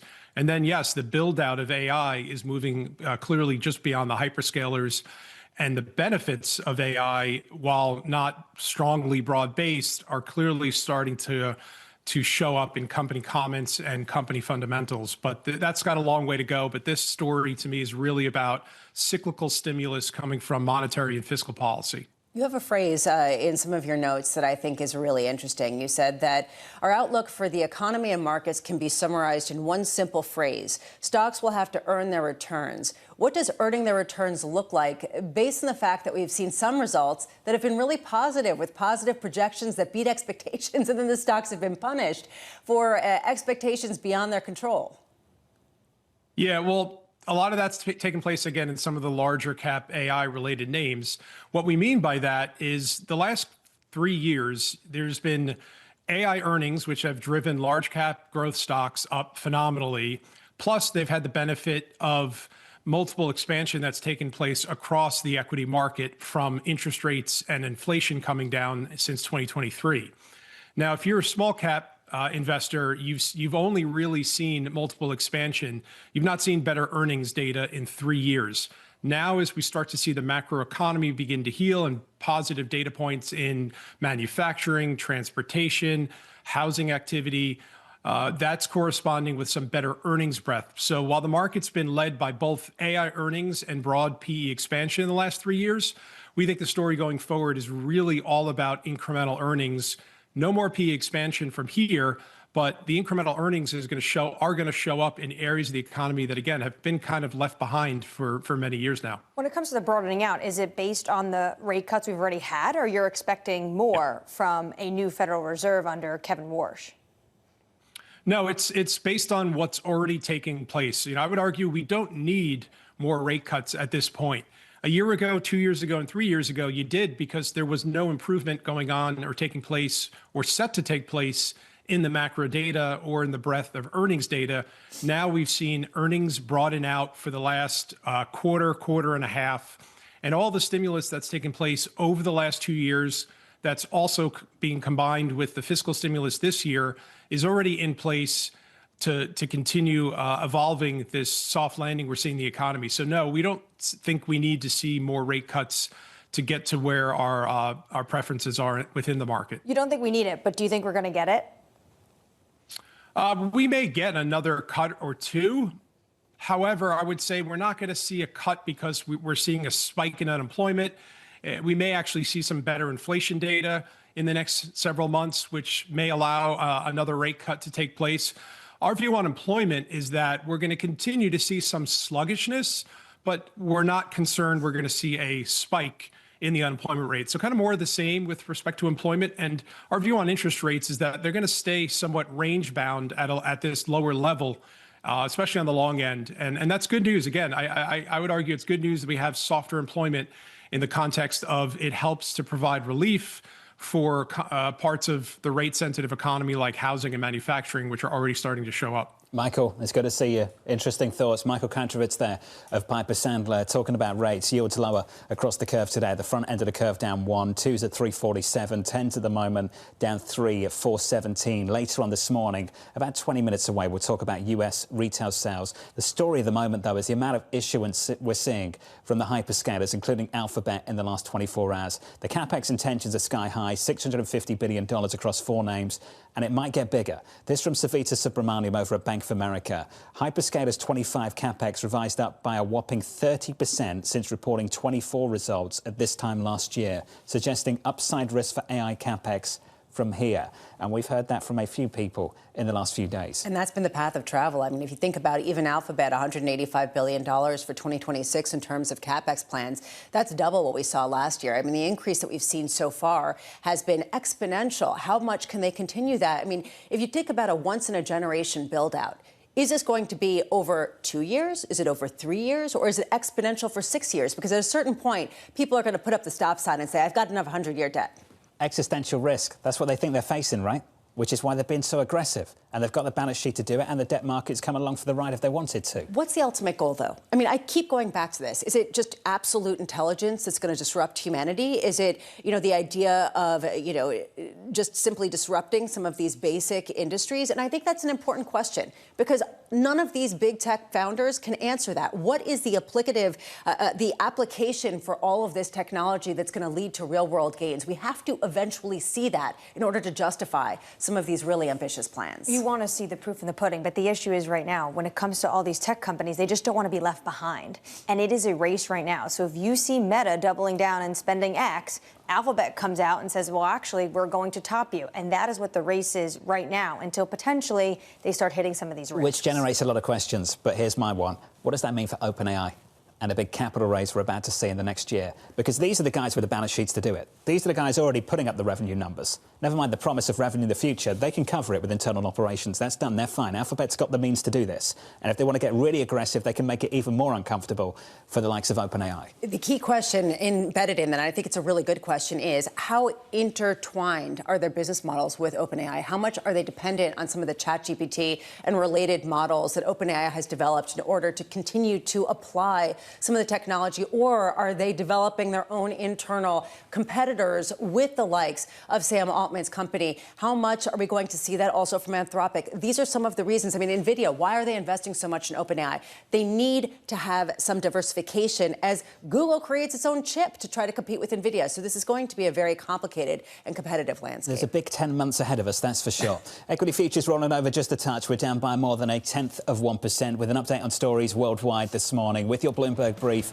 here's Yahira. Hey, Yahira. Hi, John. We're seeing Spotify shares rising more than 8% in the pre-market after reporting a record-setting number for monthly active users added in the fourth quarter. The company crediting its success to the end-of-year Wrapped campaign and the launch of an enhanced free tier around the world as contributing to the growth. Meanwhile, President Donald Trump says his pick for Fed Chair Kevin Warsh will be able to drive the U.S. economy to a 15% growth rate. Trump says Warsh was the runner-up in his last search for a Fed chair, and it was a big mistake to pick Jay Powell, who was pushed by former Treasury Secretary Steven Mnuchin. Warsh's confirmation, though, may be delayed due to a Justice Department probe. And billionaire Meta founder Mark Zuckerberg is planning to buy a property in the Miami area. Sources telling us here at Bloomberg that Zuckerberg and his wife Priscilla Chan are looking at purchasing a property on Indian Creek, a man-made island known as Billionaire's Bunker. Residents of the ultra-secure enclave include Jared Kushner and Ivanka Trump, Jeff Bezos, Carl Icahn, and Tom Brady. Funny, he already knows who his neighbors are. That's your Bloomberg brief. John? Lucky him. Yahira, thanks for the update. Thank you very much. What a quinky-dink. Who would have thought? You know? I mean... These guys have got property everywhere. Yeah. How much signal can you take from that? How about, honestly. It's the bunkers in New Zealand that concern me. Yeah, well, I mean, they're as long the as ones that kind of like freak me out. Well, as long as they don't have a go bag and a spaceship in their backyard to go to space. That's what concerns me. Yeah, they're ready to go. Yeah, then what are they ready to run away from? Exactly. If they have their own island with oxygen supplies, let's stock it there. Cause for concern. Up next on the programme, the morning calls, plus Alphabet becoming the latest tech giant, borrowing big in the race to fuel AI spending. That conversation up next, live from New York City this morning. Good morning.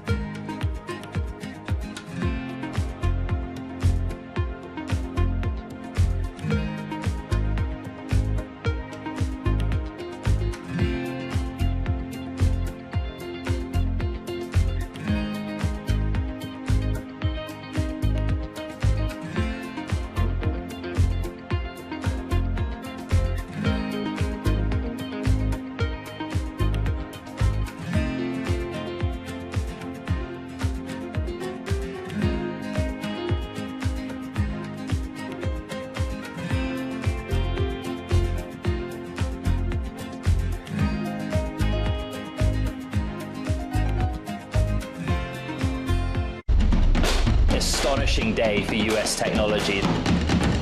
It's shaping the region's technology ecosystem. Asia's biggest tech news and innovation. Welcome to the world of decentralized finance. Why is it that NFTs have not recovered in the same way that, say, Bitcoin has? Bloomberg is covering all things crypto. It's a pretty spectacular story. The people. This is the future. This is the 21st century economy. The transactions. It snapped up nearly $1 billion of Bitcoin. And the technology. We need to build a digital Fort Knox. That gives people financial freedom, and that's a wonderful thing. That's extraordinary. We ride the wave that is Bitcoin. Bloomberg Crypto, only on Bloomberg. From the world of politics to the world of business, Joe Matthew and Kaylee Lines deliver news, insight, and analysis live 2 times a day, every trading day. Balance of Power at 1 and 5 Eastern, only on Bloomberg.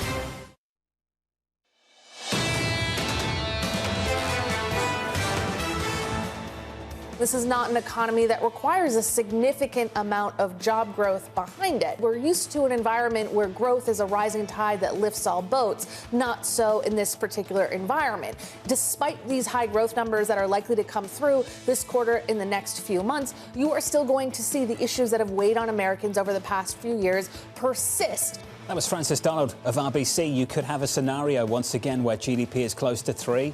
And payroll growth is muted for a whole bunch of reasons. That could be the story we see again this morning with retail sales at 8:30 Eastern time, and then again tomorrow morning with payrolls on deck, and we're looking for a number around 70k. Going into the opening bell, 1 hour and 12 minutes away. Equity futures on the S&P pulling back by 0.1%. Likewise on the Nasdaq 100. That's the price action. Here are your morning calls. First up, Barclays raising its price target on FedEx to 450, citing its rising business-to-business market share.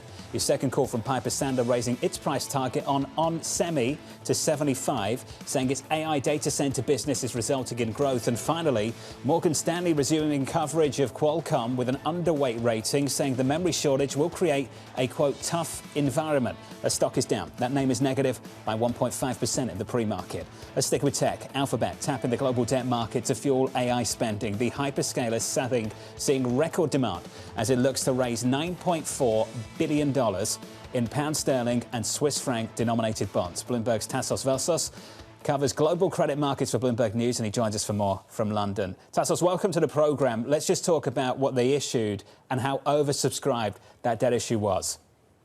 Well, thank you very much. There's no two ways about it. It was a blockbuster. These are numbers we have never seen in the sterling market before. Just to give viewers some kind of backdrop, less than a year ago, we were talking about whether the sterling market is becoming relevant and whether investors should be looking elsewhere. Comes now Alphabet, and then we start seeing something like £30 billion of demand shortly before coming on air. That was the latest. So we are talking about massive demand across a number of markets that these companies haven't tapped before. That was the first time Alphabet, for example, is coming on the sterling market, and it's been something that we may not see again for a while, unless another hyperscaler, of course, comes forward and starts issuing big as well. For those on the outside looking in who aren't familiar with the sterling debt market, specifically the credit market, and more broadly the sovereign debt market too, what is it that's unique about the sterling debt market that makes it the natural place to make an issue with a duration this long? Yes, and we'll get to that because today was actually rather iconic. In very few, it's mostly insurance providers and pension funds. They have very long-dated liabilities. They need to cover that with very long-dated bonds. So this is why you tend to see issues more than 10 years long coming to the market. But what we have seen from Alphabet, and it's a bond that everyone's talking about, is the 100-year bond that they brought to the market. This is a bet that Alphabet will be around in one way, shape or form for the next 100 years to pay you interest every single year and mature, well after we've left this world. Is this a good template, Tassos, for other hyperscalers that have to sell debt, given that it seems like there is ample demand from the pension funds and the insurance companies in the UK for something like this? In other words, is Europe going to be an increasing destination to finance US hyperscaler needs? Yes, and everyone's ready for it, and everyone's willing to buy that as well. We've had 32 weeks of consecutive funds into Euro investment grade funds. Investment managers here are flush with cash. They want supply. There is some supply, obviously, from domestic players, but the amount of capex they'll want to see from hyperscalers is well beyond what you get from the entire debt market here. So all of this is going to be well received, and actually people have already started talking about who could potentially be the next hyperscaler to come to the market. So there's a real question here, Tassos, going forward about how much we end up with a European market that has lots of money that starts looking at U.S. tech companies as an alternative to government debt in the United Kingdom and, frankly, to Europe more broadly. I mean, how are you seeing this price? Do we have any sense of that?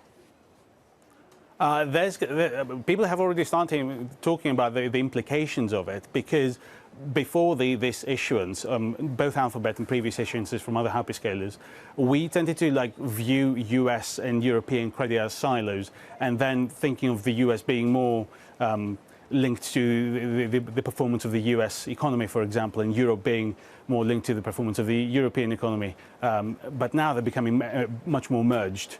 Now that the names that you start seeing in the market, we had lots of issuance from other US companies in Europe last year, but the sheer volume that we're going to see from hyperscalers are going to bring those two economies together. So suddenly, as a European credit manager, you have exposure to both the European cycle and the US cycle, which is something that for many people is going to be the first time they have to do it. Do you think we're going to see another 100-year note specifically from another hyperscaler? Well, this 100-year note received the most demand out of all sterling tranches. That tells you a lot. I think they covered the amount issued by 10 times. People just really went for it. So that is, that's a template for anyone else to do it. Of course, you put your money and your faith into a certain hyperscaler remaining at the top of their game and being around for the next 100 years to pay you interest and the principal of maturity. So it is a leap of faith to a certain extent, but today it showed that people are willing to take it. Someone else's problem. Tassos, you know that. It's good to see you. Thank you, sir. Tassos Vosos there, breaking things down in the UK for us. The demand for duration, let's put it that way. I got an interesting note just moments ago. I thought it was a really good point. Let's pair the story with the Treasury, Besant and Walsh, together with what we're seeing from Alphabet. That if you do believe you're going to be starved of duration because the Treasury is going to bring things forward and tighten things up, then maybe it's these guys that are going to fill the gap. I'm just thinking Alphabet has some really good bond traders in their C-suite, because ultimately they are timing this market perfectly and giving them the supply. Not only do they have the 100-year piece over in the United Kingdom, but they're talking about 40-year debt here in the United States. So we're talking about long-duration assets that are filling a void that might be left by Treasury Secretary Scott Bessent and others. We're going to see more of this in the year ahead. Lots more, and I keep going back to the conversation we'd had with Oh Sung Kwon of Wells Fargo yesterday. The numbers could get bigger, and this could go on a whole lot longer than you anticipate because of the names and the companies with the balance sheets that are involved right now. They have the ability to do more and do more for longer. I think it's worth continuing to ask, what is the end point, right? Because usually a CapEx cycle or an industrial build-out has an end point. And right now, I'm not sure anyone sees it or understands it, which is the reason why Reynolds Strategy put out a note this morning saying it is definitely a debt-fueled AI bubble. It will end, but not in the near term, because there still is all this appetite. There are still questions, though. What will the large language models accomplish? How well will they be able to replicate human intelligence and fulfill some of these roles that are currently occupied by human design software and beyond? And I think that we have to keep looking at the science behind what this accomplishes before we start pricing in exactly what the benefits are going to be. Equities on the S&P down by not even 1/10%. In the bond market, yields are lower by 3 basis points on 10s, 417. Up next, the latest round of resales data set to cross. We'll catch up with Greg Dacko of EY in just a moment, and Mike McKee will break down the numbers for you. From New York City, you're watching Bloomberg TV.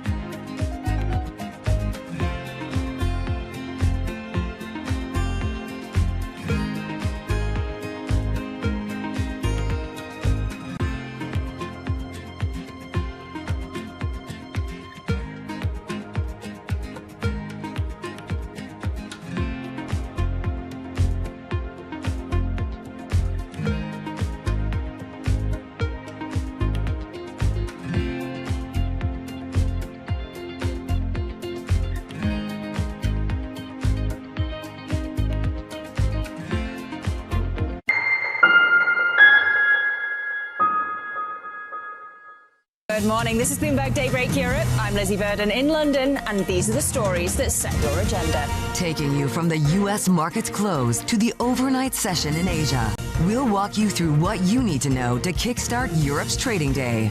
Live from our European headquarters, we bring you the day's top market-moving stories, unmatched expert analysis, and on-the-ground reporting from across the continent. Tune in to Daybreak Europe, only on Bloomberg Television. Context changes everything. Making money isn't about drowning in emotions. It's about understanding what's actually happening. Markets are the best way to glean signal from noise, and that is what we try to do every morning. This is Bloomberg Surveillance.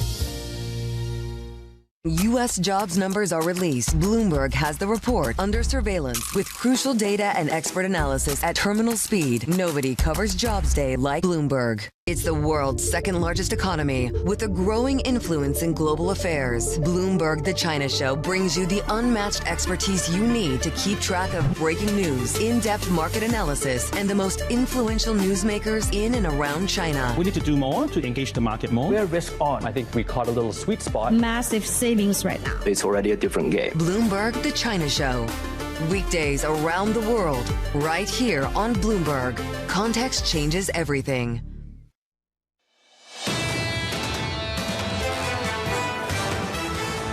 The opening about 60 minutes away, with equities pulling back by not even 0.1% on the S&P 500. The data seconds away. In the bond market, 2-year and 30-year yields are down. Yields are lower across the curve. We're down 5 on 30s, down by 4 on 10s. A lot of demand out there for fixed income this morning. The 10-year bond yield at 4.16, on 30s at 4.80. Retail sales data about to break with the number. Here's Mike McKee. Good morning, Mike.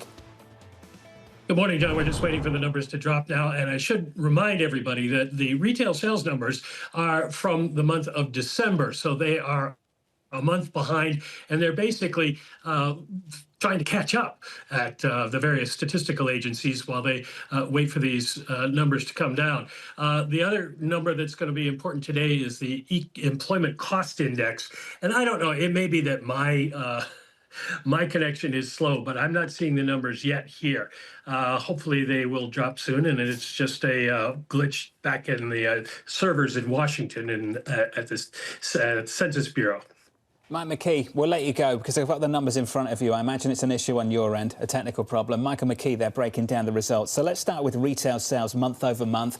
I'll give you the number and compare it to the estimate. So we come in flat. This is for the month of December at 0. We were looking for 0.4. The very closely followed retail sales control group comes in at negative 0.1%. That's the actual against an estimate of positive 0.4. Mike was talking about the employment cost index. That was a downside surprise. It comes in at 0.7% for the fourth quarter. The estimate was 0.8. But that's a downside surprise on retail sales. I talked about that bid into bonds going into this data. That bid sticks. We're down by 5 basis points on 10s to 4.15 at the very long end of the curve on a 30-year yield this morning. Yields are lower as well. We're down by 5 or 6 basis points to about 4.80. In the equity market, equity futures were a little bit lower, and that's where they stay, down by 0.1%. So this is the month of December. Retail sales coming in a little bit lighter than expected. It's the wrong kind of downside surprise, of course. A negative read. Do you fade it on the anticipation that we're going to get some tax refunds in the months ahead and this story turns around? You know, this is difficult for me to really wrap my head around, and I want to see the internals of this because so many people had said that people brought forward the spending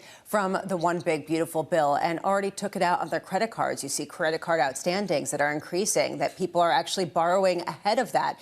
Also, just to add on to that, the revisions to the prior read were all revised downwards. So this isn't necessarily a catch-up or a catch-down in terms of what the actual numbers were. If you take a look at the retail sales control group, the original reading was 0.4% for the previous month. The revision, 0.2%. So not only is it a negative read in this latest reading for January, but you're also looking at a downward surprise, or excuse me, for December, you're also seeing a downside surprise for November. So this really does highlight some underlying weakness that I want to see more explanations to. Yeah, the revisions aren't great. I looked to those too, especially since we have a pretty boring number of unchanged. But this is the month of December. But Lisa, to your point, how many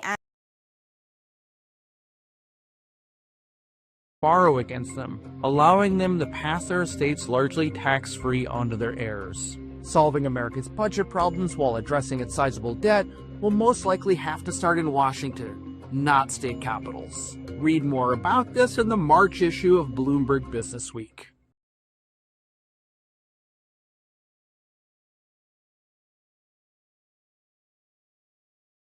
California is in the midst of a huge battle over its richest residents. The local healthcare union did the math on Donald Trump's One Big Beautiful Bill and concluded it would open up a $150 billion hole in the state's healthcare budget over the next 10 years. To avoid disaster, it proposed a one-time 5% tax on the total assets of residents worth $1.1 billion or more. And then all hell broke loose. Tech luminaries like Google co-founders Larry Page and Sergey Brin began frantically moving out of the state. David Sachs, the White House's artificial intelligence and crypto czar, called it not a tax, but an asset seizure. Local business leaders, including some of the billionaires leaving town, have funneled money into super PACs to defeat the idea. Even Governor Gavin Newsom, a potential 2028 presidential candidate, came out against the proposal when I interviewed him here at Bloomberg's San Francisco office. You would have a windfall one time, and then over the years, you would see a significant reduction in taxes because taxpayers will move. And that is what I fear at a state level. Right. Many tax experts agree that local wealth taxes are a bad idea.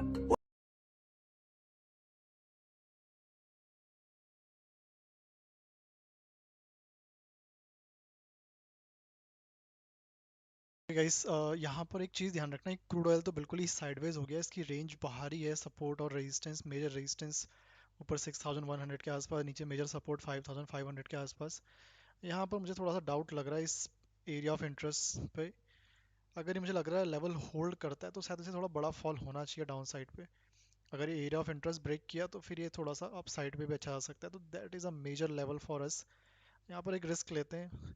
Retail sales और core retail sales का data था वो भी आ चुका है, अब सीधा 8 बजे यूएस मार्केट ही ओपन होगा। तीनों ही डेटा नेगेटिव है डॉलर के लिए, positive for gold and silver. अब 8 बजे यूएस मार्केट ओपन होगा उसका, और कोई डेटा आज के दिन तो है नहीं। सो क्रूड ऑयल में देखो यहाँ पर एक रिस्की ट्रेड ही बन रहा है, इसमें और कुछ सेटअप तो है नहीं। एक बार फॉरेक्स भी चेक कर लेते हैं वैसे।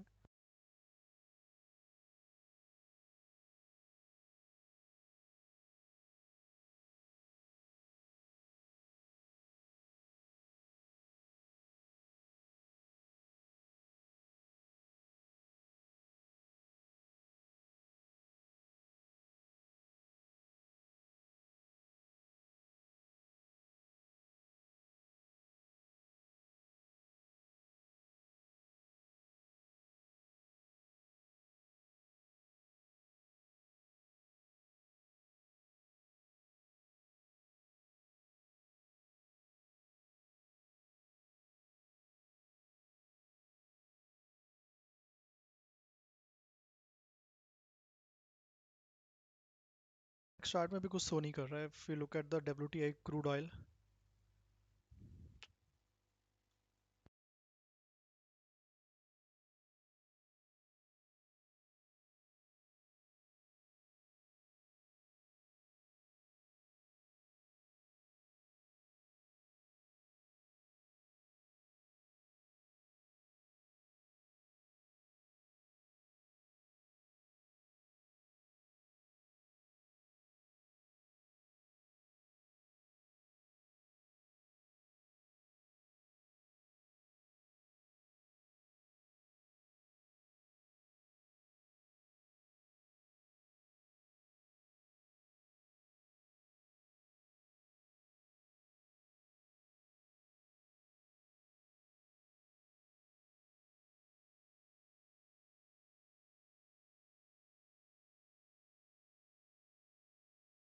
अगर आप US WTI crude oil spot के चार्ट में देखोगे XTI USD, वहाँ पर तो ये ऑलरेडी एक क्रूड ऑयल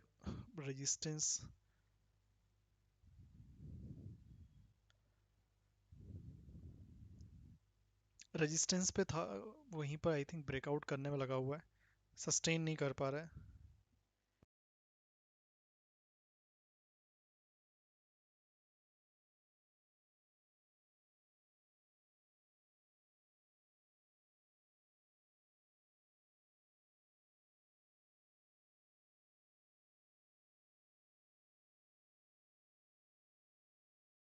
बाइंग का प्रेशर कुछ ज़्यादा ही है क्रूड ऑयल में, बट अगेन रेंज के बाहर नहीं जा रहा है प्राइस।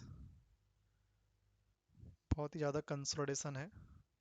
चार्ट को थोड़ा सा और देखोगे ध्यान से ना, तो ये पिछले काफ़ी टाइम से इसी लेवल पे ज़्यादा ही कंसोलिडेशन हो गया है। स्क्वीज होने के चांसेस लग रहे हैं किसी एक साइड पे,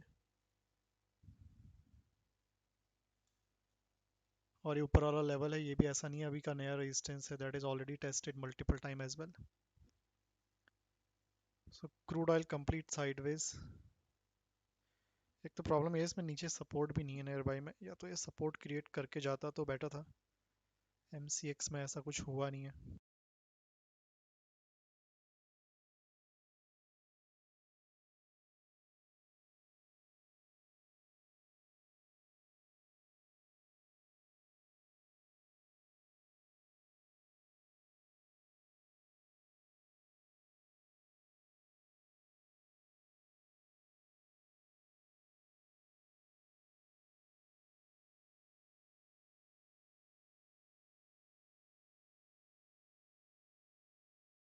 अगर यहाँ से फॉल करता है तो नया रेजिस्टेंस बना के जाए, नहीं तो फिर लेवल काफ़ी दूर रहेगा प्राइस के लिए।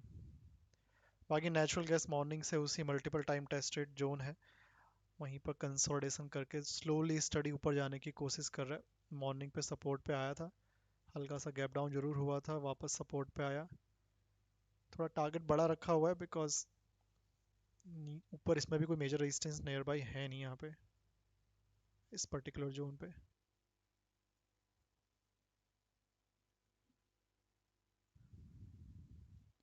तो अगर ये जाता है तो मेरे अकॉर्डिंग थोड़ा बड़ा ही मोमेंटम होना चाहिए।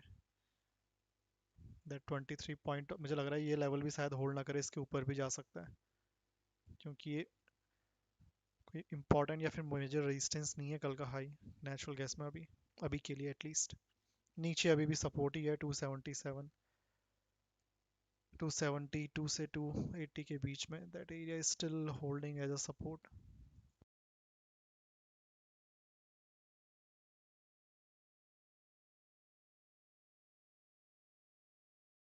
अगर ये नीचे क्लोजिंग बेसिस पे सस्टेन करता है 276 275 के नीचे प्रॉपरली ब्रेक डाउन करके, तो फिर थोड़ा सा ज़्यादा ही बेरिस हो सकता है प्राइस वापस लास्ट स्विंग से भी नीचे जाने के चांसेस हैं 250 के अराउंड उस केस में।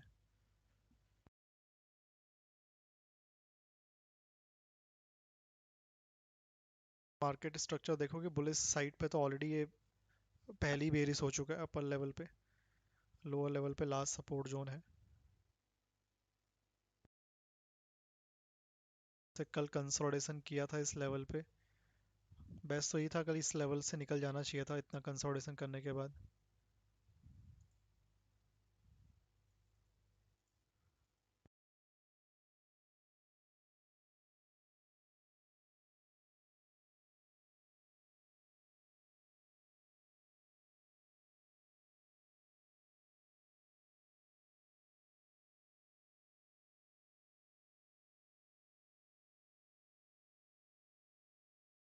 मार्केट देखते हैं मोस्ट प्रॉब्ली उसके बाद ही शायद थोड़ा प्रॉपरली मोमेंटम हो। लाइक भी करते रहो guys, don't forget to like the stream.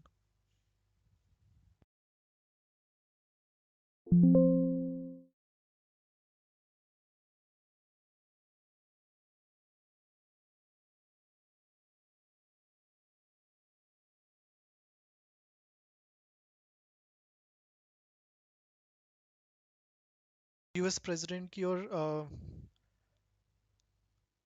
C Jinping की, चाइनीज प्रेसिडेंट की, आई थिंक अप्रैल में एक मीटिंग होने वाली है।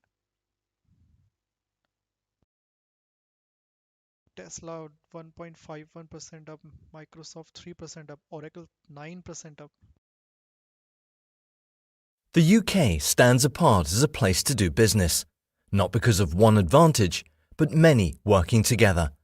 Over £10 trillion in capital, 4 of the world's top universities, a 10-year industrial strategy in action. It's stability with dynamism, global reach with local depth. It all adds up to greater growth.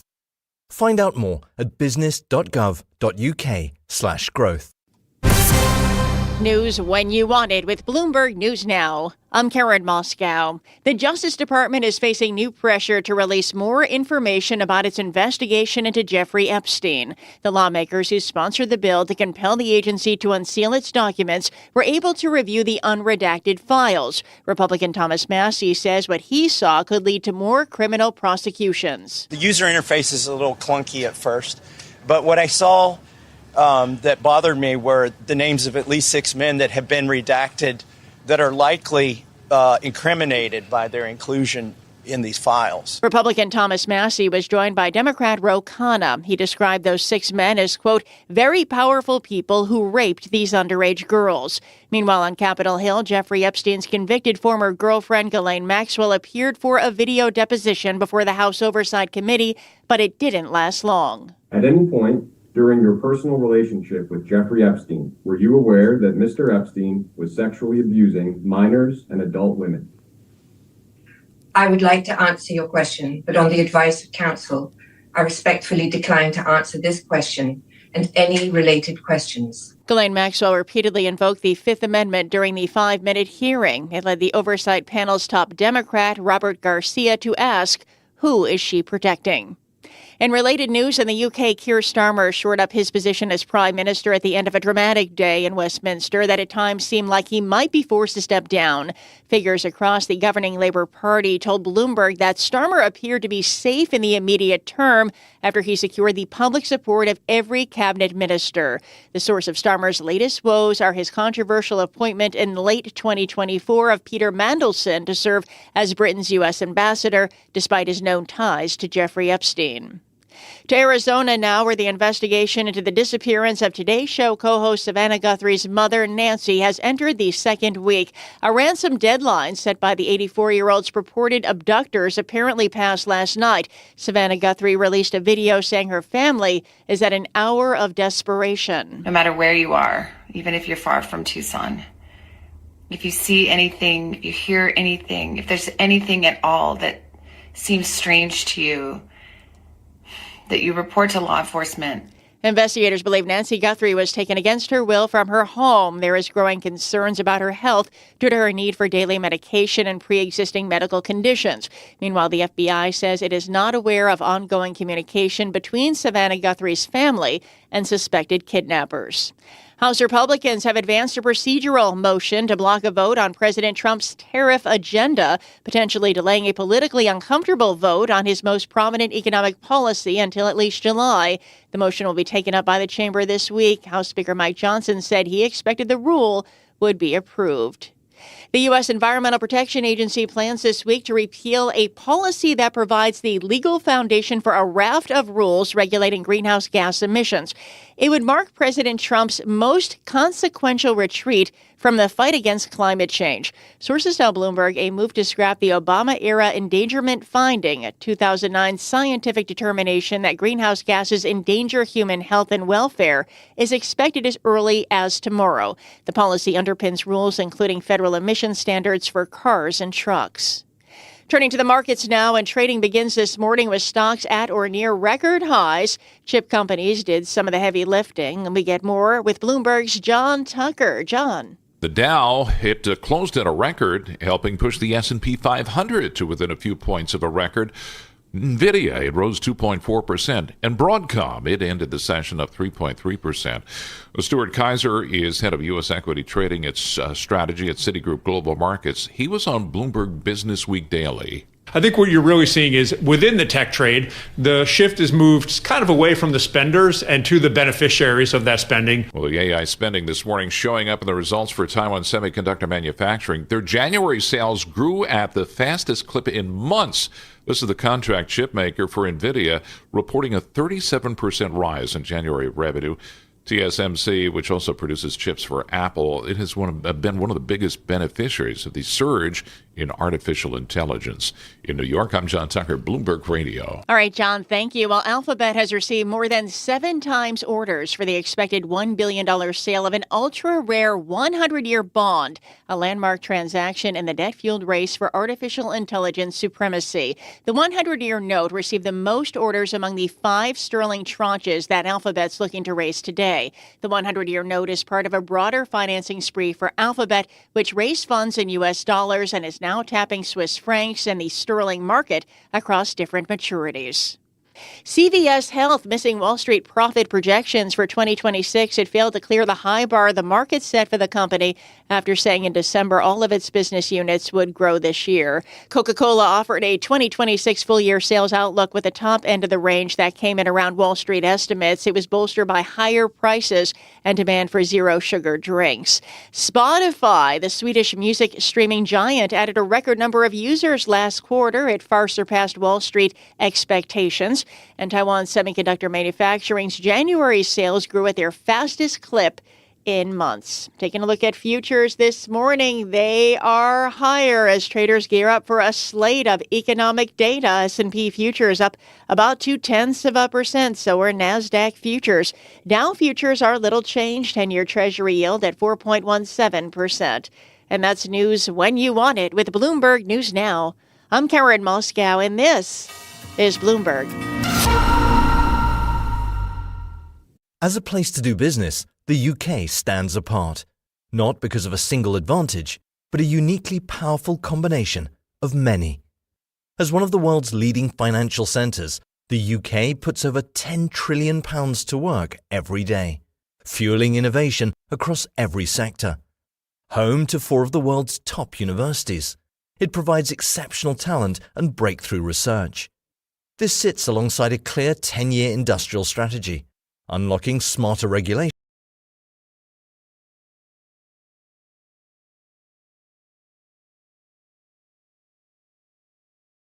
Do view it as conservative. John? Hey, Yahara, thank you. Appreciate it. Thanks for that. As we count you down to the opening bell, retail sales behind us. This is what the calendar looks like now for the week ahead. Look out for the Fed speak from Halleck and Logan at 1 p.m. Eastern time. We'll also get a White House press conference, plus Ford reporting earnings after the closing bell. Wednesday, the payrolls report just around the corner, plus results from McDonald's on Thursday, jobless claims. On Friday, CPI. Looking across that calendar, yes, the data matters, but McDonald's in focus just a little bit more now, just to get a better idea of where this consumer's at into the new year. Yeah, with Coca-Cola really pointing to some of the weakness, particularly in low-income consumers. They really spotlighted that with one of their executives talking about how you continue to see that pressure. Do you see that? Interesting, Coke raised their prices, an average of 4%. Pepsi dropped their prices to try to increase volume. It gives you a sense of what the backdrop is from the consumer. So let's look at the next 12 months. Christina Campmany of Invesco writing, in many ways, we're at a crossroads. And the next few weeks should be telling for the first half of 2026. Christina joins us now for more. Christina, good morning. Good morning. Thanks so much for having me. That wasn't a me. nice data point on retail sales, and thanks for being here. What was your reaction to that? Look, I think the data remains very noisy, and we know we're continuing to balance the inflation and the labor market, but we know that there's this bifurcation of the consumer, and we're all sitting here talking about the K-shaped recovery, but we know that there's a lot of weakness out there in the labor market. It feels like we're back into this waiting for the next shoe to drop moment of you just aren't seeing labor creation, and if there's not job creation, it's hard to see the extent of a robust economy continue. You think I just that haven't seen it. We might actually get some clarity because we have been in this sort of what are we looking at? How are these numbers really shaping up for quite a number of months? Why is this potentially an inflection point that could give us more clarity? So I think that we're getting to this point of does it break or can we push through? We have some of the impacts of the fiscal and the big beautiful bill that should come online in first into second quarter. But the labor market, I think the market has kind of gotten acquainted to maybe the break-even payroll really is this 0 to 50K number. And I think that that's in the dialogue, but I don't know if the market's ready for seeing a negative print or seeing that is still reacted to as a more negative. So I think the labor market really holds the key here of where do we go from here? And again, if you take a step back, you've never been able to maintain this level of growth without job growth.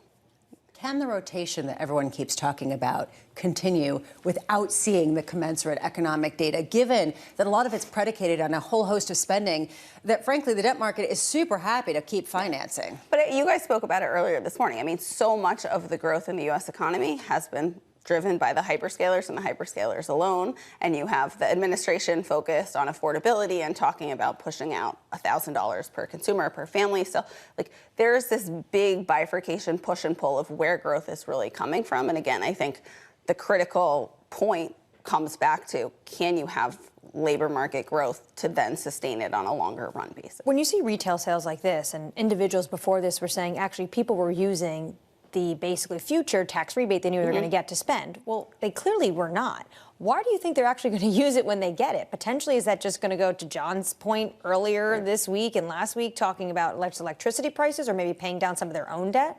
I think that there's definitely, I think the consumer has been, we've seen this since COVID, the consumer is much choosier, right? And they're savvy about where they're spending and how they're spending and rotating around as needed. But I think there's a lot of angst in the market and in the economy of like, what is the next shoe to drop? Do I have, okay, we're optimistic about better tax refunds and you have the tax bill that's coming through, but like things feel on unsteady ground more broadly. So it doesn't shock me that the consumer is taking a pause, right? What are you expecting from jobs tomorrow? I think the risk, again, I think what consensus is like 68, 70,000, right? Like, I think in that ballpark, the risks are probably a weaker number if you have more drag from government jobs coming, from the delayed retirements or push-outs from DOGE of early last year. But again, I think when I look at the labor market, the risk, I think, is that we have more weakness in the medium term and that you have a market that is more reactive or overreactive to a zero print when you say, well, again, if the break-even number is only 25, having a zero or a negative 25 is actually not that out of the realm of possibility. This program started so bullish. I just want to reflect on that. It started so bullish on the US economy and the president was talking about 15%. No one thinks 15% is going to happen. But ultimately, there was three big reasons for that. Refunds, the tech capex, the monetary policy, the rate cuts we've already seen, and then it's one data point from December, and all of a sudden it's all bearish again.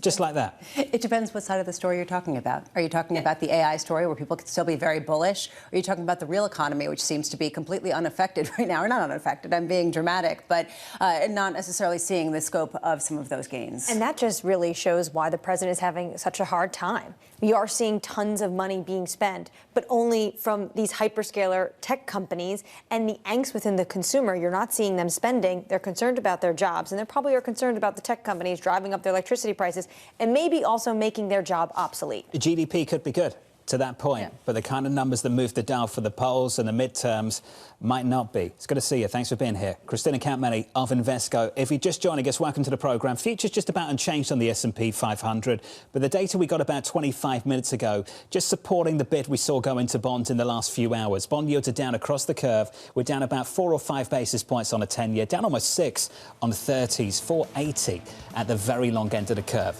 Coming up tomorrow, we'll catch up with Steve Englander of Standard Chartered, Lisa Shallard of Morgan Stanley, Gagi Chowdhury of BlackRock, and Mike Gapon of Morgan Stanley. The third hour of Bloomberg Surveillance is up next.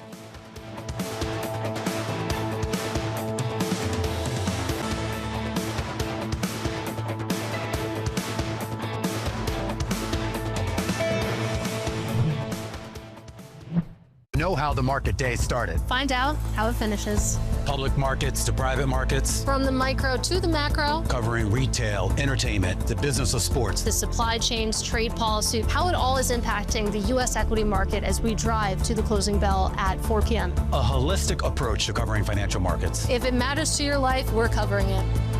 I'm Katie Greifeld. And I'm Romaine Bostic, and this is The Close. Live every weekday. Only on Bloomberg. Context changes everything. The game here is understanding. These digital assets have the ability to change the payment landscape of the world, and we need to be ready. We, the regulators, the world needs to be ready for a new wave of technology. Stablecoins are almost entirely used in the mechanisms of trading in cryptocurrencies. So what we saw is the opportunity for digital assets broadly, stablecoins in particular, to be used as a medium of exchange outside of the crypto world, what is today the fiat currency world. At some point, I think these digital asset wallets will be big enough and people will be comfortable enough using them. I think we'll have a flip from conventional payment mechanisms into stablecoin-based mechanisms. Does that mean banks such as yourselves issuing stablecoin? We could. We're in a sandbox for tokenized bank deposits in Hong Kong. We're effectively issuing tokens related to trade finance in Singapore. So it's all on the table, but we're always going to tie it back to what our clients want and need. Because if we don't get that one right, the rest doesn't matter. The market capitalization of both type of instruments, crypto and digital assets, are both very low. Stablecoins today have $20 billion of flows a day. It's less than 1% of the flows of the payment system in the world. But because they have the ability to be very helpful in use cases, particularly in retail to begin with, but then potentially on the wholesale side, I think we will see a lot more of them.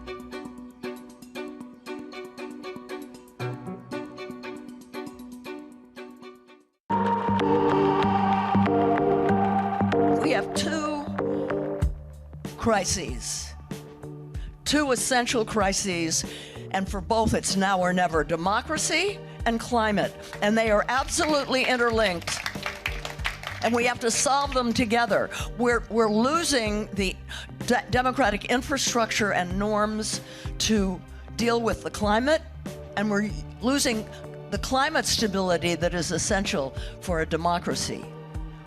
We have to solve them together.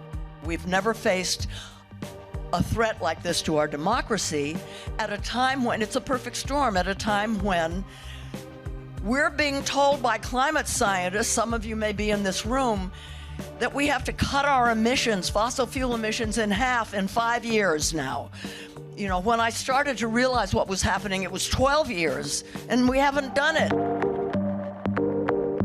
Join me each week on Wall Street Week for stories of capitalism from business, markets, economics, tech, and climate. More than what you need to know, it's what you need to think about.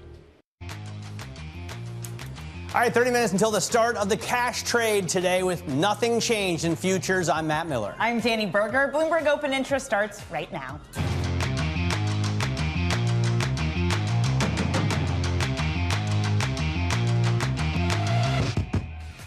Coming up, global spending on AI continues to boom while Alphabet attracts billions in a mega bond spree. From Coca-Cola's consumer challenges to Ferrari's supercar demand, investors wade through a wave of earnings reports. And U.S. retail sales unexpectedly stalled in December, suggesting a more cautious consumer as the year drew to a close. So maybe spending isn't all that great.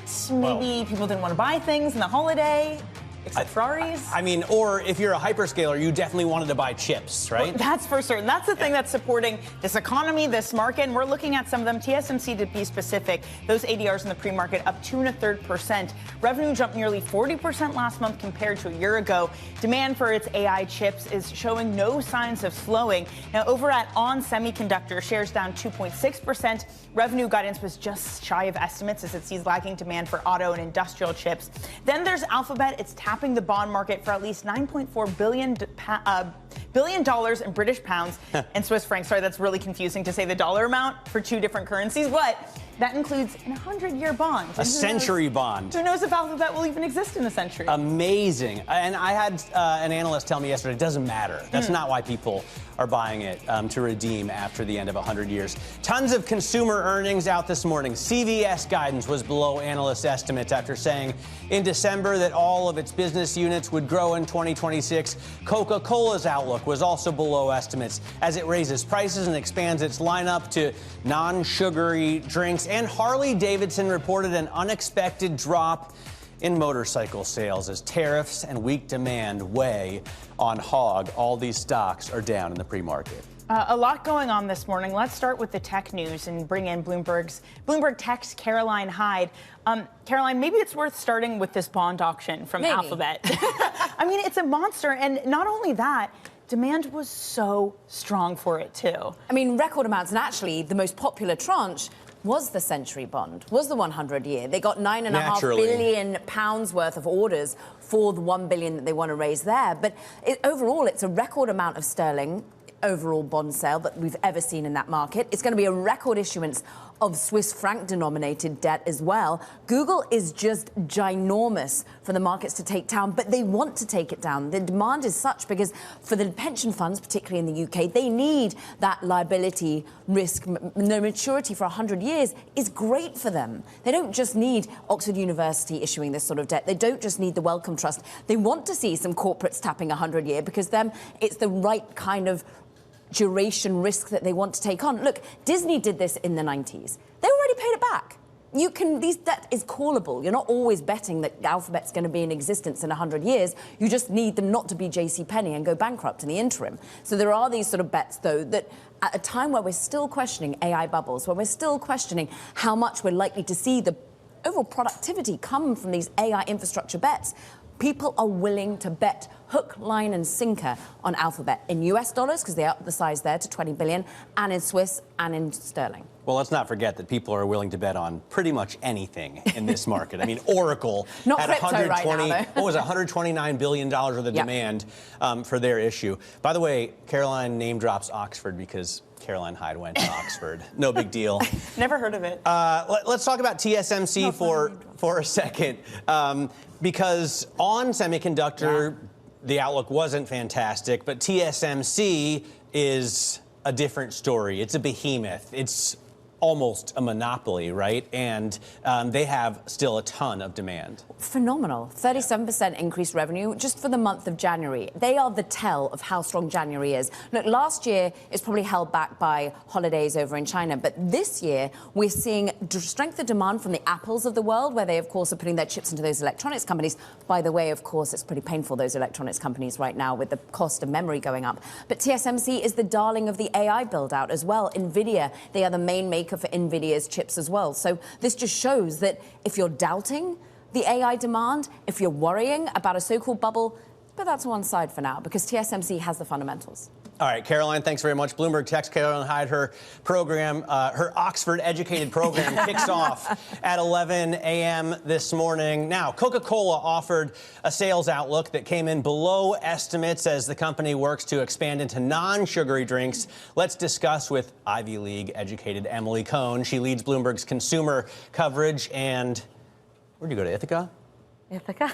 Cornell? Yeah, that old institution. Same place. All right, so seriously, Coca-Cola, very important today. I mean, Julian Emmanuel at ISI was saying, as investors rotate into these kinds of retail names, we're watching their earnings very closely. So what did Coke have to say? Yeah, I think Coke is a very not volatile stock, and the outlook was a little bit weaker than analysts may have been expecting. I think somewhat conservative. They have a new CEO coming in. But overall, the growth is pretty strong. They raised prices last quarter and managed to grow volume. Look at this stock chart, by the way. I mean, phenomenal kickoff to 2026. That is the great rotation that we've been watching.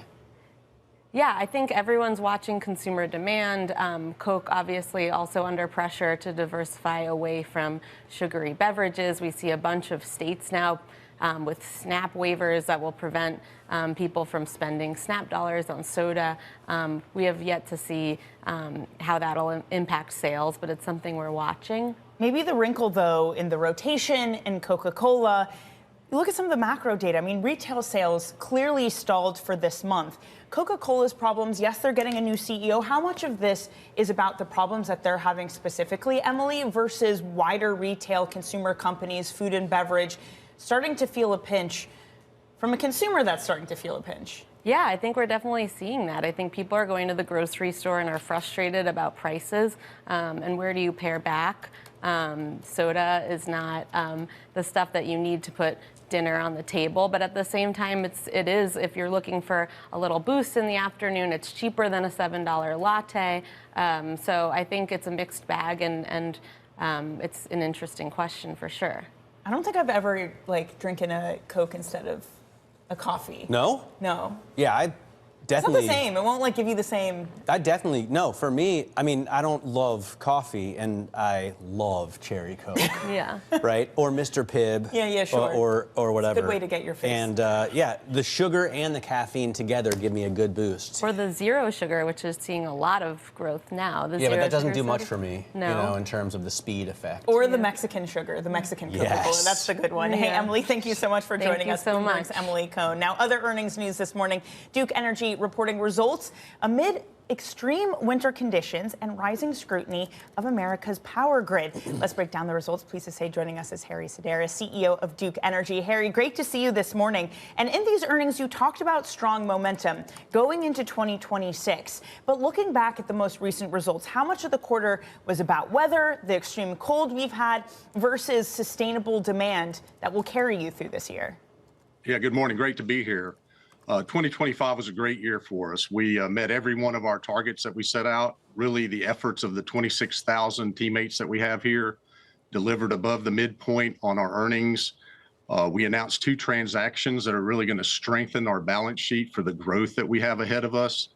And we started construction on 5 gigawatts of new generation that's going to power the amazing growth that we're seeing across our territories. And we're really focused on making sure that we do all these things while maintaining affordability and low cost to our customers. We are all our jurisdictions are below the national average in cost, and we continue to look for different tools on how we can manage those costs using tax credits, our continuous improvement culture, AI to lower costs to the customers. So really a great year in 2025. And as you mentioned, 2026 started off with cold weather. We haven't seen this kind of cold weather for this long in a long time, but the grid held up great. Our employees were prepared for the ice storm that we had. We had 200,000 customers lose power, and we restored power to over 95% of them within 24 hours. Just a testament to our employees, but also to the grid hardening that we've done and the strength of our system. 26 is shaping up to be a great year, and we look forward to continuing our great work. I got to say, it is very cold, and my boiler went out on Saturday night, Harry. So, you know, we're burning fires and got space heaters everywhere. How does the grid look to you? I know you say it held up well, but what improvements need to be made? What do you think this country needs to invest in its electrical grid to keep up? Yeah, we're seeing 2 things. We're seeing weather be a lot more powerful and more frequent in storms. We had Hurricane Helene a couple of years ago, which was just devastating to our service territory.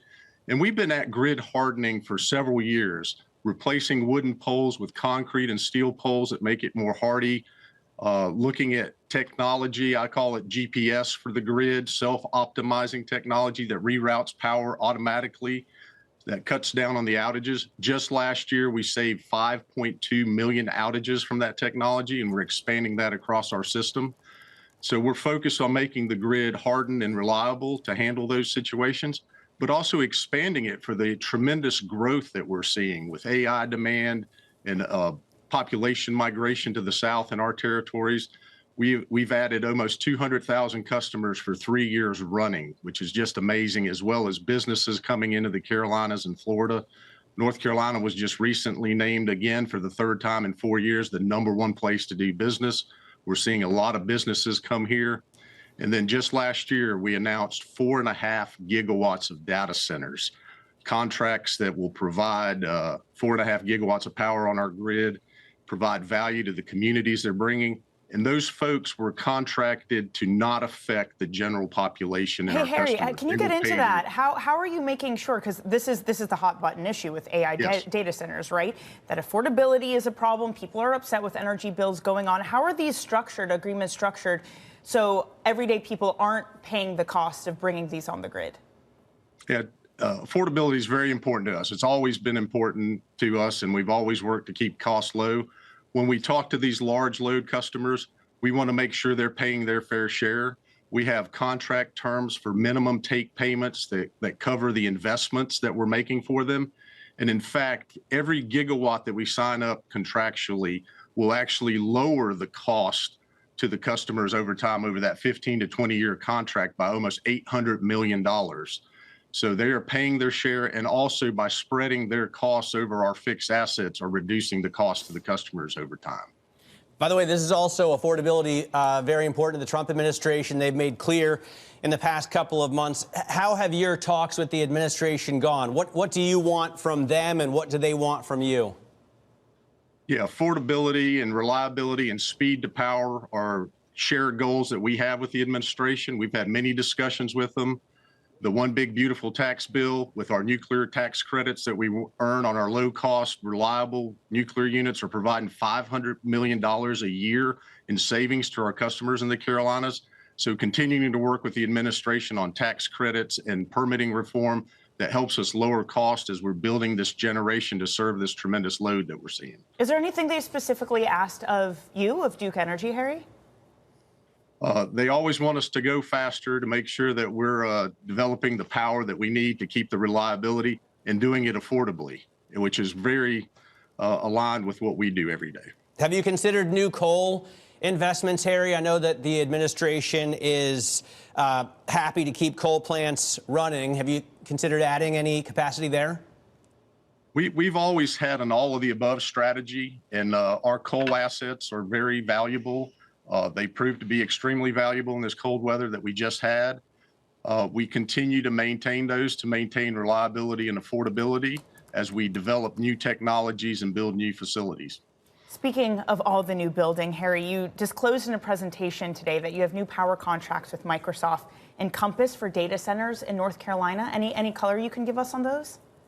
Yeah, that's part of the 4.5 gigawatts that we signed up last year as they expand and build. Those are all under construction here in North Carolina.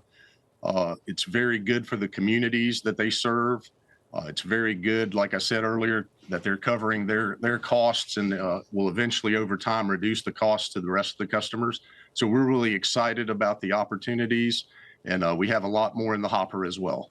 Hey, I want to ask just finally, Harry, about regulation. And I know it's been frustrating to a lot of CEOs how much red tape you have to wade through to build a new plant or put up lines. What about on nuclear? You have your options open, I guess, for building large-scale traditional nuclear plants. How much easier do you need the administration to make it for you to actually pull the trigger on that?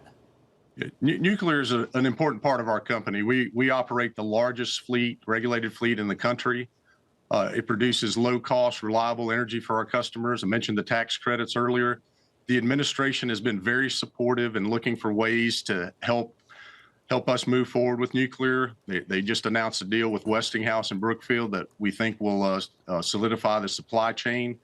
Our current focus is expanding what we have currently, doing uprates at our current nuclear plants, extending the licenses of our current nuclear plants to run longer, and we're keeping our options open. We just filed a permit for an SMR at our Belews Creek coal site, and we'll continue to work with the administration on how we can reduce the risks from first-of-a-kind technology, shore up the supply chain and the workforce, and make sure all the financial risks are protecting our customers and our investors as we move forward.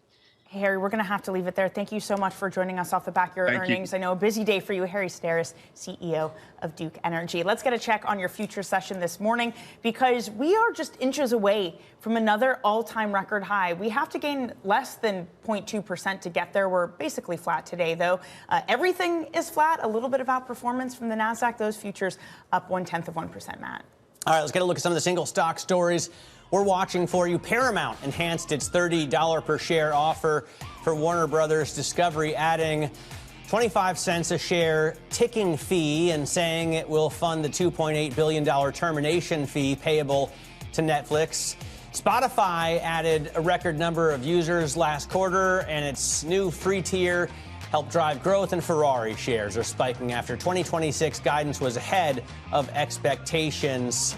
Ferrari up 8% in the pre-market. We're buying Gucci, we're buying Ferraris. Everything is right with the upper part of the K.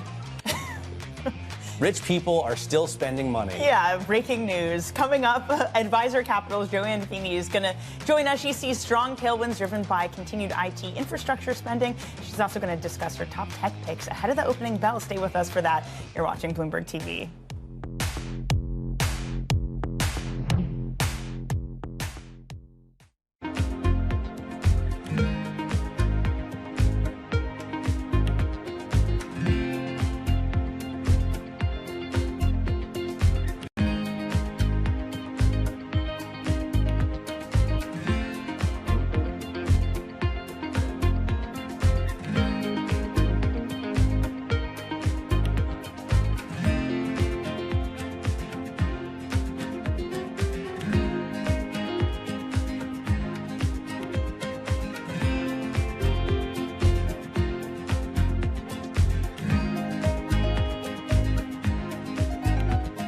know how the market day started. Find out how it finishes. Public markets to private markets. From the micro to the macro. Covering retail, entertainment, the business of sports. The supply chains, trade policy, how it all is impacting the U.S. equity market as we drive to the closing bell at 4 p.m. A holistic approach to covering financial markets. If it matters to your life, we're covering it. I'm Katie Greifeld. And I'm Romaine Bostic, and this is The Close. Live every weekday. Only on Bloomberg. Context changes everything.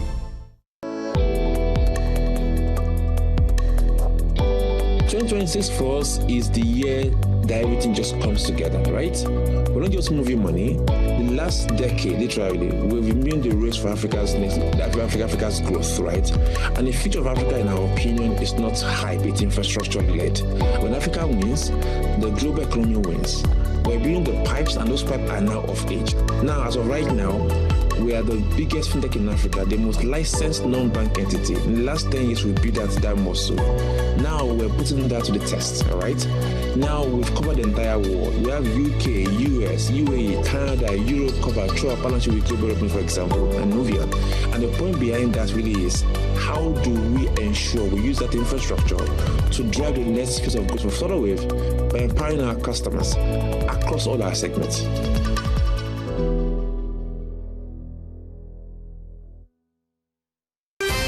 The world's business and financial news whenever and wherever it happens. I'm Michael McKee at Mount Everest, and this is Bloomberg. Good morning. This is Bloomberg Surveillance. Welcome back to the opening trade. Watch Bloomberg Tech. This is the Asia Trade. This is Wall Street Week. Welcome to Balance of Power. This is Bloomberg Television.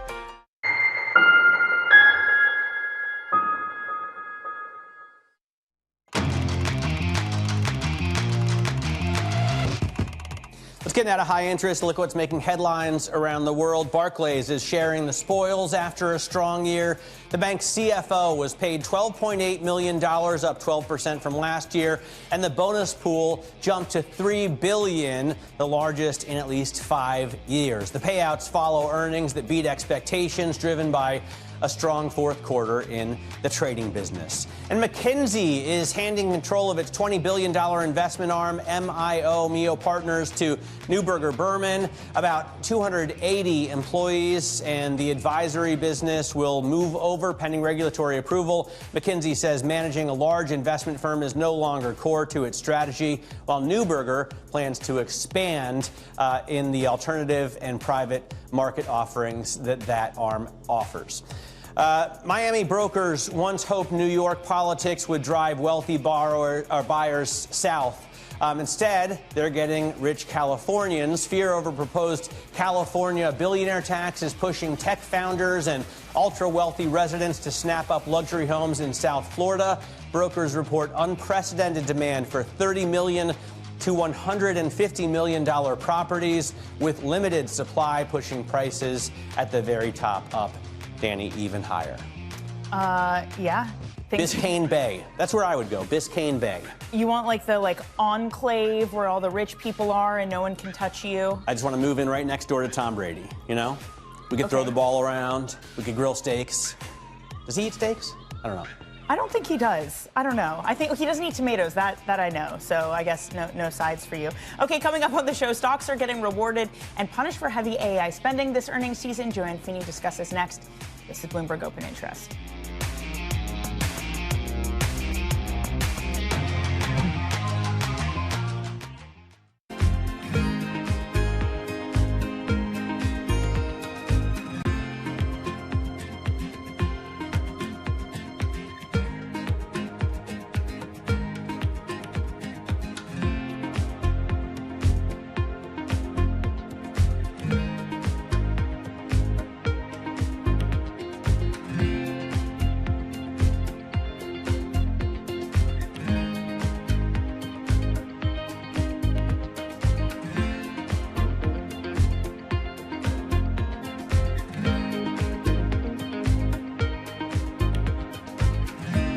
World's most powerful investors don't ring a bell. They quietly reshape entire industries. This is the money shaping the world. The Dealmaker playbook where power and billions of dollars change hands every day. From private equity and credit to venture capital and M&A, we bring you the inside scoop on the biggest deals and debates, plus exclusive conversations with finance's ultimate insiders. I'm Danny Berger, and this is Bloomberg Deals. Every week, only on Bloomberg Television.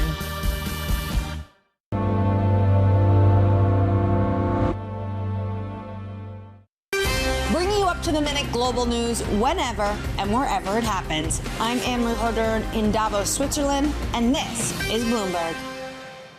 We're at the epicenter of a global realignment on a scale not seen for decades. At the intersection between markets, economics, and geopolitics, a forum for sophisticated conversation. This is Bloomberg Surveillance.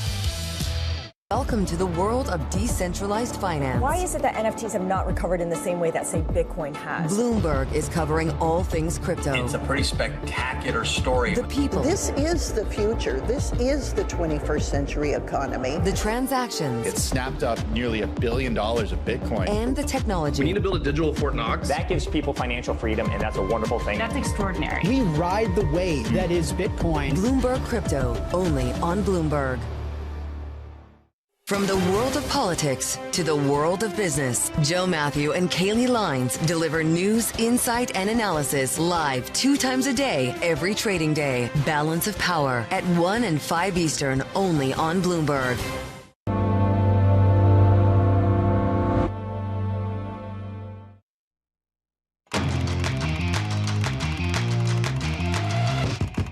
TSMC's 37% jump in revenue last month proves that companies are still spending big on AI, but investors are not rewarding all AI spenders as of late.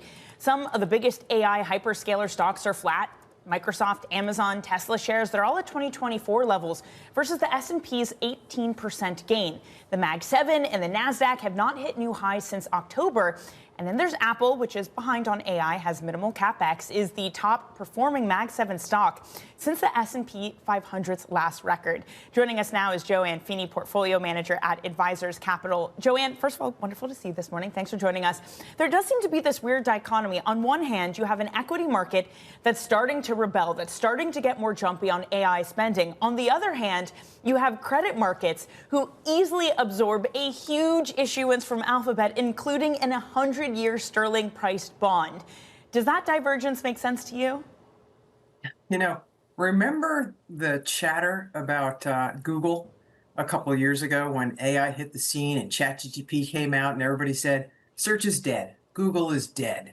You know, we're going to see everybody use ChatGPT instead of Google. And what did Google do? Well, they had deep roots in AI. They've been doing it for a long time. They slowly integrated it into search. And now you can click on AI mode and go to full Gemini and get great results. And we're seeing, you know, Alphabet rise from the supposed ashes. And now, you know, with this debt offering being enthusiastically embraced, you know, really shows you how the market can get things wrong. By the way, I think we're seeing the same thing happen to software stocks. The market is getting it wrong. And, you know, we can chat about that. But, you know, no, it's not really a divergence. I think, you know, investors were getting it wrong on the downside or the rebound, Joanne? They're getting it wrong on the downside, and I expect we're going to see more rebounding, Matt. All right, we will talk about that more with Joanne Feeney of Advisors Capital. She stays with us through the opening bell. Right now, NASDAQ futures are up just 0.1%. S&P futures also getting about 0.1%. We come back, we'll give you the opening bell, the New York Stock Exchange and the NASDAQ market site. Then back to Joanne Feeney for her take on why the market is getting it wrong on software stocks. This is Bloomberg.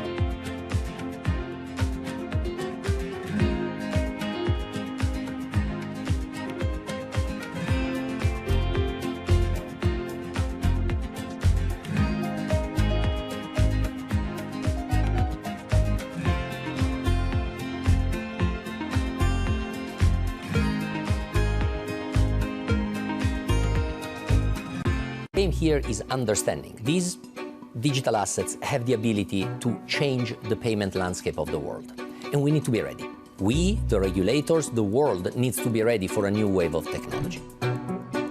Stablecoins are almost entirely used in the mechanisms of trading in cryptocurrencies. So what we saw is the opportunity for digital assets broadly, stablecoins in particular, to be used as a medium of exchange outside of the crypto world, what is today the fiat currency world. At some point, I think these digital asset wallets will be big enough and people will be comfortable enough using them. I think we'll have a flip from conventional payment mechanisms into stablecoin-based mechanisms. Does that mean banks such as yourselves issuing stablecoin?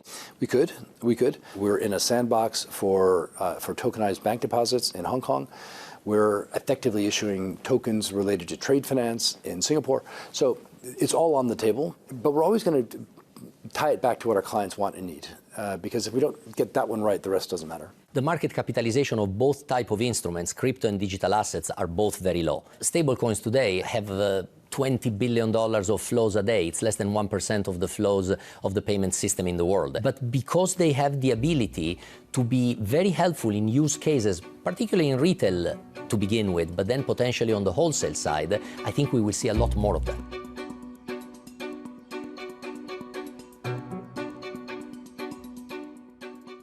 Key investors, top executives, global innovators.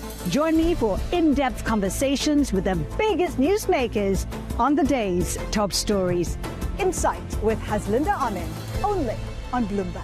Of futures right now, we have green arrows here, but just 0.1% across the board from the benchmark to the tech stocks to the small caps. At the New York Stock Exchange, you've got the Boyd Group ringing the opening bell to celebrate their recent listing, not to be confused with Boyd Aviation. You don't see Alan Stanwyck up there on the dais. Down at the NASDAQ market site, you've got Huntington Bank. Wow, I should go join them. Look at what I'm wearing. Ringing the opening bell. I think, yeah, you have the right color. I think I got the memo. I should. But you're not from the great state of Ohio. That's this true. is That's the problem. Full disclosure, my bank.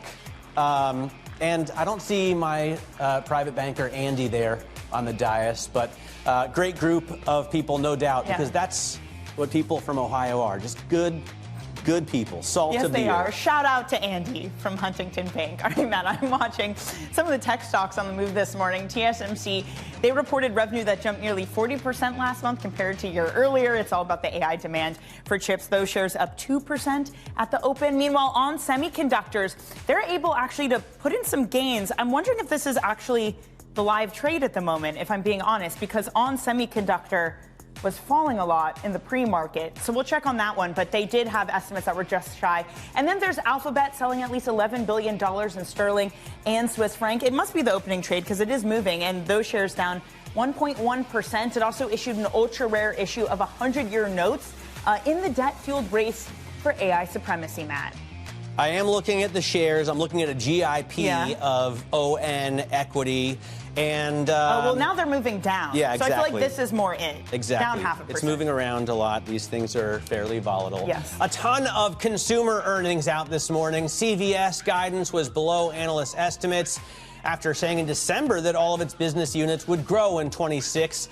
We're going to get the down low from Katie Greifeld. She's talking to the company probably as we speak. Coca-Cola's outlook was also below expectations as it raises prices and expands its lineup beyond Cherry Coke, which is delicious. And Harley-Davidson reported an unexpected drop in motorcycle sales as tariffs and weak demand weigh on Hog.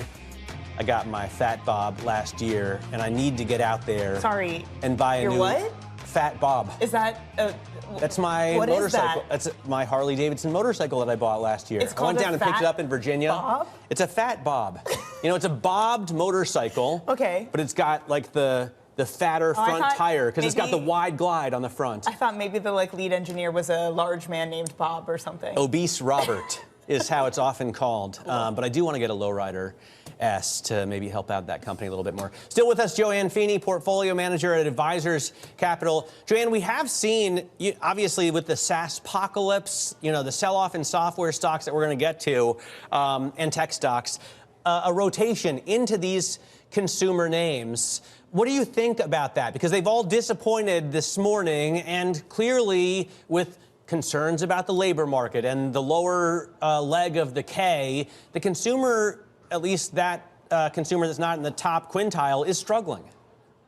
Yeah, no question about it, Matt. And when you're selecting consumer stocks, you really have to be aware of that, bifurcation between what's happening in the upper income distribution and what's happening from the middle on down.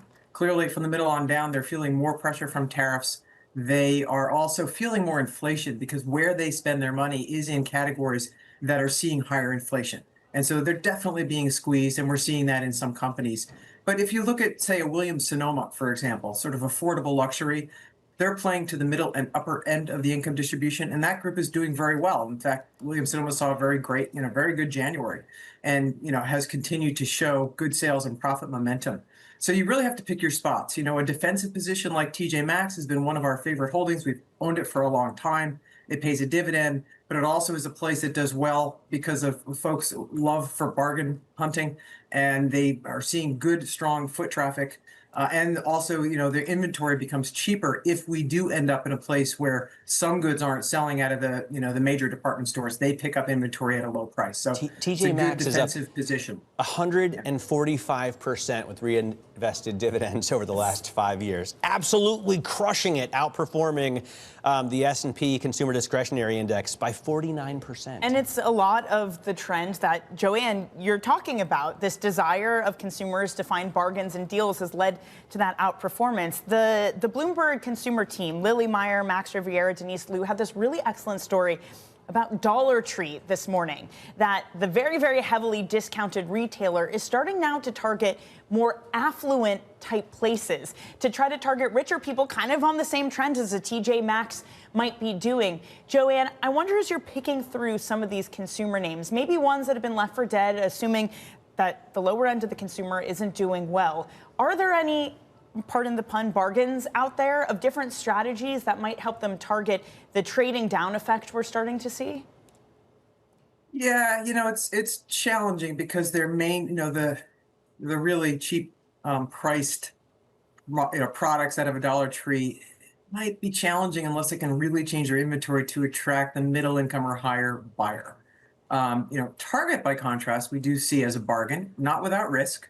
They've had their issues that are really unrelated to their product offering, sort of cultural mistakes, which we think they are now getting in line. They've got a new management team, and it's a very attractively priced stock, offers a very strong dividend that pays you to wait while they sort this out, and they offer high quality products for the middle consumer. So we do see them in a position to pick up some business, as folks continue to try to save on their expenditures. Let's talk about the software stocks, because they have had a tough kickoff to the year. I'm looking at IGV, that is the iShares software ETF, expanded tech software ETF. It's down like 20% year to date. Joanne, why do you think this is oversold?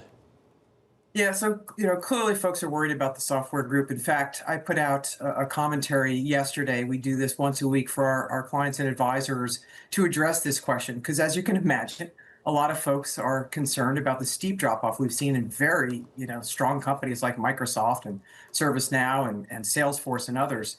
The issue that seemed to have struck the market is, oh no, you're going to be able to, middle managers are going to be able to code, or AI companies are going to be able to code much more cheaply and much more quickly and displace all these software companies.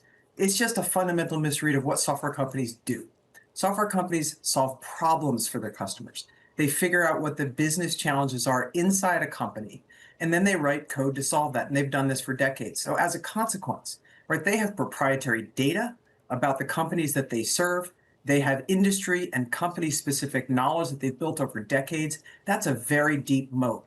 And a second deep moat is that they have to integrate that software for HR into solutions for, say, regulatory compliance, into solutions for product development and billing, and just a host of other things. The big companies out there have 350 to 400 different SaaS products. Right. So coming in and replacing that because you happen to be able to code faster is just a misread of what the software companies actually do. I mean, I understand it's early days. We talked recently with Mark Douglas from Mountain, who said, and he's a coder, also a CEO, who said this product cannot yet even come close to replicating what his smartest coders can do.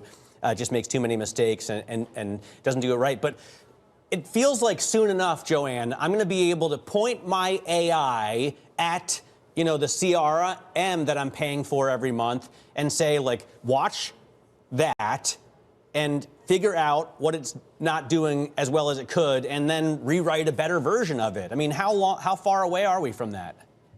Very, very, very far. Because not only do you have to point it at that one problem, you then have to get it to integrate with all the other software solutions doing other things at your company. And by the way, don't forget that the software companies that already have all this established, sets of relationships and understanding, they too can use AI to code more quickly. In fact, they might be the biggest beneficiaries of agentic AI because they already know the business, they know the problems that need to be solved, they know all the integration challenges, and now they're going to have a tool to code even more quickly. And as the CEO of Mountain said, you need still very talented software engineers to oversee the development of that code. Think of it this way. You might be able to get a cheaper code done quickly by an agentic AI. But if there are mistakes in that code, and the way AI works is it's a probabilistic solution, there will be mistakes. And one mistake can cost a company millions of dollars, even as they're saving, pennies or hundreds of dollars on the code itself being a little bit cheaper. Are you going to take that risk for your company? I don't think so. So switching costs, I think, are pretty high. Joanne, this has been so smart. Thank you so much for joining us. Joanne Feeney of Advisors Capital. All right, about 10 minutes into your trading day, let's get a check on these equity markets. As we ever so slightly push higher, we are still inches away from an all-time high.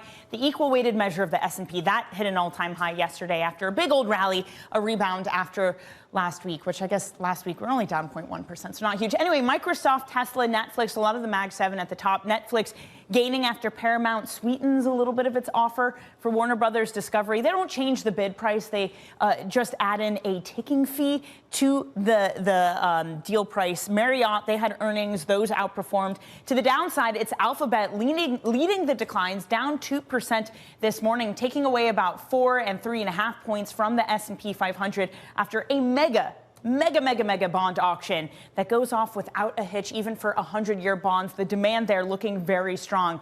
Looking at some of the sectors, communications being dragged down this morning by Alphabet. That's down 0.7%. Consumer staples, Coca-Cola not having great earnings, those falling 0.1%. At the top, you have utilities, consumer discretion, real estate, consumer discretion, the best stock. One of the best stocks there is Marriott, which I just pointed out had good earnings. So it's this weird thing of some of the consumer names not doing as well, Coke's not doing well, retail sales were stagnant, but you still have people spending on vacations and Marriott benefits from that, Matt. I kind of want a Coke now, and I'm not a soda drinker typically, but so much talk about it makes me want a delicious cherry Coke. I don't think we have that. Glass with ice. Oh, we don't have that in the office. That's a special request. I'm going to have to go out. All right, coming up, big tech spending shows no signs of slowing with TSMC sales jumping last month and Alphabet raising billions of dollars to continue to fund its AI build-out. We'll talk about that next. This is Bloomberg Open Interest.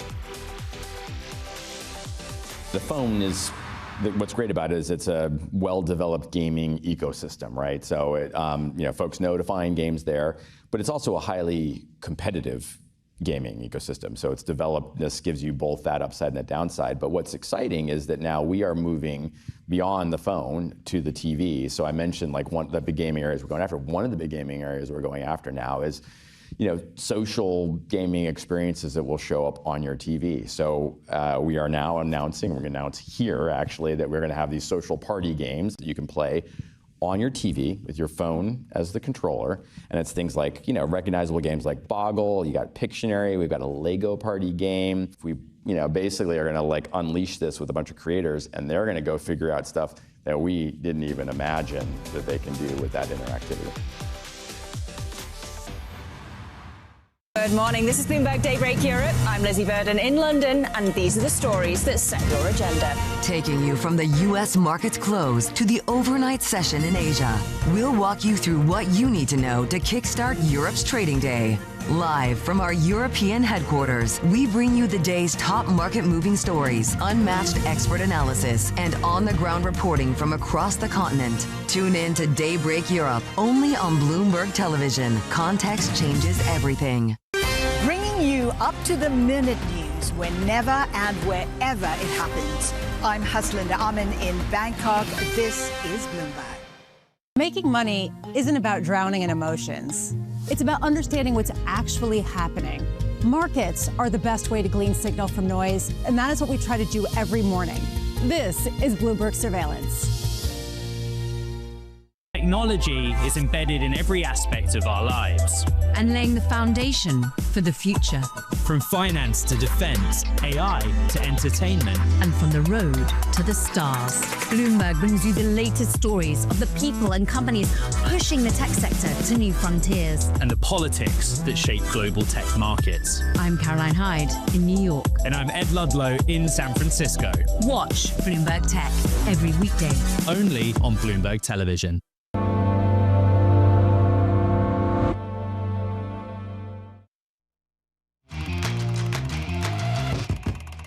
Let's get you some top calls, the analyst action that we are following this morning. First up, Texas Roadhouse gets downgraded at Truist. The firm says that high beef prices will likely last through 2027, and that will weigh on margins and earnings. Shares down 1 1/3%.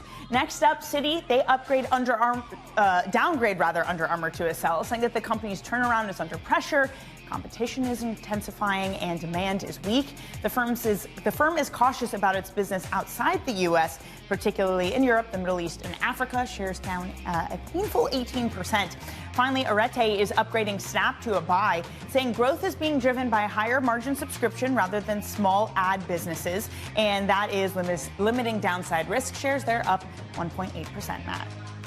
I need to listen to, I think there's an odd lots about the U.S. cattle situation, because apparently the number of cattle is at a low, or at least far below historical levels. Really? We have the smallest herd in more than half a century. And the weather? What's happening? I got to figure it out. The problem is the beef prices are at a high, right? But farmers aren't making that much money on it. So like supply chains? I'm trying to think. I mean, there have been upended global supply chains. I'm going to ask Tracy and Joe. Okay, because good. this is an issue that's important. That's Correct. Near and dear to my heart. More important probably than Google, but not for the market. Google's parent company, Alphabet, at a session low right now. It's selling over $11 billion in bonds denominated in pounds and Swiss francs, including one that isn't due until the year 2026. Let's discuss with Bloomberg Intelligence Global Head of Tech Research, Mandeep Singh.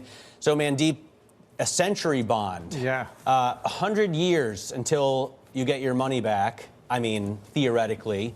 Why are they selling this? Well, one, they really raised their capex guide for this year, and now we are talking about something that's outside of their free cash flow generation range. So they need to tap the debt markets, and 100-year bond just sort of gives them the ability to finance it for much longer. And look, the stock has outperformed Microsoft by 20 percentage points in 40 days of trading.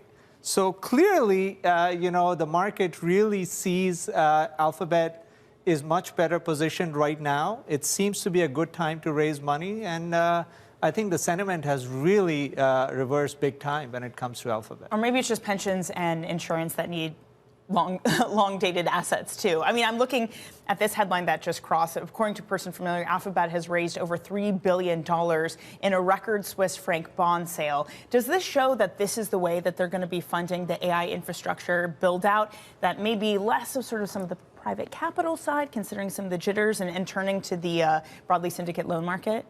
It could, but again, I think they have been so measured with the build out of their infrastructure so far. I compare them to the other hyperscalers. One, the big difference with Alphabet is they've got their own TPUs, and they do a lot of things in-house compared to relying on chip makers like NVIDIA. And so from that perspective, whether it's opening a data center or thinking about CapEx efficiency, I feel Alphabet is much more in control than the other hyperscalers, which are more reliant on, the external ecosystem. This has been, though, a huge shift in the biggest companies that you cover, right? They used to be asset light. They had a ton of free cash flow that they were just returning to shareholders. Now, they're using all that money to buy assets, and they're starting to issue debt to fund that as well. Like, it's a completely different investment proposal. Yeah, and in fact, Alphabet made this acquisition of an energy company for $4.5 billion. So it just goes to show, to your point, they are not only investing in the software layer or, designing their own chips, but actually buying an energy asset. This is a company that they bought because they want to make sure they have, good sources of energy, renewable, and they want to meet their emissions targets, et cetera. But as a result, they deserve lower valuations, right? Again, the ROI with Alphabet, I think what the outperformance year to date shows you is market feels that their CapEx efficiency is superior to others, and the ROI visibility is higher because of the print they showed with their cloud segment. At the same time, I do agree with your broader point that, once they kind of get into this mode where they have to invest so much every year, how do you show continued ROI? And that's where there's no going back from here. They will have to continue to make CapEx investments because these chips have a life of 5-6 years. Then you have to, replace them. And so from that perspective, cloud business inherently was always, asset heavy. I think AI has made it worse in terms of the commitments that these companies have to make. Yeah, they've created a beast they need to keep feeding. Mandeep, thank you so much for joining us. You're one of the best. That's Mandeep Singh of Bloomberg Intelligence. Coming up on the show, CVS misses profit expectations and cuts cash flow guidance as healthcare costs come under scrutiny in Washington. We're going to bring you highlights from Katie Greifeld's conversation with the company's CFO. That's coming up next.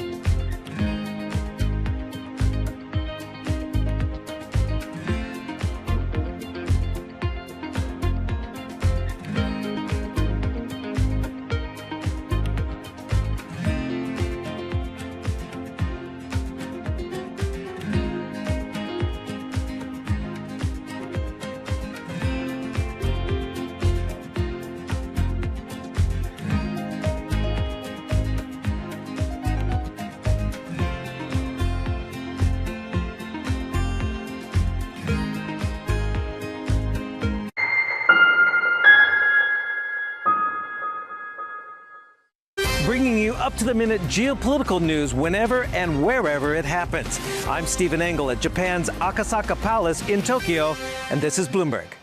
Why do the biggest names in business choose Bloomberg Television? That's a great question. It's a very good question. Interesting question. Good question. Great question. I so appreciate that question. You certainly ask interesting questions. Bloomberg Television. Top experts, great questions.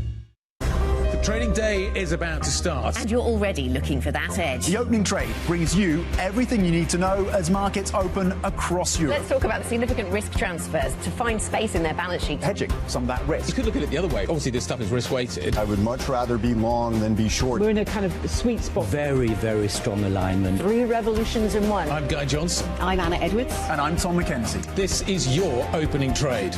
Every trading day, only on Bloomberg.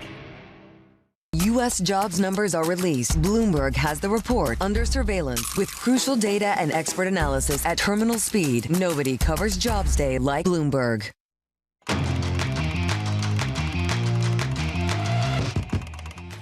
This is Bloomberg Open Interest. I'm Matt Miller. Let's get a look at what's going on with stocks 20 minutes into the session. You're looking at the S&P 500 unchanged at 69.69, which has to be a good sign somehow. NASDAQ 100 down 0.1%. The Russell is unchanged. Who cares about the small caps? Katie Greifeld. The Dow Jones Industrial Average holding over 50,000 after crossing that milestone on Friday. In terms of the stocks that we're watching, Nvidia is down only 0.5%, but every little bit hurts. Alphabet shares are also off 2.5%, as we said on session lows after that bond sale.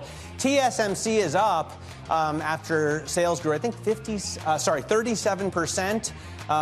Some investors may be asking, why isn't it more? On semiconductor, actually up 3.25%. When these numbers came out at the close, it fell in the aftermarket because I was there. Hims and Hers down 3% today. It's been bouncing around on concerns about the fact that it pulled its Wegovy rival. And then CVS Health up 1.33%. And we're going to find out right now why. And we have to, because of that blasphemy about Katie Greifeld's beloved small caps. So let's talk about the other company she follows, CVS, reiterating its profit guidance for 2026. Katie is here next to me, the Close co-host, who also spoke to the company's CFO, Brian Newman. Katie, what was sort of the read you got? Because it affirms guidance, and there seems to be widespread disappointment on that. That's the thing. It was interesting. I mean, it was down as much as 4% or so pre-market. So interesting to see this turnaround. I mean, the fact that it reaffirmed guidance that it gave at its Investor Day in December, analyst estimates had actually drifted a little bit higher since that time. So even though it reaffirmed guidance, it sort of missed those lofty projections. But it seems like the reaction from the sell-side community is that they're being a little bit cautious here, which probably makes sense when you think about what's going on with Medicare Advantage. Remember that at the end of January, the government came out and said that they're keeping Medicare Advantage rates pretty much flat for 2027, which was a big blow to the insurers. When it comes to the company commentary, again, we spoke to the CFO about this.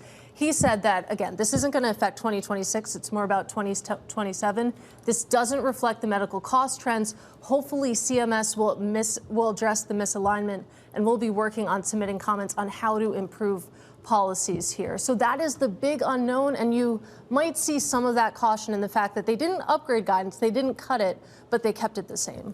How important is the store, the brick and mortar business, compared to the insurance business? Because I think they still lock everything up, and there's a guy who sleeps in the one on the corner. So yeah.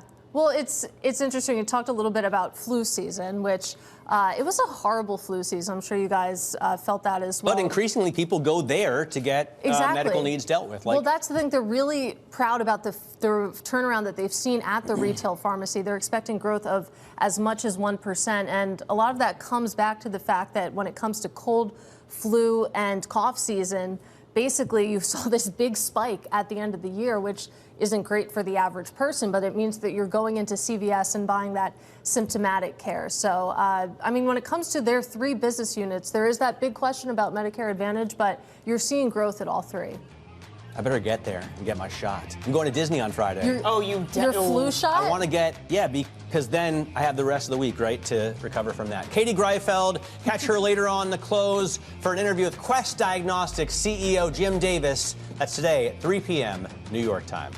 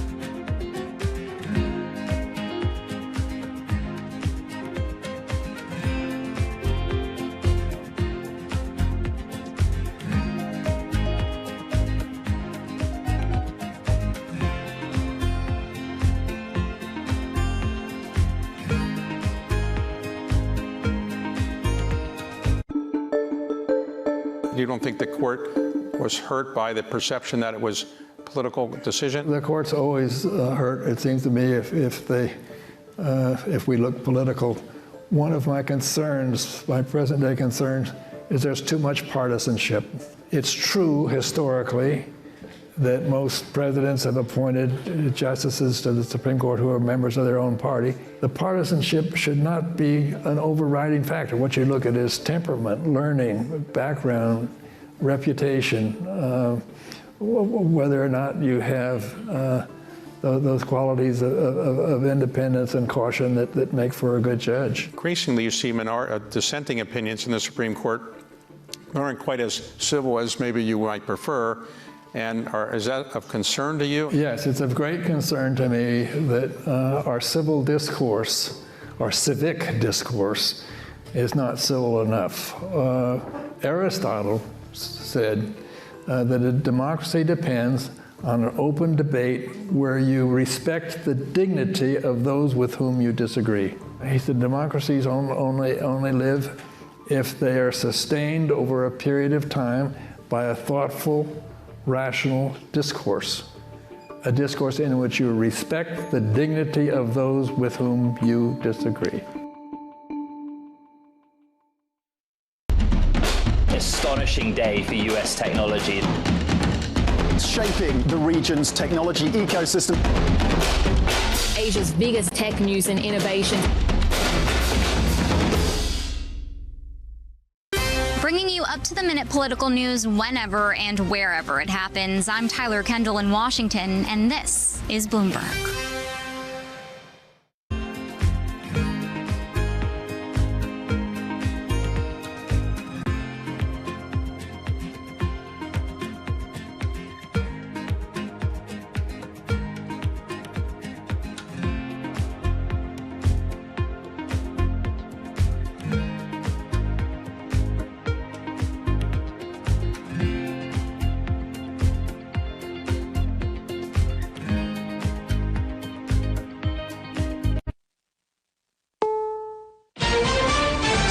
CBS News on the Hour, your home for original reporting. I'm Deborah Rodriguez. It's been 10 days now since 84-year-old Nancy Guthrie was kidnapped from her home in Tucson, and experts believe the family's tone is changing. Retired FBI hostage negotiator Chip Massey. The fact that Savannah now has done this recent video of pleading directly to the American people that if there's anything that anyone has seen, to please report that. That is a big indication that they no longer right now have faith in the abductors doing the right thing for them. Yesterday, a second deadline and an apparent ransom letter passed without any new developments. New storms are targeting people in the east and west. CBS meteorologist Rob Marciano. We've got advisories that are up for the northern suburbs of New York City, all the way up through upstate New York. The flakes are flying from Buffalo to Rochester, soon Ithaca. This is actually a bit of a warm front. You'll get some snows later on this evening across parts of Boston. Then when the kind of cool front comes through, we'll mix in a little bit of frozen precipitation across the I-95 corridor. A Pacific storm is on the move from the Great Lakes to New England.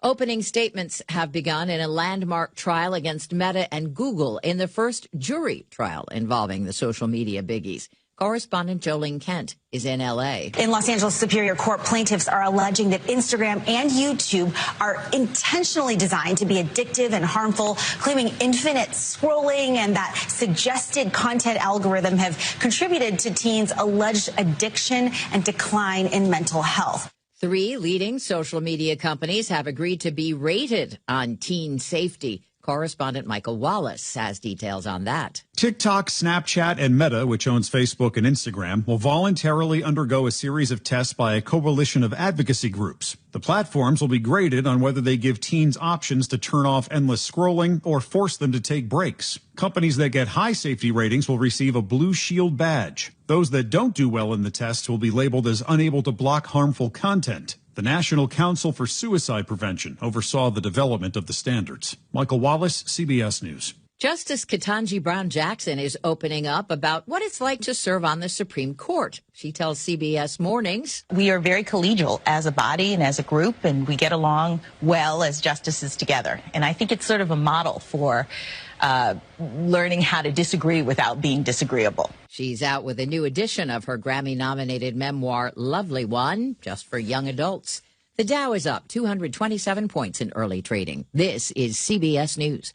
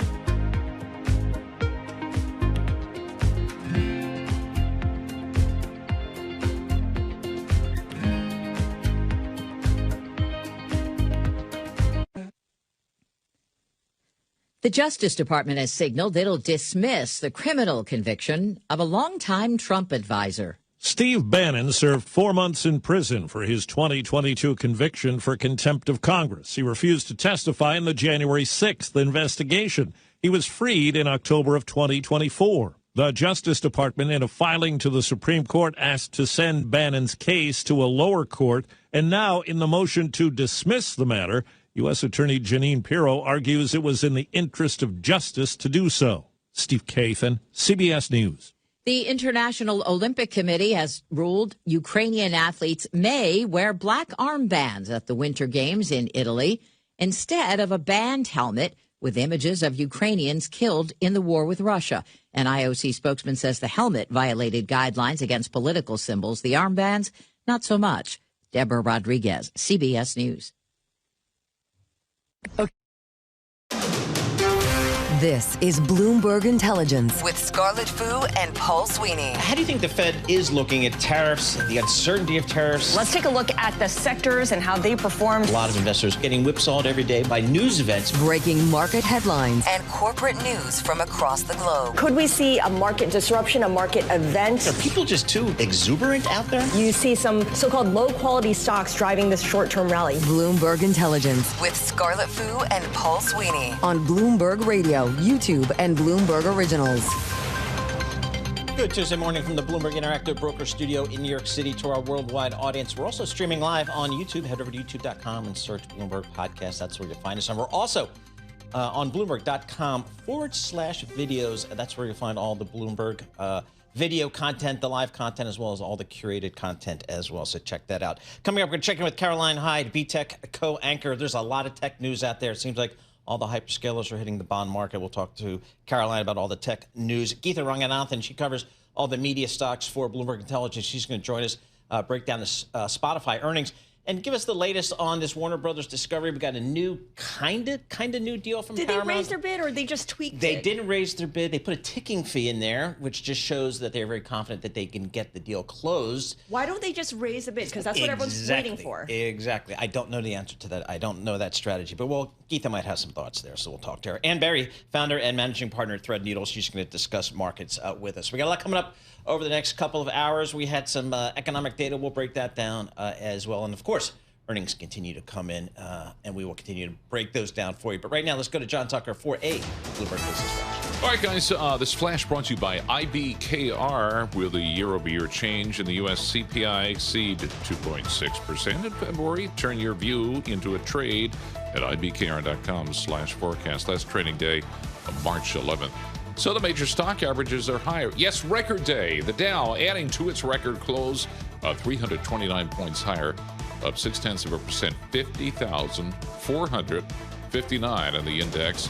S&P 500 just crossing into an intraday record as we speak, up 18 points, a rise of 0.3%, 6983 on the index. And then the NASDAQ Composite Index, 60 points higher. So it's American Express, Walt Disney, Home Depot, best performing stocks in the Dow right now. Coca-Cola is the worst performer in the index. They offered a full-year sales outlook at the bottom end of the range that came in below estimates. And then, as you mentioned, this drama keeps playing out. Paramount Skydance enhancing its hostile offer for Warner Brothers Discovery, trying to woo shareholders to back its bid. Treasury yields lower after retail sales month-over-month zero in December. Francis Donald, chief economist at RBC, says U.S. economic growth, meantime, isn't really benefiting everybody. We're seeing growth that is great for markets, but not great for the people. We're seeing growth that is really biased towards CapEx, AI, data centers, and that's not necessarily bad. It's just a different type of growth. It's not a tide that lifts all ships. Maybe with that retail sales number, more reason for the Fed to cut. 2-year yield down 3 basis points, 3.45. The 10s down almost 6 basis points, 4.14. Dollar Tree targeting the wealthy. Yeah. Really? All right. Kind of consistent with what Francis Donald was just saying. Yeah. Well, this is actually wealthy people in there, like Mercedes going to Dollar Tree to. But they want a deal. They're looking for value. Well, that's your interpretation, isn't it? I'm kidding. In the last 6 years, almost Who doesn't like a deal? Half of new Dollar Tree stores open in wealthier enclaves of metropolitan areas. Shoppers who make over $100,000 driving much of the current growth at Dollar Tree. Also, the Dollar Tree prices are rising, so like the average is like. I mean, it's not $1. Ain't a buck anymore. It's like it should be $7 stores. Anyway, we check the markets for you all day long right here on Bloomberg Radio. I'm John Tucker, and that's your Bloomberg Business Flash. Scarlett and Paul. All right, JT, thank you so much. We appreciate that. Scarlett Fu and Paul Sweeney live here in our Bloomberg Interactive Broker Studio in New York City, streaming live on YouTube, streaming live on Bloomberg.com/videos. That's where you'll find us here. As John was mentioning, we got green on the screen here, led by the Dow. Let's take a look at some of the stocks on the move today. We can do that with Bloomberg's Matthew Griffin. Matthew, what are you looking at? Well, Paul, the first stock on my screen this morning is S&P Global, the provider of bond ratings, other financial data, not having a good day. Shares currently down more than 7%. They gave a profit outlook for this year that missed estimates. They see adjusted earnings per share as much as $19.65. Analysts were looking for $20, but they may also be getting punished because of the context this report is landing in. Baird said there are a few soft spots in the results, in the guidance, but that the bid under their broader sector is unusually weak on concerns about disruption from AI. I mean, if you look over the last week or so, that's been the story driving markets. So potentially some concerns about that today. This stock now down about 21% year to date. That's ticker SPGI. And you've also got peers like NASDAQ and Moody's selling off this morning. All right, good mover for us to start with. Now on to the next name, which has the best ticker, hands down, HOG. Yes, so HOG, that's the ticker for Harley-Davidson, the motorcycle manufacturer. They've been sending investors on a bit of a roller coaster ride this morning. Shares were down as much as 15% pre-market, now trading roughly flat. And there really were some puts and takes here. They reported an unexpected drop in motorcycle shipments in their most recent quarter that was down 4% when analysts wanted a 22% increase. But then they said on their earnings call that they see shipments growing this year, kind of laid out some steps they're taking to improve the business. And I really think that shows some of the context for this company right now. They're dealing with tariffs, dealing with weak demand for some of their bikes, but also taking steps to, for example, repair relationships with their dealers. And it seems like investors are giving them the benefit of the doubt. Cool. I could ride my Vespa scooter with the Harley-Davidson crowd. How do you think that would go over? Not so well? It's a different look. It's a different look. All right, Spotify. Yes, Spotify, of course, Swedish company listed in the U.S. with ticker SPOT, up 18% and heading for its best day on record after the music streaming service reported record user growth in the most recent quarter. They added 38 million users to reach a total of 751 million, above analyst expectations. A couple things were behind that. Their Spotify Wrapped promotion, of course, telling you what music you listen to in the year, as well as an enhanced free tier for their business. business. Also really strong gross margins. Those grew to a record 33%. It's sort of an early win for new co-CEOs Gustav Soderstrom and Alex Nordstrom, who took over at the top of the year. And it may be a bit of welcome good news. That stock's still down about 16% year to date on some of the weakness in tech, but certainly can't complain with the performance today. All right, Matthew Griffin. Thank you so much for the check on the market drivers, our Bloomberg Equities Report. And for more conversations like what you just heard, subscribe to our Stock Movers Reports. Listen for 5-minute audio reports on the biggest winners and losers in the stock market. Subscribe to Stock Movers on Apple Podcasts, Spotify, or anywhere you listen. All right, we have markets in the green right now, and the NASDAQ is among them. We had seen this decoupling between big tech and the rest of the stock market, but big tech is back in the green once again. And the big news really is Alphabet and all the hyperscalers. It's going to need about $185 billion in terms of CapEx over this year. And so it has to raise a lot of money in the debt market. Caroline Hyde is the co-anchor of B-Tech. And Caroline, Alphabet has had a banner 24 hours looking to raise almost $32 billion, or pretty much set to raise $32 billion in less than 24 hours. I know. We've got dollar-denominated debt, you've got sterling, you've got Swiss franc. And what's extraordinary is the extent of demand. They could have sold way more than $32 billion. They had extraordinarily more than $100 billion worth of orders for the upsized $20 billion US sale. We're ranging from 3-year to 10 is out to as much as 30-year, 32-year. But then you're looking to the UK. They're selling £1 billion of my Great British sterling. In 100-year bonds, a century bond. Now, you haven't seen a tech company do that since Motorola, since the 90s. And look, this is such a vote of confidence. Yes, you can say, is Google going to be here in 100 years' time? A lot of these companies pay off the debt well ahead of 100 years. Disney, they issued back in the 90s. They paid it off in 2020s. But really what this is a resolute, clear signal of is that people believe in Alphabet. They believe in their ability to pay for their AI infrastructure. They believe in that $185 billion of spending in CapEx is a wise decision, and that they are going to be an AI winner more across the board. We're seeing a record Swiss franc issuance. We haven't seen a market being tapped to this extent, and again, a record amount of demand for it. Rob Schiffman covers the tech from the credit side for Bloomberg Intelligence. He says the window is wide open for these companies. They can keep coming to the market, which is amazing for them, and they are. We also got a piece of news. Taiwan Semiconductor Manufacturing said their January sales were their fastest clip in months. So if you needed, I guess, another data point supporting this continuing AI spending, there you go. Yeah, 37% increase year on year in terms of, yes, it was probably a bit of a slower year, a slower January previous year because of the way that the vacations and holidays fell in China. But TSMC is the chip manufacturer to the world. NVIDIA, Apple, if you're thinking about consumer electronics, if you're thinking about the AI data center story, this is the company that has been dining out on it. The shares are at a record when you natural gas में चाहो तो profit भी book कर सकते हो, ठीक है? Natural gas में चाहो तो बुक भी कर सकते हैं प्रॉफिट.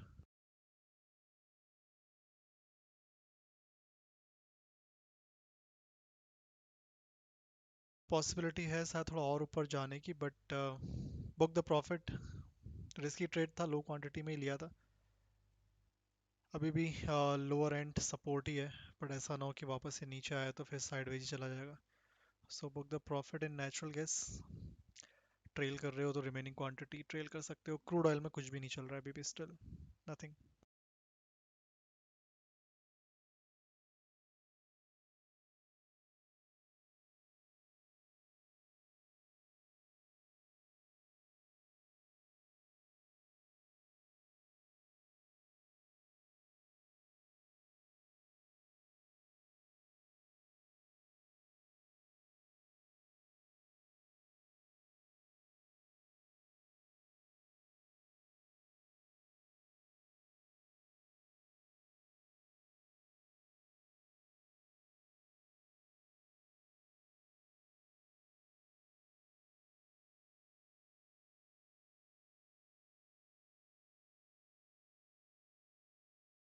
देखते हैं क्रूड ऑयल निकलता है यहाँ से फिर या ऊपर नहीं. एनएससी ऑप्शन की एक्सपायरी भी है, तो ऐसा लग रहा है बिल्कुल साइडवे चला जाएगा आज मार्केट क्रूड ऑयल का.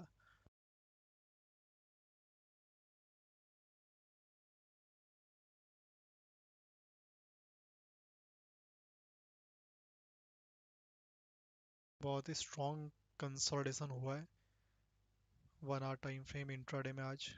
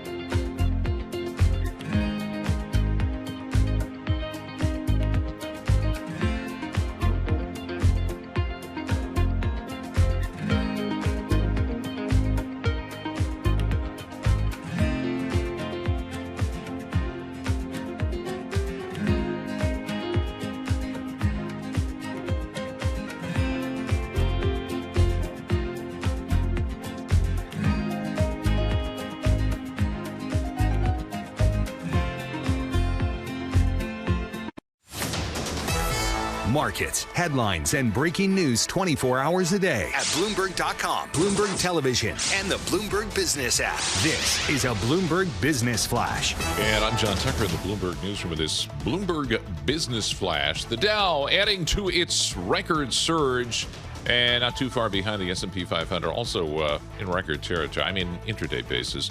Shares of Walt Disney, best performing individual stock in the Dow, up 3% right now. They're joining the rush, apparently offering high-grade dollar bonds. The deal among, you have 8 in the investment-grade market today. 8.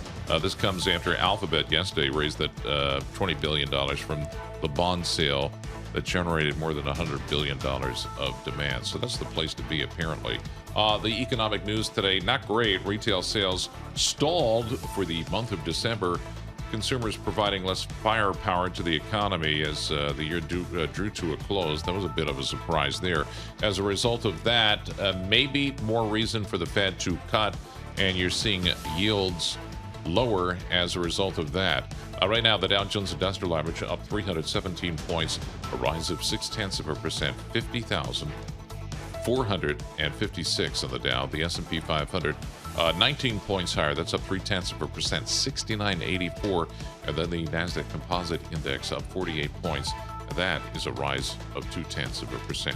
And we check the markets for you all day long right here on Bloomberg Radio. I'm John Tucker. That's your Bloomberg Business Flash. Scarlett and Paul. You know, that Disney bond deal, it's the first time they've been back in the investment-grade bond market since 2020.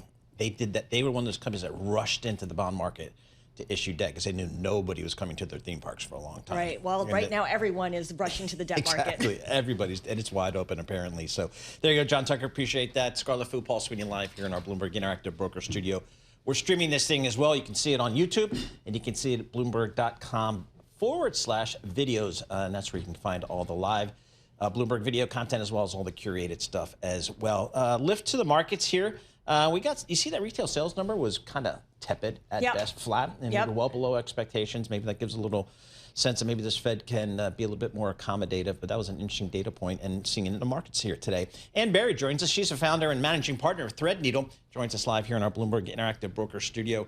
And we came out of 2025, equity investors in the U.S. were happy, bond investors in the U.S. were happy. What's the setup for 2026? How did you kind of frame out the year for your clients? Well, starting by saying, look, let's look at how high the market actually got, and let's go back to basics this year, because I think there was a lot of sentiment-driven activity, particularly in the last quarter of 2026, when we came through things like the government shutdown. We felt like the tariffs were calming down. We felt there was a good setup for this year. But now people are looking at the basics, I think, in a much more clear-eyed fashion. And we're seeing that not just in tech, where we're seeing really now a division between those where the market says, I believe in your CapEx plan and I believe in the ROI on it, so I'm not going to get spooked by the dollar numbers, and others where they don't have such conviction. And I think we're seeing it in other sectors too, in industrials, we're seeing it in consumer, we're seeing it in healthcare. So it's really hunting for fundamentals and value again, which I think people lost sight of. What are the fundamentals and value in software? Because they had that massive sell-off for the last 2 weeks. They've now recovered. IGV, the ETF that tracks software companies, is up for a third day, although the gains have been dissipating a little bit here.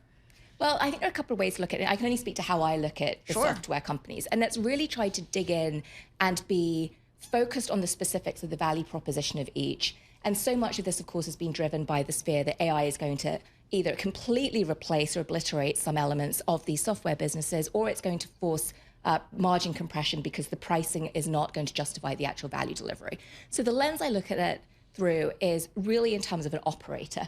When I look at the businesses I work with, for example, we've just rolled out HubSpot in one of my portfolio companies. We made that decision 6 months ago. We're now looking at it and saying, not sure that what we're paying for HubSpot makes sense. That's where I start to get nervous. The same with things like Monday.com. So really passing it by truly the level of stickiness. There are others I think have been oversold, Scarlett, cybersecurity being one of them. So cybersecurity, that I always kind of feel like that's a business that's going to be around forever. Yeah, like a utility. It's like a utility. I mean, the more changes and the more technical tech becomes, the more at risk arguably becomes. How do you think about cybersecurity? Is it that long-term trend story? I mean, should they be the ones issuing a 100-year bond, for example, over in the cyber sector? I agree with you. I think cybersecurity is going to get even more important. We're going to see more demand as more data continues to migrate online and into the cloud. There's going to be incremental demand for this. The question for me is, who are the winners going to be amongst them? And to your point, quantum is the next big thing that everyone's worried about in cybersecurity. And it's trying to look at who's got the balance sheets best positioned to invest in that thesis or to buy in that technology. So I'm still a big believer in people like Palo Alto Networks and CrowdStrike. I liked Palo Alto $30 ago, right? So pre the sell-off, so I definitely like it now and I'm adding. How do you think about the rest of the market once you get away from technology, once you start to look at the consumer? Because we are getting earnings coming through that will really focus and zero in on how much consumers are spending, or perhaps being more discerning with their spending these days. I think discerning is the name of the game. So I'm smack in the middle of board season, and I serve in particular on 2 large beauty company boards. And we see it there. Consumers are really, really focused on getting bang for their buck, and they define it in very specific ways now. In beauty and in food, it's about functionality, it's about performance, it's about evidence that this is going to improve your wellness in some shape or form. People will pay for that. They're not going to pay something that's more generic, no matter how strong the brand is that sits behind it. You're seeing it also in places like apparel, right? And you're seeing it too in even places like certain quick service restaurants versus others. The ones that are winning are giving you more calories per dollar. It's that real laser focus on bang for buck that we're actually seeing. It seems like another risk here, particularly for tech investors, is you have to say, is AI my friend or my enemy here? Yeah. So, for example, some of the narrative just recently in the marketplace was, boy, if you're some of these specialized software as a service companies like a Salesforce, for example, that could be more of a risk here. How do you think about that? It differs by company, and you have to. This is where getting into the real specifics matters, and this is to the point I was making, Paul, which is sentiment's not enough anymore. It's not enough to say AI is going to lift all boats. This is where you do have to dig into and parse and say who's at risk, who has it as an enemy, who has it as a friend. Cyber is one where AI is a friend. Salesforce, elements of Salesforce's business, it could be foe, right? Agent Force is seeing real pressure. There are other areas of Salesforce's business where it could actually be a friend. We're seeing it on the cost side. We're seeing it in the employment reductions. So going through, and it comes back to, I look at it through the lens of CEO and board member. If I look at the function this serves in my specific company, can I replace it with a cheaper alternative? The AI is an enemy to that software as a service business. And what's the number one thing that you're worried about, that your clients are worried about? It's the macro still, to be honest. And specifically, it's the idea that we get rate cuts that are premature, that they happen too quickly, that we don't see fiscal discipline along, particularly going into the midterms this year, right? We're setting ourselves up in the United States for 2 things: fiscal stimulation to be politically expeditious, and a very accommodating potential new Fed chairman. And as longer term investors, you know this catches up with you eventually. Ann, thank you so much for joining us. Really appreciate it. Ann Barry, she's a founder and managing partner at Threadneedle, joining us live here in our Bloomberg Interactive Broker studio. Let's turn our attention to the media space. Lots going on out there. Spotify reported some earnings, but we want to lead with Warner Brothers Discovery. That M&A saga continues to play out today. Paramount kind of amended its bid, had some more cash funding for a termination fee, instituting a ticking option here for this thing. Geetha Ranganathan, she follows this as the media analyst for Bloomberg Intelligence. Geetha, let's start with the Warner Brothers Discovery here. I'm still surprised that Paramount has not raised its bid from $30. They're making changes and maybe some enhancements to their offer, but not raising the bid in general. What do you make of it? Yeah, still playing the cat and mouse game here, Paul. They did stop short of actually raising the offer, but yes, you're right. They are offering now this almost $1.80 per share to cover the termination fee with, the Netflix deal, as well as some of the financing costs. And then, of course, as you just mentioned, the ticking fee. I don't know, though, if this will necessarily fly with the Warner Brothers Discovery Board. I think this is just Paramount exhausting all of its options before, they actually raise the bid.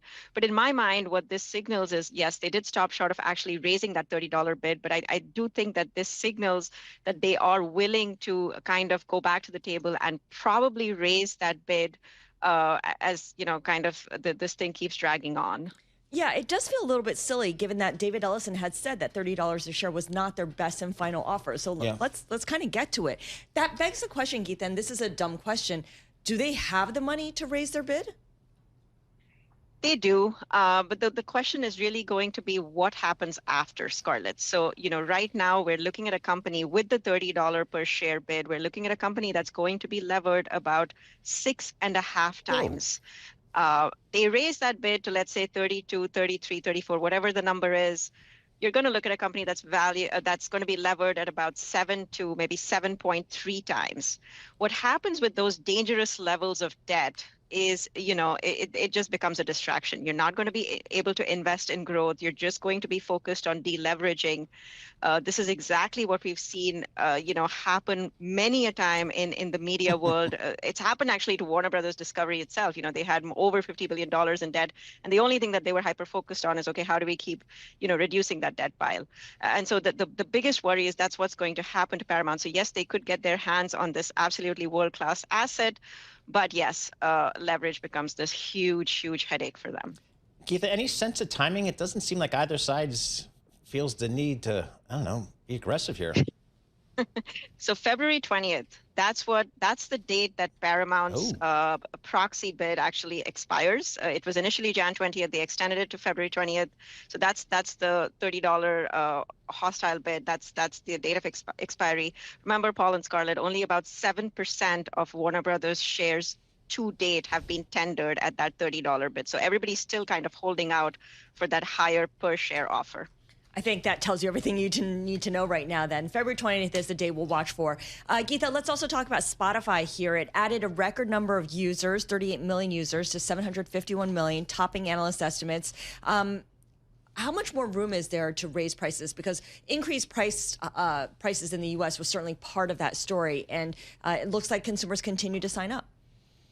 Consumers continue to sign up. Yes, we're seeing Spotify. I mean, if you just look at their subscriber trajectory, Scarlett, over the past few years, they've added about 28 to 30 million subscribers every year, and there's just no signs of slowing down. They keep adding record number of subscribers, record number of active users quarter after quarter. So there's just so much of appetite for this platform, for music in general, for audio in general. So that is definitely good news. You talked about pricing power. I think, just with kind of the user interface that Spotify offers, with all of the content that it offers in terms of breadth and depth of content, and as they keep adding more enhancements, they do have a lot more leverage to keep raising those prices. So, they've made a pretty bold move by raising their prices a little bit earlier this year. So now it's $13 for an individual plan in the US. That was a little bit above the rest of their competitors. But then we just saw a few days ago, Amazon Music also kind of raising prices, which then I think just speaks to the audio industry in general. I mean, everybody there has a lot of pricing power, but I think Spotify definitely has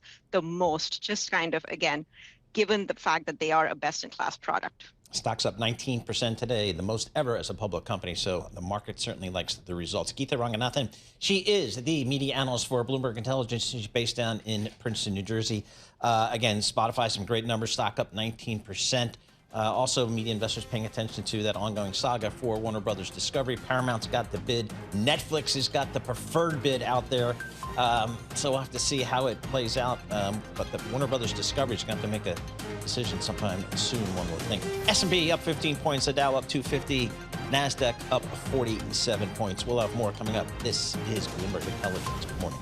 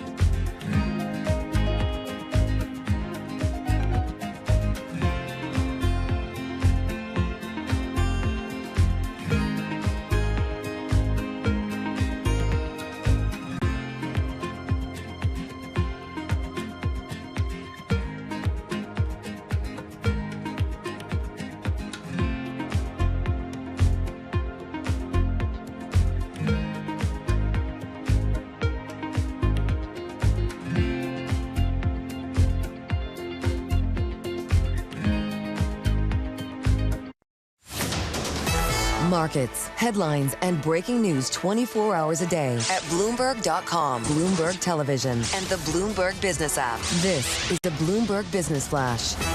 And I'm John Tucker, the Bloomberg Newsroom, with this Bloomberg Business Flash. Wall Street traders leaving stocks near their all-time highs.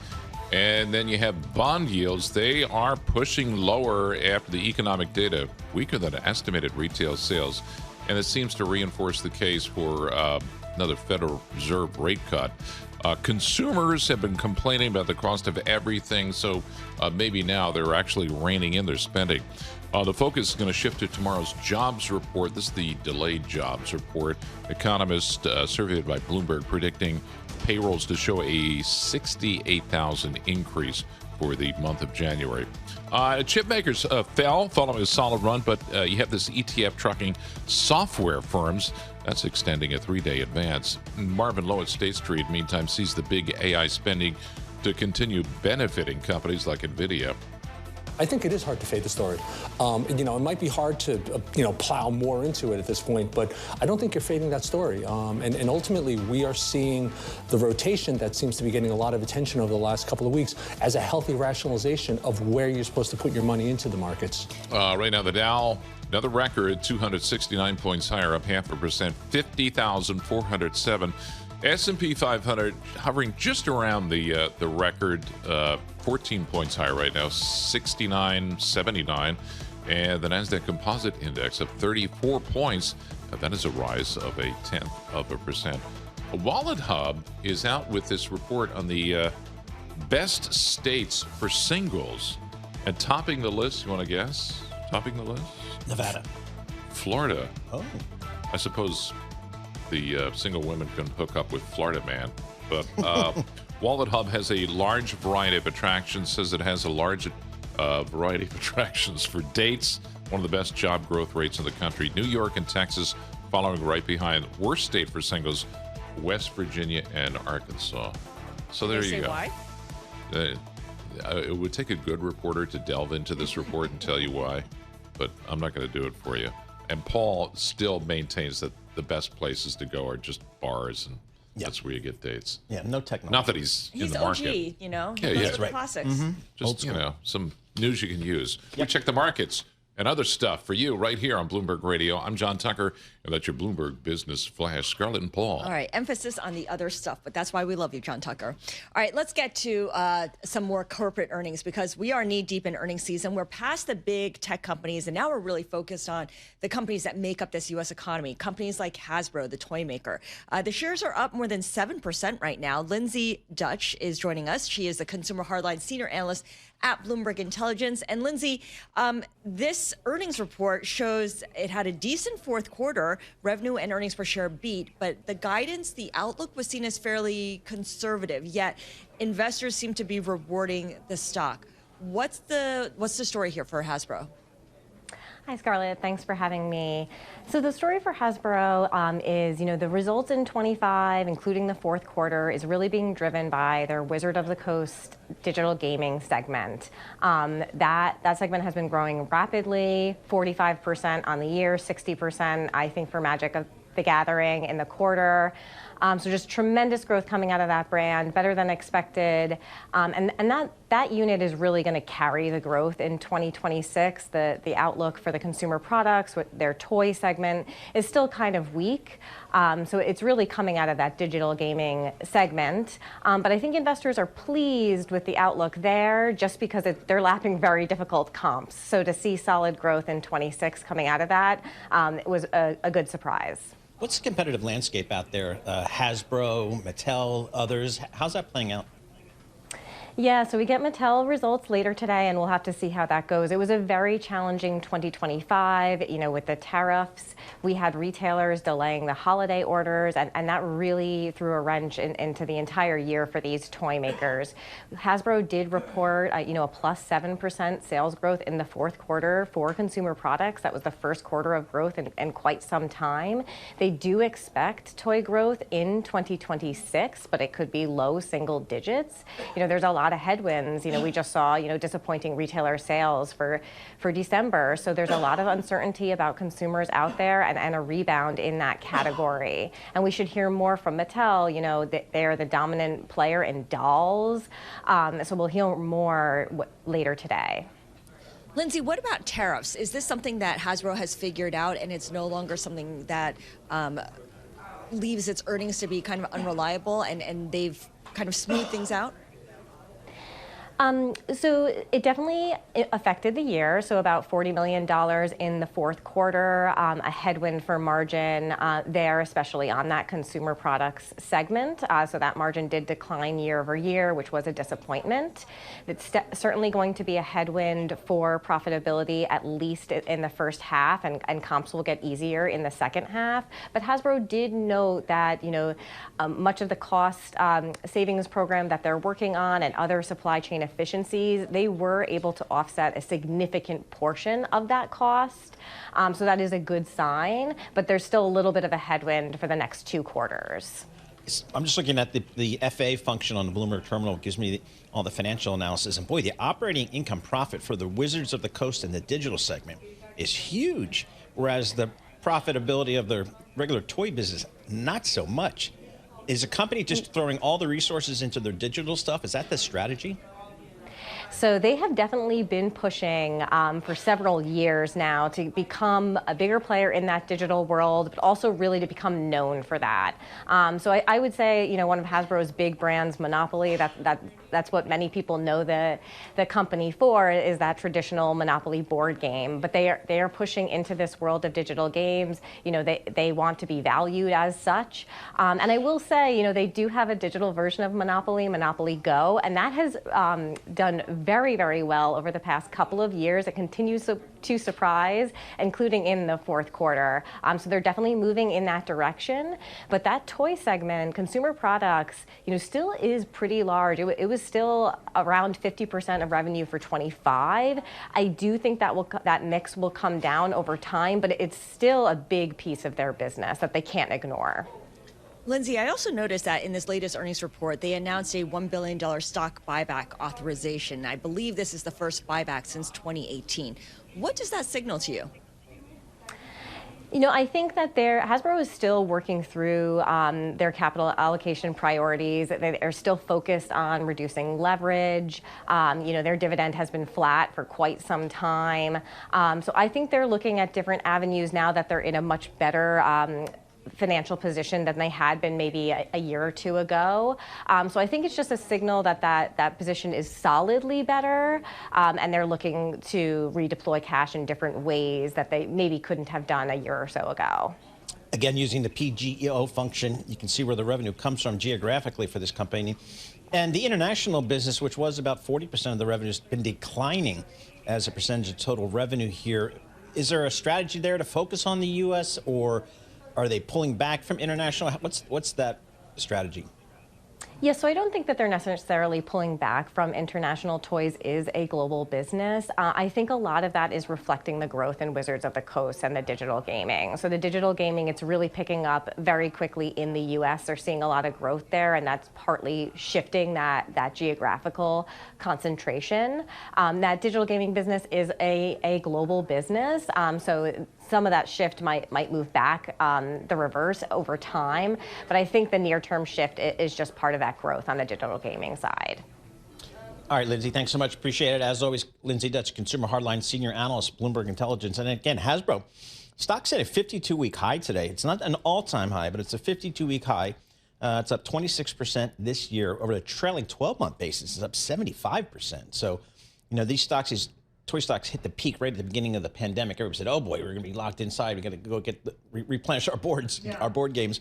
And then it's come off since then, but now it's been rallying here for the last period. And really on the strength of Magic. Have you ever played Magic? No. Do you have kids who play Magic? No.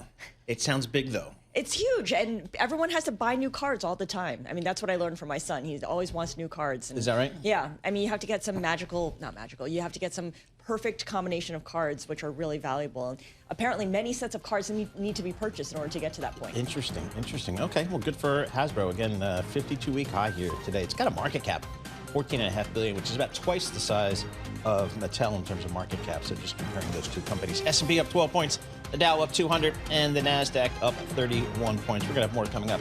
This is Bloomberg Good Morning.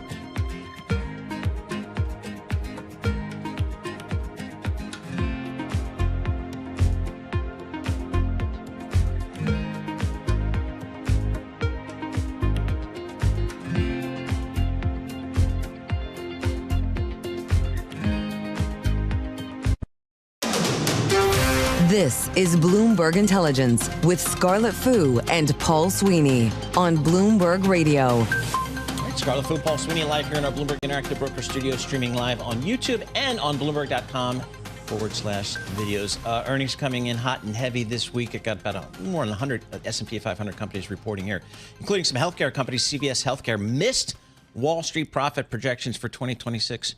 So let's break it down with Jonathan Palmer, Senior Healthcare Analyst, Bloomberg Intelligence, joining us live here in a Bloomberg Interactive Broker Studio. He doesn't mail it in like BI management does. Jonathan, thanks so much for joining us. Appreciate it. Talk to us about CVS Health.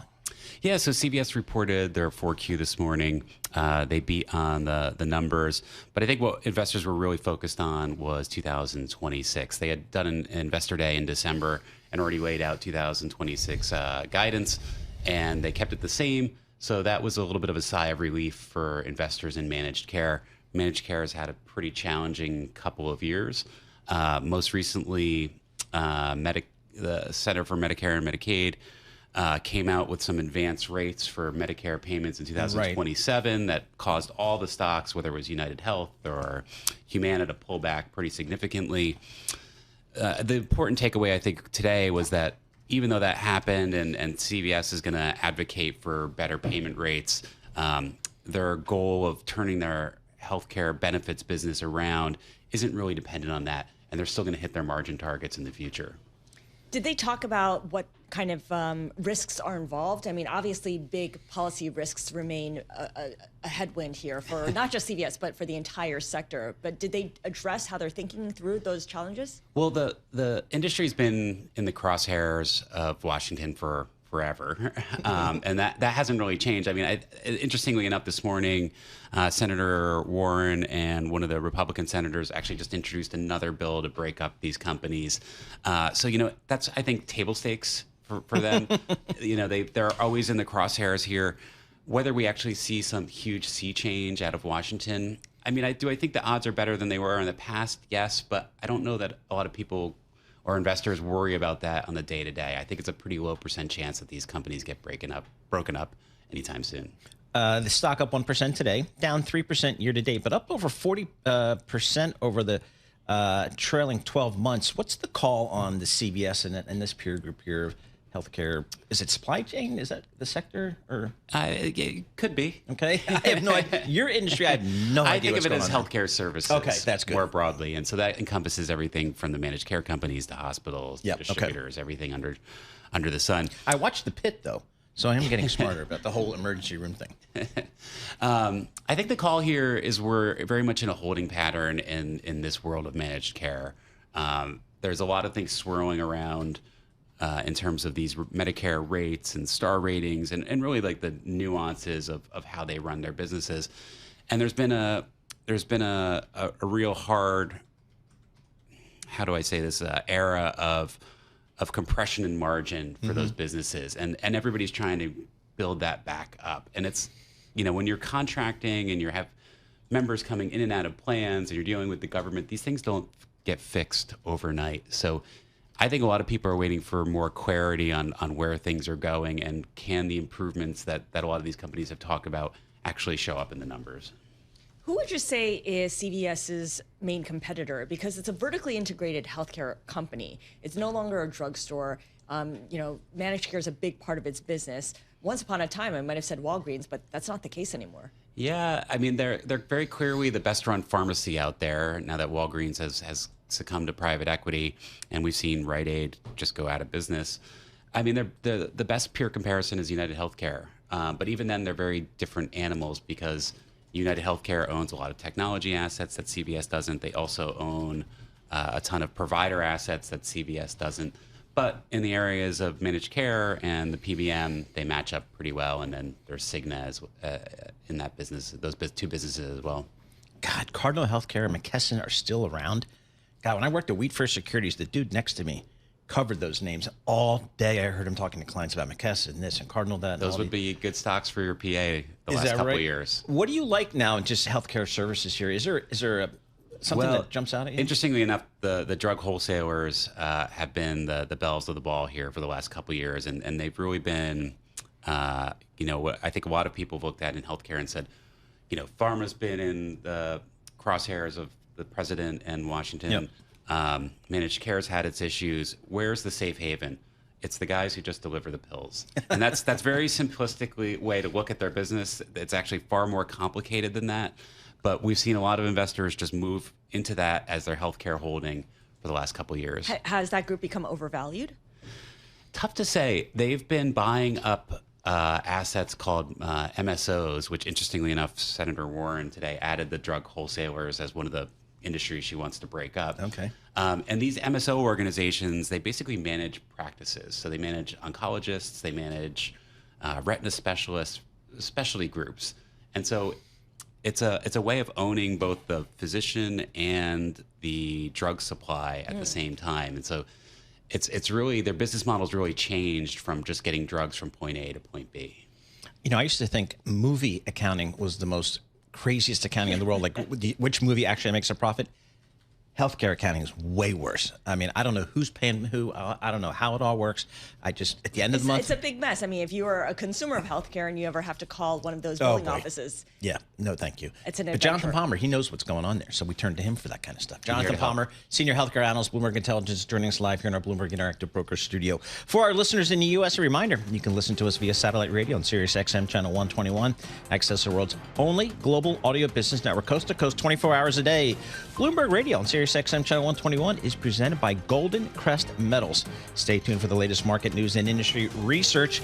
The next hour of Bloomberg Intelligence starts in moments with some green on the screen. The S&P 500 up 11 points. The Dow up 230. NASDAQ up 20. This is good.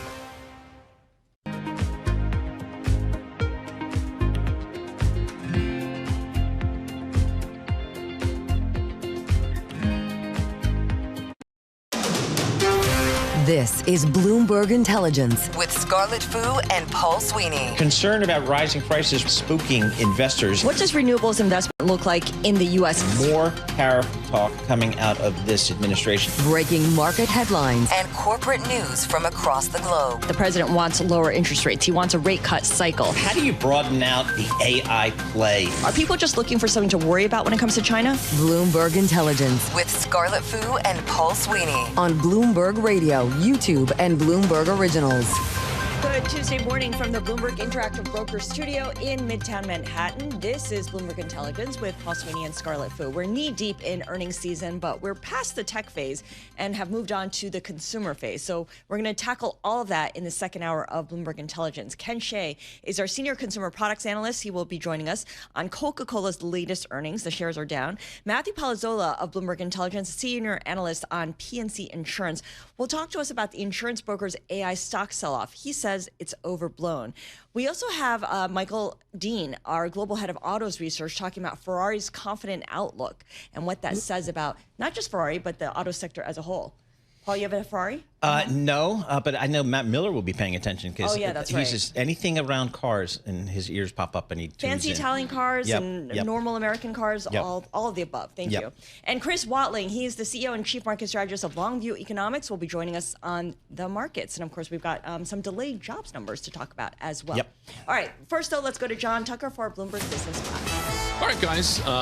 Right now, we have the major averages. They are all pushing higher. The Dow Jones Industrial Average adding to its record close. I'm going to say that rates, to some degree, are in the driver's seat. There are better chances the Fed's going to cut 3 times this year after the retail sales for December were flat. Got those figures this morning. The bond yields, treasury yields, pushing lower. The 2-year down close to 4 basis points, 344. 10s down 6 basis points. That's at 413. And then the long bond is down almost 8 basis points right now. That is at 478. And the drama that keeps giving, Paramount Skydance made enhancements to its hostile offer for Warner Brothers Discovery, trying to best the Netflix offer. Shares of Warner Brothers Discovery up 1.8% right now. There is a worse performing stock of the Dow, Coca-Cola, offering a more conservative full-year sales outlook than expected. They're trying to work to boost the sales, in particular overseas.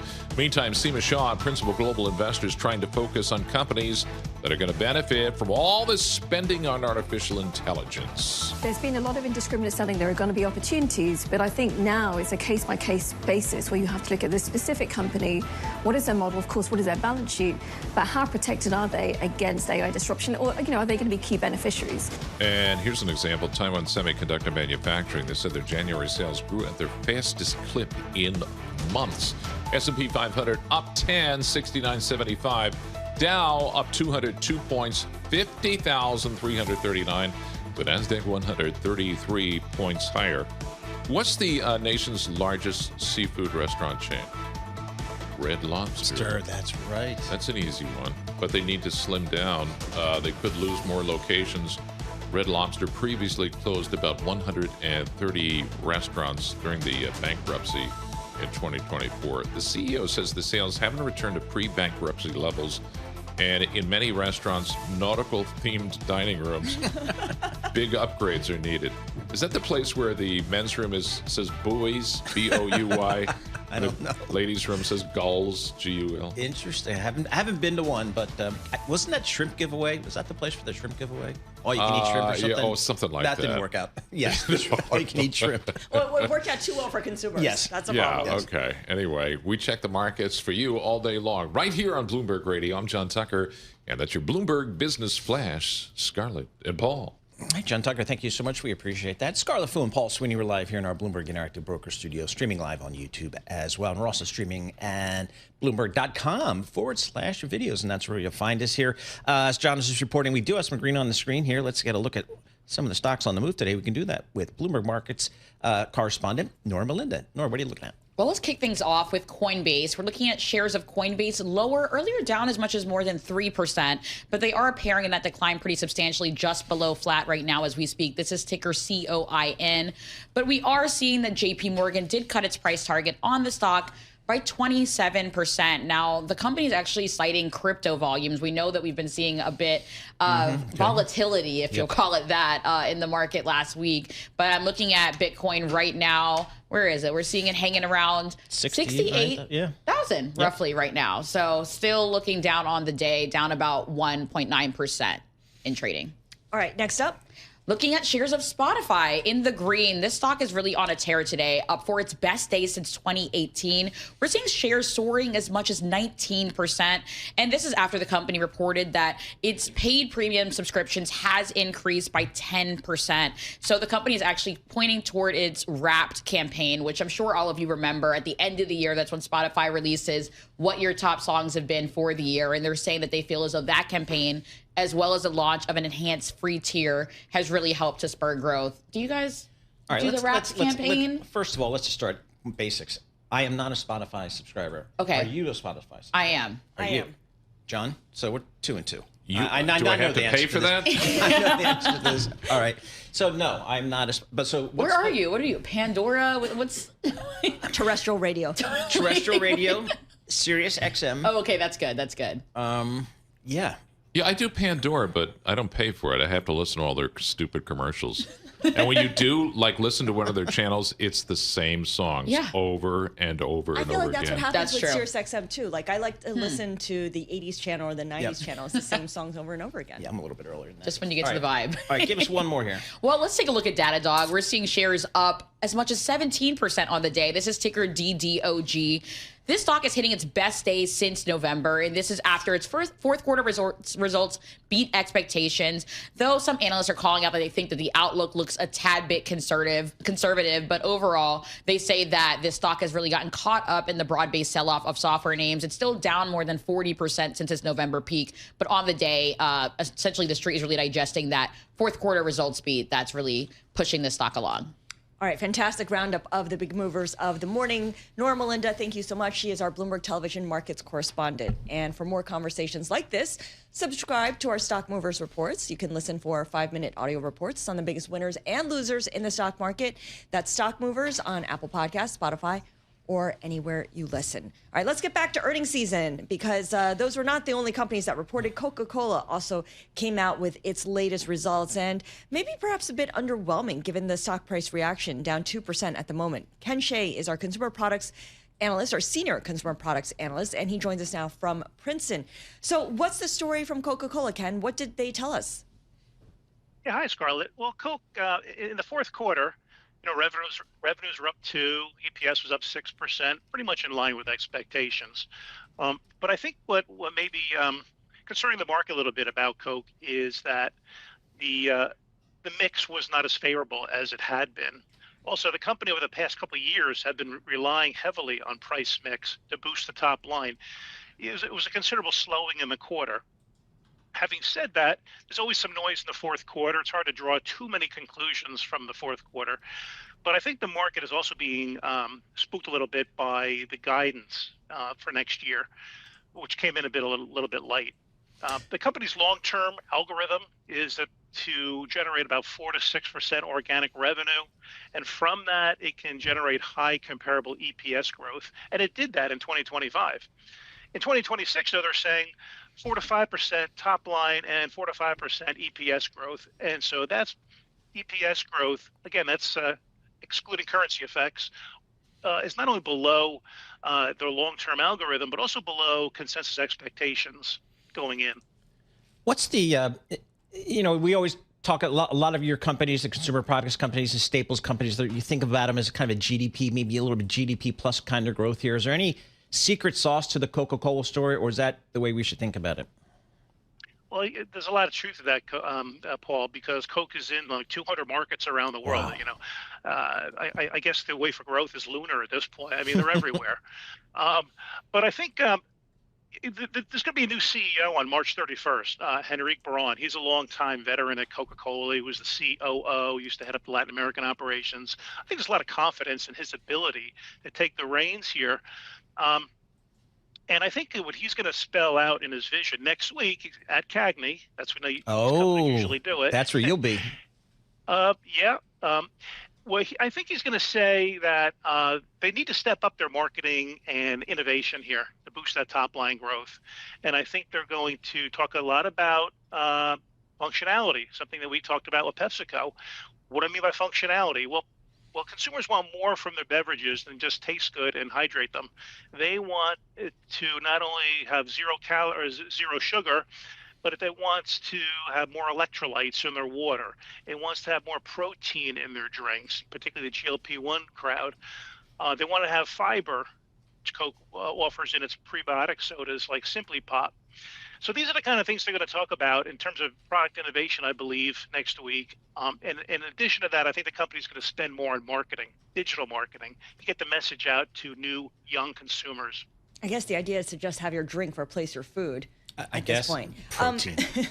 Zero sugar actually was a standout, right? With Coca-Cola Zero Sugar posting double-digit volume growth in the quarter. When you say that they want to focus on the innovation and get the word out, what does that mean in terms of spending on marketing? What does that mean in terms of capital expenses?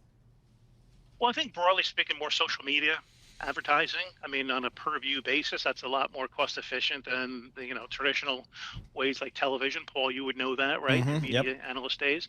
So it's more of that. It's also working more closely with their bottlers in terms of co-marketing ventures. That could be a wide range of things, not only digital marketing, but perhaps coming out new packaging, whether it's multi-packs to attract an economical consumer, to spending more on its fountain dispenser. You see a lot of fast food restaurants where they can make their own sodas and so on, to spread that out more, to have more consumer engagement no matter where they are.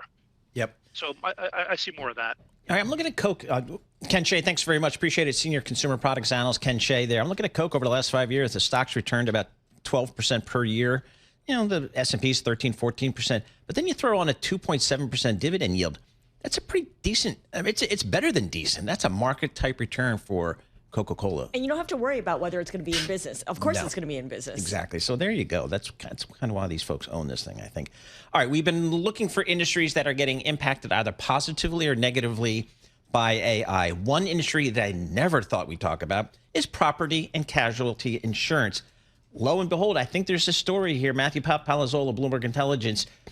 The Bloomberg story, insurance brokers AI stock sell-off overblown. What's going on?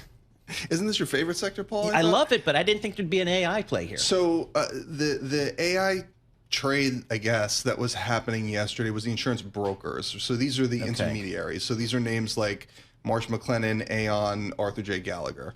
A slew of AI news came out.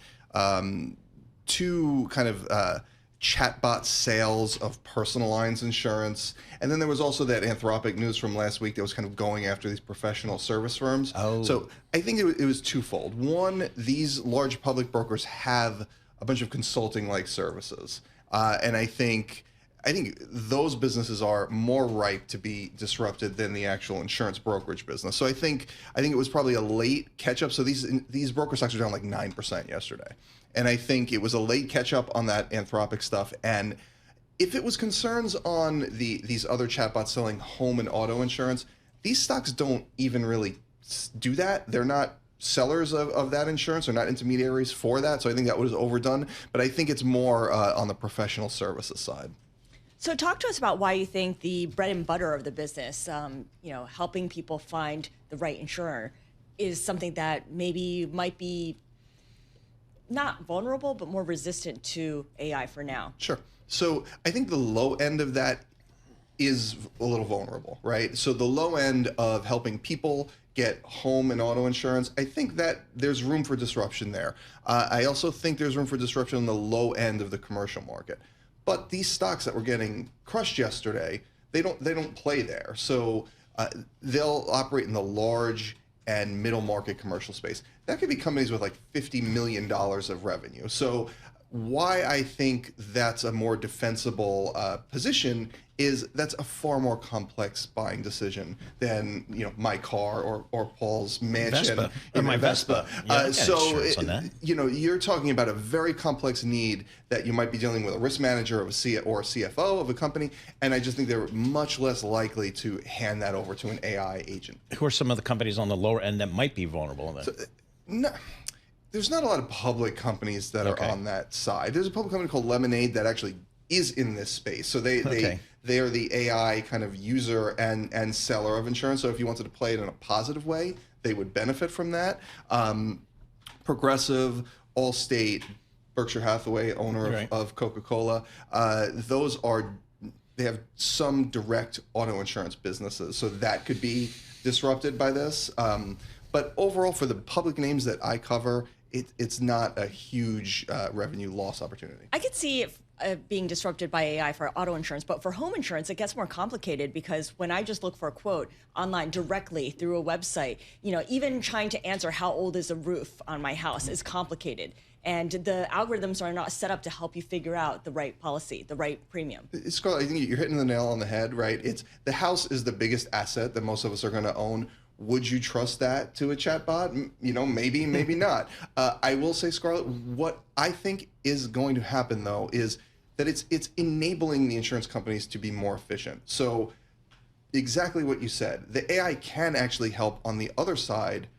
It can maybe look at your roof. It might know, it can search public records, and it can maybe find some of that data for you, which would help the underwriter. So while I don't think the robots are going to come and take away the business, I think they're going to actually amplify the abilities of the insurers. How old is your roof? That's assuming I filed all the paperwork to upgrade my roof. How old is your roof? I don't know, because it's a slate roof, so you replace parts of it. Slate? Whoa. Wow. Westchester. It came that way, It's not like I had a choice. One of the biggest claims is the roof claim, and so they're always looking at the roofs now, and they use like satellite images to kind of zoom in on your roof and see how it is. Right, but some pieces are 20 years old. Other pieces might be 5 years old. I don't know how to answer that. The AI might be listening to this. Yeah, I know. Seriously. I have a thatched roof. Thatched roof, exactly. He lives in the Shire. Exactly. Matt, 30 seconds left. How are the stocks performing, property and casualty stocks? They're okay. They did okay during earnings. I thought these stocks, I think, are ending up just being the opposite of the tech AI trade most of the time. Okay. So if you're seeing risk on, then they're not going to do well. If you're seeing a flight to value, then they're going to do well. So depending on how the Mag 7 are doing one day, then they're doing the opposite. All right, Matt Palazzola, he's the senior analyst who covers all the insurance stuff for Bloomberg Intelligence, joining us live here in our Bloomberg Interactive Brokers studio. So I've got insurance out the wazoo, I feel like. I'm just paying it everywhere. Too much insurance? Probably. So you want to go naked now? I don't know. It's just like, but we definitely scaled down, but I don't know. But it seems like there's a lot out there writing. Just keep loading up on the deductible, right? Yes. Higher deductible, please. Exactly. S&P 500 up 8 points, giving up most of the gains. The Dow up 200, that's 0.4%. The NASDAQ is up 27 points, that's 0.1%. 10-year Treasury yields 4.13%. This is Bloomberg.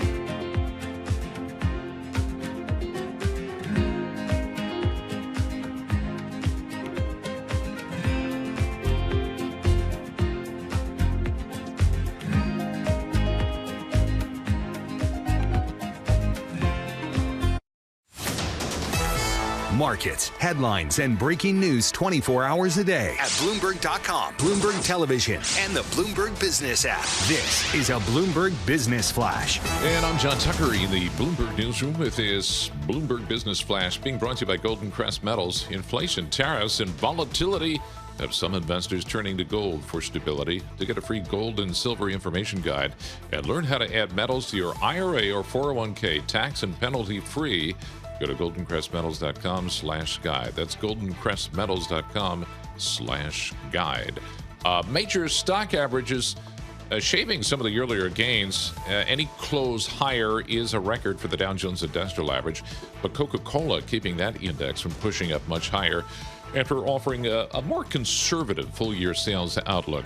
And the retail sales data for December showing 0 month-over-month gain, and that data point has pushed yields lower on the idea the Fed's more likely to cut interest rates. So that's actually giving some of the fuel to the equity markets. The 10-year, which is more right now 7 basis points lower, 413. The 2-year, more policy reactive, that's down 4 basis points. That is at 344. And then Harley-Davidson, HOG, shares recovering after executives forecast retail sales will be flat to slightly higher this year, so that counts as good news.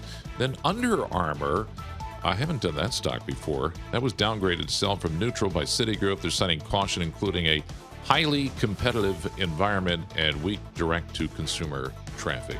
Right now, the S&P 500 just unchanged right now, 69.65. The Dow up 130 points. The NASDAQ 100 has just turned lower. Well, let me say it's unchanged. We check the markets for you all day long right here on Bloomberg Radio. I'm John Tucker, and that's your Bloomberg Business Flash. Scarlett and Paul. All right, thank you so much, John HOG Tucker. is a good symbol. Another good symbol is the symbol for Ferrari. I know, I just looked it up. I was Cool, so isn't impressed. Yes, RACE, IM, or if you want to check the American Depository Receipts, RACE space US. Love it. It's also a supercar maker. I didn't know that was actually a title. It's or a what? A category. Supercar. Oh, yeah. I mean, it sounds like what it is. It is. It's awesome. So it specializes in high performance vehicles. Yep, there you go. If you have the means, I highly recommend it. Yeah, I highly recommend it. Michael Dean, he has the means. He's head of global auto research for Bloomberg Intelligence. Michael, talk to us about Ferrari. What's going on with that company, that aspirational brand, if you will? Yeah, a much needed good set of fourth quarter results. They had a pretty tough 12 months. The share price was down 40%. They had a tough capital markets day back in October. They set out their plans to 2030. Targets were a bit underwhelming. Also, they focused probably a bit too much on their new electric BEV, which comes out in a couple of months, rather than the limited editions, the specials, the V12s. And those are the cars that drove the outperformance this morning. What do we know in terms of its customer base? How has that evolved, or has it been fairly consistent through all these years? It's pretty consistent. You've got a lot of collectors out there. So they're the individuals that own 4 or 5 Ferraris, and they have them in their garage. And that allows them to tap into, say, the F80, which is their new limited edition 3.6 million euro supercar. And yeah, they're pretty consistent, these customers, and they buy the next wave of limited editions and specials that come out every 1 or 2 years. Hey, Michael, if I look at the share price performance of, say, General Motors and Ford Motor Company over the last 12 months, they're both up like 50, 60, 70%. And I think that's because they've been walking back their EV ambitions, focusing maybe more on profitability. What are the Euro auto manufacturers, like a Ferrari, what are they doing there? What's their messaging?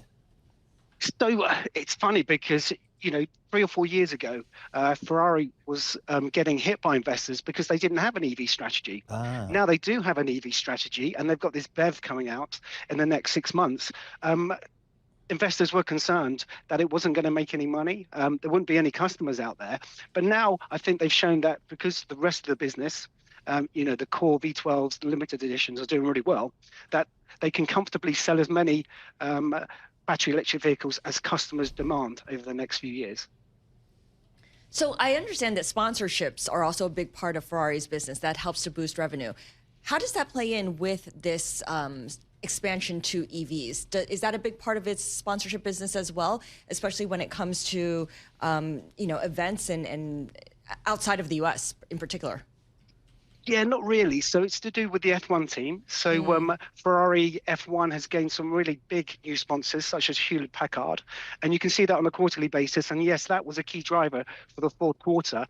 But yeah, it's mainly on the F1 side that we see the sponsorship. And, F1's growing in popularity, so it's going to continue to be an earnings driver for the company. So I know companies like Ferrari, they don't want to be compared to, from a valuation perspective, a Volkswagen, for example. They want to be compared to luxury brands like Hermes. Do you buy into that? Yes. Do you buy into that?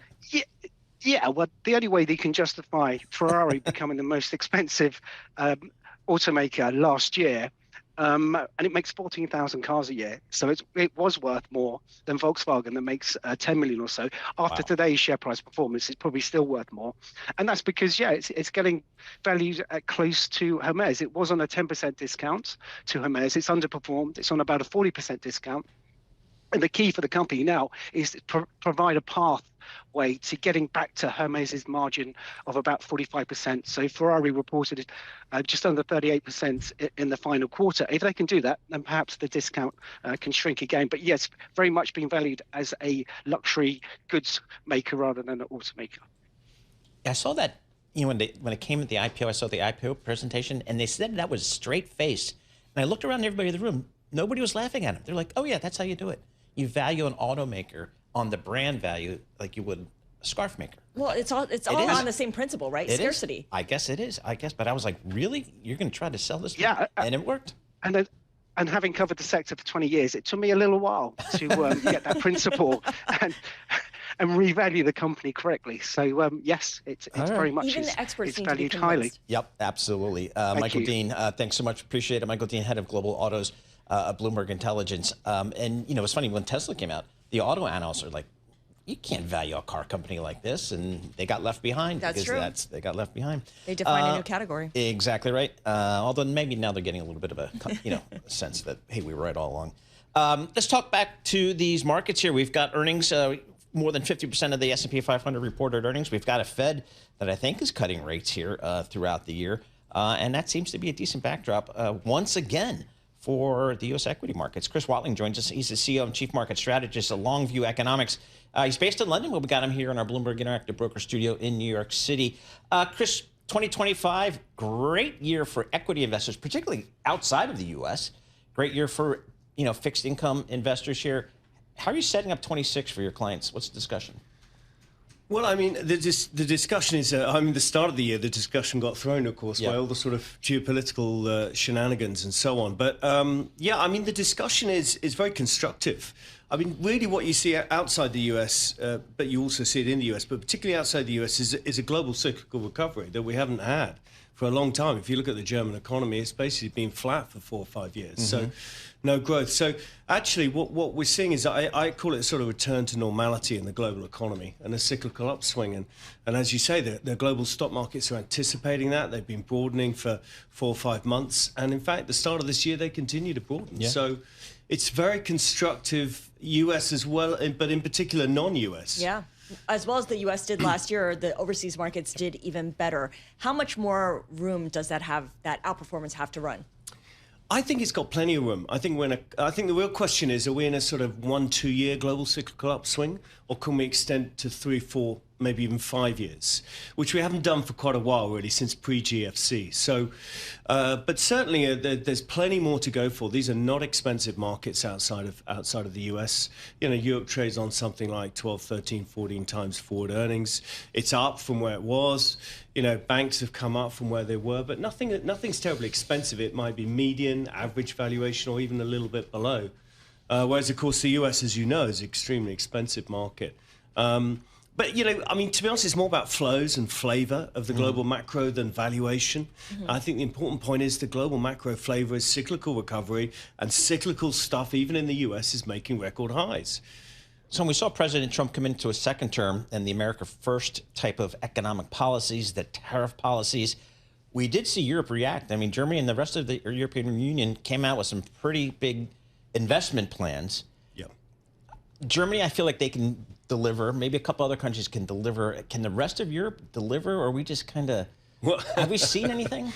Well, it's a good question. I mean, look, Europe's never going to deliver as aggressively as the US delivers. Yeah. It doesn't have that capability at the moment to grow at the same sort of speed. But large parts of Europe can definitely deliver. Germany, you mentioned. Southern Europe is on fire. I mean, I keep talking about Spain. I know it's a pretty small place, but the stock market last year in Spain was up 65%. It was one of the fastest growing economies in the G20. So, you know, France is the sort of the sick child of Europe. But Northern Europe, Scandinavia, Germany, even Italy, Southern Europe, it's firing.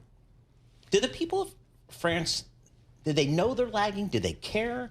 Because, again, I've seen really just since the beginning of the European Union, other parts of the EU do well, particularly the northern part. Do they care at all? They don't seem to. Well, France is sort of in political paralysis. Yep. You know, we've just had another confidence vote for the Prime Minister a week or two ago, and he survived a couple, and he's, I don't know, the third. I've lost count. I mean, the number of French Prime Ministers, it's like we used to talk about Italy. Of course, ironically, Giorgia Meloni's the third longest serving Prime Minister in Italy, I think, since World War II. So, you know, do they care? Yes, they care, but I mean, I don't want to speak out of turn out of France, but it has its own psychology and psyche. You know, we had the Gilets jaunes. You have this whole idea that France is ruled by a few people in Paris and everyone else is sort of by the by. So it's a fractious society at the moment, and it's a fractious economy, and it's got its challenges. But I'm going over there in the fall. I'll take care of it. Oh, yeah. With my spending, with my church spending. Yes. Great place to visit. I mean, couldn't be nicer. What about the UK? Is Keir Starmer, the Prime Minister, going to survive? There's been a lot of questions about whether he's going to need to resign, and that could throw the UK into political paralysis. Well, you're absolutely right. We're sitting on sort of cusp, on a knife edge between. I think we could actually have a very good growth story if the political problems don't blow up. I mean, all the political commentators think he's going. I'm not so sure. I mean, I have no insights other than I think he's the sort of guy that likes to hold on, and if he can tough it out, we'll see a little bit of growth come into the UK economy in the next couple of quarters. What does the market want to see? The market wants stability. The market does not, because the reality is if we lose Keir Starmer, we probably go further left within the Labour Party, and you get a more fiscally profligate leadership, and therefore more concerns in the gilt market about risk premium and overspending. So clearly they want him to stay in. They want stability. Markets always want political stability. But I have this feeling that we might get it, but maybe I'm just too much of an optimist. All right, Chris, thank you so much. Appreciate it. Chris Watling, he's the CEO and Chief Market Strategist at Longview Economics, based there in London, but joining us here in New York. Hopefully we can deliver a little bit warmer weather here in New York. It's starting to warm up just a little bit. We'll keep an eye on these markets here. The S&P is pretty much unched on the day, giving up all those gains from earlier in the day. The Dow's still up a couple hundred points. That's 0.4%, but the NASDAQ has rolled over down about 22 points, or 0.1%. And it turns out that retail sales did not come in better than expected in December. We got so used to this idea that consumers were powering this economy.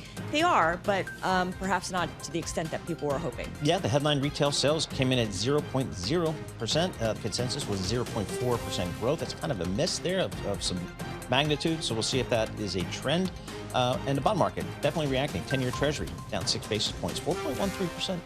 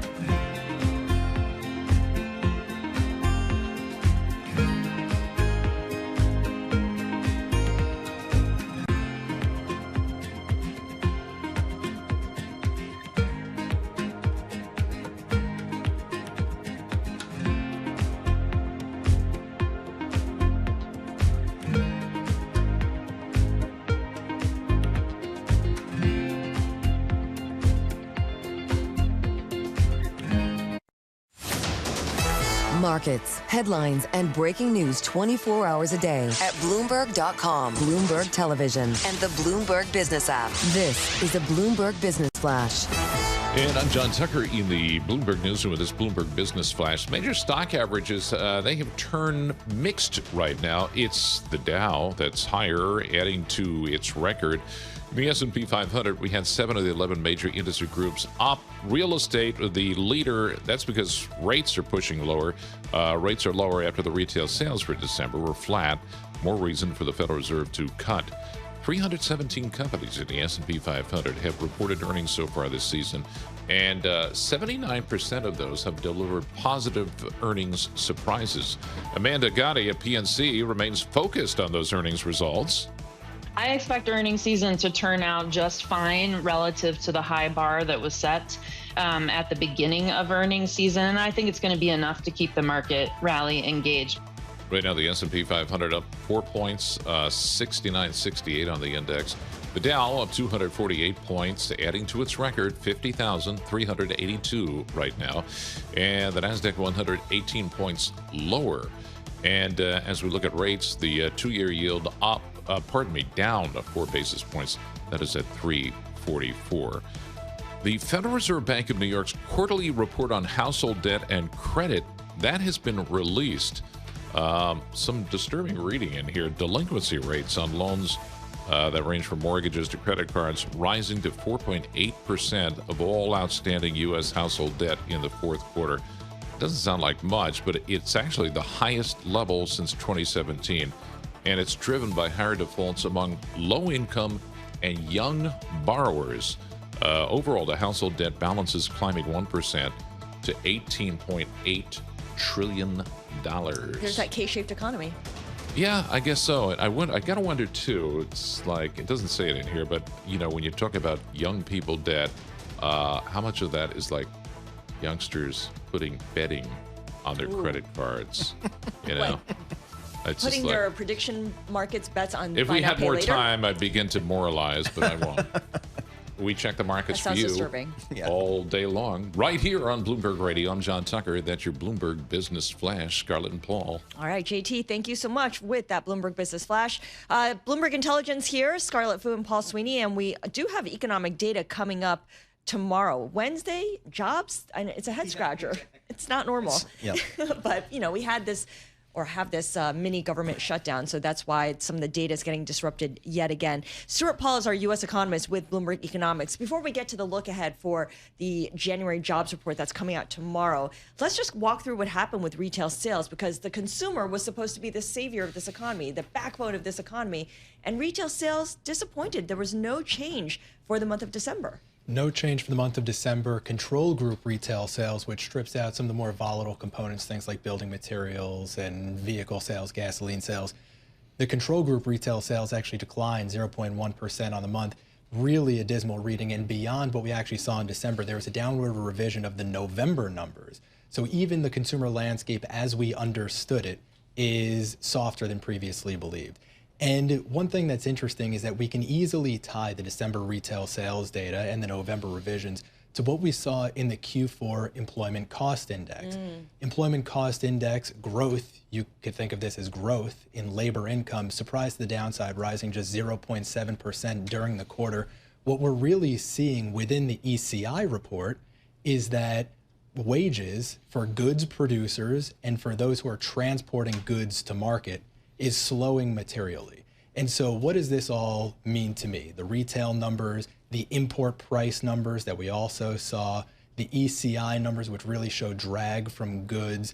Tariffs are still the main macro theme right now. And the denting of growth as a consequence of the rolling out of tariffs is really taking a toll on consumers. It's taking a toll on spending plans. It's taking a toll on employment in goods producing industries. And ultimately, it's going to be taking a toll on labor income growth throughout 2026. Yeah, I was told by an economist earlier this morning that if it weren't for tariffs, inflation would in fact be lower, maybe 100 basis point lower. I think that might be a little bit of an overstatement, 100 basis points lower, but undoubtedly inflation would be lower. Typically, we see drag coming from core goods. Core goods are still pushing prices up, so clearly tariffs are being passed through. When we look at import prices and we account for what is being borne by foreign producers and what's being borne here at home by U.S. firms and U.S. consumers, the vast majority of tariffs that have been implemented, we're talking nearly 90%, is going to the U.S. side. It's not being borne by foreign producers who feel the need to lower their list price for U.S. importers. Instead, list prices are basically unchanged, and instead the entire cost of the tariff, as it's paid at the port and then shows up in sticker prices, is being borne by U.S. firms and U.S. consumers. So we're definitely going to get that slowdown in goods consumption. We saw it in December retail sales. We're going to see less growth in that portion of the economy, and that's why we're seeing slower wage growth and slower employment growth among goods producers. If this is the case, that we're still feeling the effects of tariffs, is this a one-off or is this recurring? Until trade is completely realigned, until the reshuffling of the global commercial order is done, there's going to be persistent drag. But that's a big process for the largest economy in the world. That's a big process to realign all of our supply chains and production processes. So this is going to be something that's exerting drag through 2026. When we think about inflation, Paul, as you mentioned, on Friday, we are going to get the January CPI report. One thing is that the annual resetting of goods prices in particular is likely to be higher than usual. When we look at high frequency data, it looks like there's going to be an even larger annual adjustment of consumer prices, specifically for imported goods, in the month of January. So that's something that I'm bracing for in the January CPI report due out this Friday. Initial jobless claims tomorrow. I think, what do we got here? No, jobs report tomorrow. Jobs comes Thursday. Yes, right. So the jobs number tomorrow, I'm looking at, they're looking at change in non-farm payroll, 68,000. The whisper number is 40,000. How do you think the labor market is out there? I think the labor market is cool. I think both non-farm... Cool as in it's okay, or cool as it's cooling? Cool as in weak, not cool as in trendy or fashionable. Okay, there we go. Thank you. I think that the labor market is weak and weakening. I think that both the consensus forecast of 68,000 jobs added and the whisper number of closer to 40,000 jobs added are both way too high. Really? I think what folks are failing to account for is that there's going to be a re-benchmarking of March 2025 numbers, a preliminary re-benchmarking of April to December 2025 jobs number, in total taking out about 1 million jobs created last year. And there's also going to be a re-estimation of the birth-death model. And this is the model that operates in the background. I'm sorry, I'm going to put Paul to sleep. But this is the model that operates in the background of the Bureau of Labor Statistics, where they estimate how many companies are born, how many go bankrupt, and how many net jobs they need to bake into their estimate for monthly payroll gains. When they revise that model and re-estimate it, it's going to take out about 30,000 jobs per month that had been buoying monthly payroll growth numbers. So we should be looking more like a steady state non-farm payroll growth number in the 10 to 20,000 per month range throughout 26. Big difference. Folks in the White House know about this. This is why we saw Kevin Hassett yesterday and Peter Navarro today talking to markets and saying everybody needs to brace themselves for what's going to be a slower pace of job creation. I think it's because folks on the sell side and folks who are submitting estimates for the whisper number are failing to fully account for these technical changes that are taking place in the background. The labor market is cool, it is weak, and folks are failing to account for the technical adjustments that have been fooling us to this point. And as those are revised away, it's going to reveal a much slower pace of aggregate income growth in particular. All right, so the Fed has of late really put more weight on the unemployment rate, which according to these numbers, Paul, look like they're going to stay at 4.4%. So that at least looks steady for now. Yep. So we'll see. I mean, we'll get a lot of data this week. We'll talk to Stuart maybe on Friday.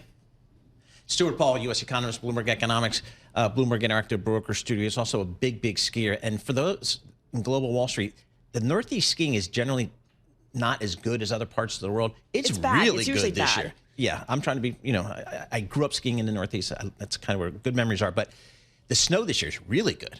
We've had a lot of snow, and it's been really cold, so they can make a lot of snow. It's dry also, so it doesn't melt right away. It hasn't been icy. Stuart, did you hit any icy patches? No ice at Windham Mountain. If you want ice, you could go to Hunter. Oh, there we go. A little shade. This is Bloomberg.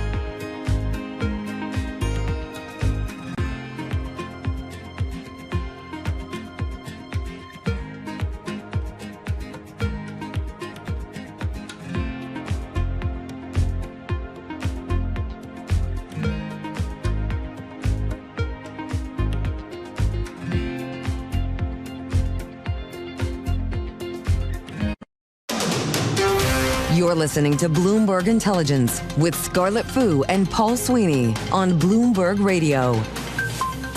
All right, Scarlett Fu and Paul Sweeney, we're live here in our Bloomberg Interactive Broker Studio in New York City. We are streaming live on YouTube, and we're also streaming live on Bloomberg.com/video, and that's where you find us there. So that's the plan. Ford Motor Company reports earnings after the close, and the market's clearly looking for some guidance here on a lot of moving parts in the auto industry. This whole internal combustion engine over to electric vehicles has been a very, very rocky road for this industry, and people want to get another data point from one of the big ones, Ford Motor Company. Steve Mann joins us, global autos and industrials research analyst for Bloomberg Intelligence. He's based down there in Princeton. Steve, what are you expecting to hear? What do you think the market wants to hear from Ford today? Yeah, I think on the earnings front, no surprises there. I think investors are anticipating weak earnings in Q4 because of the Novelis fire. One of their key aluminum supplier based in New York, which basically shut down about 100,000 units of F-Series truck production. I think where the investors will be mainly focused on is, the supply chain. How is the recovery going at the, with the F-150 production? I think you're going to hear some pretty positive news that they've on its ways to start recovering some of that lost production. And other supply chain issues like the memory chip shortages that we're seeing, and the prices and the higher prices that we're seeing there. Steve, we've seen a lot of auto companies around the world take some really significant write-downs on their EV business. Most recently, Stellantis. What's the feeling from Ford? What's the play for Ford here as it relates to EV? What's their strategy as it stands now? Yeah, I think that's another thing that's in favor of 2026 earnings recovery. They did have some issues last year in terms of huge losses on the EV front. With more relaxed fuel efficiency requirements and lower penalties from that, we actually will see a greater shift mix towards gasoline vehicles and less production on EVs. That should help earnings in 2026. And so, again, I'm trying to get a sense.